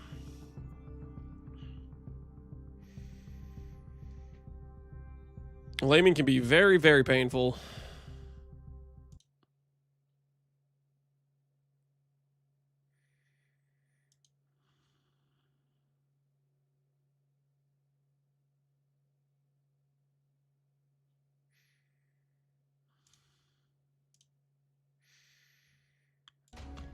On this level, laming is a death sentence. I don't know about a death sentence. But, it's definitely pretty rough to come back from if people aren't prepared for it. I don't know about a death sentence, though. All right. Looks like Llama is re-hosting. Hopefully this one doesn't brick. All right. It looks like it's going to be arena. So we got a Japanese arena. I wonder what Loco will do arena. I know Loco did some practice coaching with Viper. And I think Viper was encouraging him to do Bengalis. So we'll have to see what kind of matchup we got here.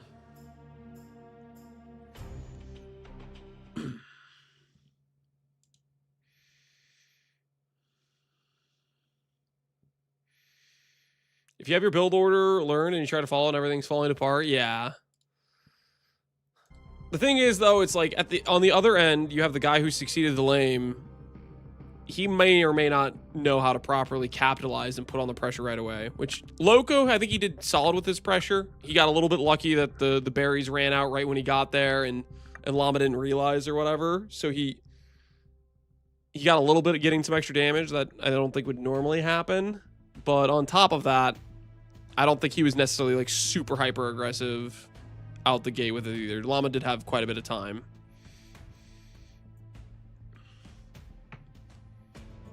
Oh, he did another one. That one apparently he forgot to have the hidden sieve.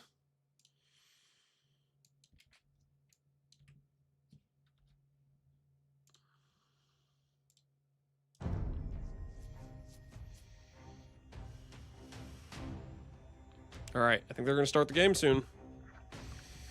It's going to be arena. I'm thinking Japanese Bengalis, but maybe Loco will play something different.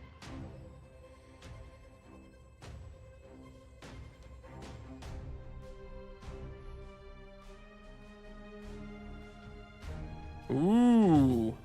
He's not playing Japanese. He's playing Teutons. Teutons Bengalis. Cheap farms, really tanky military. Infantry and cavalry. See if I can click spectate with CA without it bugging out. Please don't bug out. Please just work.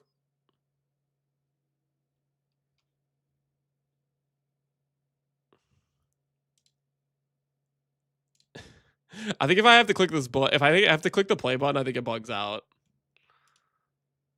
I'm gonna like fast forward. I think it's gonna do the crash.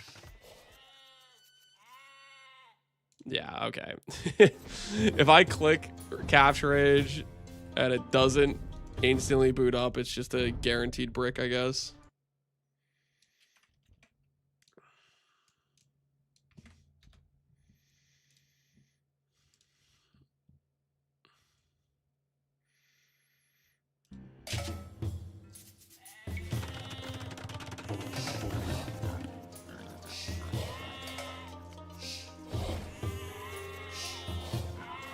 Pushing deer, Teutons versus Bengalis. I hope we see Teutonic Knights. Yeah, that'd be kind of cool.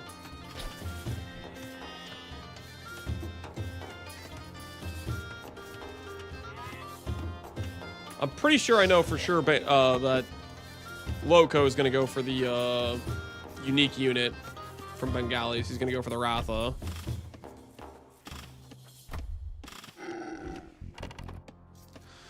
I think yesterday Grubby played a viewer who tower rushed him on arena, destroyed him, really. Grubby lost to tower rush. Maybe we should consider a tower rush. I don't know. I don't like tower rushes too much.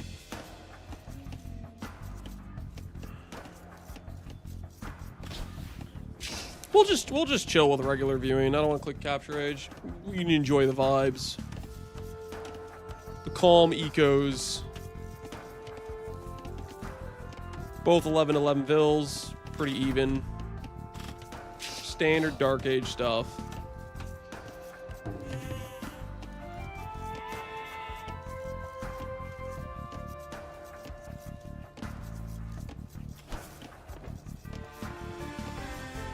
I think it looks like you're confused. I don't know what that means. Your soul is mine, but we're into viewing now. We're good to go.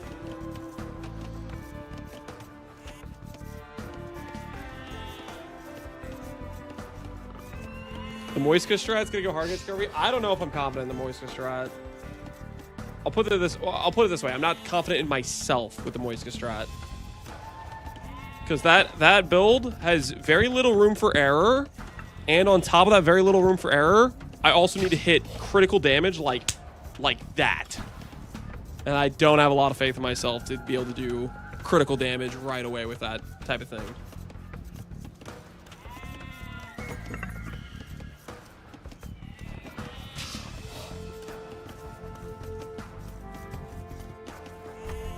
Early stone, so he might be thinking forward castle. I think Loco is planning defensive castle, but maybe he thinks forward castle as well. What would be really funny is if they're both thinking forward castle and they have the same timing, and you just see their villagers walking across, and they see each other. Imagine they have the same timings.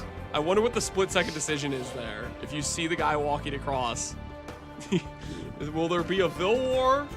Will they try to castle right next to each other and try to see if they can end the game there and then? Could be interesting. Mr. Llama already on stone. I think too early, but... Oh, he's going feudal. No, he's going tower rush.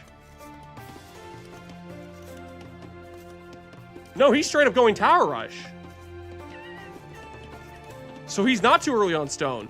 He's exactly where he should be. Oh, this is about to get real interesting. How is Loco gonna respond?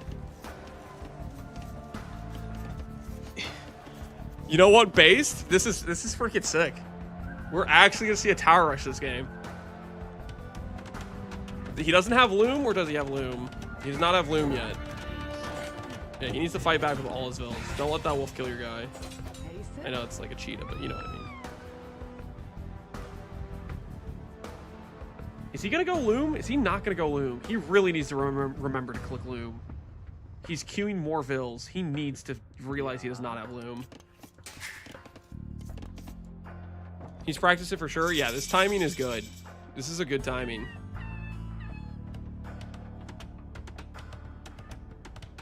Instantly start hitting the wall. Loco knows. Dude, I need to see Loco's reaction. I just need to see what he's saying right now. I'm just too curious.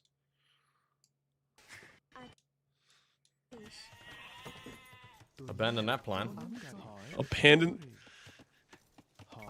Okay, so he's rethinking Fast Castle. What's he got to be building though?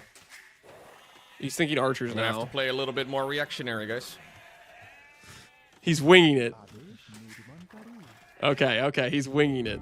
All right.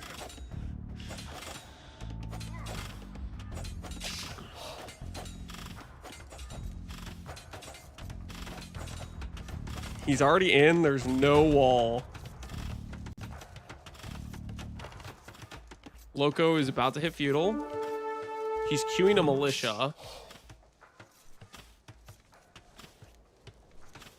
He's getting a pretty aggressive tower down. Loco could just straight up fight this.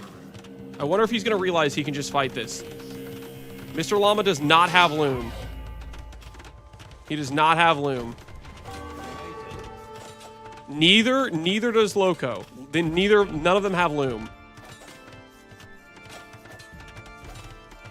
He just needs to take his superior numbers and fight back, but I don't know if he realizes that.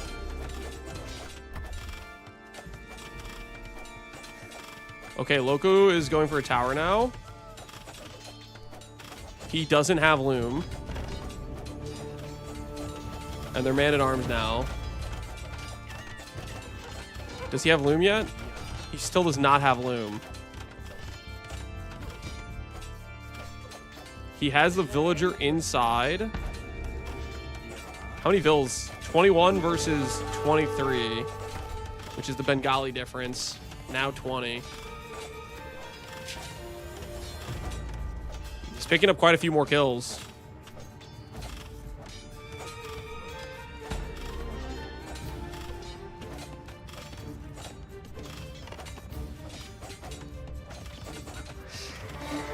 Picking up another kill. He really needs to get that man-at-arms dead.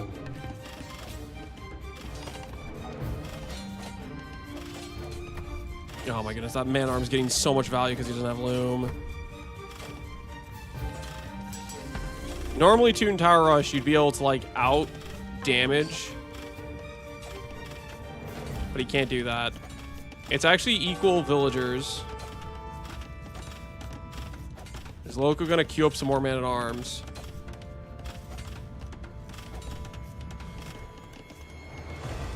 He still has all the berries. Loco is out of berries. What's Loco's economy look like? He is not clicking castle anytime soon, but he has 7 vills in the queue. Mr. Llama has 0 vills in the queue. He still doesn't have Loom. He has a lot of stonewood. He really needs to click Loom.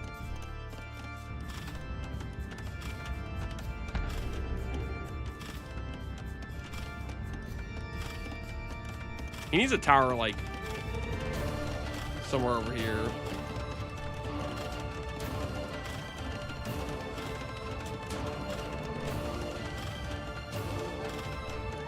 They both still don't have Loom. This is crazy, man. They're both just playing without Loom like a couple of crazy people. Did he forget vills in the tower? He lost. He sent like 8 forward. He lost 6 of them because he didn't have Loom. He probably would have lost like 1 or 2. If he microed good, he could have lost 0. He's sending more. Please.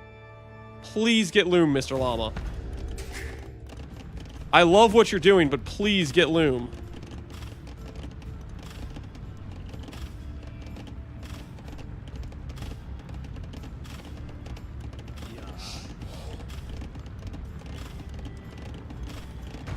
Yeah, you could cause some real damage with this one, hitting the towers.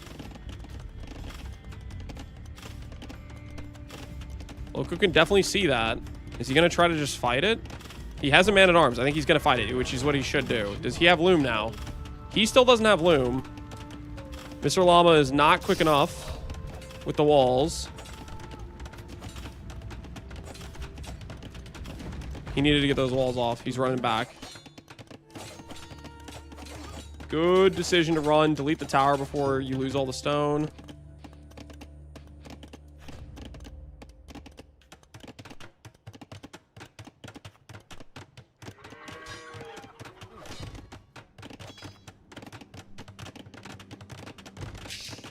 He's getting good idle time on Loco. What's the Vil count? 29 to 23. Llama's Vil count production has gone down the tubes. They were even at one point. He has so much wood. He has a lot of resources, but he just needs to be able to actually take advantage and be able to use it.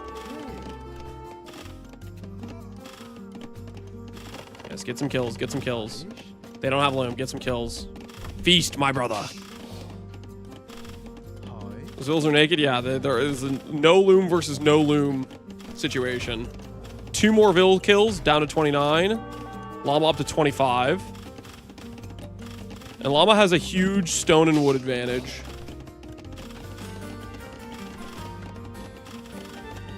He also has fletching now, which Loco does not. So, like, this tower is hitting this tower.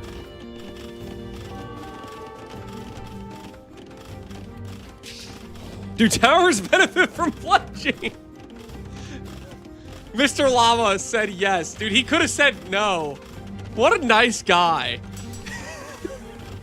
What a nice... He could have been like, no, they don't benefit. And then just had an advantage the whole game. He needs to not lose these Vils. Get those away. Those have no HP.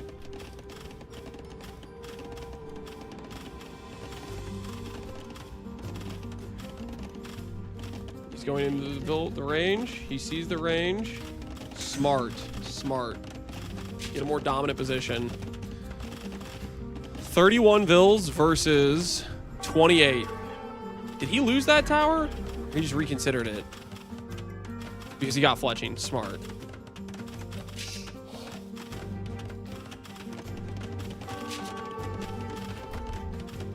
I mean, Mr. Llama's resources, he could really eco his way up. Oh my goodness, look at his farming.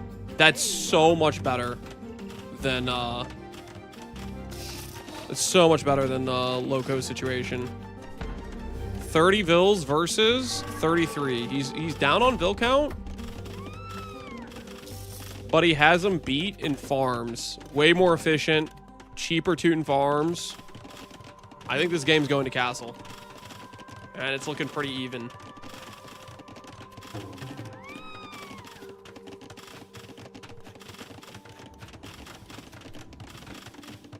I think Llama could just pull back. He could do either. He could commit more and use his Tootin' Tower bonus, which is 10 Vils, shoot down the tower, win the tower fights.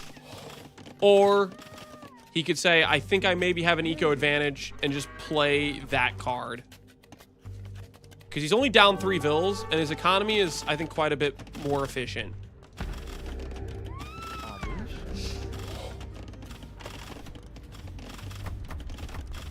Loco is like perma-feudal age. Llama is looking at castle. He's in a really good position. Loco's farm eco is a lot worse than Llama's.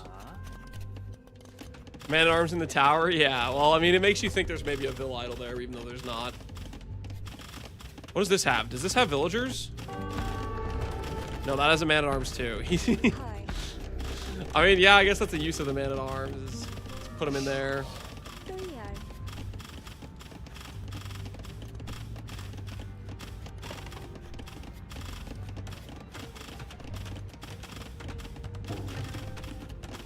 Llama could just sell stone and go up. He could. I don't know if he has a market though. Yeah, he's getting market blacksmith. He's going up. So he's going to be clicked very soon. Loco is in no position to click up. He's trying to add farms in the back. Double blacksmith. Yeah, that is a double blacksmith. That is a double blacksmith. We got ourselves a toon tower rush on our hands. I'm gonna grab a quick snack because I don't think anything's gonna happen until Castle Age hits. So I'm gonna click it on Mr. Llama so we can see the Castle Age timer. But I will be right back. I'm gonna grab a quick snack. This is where all the action is. Tower v tower.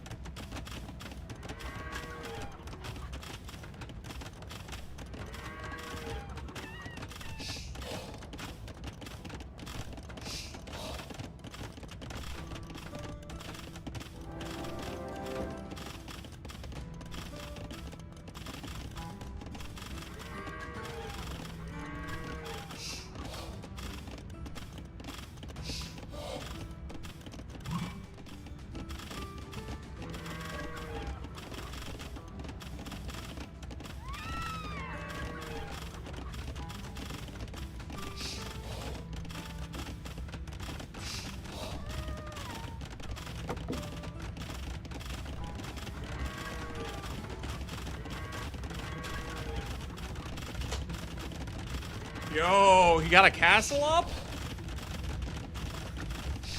We're gonna see Crenellations? Llama is booming. And Loco has a similar amount of ills, and he's also gonna try to boom.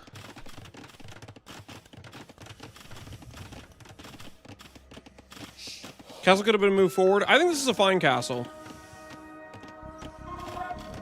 He can easily pick up all the relics. He has a completely big area to work with.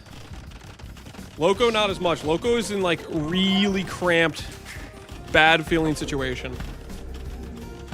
And he has 2 vills idle in the tower, but he probably forgot about him.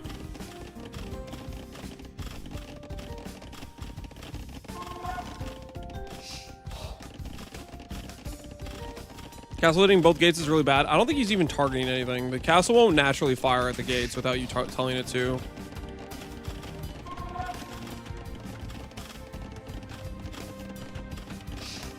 Ram to stop the tower rush. You don't have rams if you're in feudal.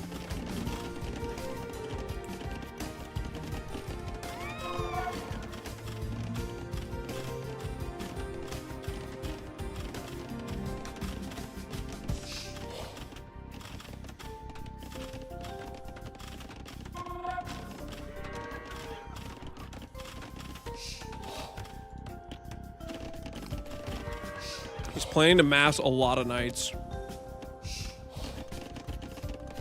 Neither of them are thinking Imperial Age.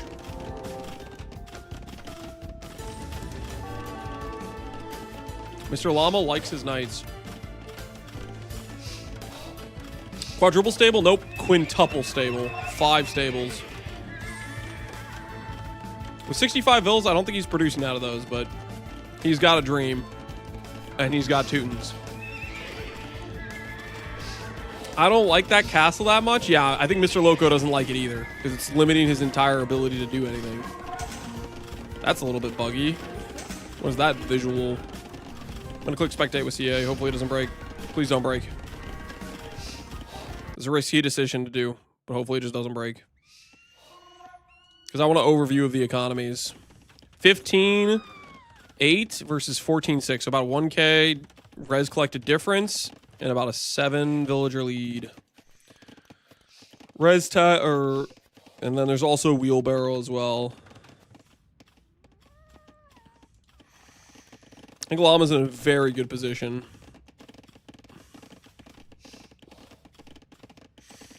Bloodlines, second armor. These knights are about to be tanky. Don't throw away this. That's about to be in castle range. Just gonna shoot the one tower. All right, fair enough.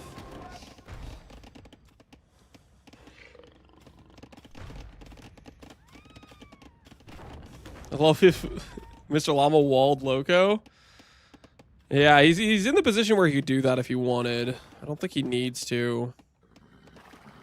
He also could pick up all of these relics with 0 resistance.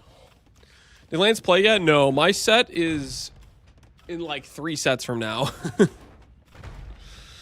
It's in a hot minute. It's in a hot minute.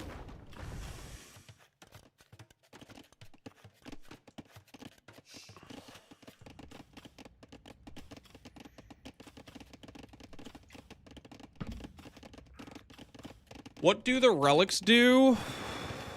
The relics generate gold passively. They're like, I think they're worth like 1.7. Like, let's say you had a gold minerville. It's 1 tile away. I think it's worth 1.7 of those villagers mining gold. So if you have 5 relics, it's like you have like 8 villagers on gold, essentially. Loco's going to see if he can go for a counterattack. I don't think this is going to do much, considering the knight numbers. And he has much better techs. He has bloodlines, double armor. I don't think Loco is going to be able to do much with this, considering Llama can just send these back, and Loco has to break through a wall first. Are you at least enjoying the tourney? Yes, I am. I'm enjoying the tournament quite a lot. Loco can destroy his own wall? Yep, you can always delete things if you want. So he was using that as a way to, like, sneak out of his base. Imp on the way. That is going to seal the deal, probably. And then he's probably going to get, like, Cavalier, another armor upgrade, and he's going to be able to just ravage Loco's eco. Look at those farms. Look at those farms. These knights just crush, I think, with their superior attacks. He needs to get in melee mode, but even then he's outmassed, and these knights have 5 melee armor. Tribes moving forward, castle's huge. Yeah, it's going to allow him to take out everything here without even having to leave his castle range.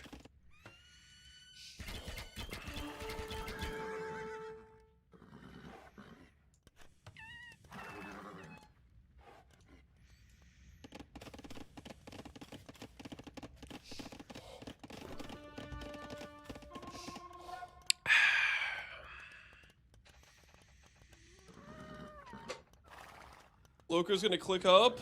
His click's gonna be pretty late. He just did 2 techs that kind of delay it, and then he queued more villagers. He needs to unqueue those villagers and click up, but I don't think he realizes he's on the clock for Imperial Age. I think maybe he thinks he might have a comparable or better eco type of thing, but he doesn't. Which the score should be indicating that he's behind economically too. I thought he was, and then he spent gold. He's gonna click the second he sees that llama's up, because he's gonna realize he needs to. But he's gonna have to like sell food to get gold. He's gonna be in a bad situation. He is getting a couple random villager picks here and there, which is nice to get that value, but he is about to be in the in a world of hurt. So the imp just hit. Let's see if Loco clicks. He's gonna like sell some food to get gold. He queued more gold units. I don't know. This is the funny thing though with Cavalier or Teuton Cav is they never get husbandry, so you can just always get outrun if Loco gets husbandry, which I don't know if Loco got husbandry or not. It's GG, yeah, I think it's pretty GG. Once Mr. Llama gets plate barding, Treb's the castle, he can just run his Cavalier in here and just do what he wants with the eco with plate barding.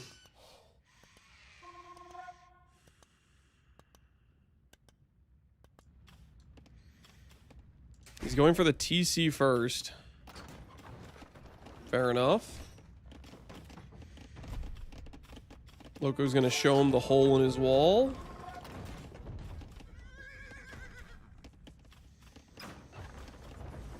All we need to see is plate barding. No, don't get stone shaft mining. That can't be a real click. We just need to see plate barding. I swear if he spends more gold, he's massing his Ratha. He's spending more gold.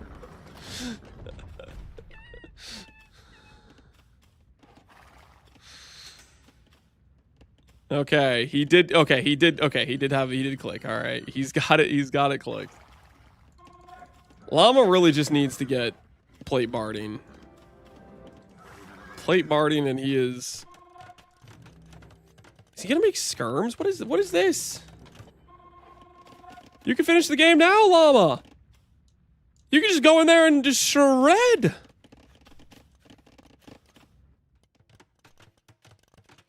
Don't tech Teuton Elite Skirm before teching plate barding. Don't hurt me like that. Okay, he's at least grabbing relics. That's good. Please, so help me, if I see Teuton Elite Skirm before I see plate barding, when my guy has how many Cavalier does he have? He has 50 Cavalier. Okay. Technically, he clicked him like similar times, but this tech's faster. He did get plate barding. He's gonna fight before it comes in, but he did get plate barding. Okay, he's just getting rid of those mangonels. He's helping Loco out, honestly. Loco was getting distracted by those.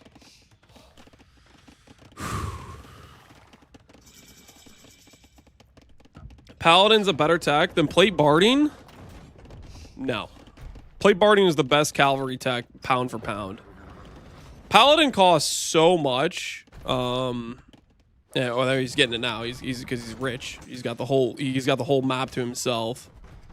But plate barding plus 2 pierce armor is the difference in your Cavalier, basically ignoring archers and not. Going from 4 pierce armor to 6 is huge. I don't know what these guys... I think they do like 7 damage or something on archer stance. Like 5 plus 2 or something like that. Like, they're going to deal 1 damage to these guys for their archer amount. Okay, Viper taught him stand ground patrol. I want to see if he actually uses it.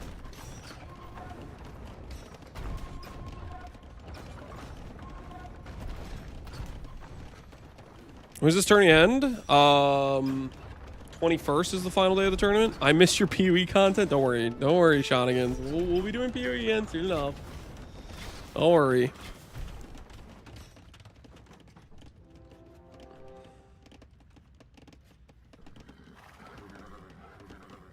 Paladin looks so good. 20 seconds.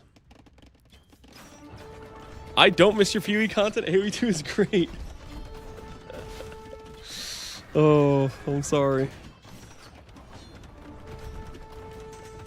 Paladin in.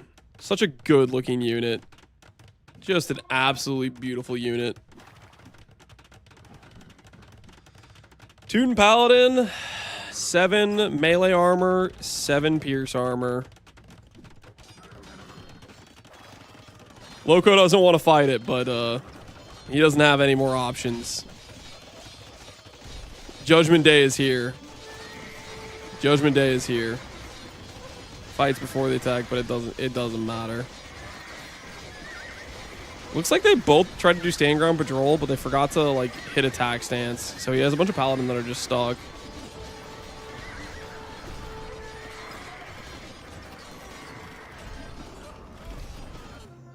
Yep, there it is. There it is. GG. Mr. Llama pulling out a Trush and then following it up with some decent eco and imp. Well played, Mr. Llama. Well played.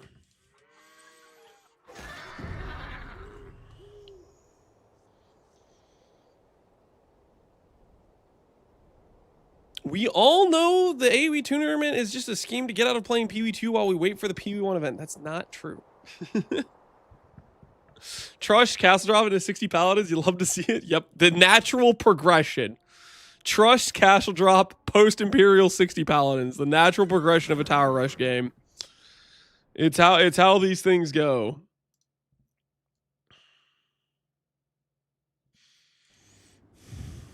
Next up, we're going to have Spiffing Brit versus Knopf.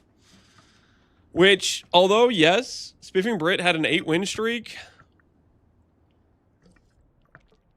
Unless he was completely acting during the Hera coaching, I have a hard time seeing him beat Knopf.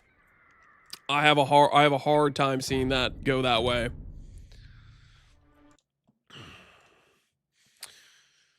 So we got Mr. Llama moved on, and Death Note moved on. And the next up will be Spiffing Brit versus Knopf, and then Grubby versus, I think, Day 9.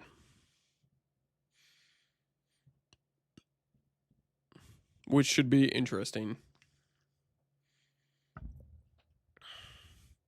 And by interesting, I mean it will probably be a complete bloodbath.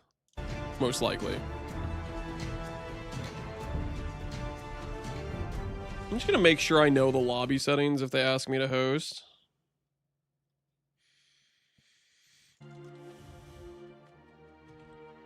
They want me to call it the King's Gauntlet. Unranked.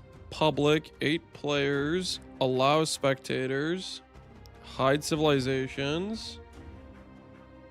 Non-default definitive set. Create lobby. And then it is a fortress, tiny, standard, 200, normal, standard, non-trading links. Victory is time limits, 1100 years. Regicide.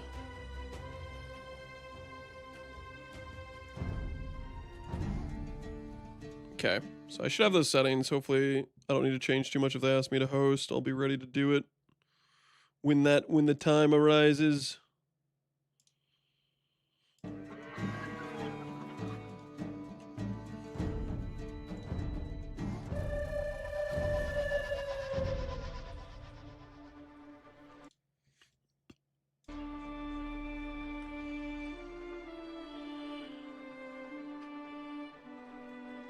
I expect the Brit to cheese. He's gonna go for Frost Row, unless he was just doing that as like a complete bait and he was acting, and who knows, but we will see. What civs are you gonna play? I haven't decided.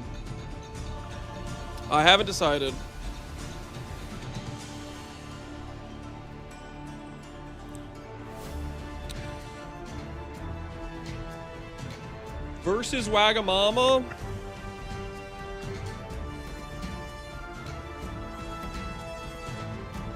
I'm tempted to pick some counter picks, but realistically, we could just go with like what we've practiced as well. Did you end up liking the Cumin 2 TC boom? I did. I actually should look back at the replay I did against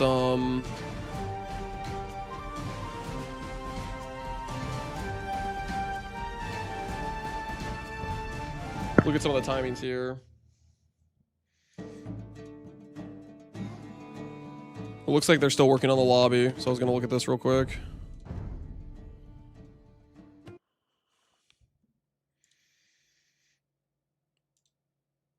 Whoops.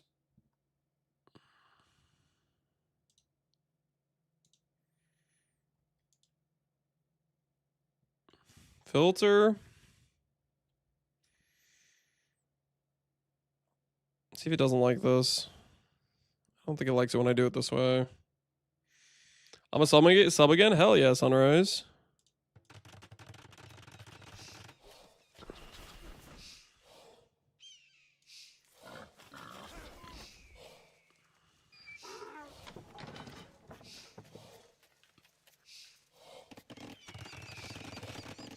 I feel like the StarCraft paradigm is getting away a lot. I mean, that's just a way for him to like put an understanding to something, right?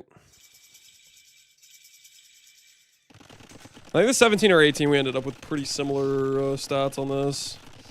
I think I'm a bit ahead of Res Collected though. I think I like the 18 more.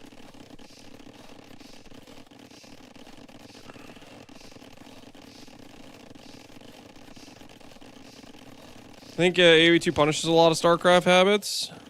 Maybe. I mean, the Day 9 is just using that as like an association, like a way to learn things. You gotta remember, it's a bunch of like stuff he hasn't seen before, and he's just looking for like a memory association with it.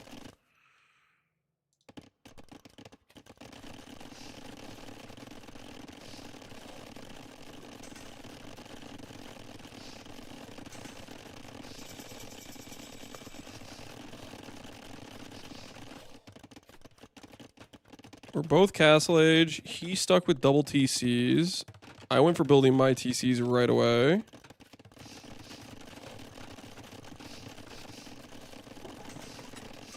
And he's mining stone to go forward.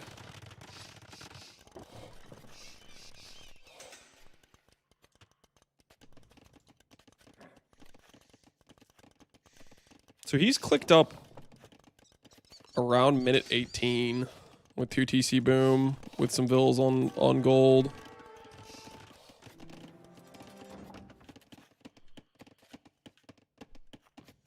Dana's also doing Persians only because elephants are cool. Respect, dude, respect. Elephants are cool. Okay, so 20-minute in Imperial Age.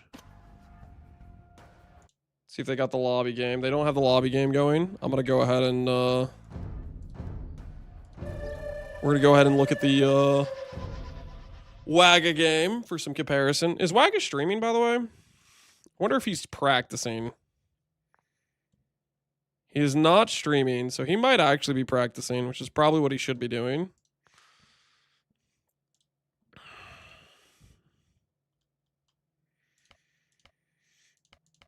I like the idea of going Slavs just to counterpick infantry. But we could also go Cumans and have a good time. Okay, where are you? I want to look at the replay for Wagamama.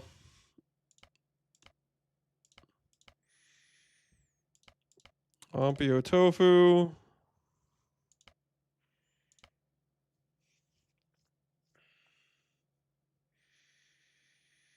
Bulgarians, Franks.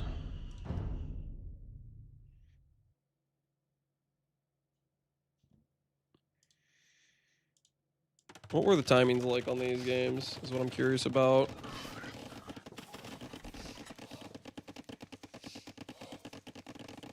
What do I have the tourney? We're waiting for the next game. I keep checking to see the They're still working on the lobby as far as I can tell. But right now, the next match is Spiffing Brits versus Knopf.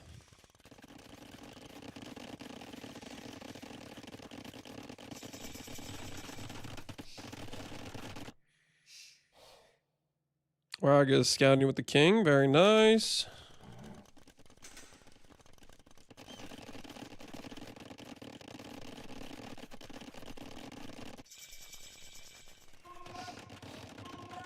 Jabba's walling off. 13 minutes in, they're both Castle Age. They're starting to boom. Waga's going to fight for some of those relics. Fair enough. And he's doing conics.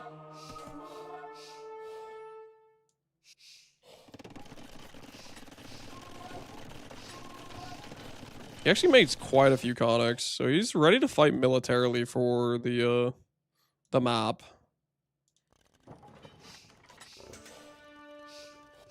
Caroline's not playing PvE? Where have you been the last week? So 20 minutes in, 60 vills. And he's just basically collected all the relics at this point, right? He's got 2 in, another 2 on the way, I think. Yep.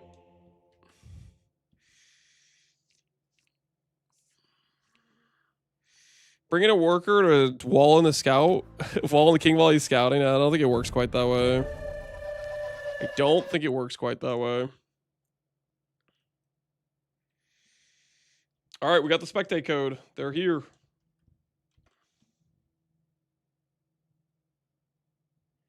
One sec, have to enable crossplay. Wait, is Spiffing Brit playing on an Xbox? There's no way, right?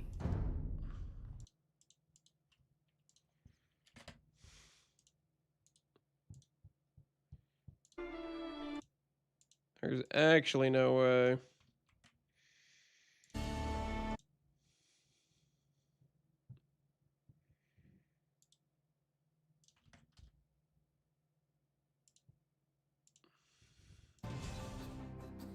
All right. I wonder what Spiffing Brit will go for on Regicide. If he'll go for False Row or something else here.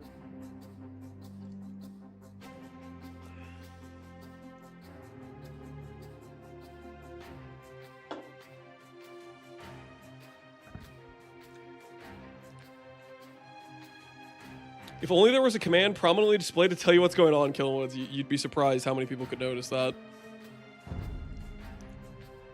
You would be surprised. Okay, they're just chilling in the lobby for now. Eating. Like, not even true at all, by the way. What is this? Knopf thing. Oh.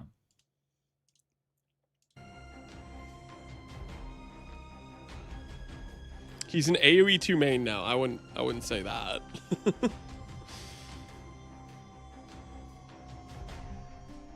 I wonder if he's been practicing other strats, getting to coach super hard off stream. He's been super sneaky about everything. I don't think so. I don't think he has the time, is the impression I've gotten.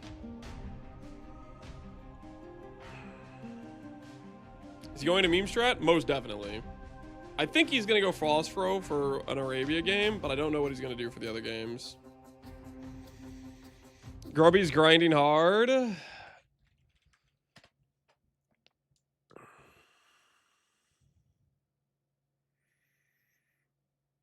He's playing Malay now on Fortress. 9 hours and you've ate 7 John, how much to buy is a trebuchet? Not true, but yeah, sure. So I was at the airport. Okay, here's the thing. I went to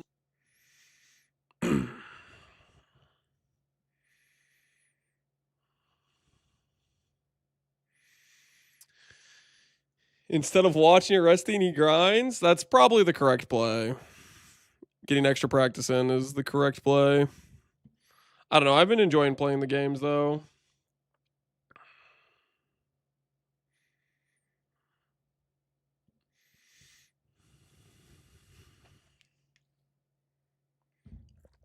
I mean, we could do that. We could do that.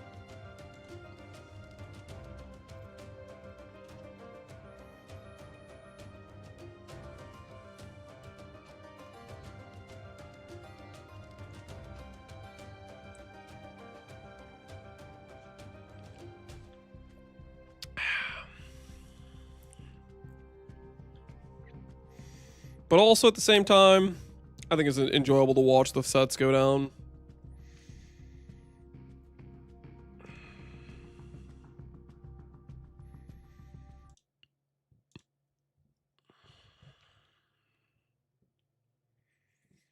Got the toughest opponent? I don't think I have the toughest opponent. I think Thermal has the toughest opponent. He's going to be facing Sing Sing.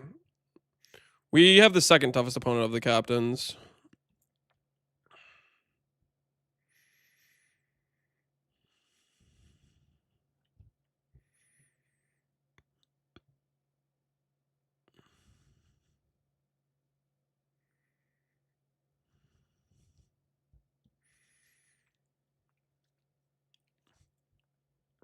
Vietnamese versus Malay.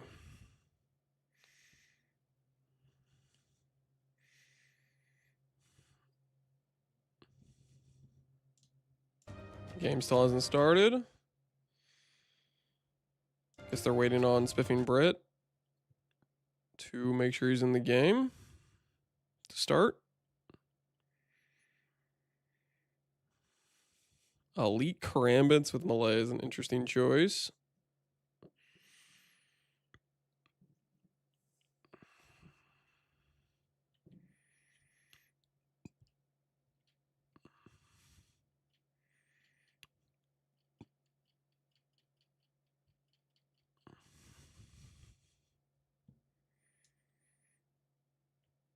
Where are the brackets? It's Wikipedia.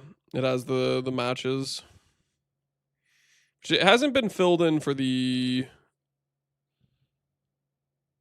captain's matches yet, but I believe it is Pig playing Tofu, Euthermal playing Sing Sing, Grubby playing Day 9, and I'm playing Waga, I believe.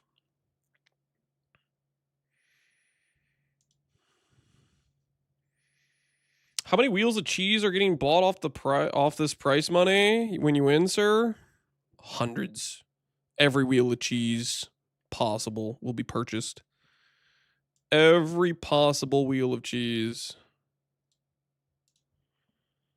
Says a minute 14 till the game starts. Is it actually starting? Or is this just messing with me? Cheeseopoly? Yeah, we'll have a cheese monopoly for sure. We'll have it all.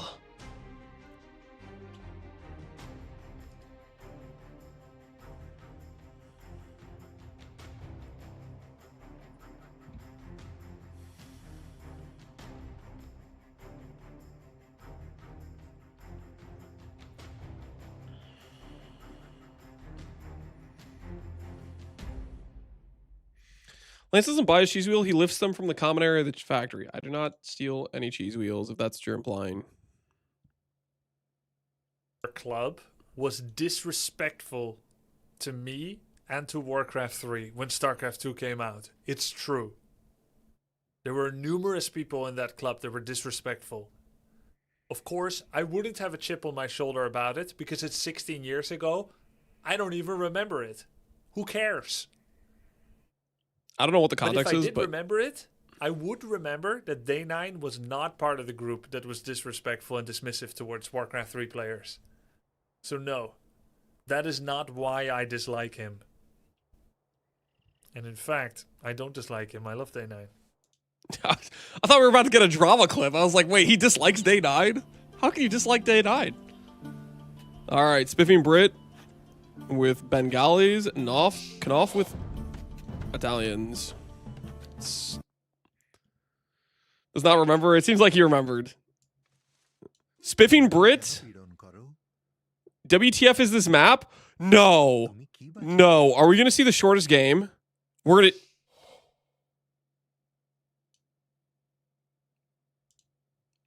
Okay, the king stopped.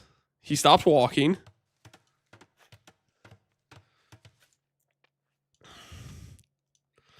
I thought he was going to walk right here and just get... Do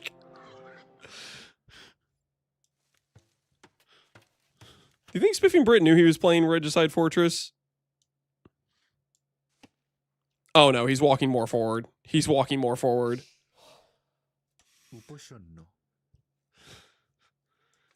Does he know the king is Surely he's been watching some of the games today, right?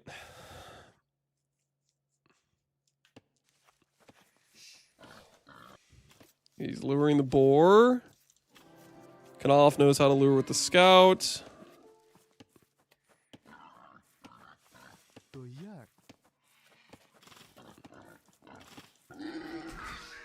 Spiffing Brit is spending APM on typing the longest messages. Knopf is saying nothing to him. Knopf is full focus. Knopf is not going to lose any APM to respond to Spiffing Brit.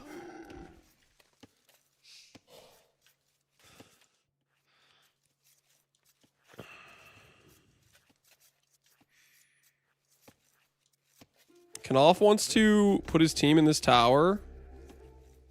I'm too bad to talk and play. Oh, come on, Knopf. You have a distinct elo advantage. This guy, man.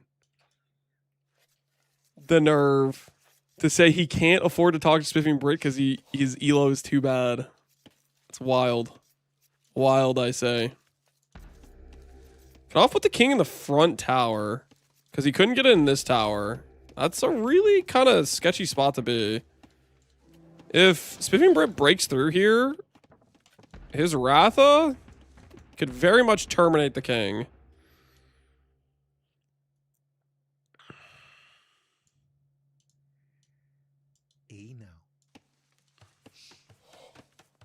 Looks like Spiffing Brit's thinking forward castle. He really needs to move his king back.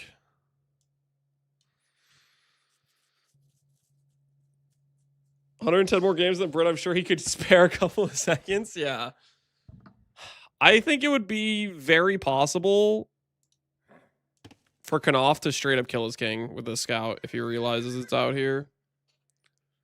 Knopf and him probably talked about meeting in the middle or something. Knopf wasn't serious about it. Spiffing Brit was. The scout is getting closer. The scout is getting closer.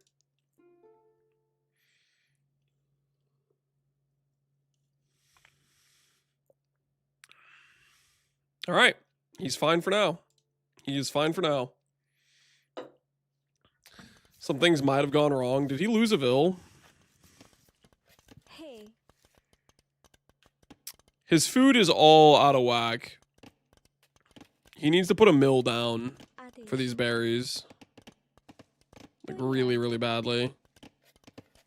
He's thrown off because he's used to the build order with deer and with sheep.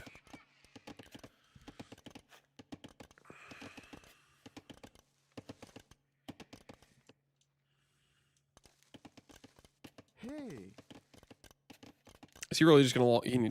I think he's like thinking he wants to save his wood for a market, but he doesn't know he can't build a market in a black. He can't build a market without a mill. Oh, he's gonna see it. Huh? Where is he going?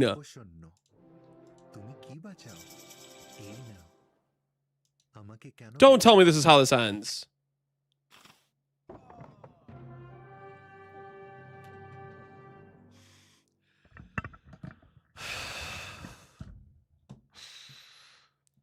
Well, that is one way to lose Regicide Fortress.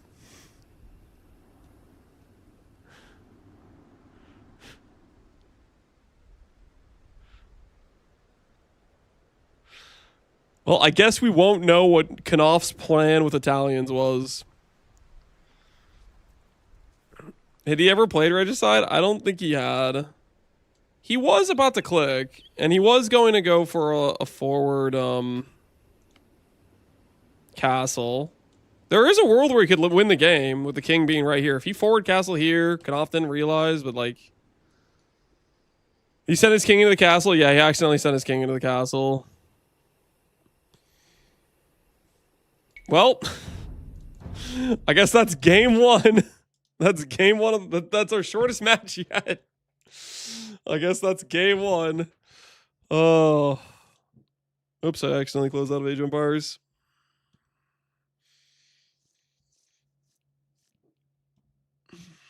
Wrong castle could happen to anyone, really? Yeah, maybe.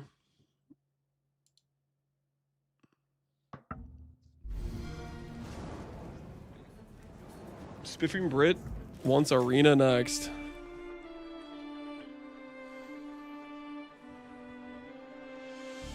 He's getting the schedule back on track. Hera called in a favor. He's like, please, man, please. I'm going to be ending this set of games at 3 a.m. Please. Do a quick match for me.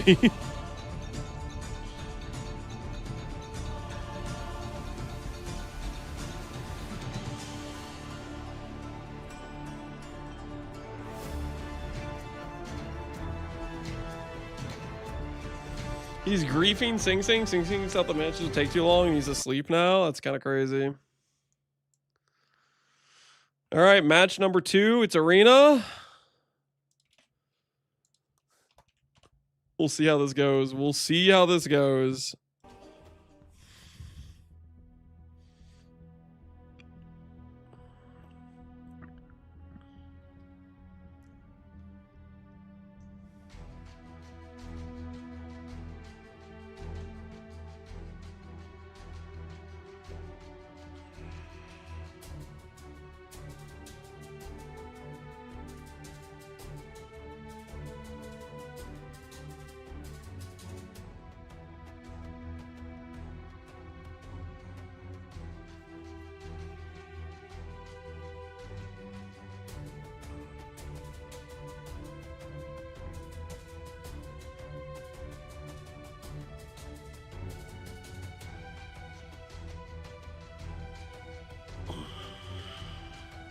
I think they're both in the game. I just have to click start.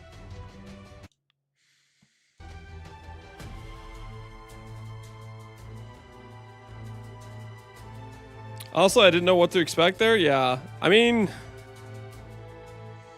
that map is probably one of the maps that would actually be more helpful for Spiffing Brit, having like the villas walled in. I think he can micro his army like halfway decently.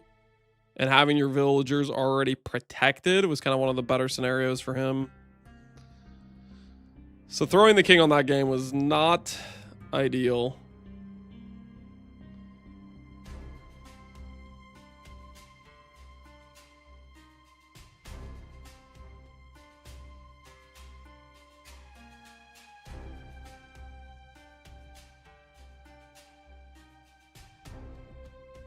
Did he do it intentionally? I don't think he did it intentionally, no. I think he did that on accident. I think that was an accidental suicide of the king.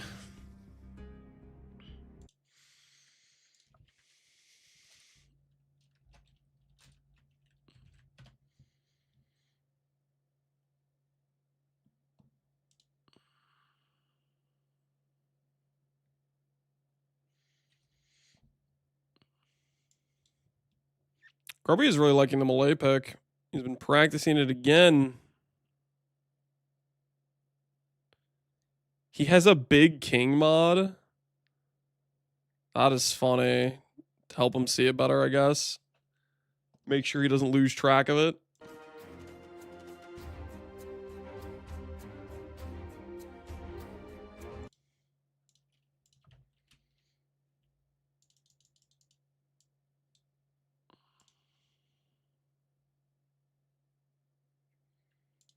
I mean, they should be in game. It should be starting soon. I need some analysis here. Send my king to the enemy base. Okay. And lose it instantly. Yep. That sounds like a brilliant What do you plan. think about that? What do you think about that? I mean, I don't know why he did it so late. I feel like if you're going to kill yourself with the king, I just do it right away. They just dunking on poor Spiffy Brit. He clearly did it on accident. It was an accident.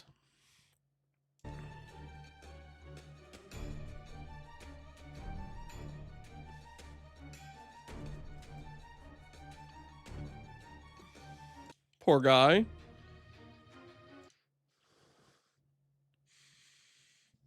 He didn't know. He didn't know, man. He didn't know. Did he do it intentionally? I doubt it.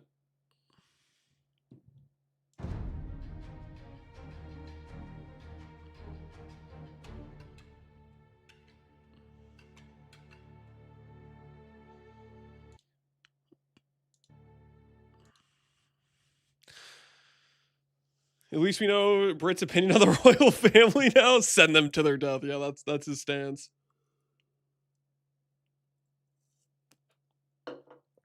Caught. Honest accident, guys. Please do not investigate. Knopf slips him $100 bill under the table. Good game. I kind of doubt that's what happened, but you know, maybe a little bit. Maybe a little bit.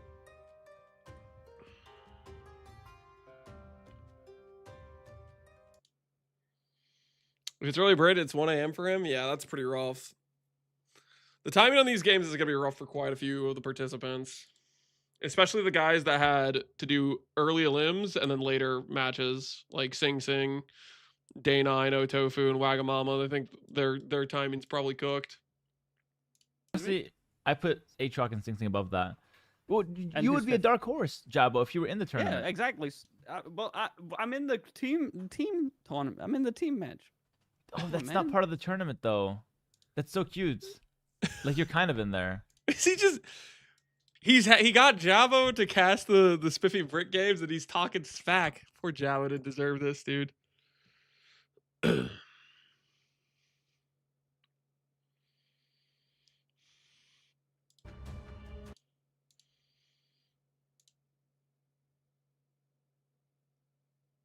Okay, I think they got a new code. It's not this one. This one's fake. That one's not real. Let's get the hell in there. Let's get to the right game. Turks Magyars on Arena. I think they're both going FC. I think they're both going FC, which I do not like the Magyars in this situation. I think Spiffy Brit's gonna have a hard time doing damage if Knopf goes FC as well, or Fast Imperial with a castle drop. Oops. All right. Let's see how we do.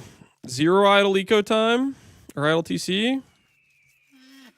Food left on the pig. A pig assassinated. It's rotting. Not a great situation. Go Spiffing Brit. Yeah, go Spiffing Brit, man. Get the upset, man. Get the upset. Believe in the dream. Believe in the dream. He's realizing he's got rotting food. Goes back to collect. Respect. Already got rot. Dude, Spiffing Brit taking APM time to type. Knopf, me too. Shut up, you liar, Knopf. You liar, as he efficiently sends one pig at a time. This freaking guy, man.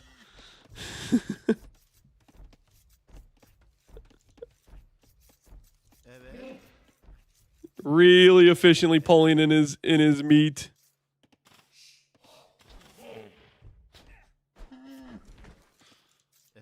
Yeah, the pig was completely finished as well. Shoe off with your scout, dude. Spiffing Brit likes to talk during these games. He has no wood for a mill. He has not brought in the rhino. British banter meta. I don't know if it's gonna work out for him, guys. I don't know if it's gonna work out for him. This is not looking too good in his favor. I guess we'll find out. Maybe Knopf will really badly micro. Maybe he'll go forward with his castle. Somehow, by some miracle, Spiffing Brit beats him to castle age and has a couple of Magyar Hussar on the field and just kills like 10 villagers.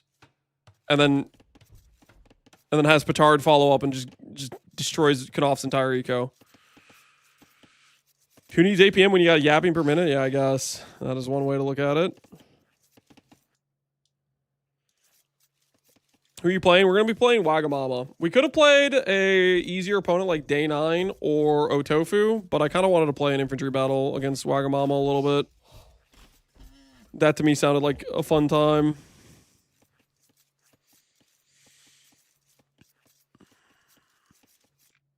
So we're going the content angle on a matchup where technically we could lose. We just need to throw a little bit and we could lose the match. Because Wagamama is definitely one of the better players. He got to 1650 rating in his elo push. He went on a tear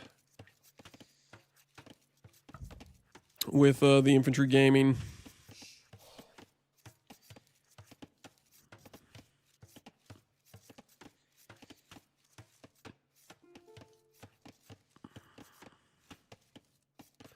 Hera wants quick games. He is hungry.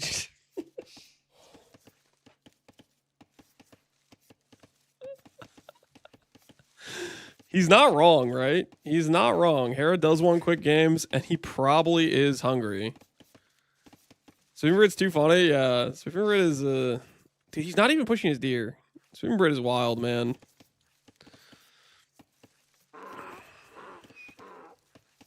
All the captains surprised by the choice of Wagamama. I don't think we actually did a captain's choice thing. I think we were just trying to send games because we're behind schedule in the day because the matches are taking too long.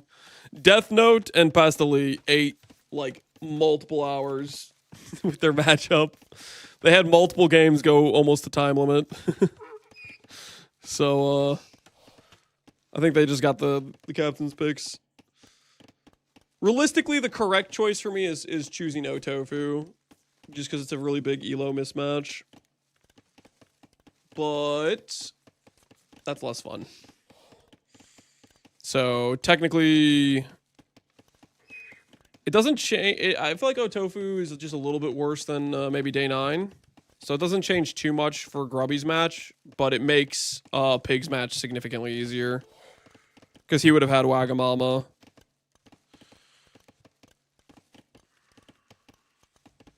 Day 9 is playing Grubby. Yep. That's who Grubby picked. So Pig's playing Otofu.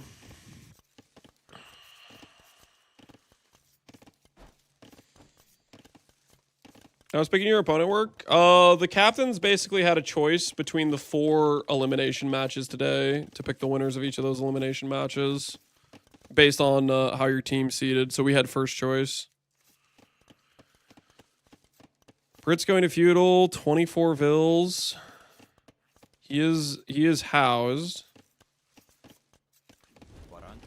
Hopefully he realizes and builds a house.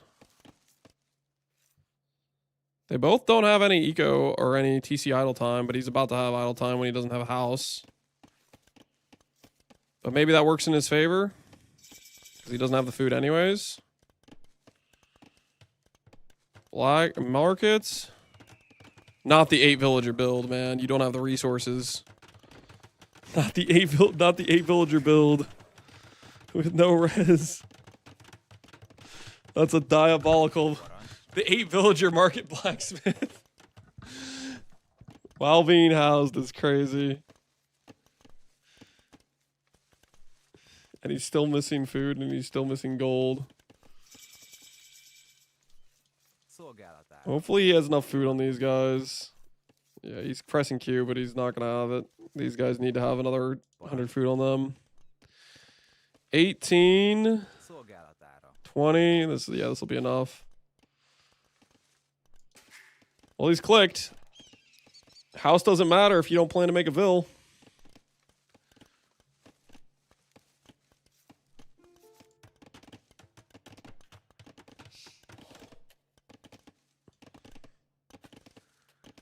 I don't see this going well. I think by the time he's getting there, he might beat a castle before Knopf by, 1 villager of Q time, but he's behind 4 villagers.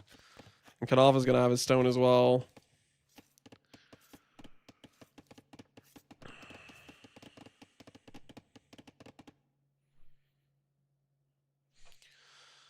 $24 plus 0 strats. Yes. It's a little bit questionable now, isn't it?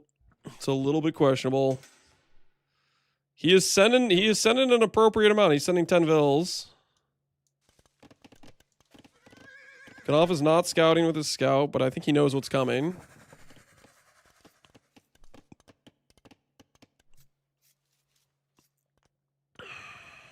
Hopefully he puts his castle right next to this gold and instantly puts a mining camp on the...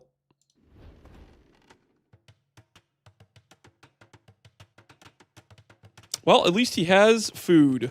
No loom. He doesn't have loom. He doesn't have loom. He knows about the gold fox at least. That's good. That's some nice extra little gold income. No loom is crazy. Okay, he's getting loom now. He's getting loom now. He could have done it when he was built. Oh my word. Hell yeah. Right on his gate. Right on his gate. With superior villager numbers. Knopf will win the fight because he has the better scout.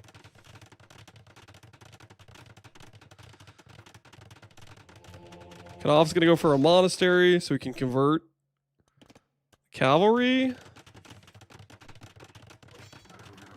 Just fight back. Yep. Good stuff. Good stuff.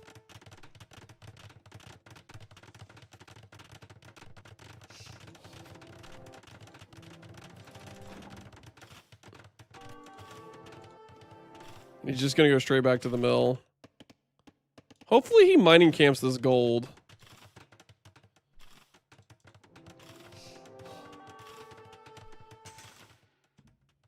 Res collect is a big gap. Yeah, it's already 1500 res. He's shooting a wall to get in. That's good. Knopf is walling behind. Not with very good walls, but good enough to force into castle range. Is AoE 2 a perfectly balanced game? Probably not. No, probably not.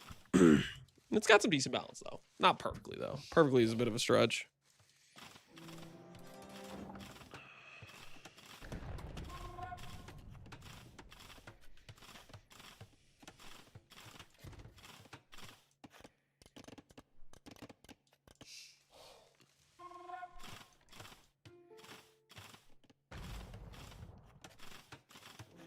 I call this the SC strat or slow castle.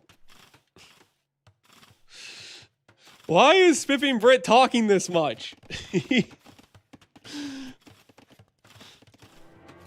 man is crazy, dude.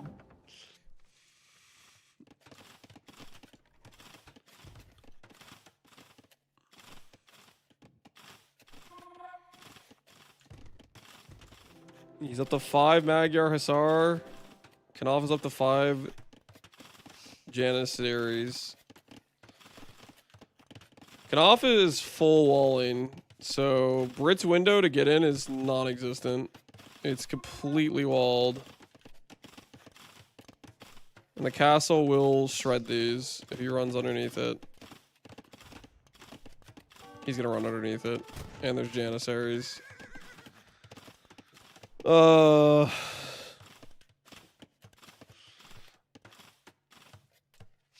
It's just not looking good, guys. Is this GG? I think it's pretty GG. Spiffing Brit's training did not cover 1400 elo players who knew how to do defense. Oh, he gets in. Wait. I mean, he's under the castle, but maybe he can do some critical damage. No, he's just getting destroyed by the castle.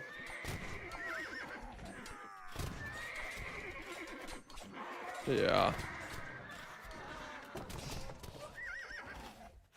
He got 1 villager with 8 Magyar Hussar. Oh. Maybe it was for the best that Knopf left that hole, honestly. That was a really good trade for Knopf. Another 2 Magyar Hussar.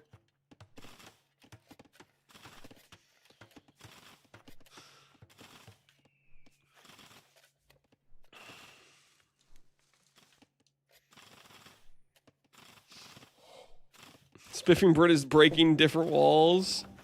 Ashamed to be sure. No. Yeah, I don't think Spiffing Brit knows what to do in this situation. You got in? Knopf's trying to gas him up. He didn't get in. You let him in. It was a trap. You then assassinated his entire army with men with guns. You got in, he says. You were kind enough to leave a gap, yeah. Not on purpose, guys. I don't believe a word out of Knopf's mouth right now. He's lying. That was a trap if I've ever seen one. The YouTube auto is gonna be a banger, yeah.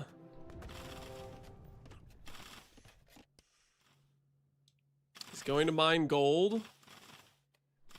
I mean, there is a world where he can really do some damage to Knopf, is if he realizes he just needs to get Imp first. Neither of them are really looking at Imp. Knopf has 22 on food, though. With Brit's resources, he could technically just try to, like, sell the barn. Where are those villagers going? He could try to sell the barn and get up. He's queuing petards. Ooh. I like that as well.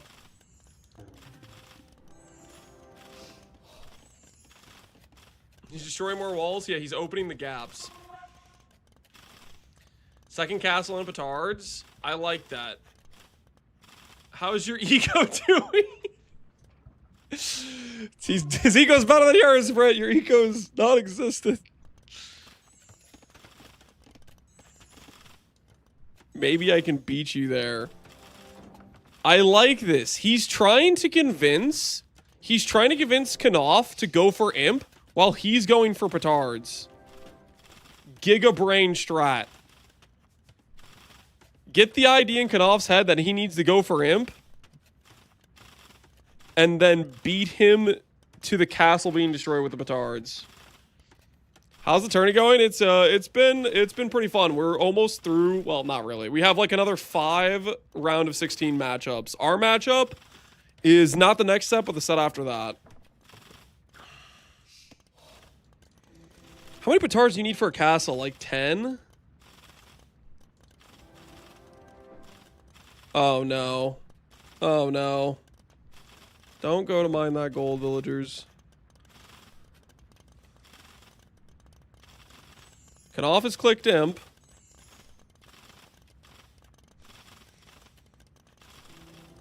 I wonder if he knows how many petards he needs.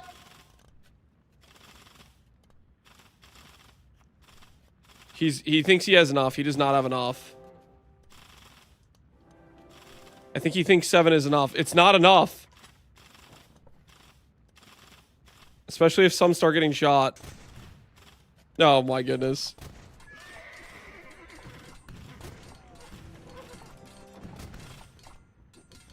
No. Oh, it was so close to the right idea too. It was so close. Because let's say he does send enough. His Magyar Hussar should win that engagement if he has him outnumbered, and he could drop a castle right here. You should have 8. I think you need like 10 to kill a castle. Oh no, it's so over. He's going for a castle right there where he's in range. It's 8, but you need all to kill. Oh, yeah. So, I don't know. You kind of want more then, because people can easily like shoot them with the castle and stuff. Okay, technically he's able to place this. Knopf can definitely just deny this, though. If he just moves some Janissaries around and shoots him in the back.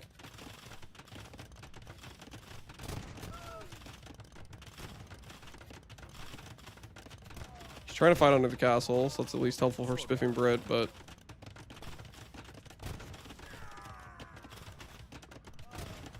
yeah.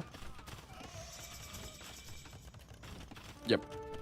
I think that's gonna be GG.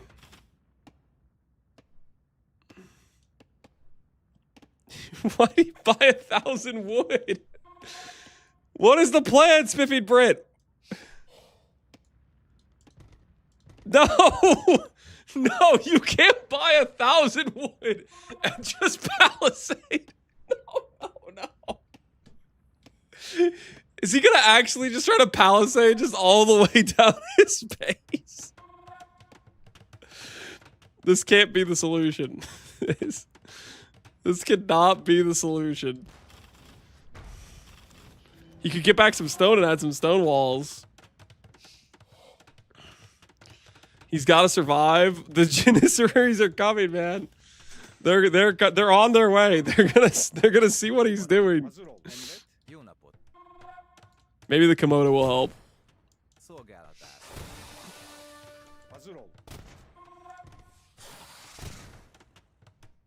he gonna go for? Oh yeah, he's gonna go for a farther back wall. The Komodo's actually gonna kill this one. Now he realized.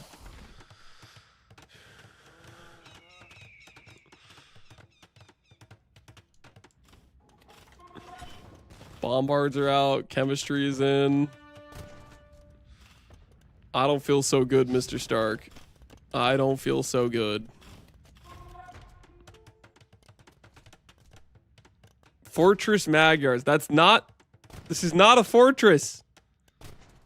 You are in... This is like the situation with the big bad wolf. And my guy made his house out of straw. And he's about to get blown down. In swift fashion.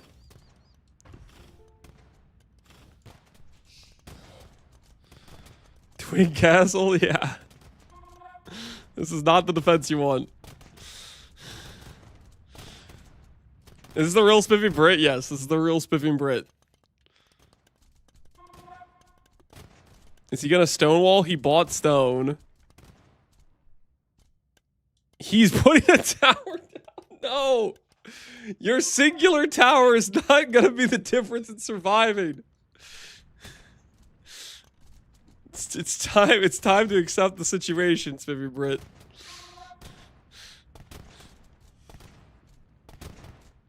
I want to see Brit type, how do you turn this on? Oh, start trying like some random cheats. I mean, that's the one thing that could save him. If there were cheats enabled and he pulled out some Cobra cars, that could actually save him. Is the tower even going to be up in time?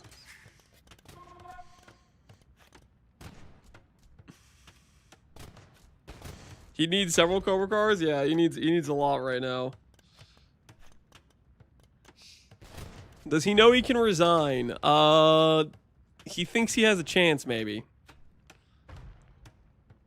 He doesn't want to go down so quickly. He's extending the timer to just say he was alive for longer. He's going for a second tower.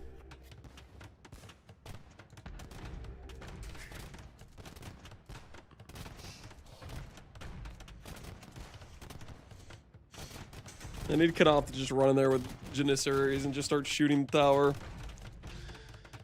Towers versus Bombards is a choice. Oh, he's got Elite. Oh my goodness, look at those guys. Those guys are looking good. Dude, all the Elite upgrades look so good in this game. Those guys look freaking good. Wait, when does this end? It ends when your market's gone, I think. And all your villagers are dead. When you tap out. No, Knopf, just kill his market. I think that's his only building that can produce left. Knopf just needs to kill his market. Hey, Knopf probably doesn't know that he needs to kill the buildings that can produce. So I can just keep the stream hostage. He's not going to be hostage for... Okay, Knopf is targeting the correct building. Subscribe to Spiffing Brit. That was his, and Knopf, his dying words. Ruthless Janissaries killing poor civilians. Yep. Well, that was a game. That was a game. Spiffing Brit, Suicide King in game 1. Spiffing Brit, I don't know what game 2 was. That was something though. We're going to have to call into question those 8 game wins in a row. We're going to have to call into question those wins. Those are looking mighty suspicious now, I must say.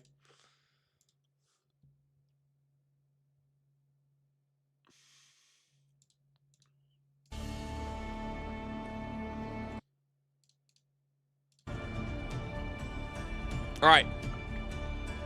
The next set is Grubby versus Day 9, and then our set versus Wagamama. I will be right back.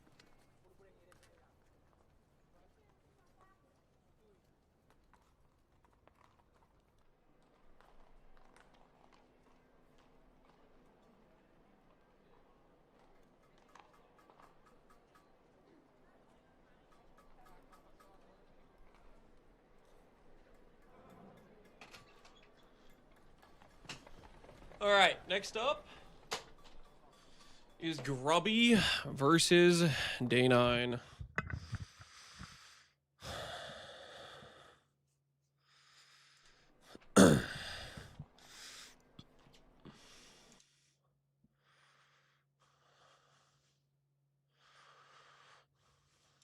See, is Grubby already hosting, or is it Day 9 hosting? And especially now with a monks behind, monks can be scary. But also the knights are not 5 knights anymore; they're 20. True. That's a really good point. This is 20 knights on the field. No cavalier upgrade. I feel like, dude, I feel like it's a huge miss. But I mean, still, a lot of knights here. I think Grubby's setting up the lobby right now. And I really can't believe we have Day 9 versus Yamato Cannon on Age of Empires 2. Take a second to appreciate what we're watching right now. These are two legends in All right. Should get a spectate link. There we go. We'll watch this game. We're watching this game.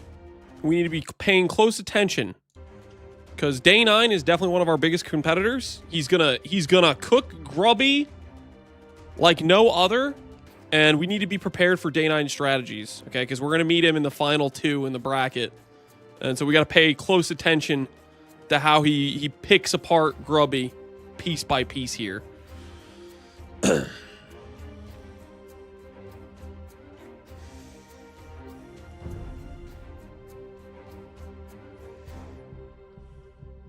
It'd be nice to see a competition like this in StarCraft 1. I mean, all it would take is somebody that like normally plays StarCraft 1 to be like, I'm gonna host an event and start trying to get people interested in doing it, right? A larger reason why Hera wanted to do this in Age of Empires 2 is because he was a part of Grubby's tournament in Warcraft 3. I get the feeling like Day 9 wants to go cavalry almost every game. So I think if Grubby just plays halberdiers, he's just gonna win. But Grubby wants to play archers, I think. At least that's the impression I've gotten.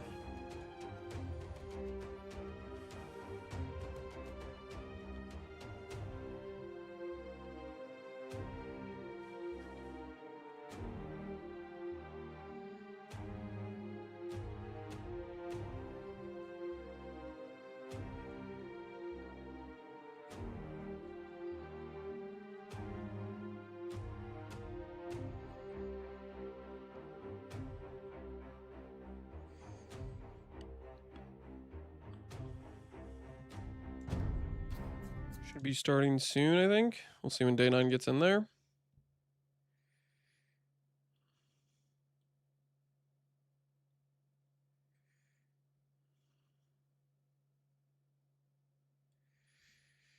Yeah, looks like he's got the game ready to go. Rocking and rolling. Here we go.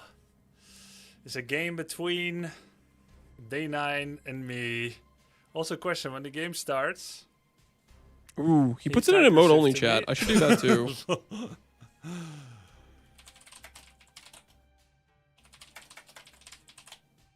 I don't know the banners of everything yet. Don't we get 1 minute? Hera said we get 1 minute.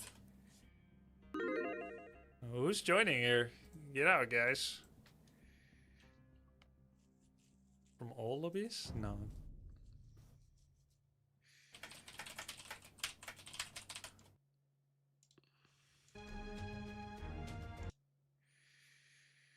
Mode only chat, yeah. Time to watch Grubby smoke Day 9. Yeah, this will probably be a mismatch. But, well, I mean, it is a mismatch, but we'll see. Day 9 is definitely one of the more competent mid-elo players. He plays pretty defensive. So we'll see how well he does with it. I think this is going to be a situation where Grubby kind of out-ecos him and then goes like Halberdier, and then he just wins because Halberdier versus Cavalry is a huge stomp type of situation.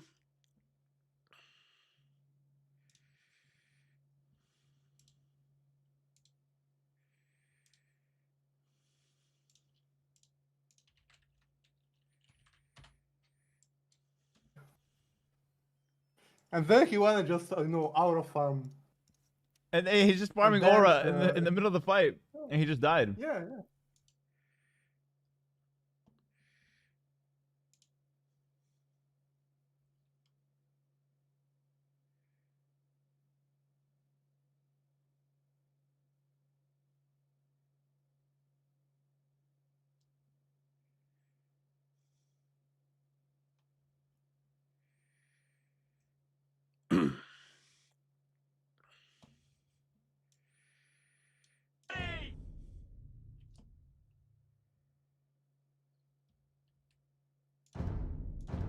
They start the game and then my thing bugged out. Is that what happened?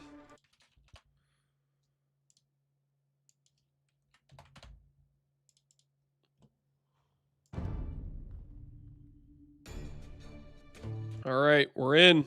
We're in.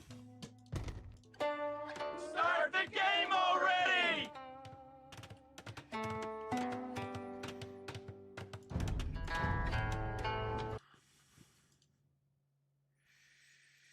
Does Lance have the last match of the day? I have the set after this. There's going to be more sets after, though.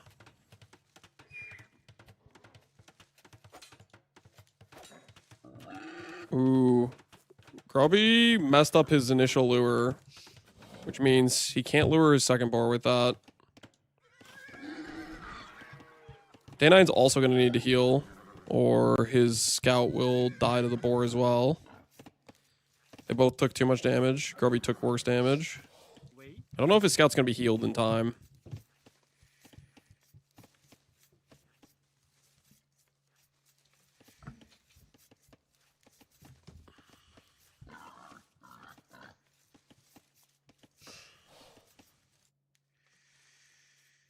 Grubby is very aggressively scouting with his king.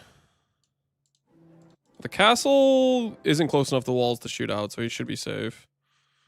Surely Grubby won't run in the castle. Yeah, I think with this spawn, the castle can't even reach outside the walls, so he should be pretty safe. Which is a little bit fortunate for him if he was running close to it. The game is paused. We try to check why the game is paused. Start the game already! All right, it's on pause now.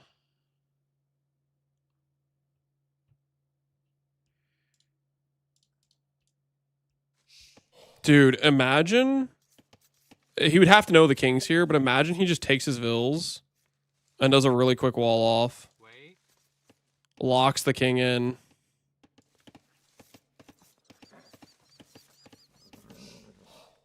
I don't think he knows the king's there, or does he?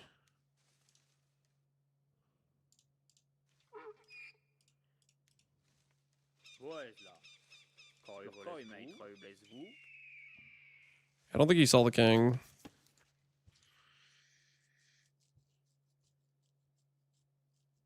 Grubby picked the wrong civ and had to read the text tree. No, he's played Way a bunch of times. Way's like one of the most meta picks. I think it was probably maybe that Day 9 needed to read the tech tree and didn't know what Way was, more likely.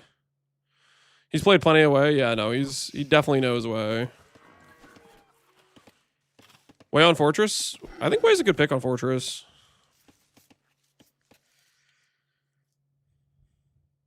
Are they pausing again? Grubby has 69 games of the Way. Yeah, so he's played Way. The only person that's played Way more than him is probably Death Note.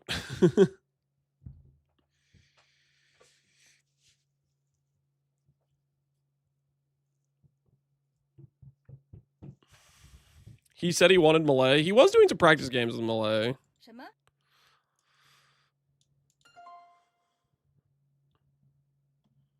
Hell are these pauses, man?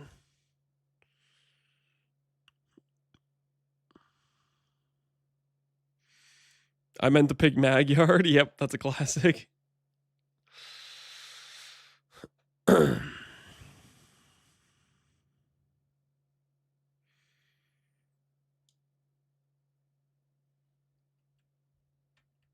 Day 9 has to restart his PC, his stream PC. And if you trap the king, you win the game. So Dana had an opportunity to win, and he didn't take it. He didn't really know, of course. But it is worth mentioning. You asking me also about this matchup, but I think that Burgundians, if they want to play mass paladins, they need to push very early on their timing, because like Heguan would be much stronger in the late game with castle like tech with What the hell is Death Note talking about? beating paladin, and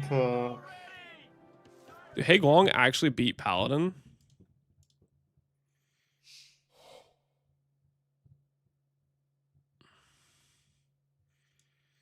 I would not think the Hae Guang would be good in that matchup at all.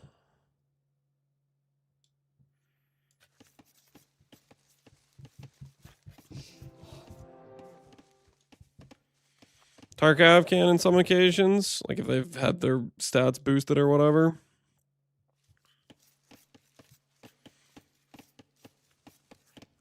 Dana's got double bidox. And 20 seconds of idle TC. Grubby has no seconds of idle TC. So it's a 1 bill difference already. Wei will pick up some more vills additionally when they get to their next age and start grabbing tucks.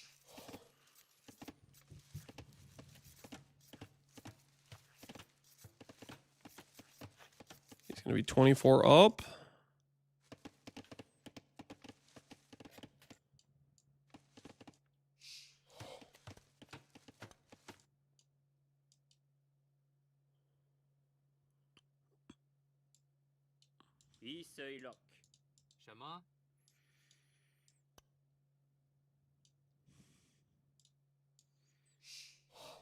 Dana is mostly doing safe exploring. He's going to go out with his scout now and get the king back. What's the scouting look like for Grubby? He went up, down, back. He's probably going to go back around this way with the king too.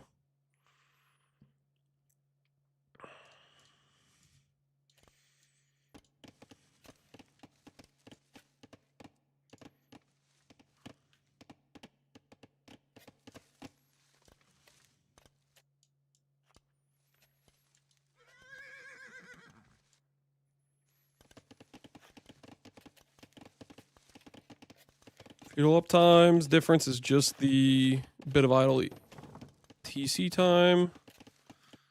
And Day9 has not grabbed his horse collar. Actually, this is a nice matchup to see because I would be curious about what the boom looks like. Burgundians versus Wei. I feel like Wei have a pretty good boom with the extra vills from Ecotex.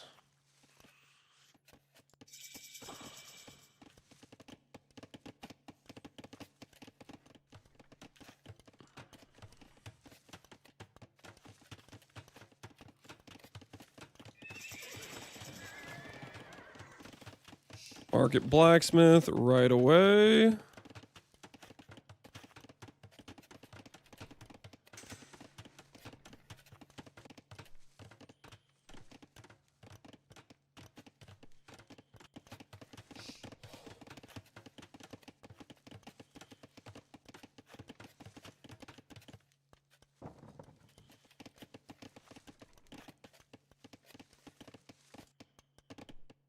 Castle Age at very similar times.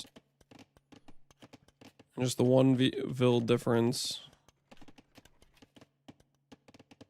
Bonjour. They both have loom? Neither have loom. And now Grubby is getting Ecotex to get extra vils.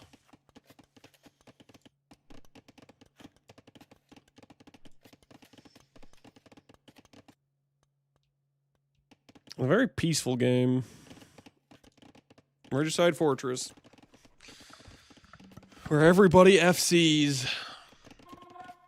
And then it's a question of if your units are the correct units right out the gate.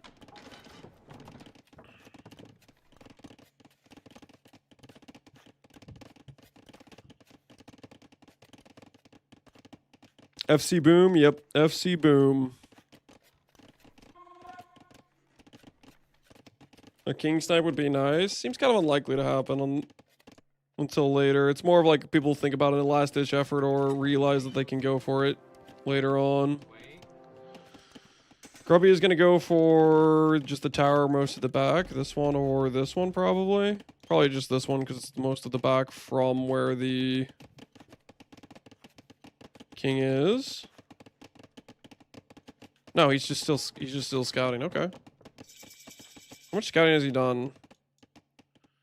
He's done a fair bit, but he wants to get more. 3 scouts out. He definitely wants to play for relics. Instant double TCs.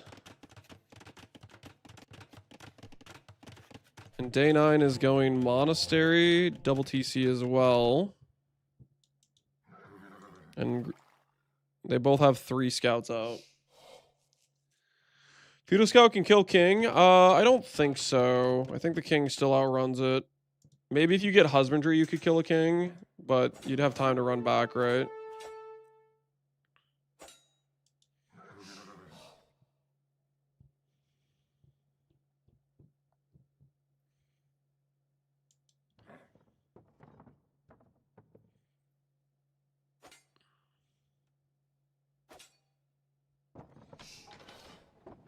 And day 9's getting Husbandry now, which will make him faster.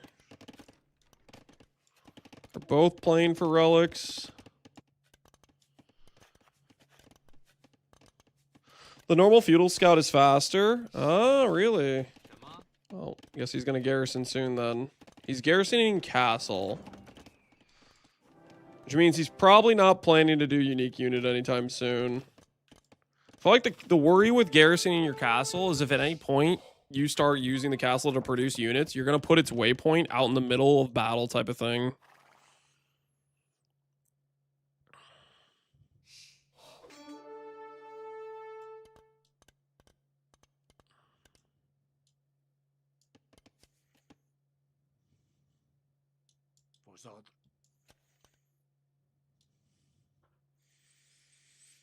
Honestly, pretty even game so far. Day 9's playing really well, but his monk is about to get sniped.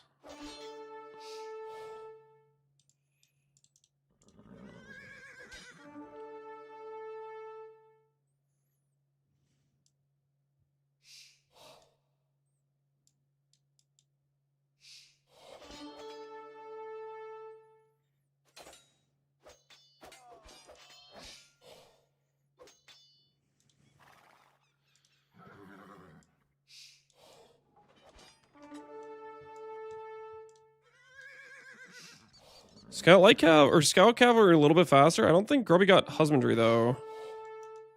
So it should be able to run down with Light Cav. We'll see if Day 9's paying attention to the other relic. Day 9's playing really well. He's matched him on pretty much Vills and Eco so far.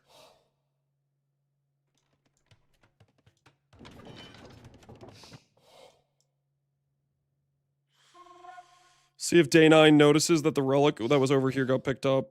Let's see if he can even see it. So he would have had that scouted.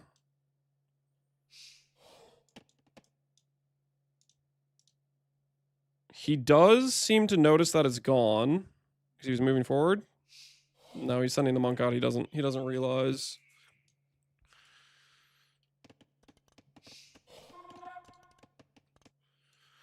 Day 9 is a machine. Yeah, he's playing really, really well. And he got Grubby's monk over here. The question is, does he realize that this one got taken? If he does, like, he could cut it off. I don't think he really realizes that.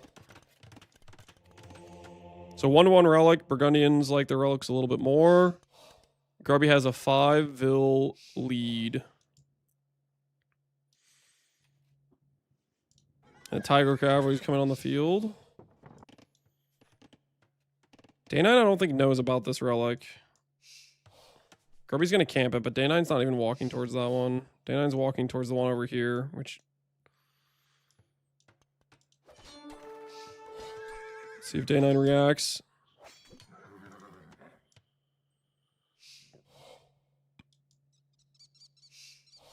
I wonder if he'll lure it to the monk to capture it.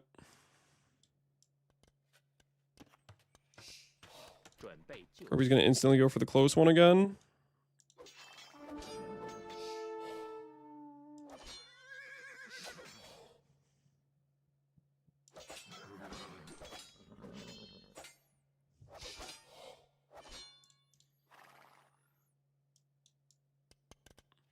Grubby's not going for the close one.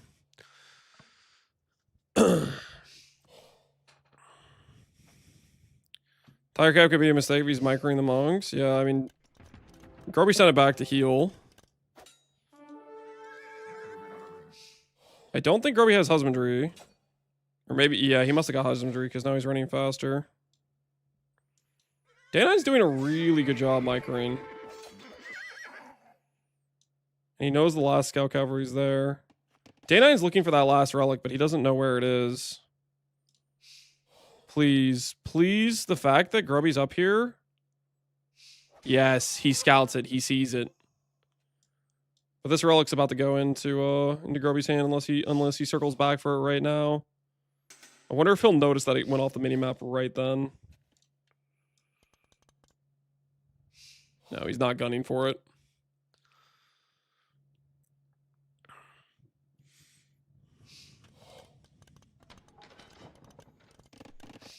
Dude, Day9 is playing really well.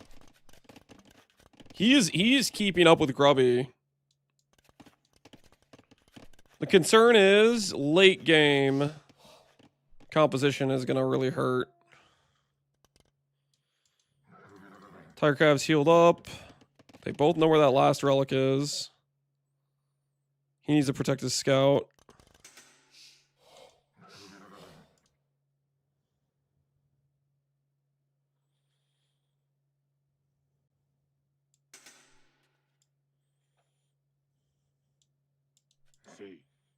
It's a dead monk if Grubby sees it. He does.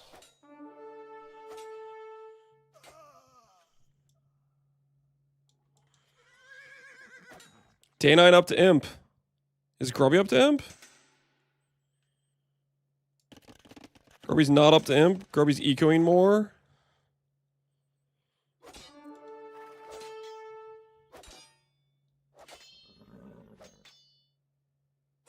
He's luring it in. He's going for the capture.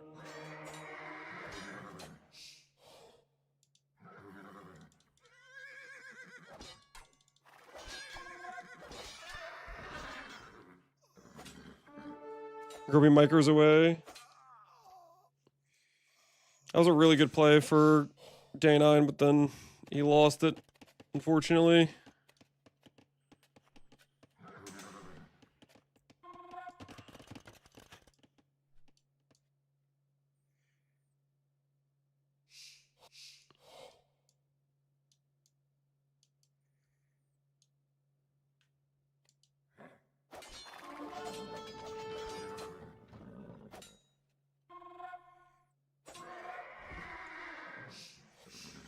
He needs that light cav. That light cav is what he needs to kill the monks with. Multiple tiger cav, multiple monks in the field. Bunch of micro nerds, indeed. Does Day9 notice this right away? He sees it. Does he notice it? He's got to notice like now. He's got to start trying to convert.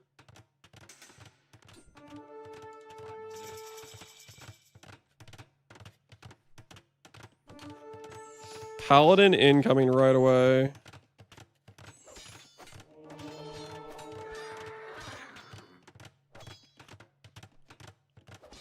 And Grubby's going Jean Bay Raiders. Yep. Good micro with the light cav, but he has no HP. Switching convert. He's going to get the convert, but he'll get the monk. Well played. Grubby is now very far away from getting this. He has no more monks on the field. Or does he? He's making one.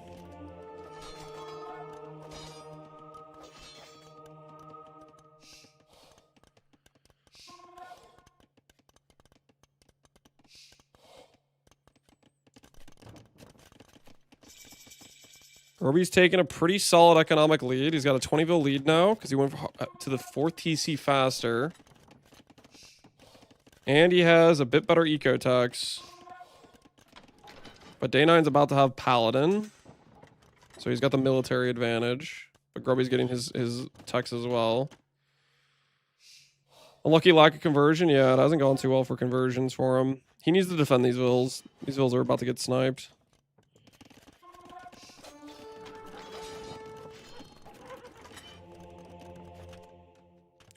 He reconsiders his castle. Does Grubby see this?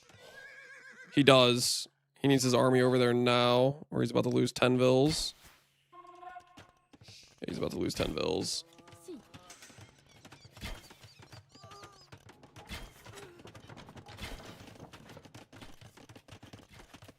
Not a good situation to lose those vills right then and there.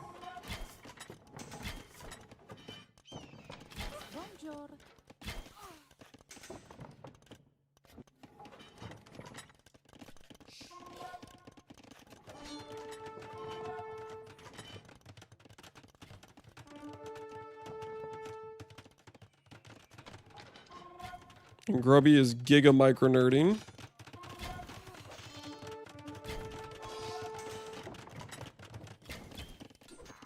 Expanding the villager lead.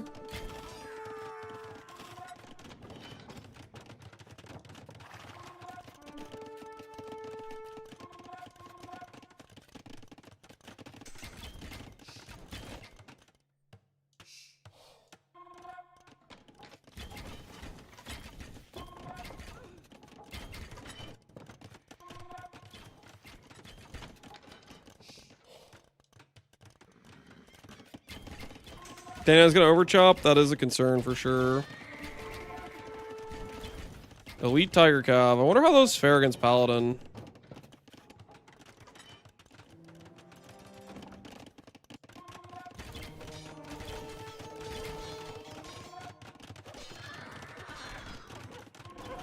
Day9 still, I think, has a military advantage with the Paladins, but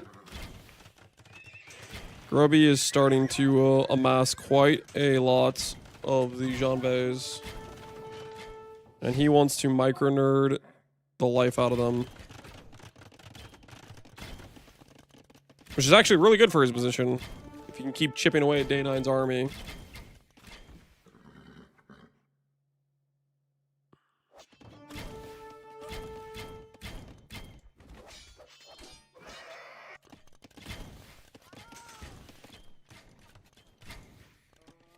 Grubby's outposting, getting good vision.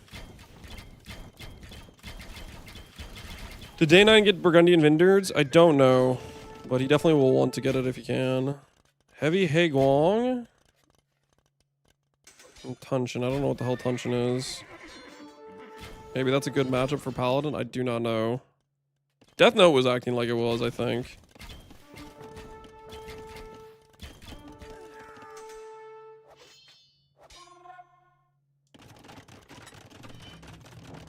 He's gonna get skirms on the field. Getting a lot of production, that'd be good.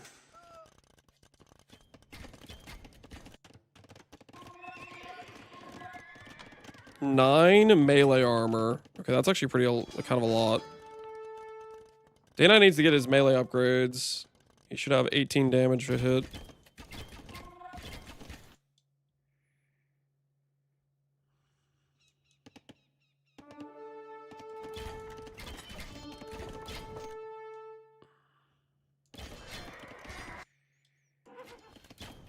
It's kind of the problem with wanting to micro nerd is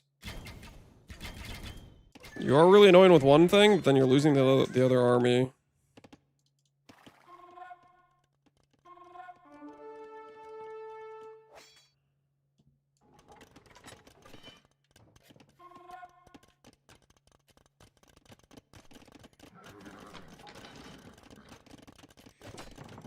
Both have 150 Vil Ecos. Armies both 50 each.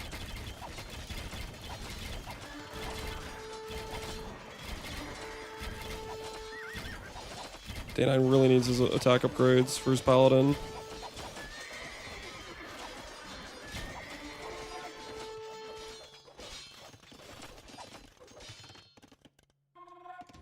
The traction trebs begin. He even has his hero on the field. Cow. I don't even know what that guy does.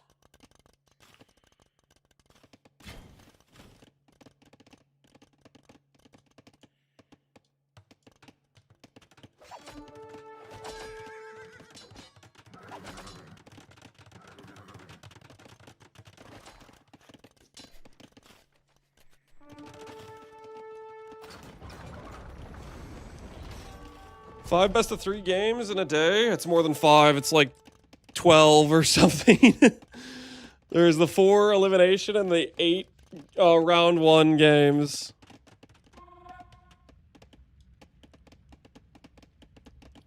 Okay, he's starting to get blacksmith. He's getting hussar, so he's preparing for having to do trash. Grubby's doing some very aggressive castles. Hopefully, Day9 realizes he can just run in and snipe these. And start doing trebs in return. Does he see this? He does. He has full vision of that. That's just however many dead vills.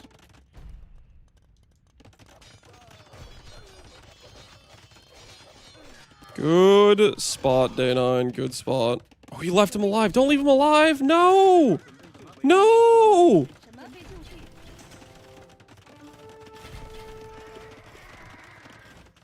He must have done like a select all military thing.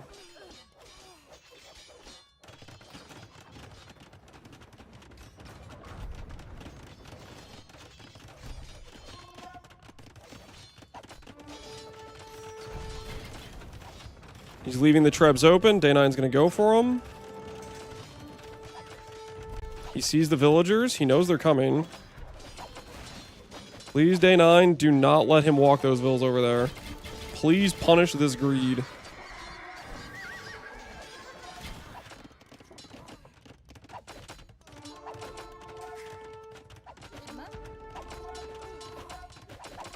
Grubby's gonna start getting tower upgrades, I think. The pathway is now open for the villagers to run to try to build a castle.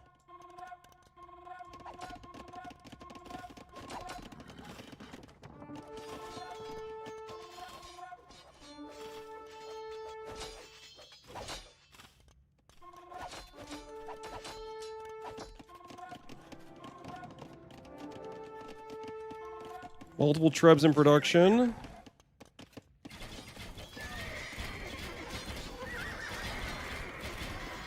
$60 to 60 military. Grubby's a RTS maniac? That he is. A9 does not have ballistics, so his castles aren't able to punish all those vills that were walking forward. Ooh, yeah, Grubby's gonna break in. Does Day9 have military ready to respond to this, or not really?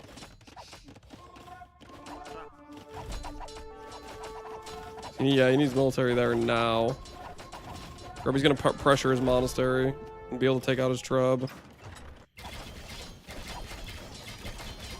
Day9's getting some raid value, but right now that's not really the thing that's holding Grubby back. That's just gonna allow him to get more military on the field.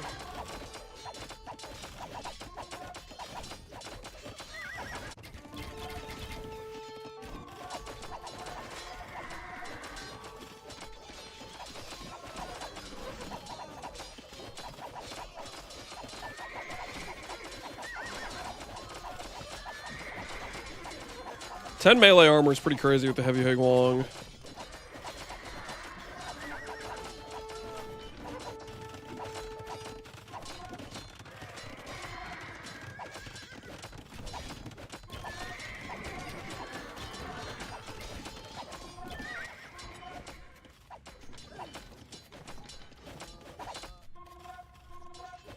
Day9 prayed pretty well. He did. He did.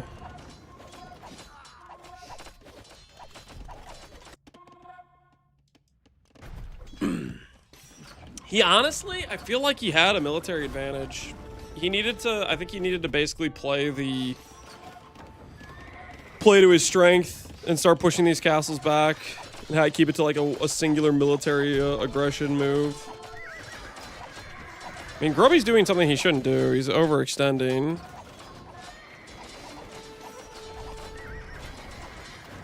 But Day9 is not watching. Or he is watching now, but it's probably too late. The castle's going up.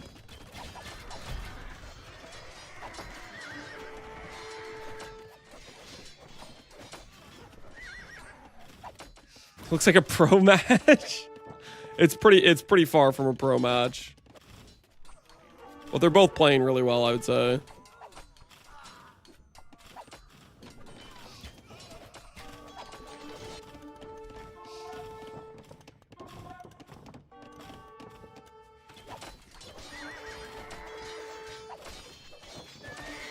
I've seen pro games that it looks like no one's controlling anything. They're probably controlling more than you realize, would be my guess. And Grubby realizes the King's in the Watchtower. Elite Tiger Cav, dude. Those are some cool looking units too, man. All the elite upgrades look freaking awesome.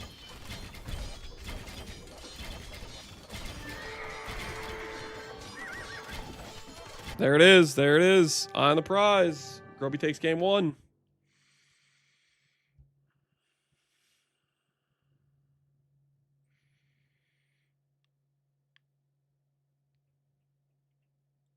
Well freaking played. Monk! I need a monk! Good afternoon, Mr. Lance. It seems today no one can make burgers correctly. Did you break I went yours to too? Sonic and ordered 2 triple smashes from what is normally the better quality spot. I guess the high schoolers were working because they must have assumed a smash burger should be completely smashed into a puck, not just the patty. The goal was to stack them and make a sextuple cheeseburger, which it still is, tastes good, but fails presentation. Sag. Sorry, failed presentation. That still looks like it was a hell of a lot tastier than what I ate, which was a burger burnt to a crisp. Don't point that thing at me. The burger's about to attack somebody. Well played to Grubby, and well played to Day 9. He kept pace with Grubby pretty well, to be honest. Well, when it came to late game, Grubby was just a bit quicker on the progressions and whatnot.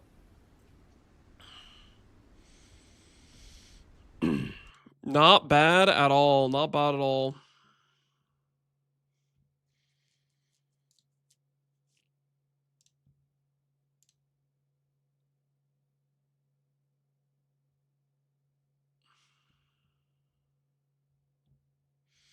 All right, we'll see when they get together the next game. And Grubby would be hosting now-ish. Castles were wild. Yeah, I remember what Hera said. He's like, if you are a bit too high on villagers, just send 23 villagers forward and you don't care if they die. What a cruel thing to say. Just send 23 forward and you don't care if they die? He's kind of right, though. He's kind of right. Build the castle. I don't care how many of you go down.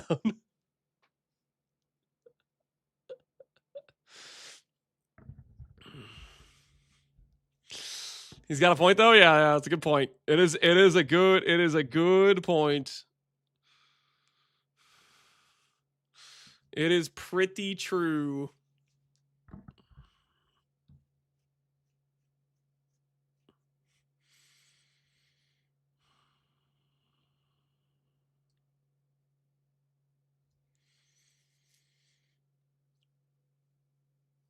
Said Lance when he was happy to lose 70 workers. I don't know what you're talking about, man. Are you up next? Yeah, we'll be after this set against Wagamama. Did you see my Lore Iker meme earlier, user? I did not. I think I missed it.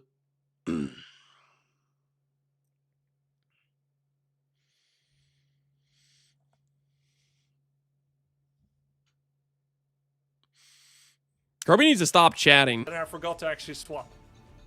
Grubby, your pick was correct. Haeguang is better against Paladin. Yes! It is better. I did well. Alright, sick. It's only when he had Skirm's Spear that I could have Tiger Calf. Haeguang is better since he can make more in a shorter time. Yeah. Day 9 is chat fully closed. Right. Already? Like even in between? Because I figured he'll close it when the game begins like me.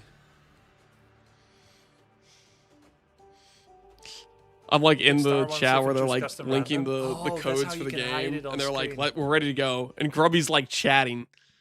Grubby, you're supposed to host the game. Stop yapping. Grubby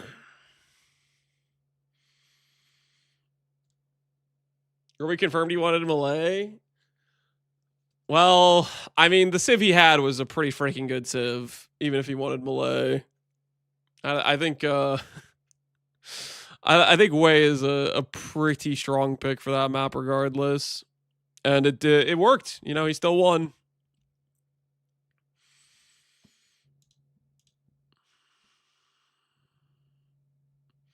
Now he has a Malay for Arena if he wants. Yeah. I feel like he's been liking Burgundians for Arena, but maybe I'm crazy.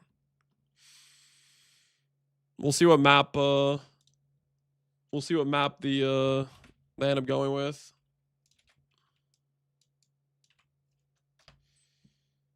Let me make sure to exit out of this.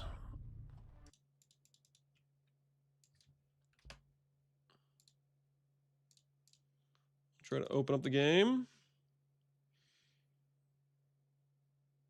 Okay. We have it here. Are you winning, son, Nito? We'll see. I'm about to play my set after Grubby and day 9 set. And we'll see if we can win. We have not done a lot of practice, which maybe we should have done some of, but we're here regardless. We are here regardless. Good luck. Thanks, Nito. Much appreciated. All right, real quick, I'm going to go to the bathroom while we're waiting for this next match to start.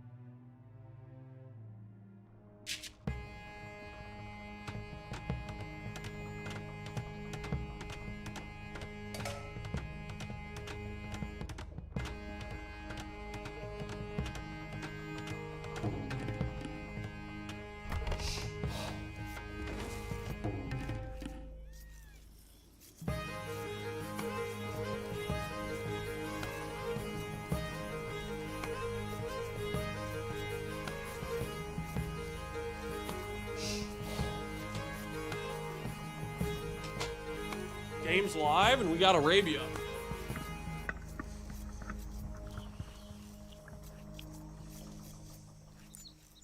The faster you lose, the faster you can go back to PoE 2. I don't want to lose, though. I want to play well.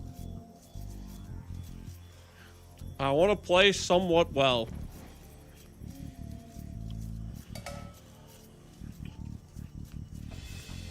Snacking detected? Maybe a little bit. Don't worry about it.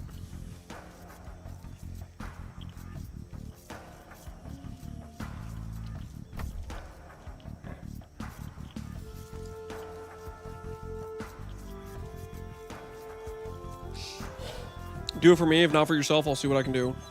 All right, let's go to Capture Age.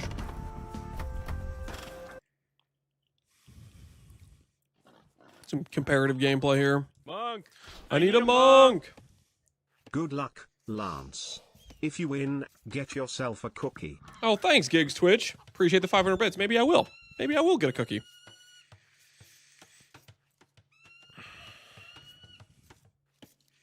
I need to make sure I remember to mute alerts and stuff for the actual matches and make sure I like minimize chat and whatnot. Or put it in emote only mode.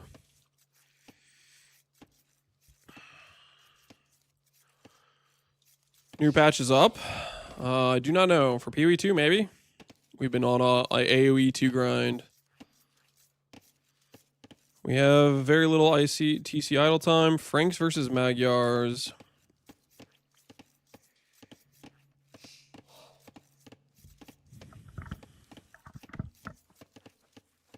Monk. I need a monk. Finished 8/8ths with supercharged Slam Smith in SSF. Yo, congrats, Any Death Rage. recommendations for a non-monkey build? I have morals for a second fresh SSF run. Do I have any recommendations? No, I don't, Death Rage. I'd say play something you're excited about. Have some fun, man. Have some fun. Have a little bit of fun with it.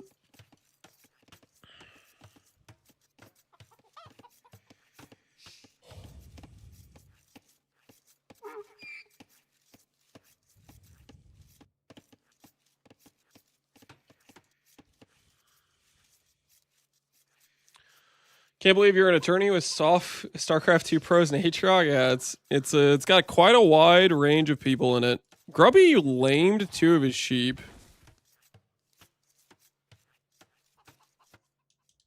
Is Day9 gonna try to fight for those sheep back? He's losing the bill to a boar. That bill is going to die unless he cancels this. Yikes. So he successfully lamed 2 sheep, and that caused enough psychological damage for him to lose the boar as well, or lose a bill to a boar. And he's about to lame 2 more sheep. Oh. Oh.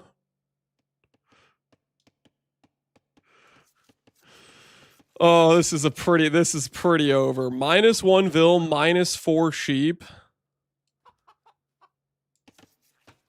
If Day9 somehow comes back from that position, I will be thoroughly impressed. But that is a really, really rough position. What did Day9's scouting look like?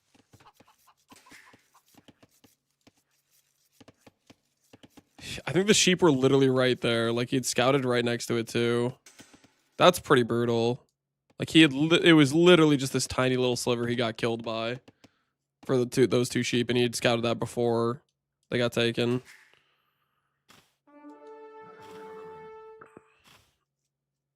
Yeah. Scout dead as well.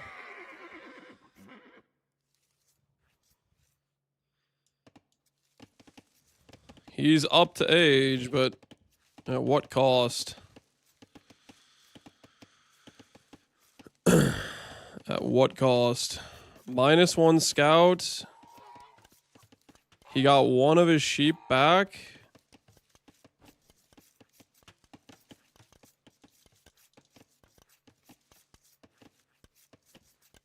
Grubby has a bunch of vills queued. Is Grubby fast castling? Grubby's fast castling him. Grubby's playing Phosphor against Day9. And he just has, like, this insane eco advantage with the sheep now. Day9 got lamed. Yeah, Grubby lamed, like, 4 sheep. Grubby technically got 1 back, but that's going to take ages to pay off. And Day9 really doesn't have the eco to do much damage with scouts.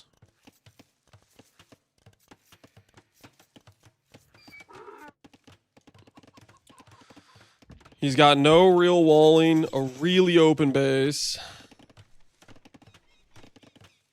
He is about to get just fried by the false row. -1 worker as well. Yeah, he lost a vil to the boar as well. He's up, but he doesn't have the wood to build the stable.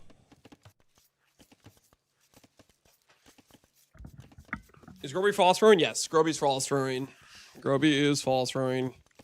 Small walled is stone. Small walled is wood. Small, like, cuts for his berries. He is 100% false throwing. And I don't think Day9 can really do much to stop him with his timing. Considering Day9 also has he doesn't have his starting scout. So right out the gate, his first scout loses like 1-on-1 versus Grubby's scout because it'll have the attack upgrade.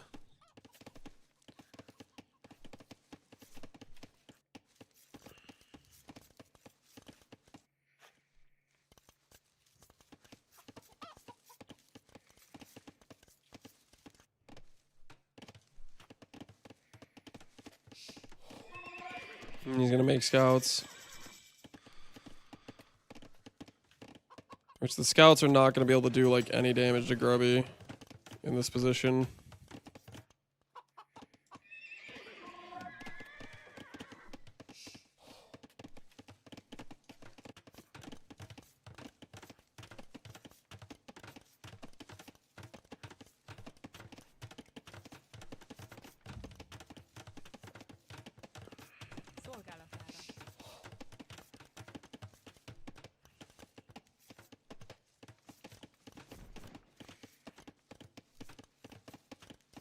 He's clicked 500 stone, 5 on stone. 230. He'll be up at like a 1550. So technically, he's a bit slow on his phosphoro timing, but Day 9's position is really, really rough. Day 9 knows what Groby is doing. He's not responding to it well. Most of the time I did phosphoro. Every time I feel like every game the enemy player knew what I was doing, and they had a tower on my gold before I hit feudal age. Or a tower on my stone, I mean, before I hit feudal age type of thing. Like, if you're going to play feudal pressure, it has to be instant aggression. And then the follow-up when you can't, like when the other guy's hitting castle age and putting down a castle, you need to be, like, stonewalling behind. But Day 9's base is quite open. I don't think he's really going to be able to... He'll get this. He'll get a little bit of this, but it's going to be palisade walls. And then his entire back is open.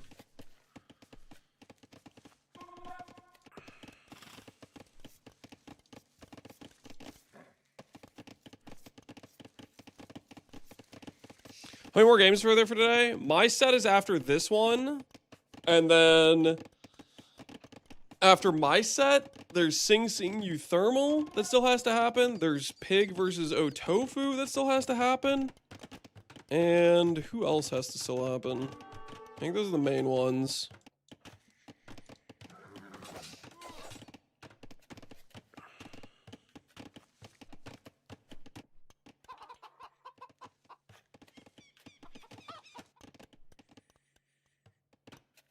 And the scouts are coming back to deal with one pest who's about to get a Vil kill.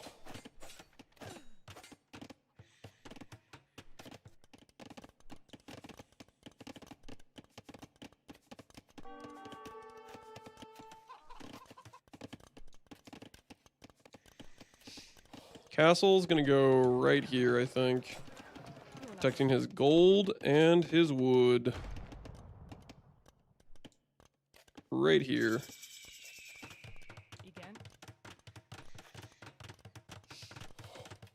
Let Sing Sing went to bed? Yeah, but he's got another game. He's got a set against Euthermal.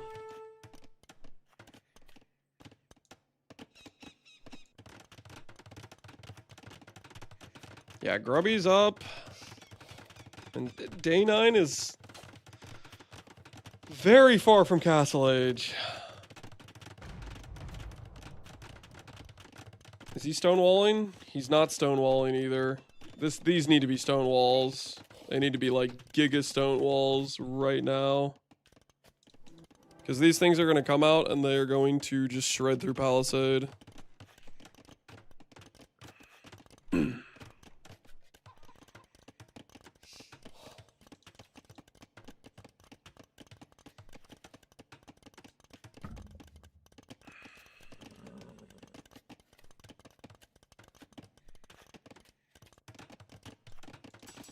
Got a blacksmith up. He is finishing the walls, but those are going to be easily broken through.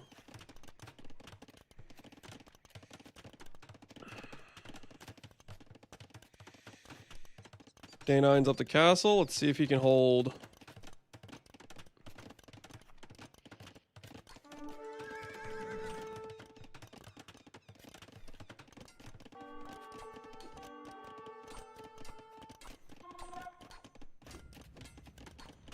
Stonewalling behind, good.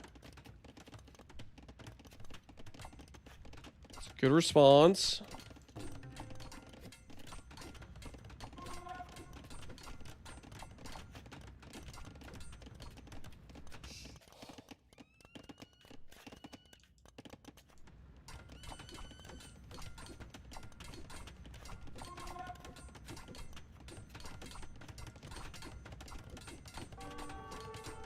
He needs a stone wall. Those villagers are not out repairing that. He needs a stone wall right now.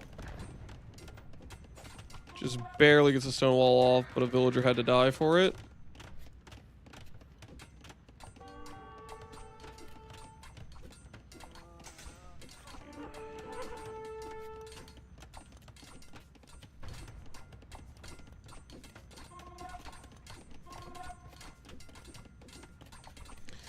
It's time for me. Good luck. And I count on some anti-infantry masterpieces versus Waga, so I can watch tomorrow. We'll see. I still have to be sure about the way I'm going to approach this. 5 pointy boys instantly in the TC. He's going to start hitting these farms, canceling the 60 wood investment. He's not going to cancel the farms.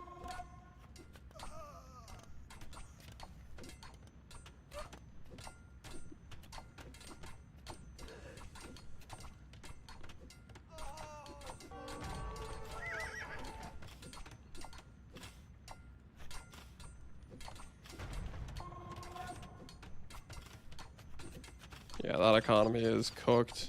Absolutely cooked.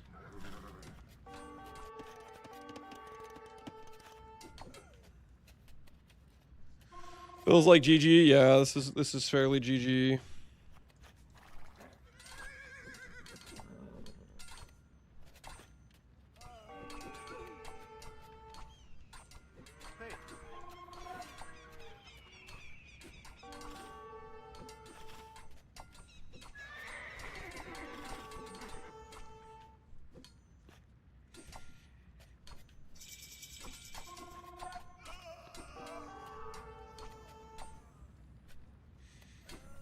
Castle into GG. He's going for pointy boys.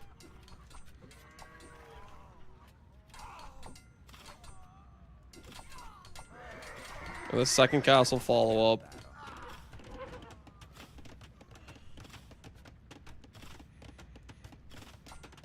Get out of my game, castle. Does AoE2 still pump new patches? Yep, they still do expansions on a regular basis. GG. Well played to Grubby.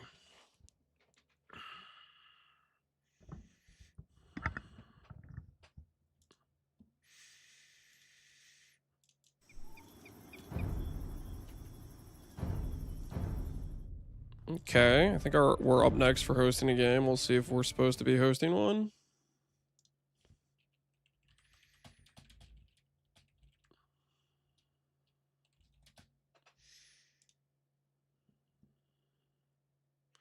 Here's lobby settings. Post the code. Make sure your cam is set up here. Look how fun. Okay, I need to do this camera thing.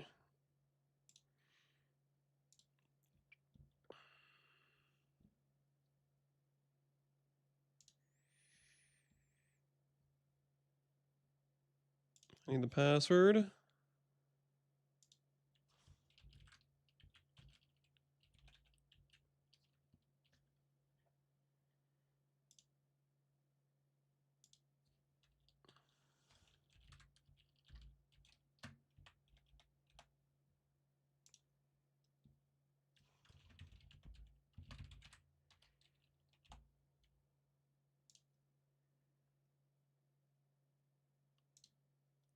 Okay. Oh, I need to do a virtual. Let's try this again.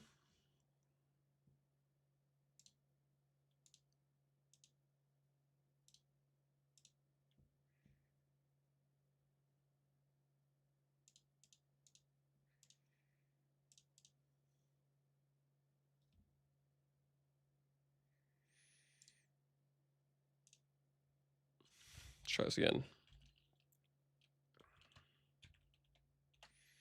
Make sure I get the camera set up.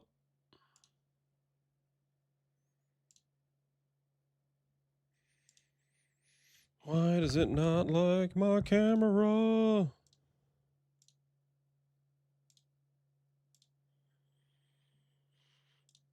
Stream elements.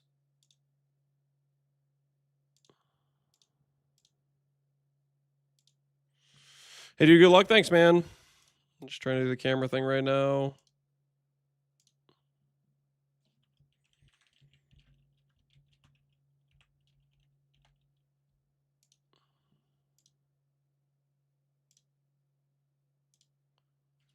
All right, does that work this time?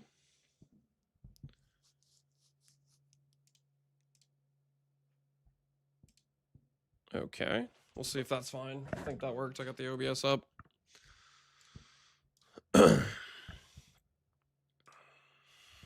Been waiting all day for this? Yeah, I'm gonna put the chat into mode only mode. Wait, nope. Do I even know how to do that? Show moderation actions, blah, blah, blah, blah, blah, blah.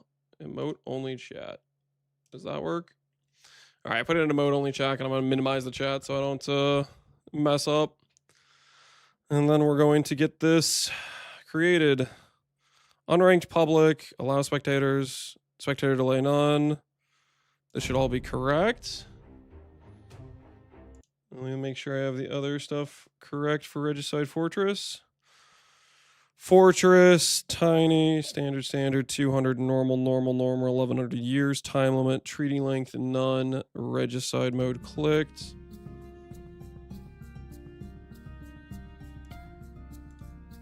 Get rid of this stuff. Okay.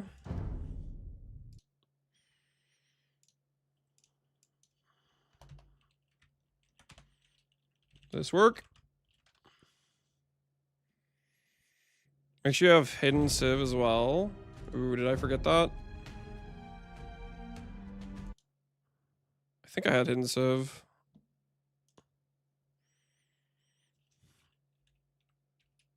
Let me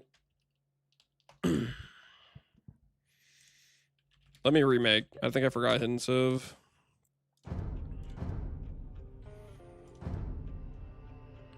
Create lobby. Hide civilizations, check. Alright, fortress standard. Regicide mode, 1100 years. This should all be correct. Okay, try this. Should have hidden civ now.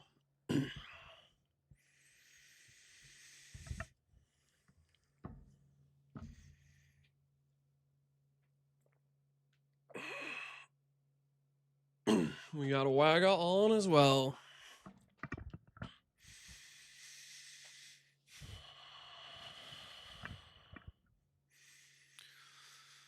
Hopefully having no practice games goes fine for us. We don't mess this up too much.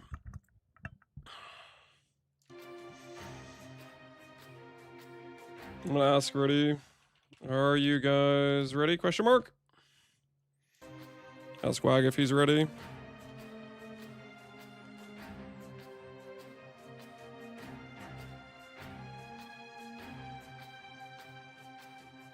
Ready when you are? Okay. Cams, please. Wagga, did you set up cam? Need the cam set up. I thought I did have it set up. Oh, I have to click start. Is it up now? Let's find out. I click start. Is it there now?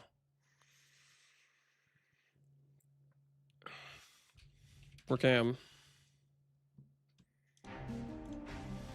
Eyes, your ears. Yeah. I didn't see the start button. Just verifying that they see it now. Guess we'll see if it's on Hera's stream. Looks like I'm there in Hera's stream.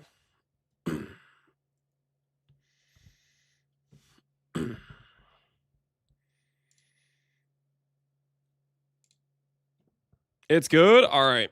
All right, guys. We're going in. We're going in. Good luck. Have fun to you as well. Salute. Ready up? Let's do this thing. Please get Loom. Yeah, I hopefully won't forget Loom. Burgundians.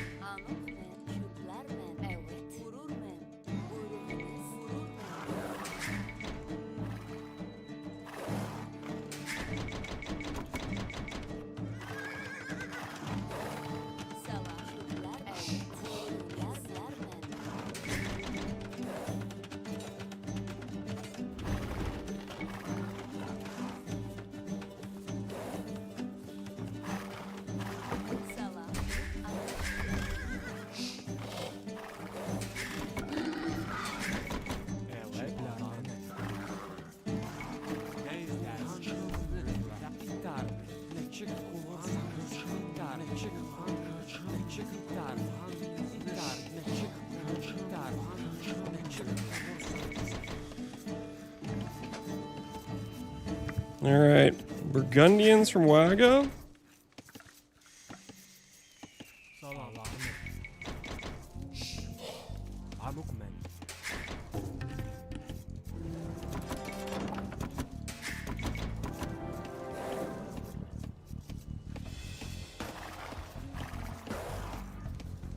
Put my boar's over here. If it's not over here, I don't know where my boar is. There it is.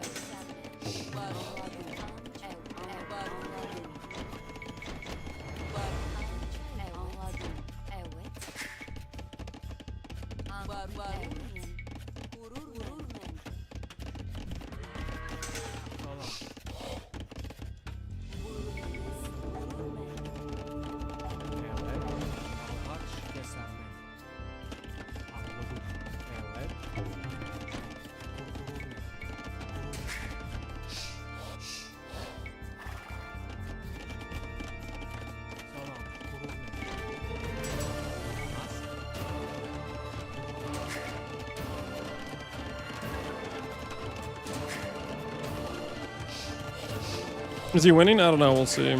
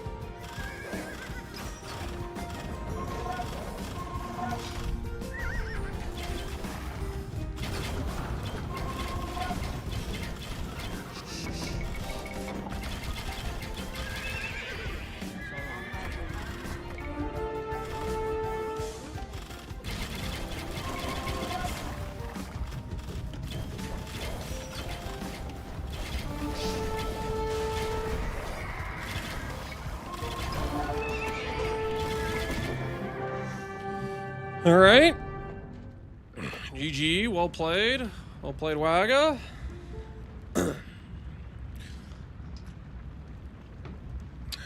What, we'll ask him in the lobby. We'll ask him in the lobby what map he wants next. If he wants Arena or he wants Arabia.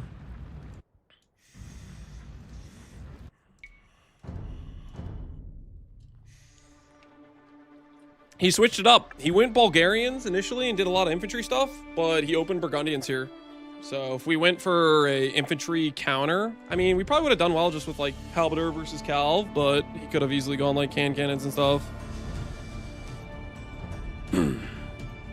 All right, let's go ahead and host the second game. Host game, King's Gauntlet, create lobby. And then we gotta make sure we give him the lobby code, and then we'll ask him what map he wants. First off.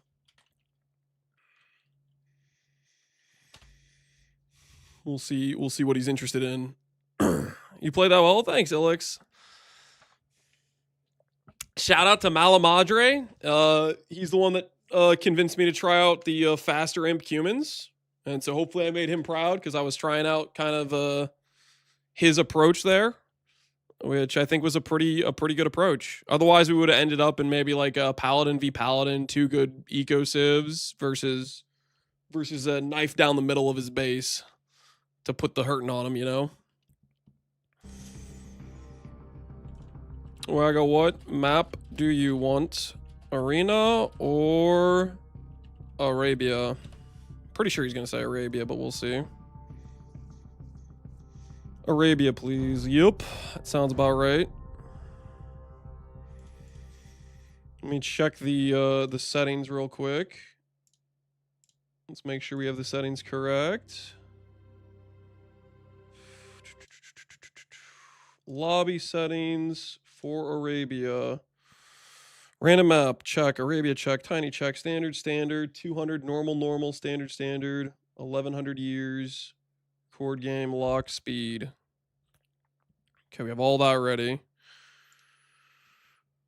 I'm gonna go to the bathroom real quick. I will BRB. I'm gonna pee real quick, guys. Real quick. In case this game goes long, I need to be ready.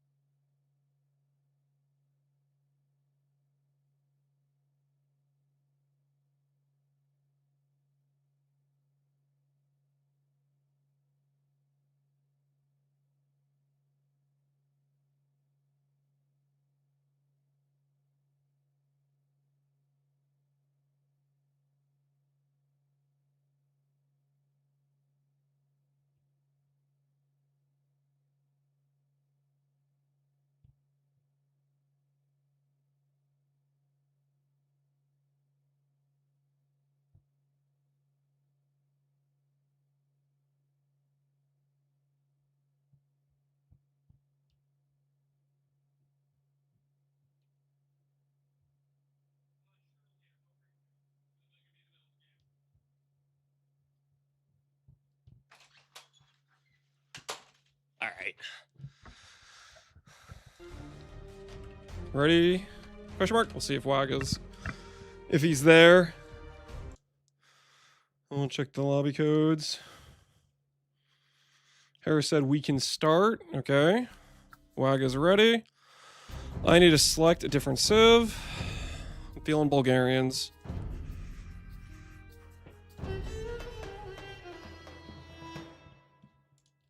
Let's do this thing. Armenians, he's going with the tried and true.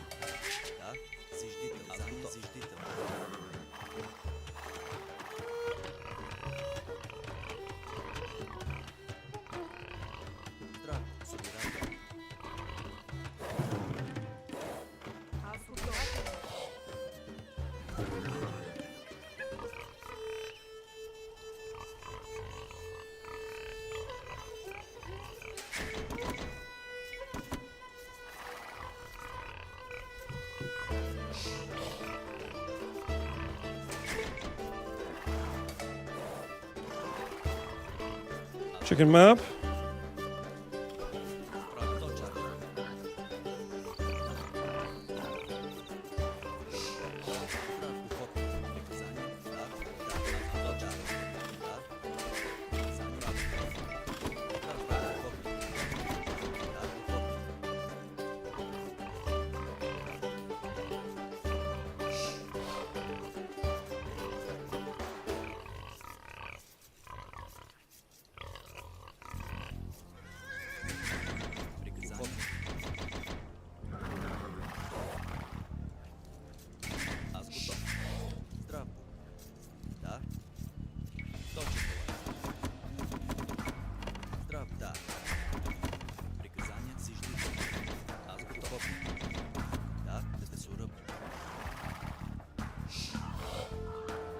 I'll try to steal a war.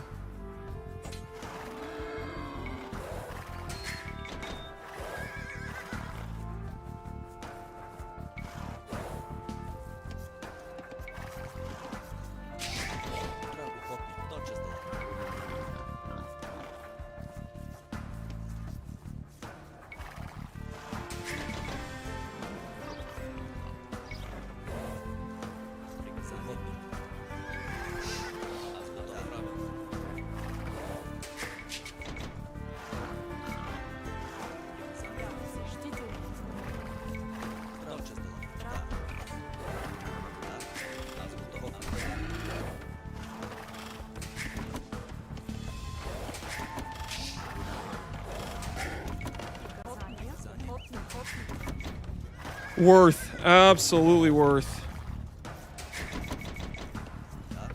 Oh, my guys aren't finishing this.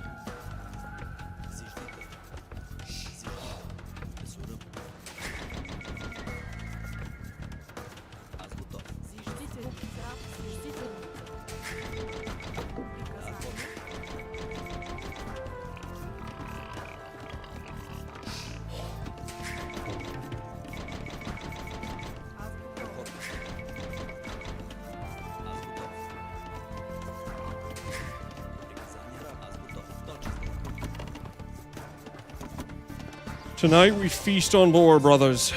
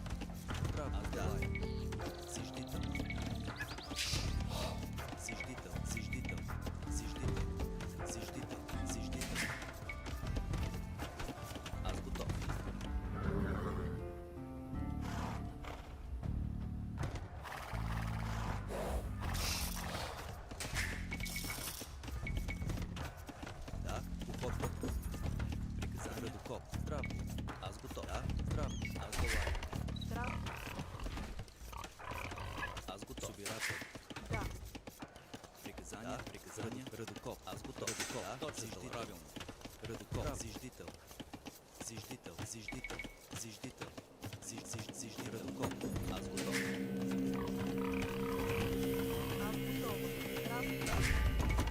Да, приказания. Собиратель, собиратель.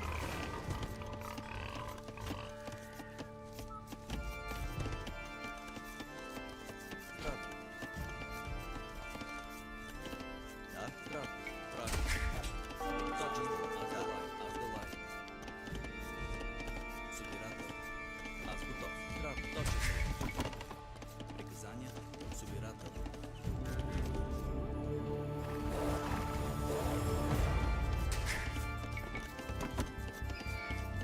Да, ухопник, Азгутов, ухопник, ухопник.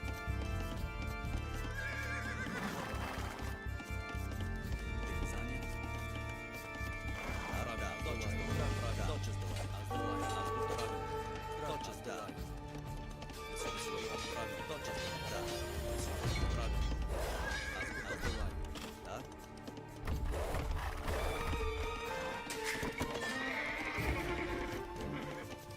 Приказания. Да. Азгутов. Здравствуй. Зиждител. Приказания. Зиждител.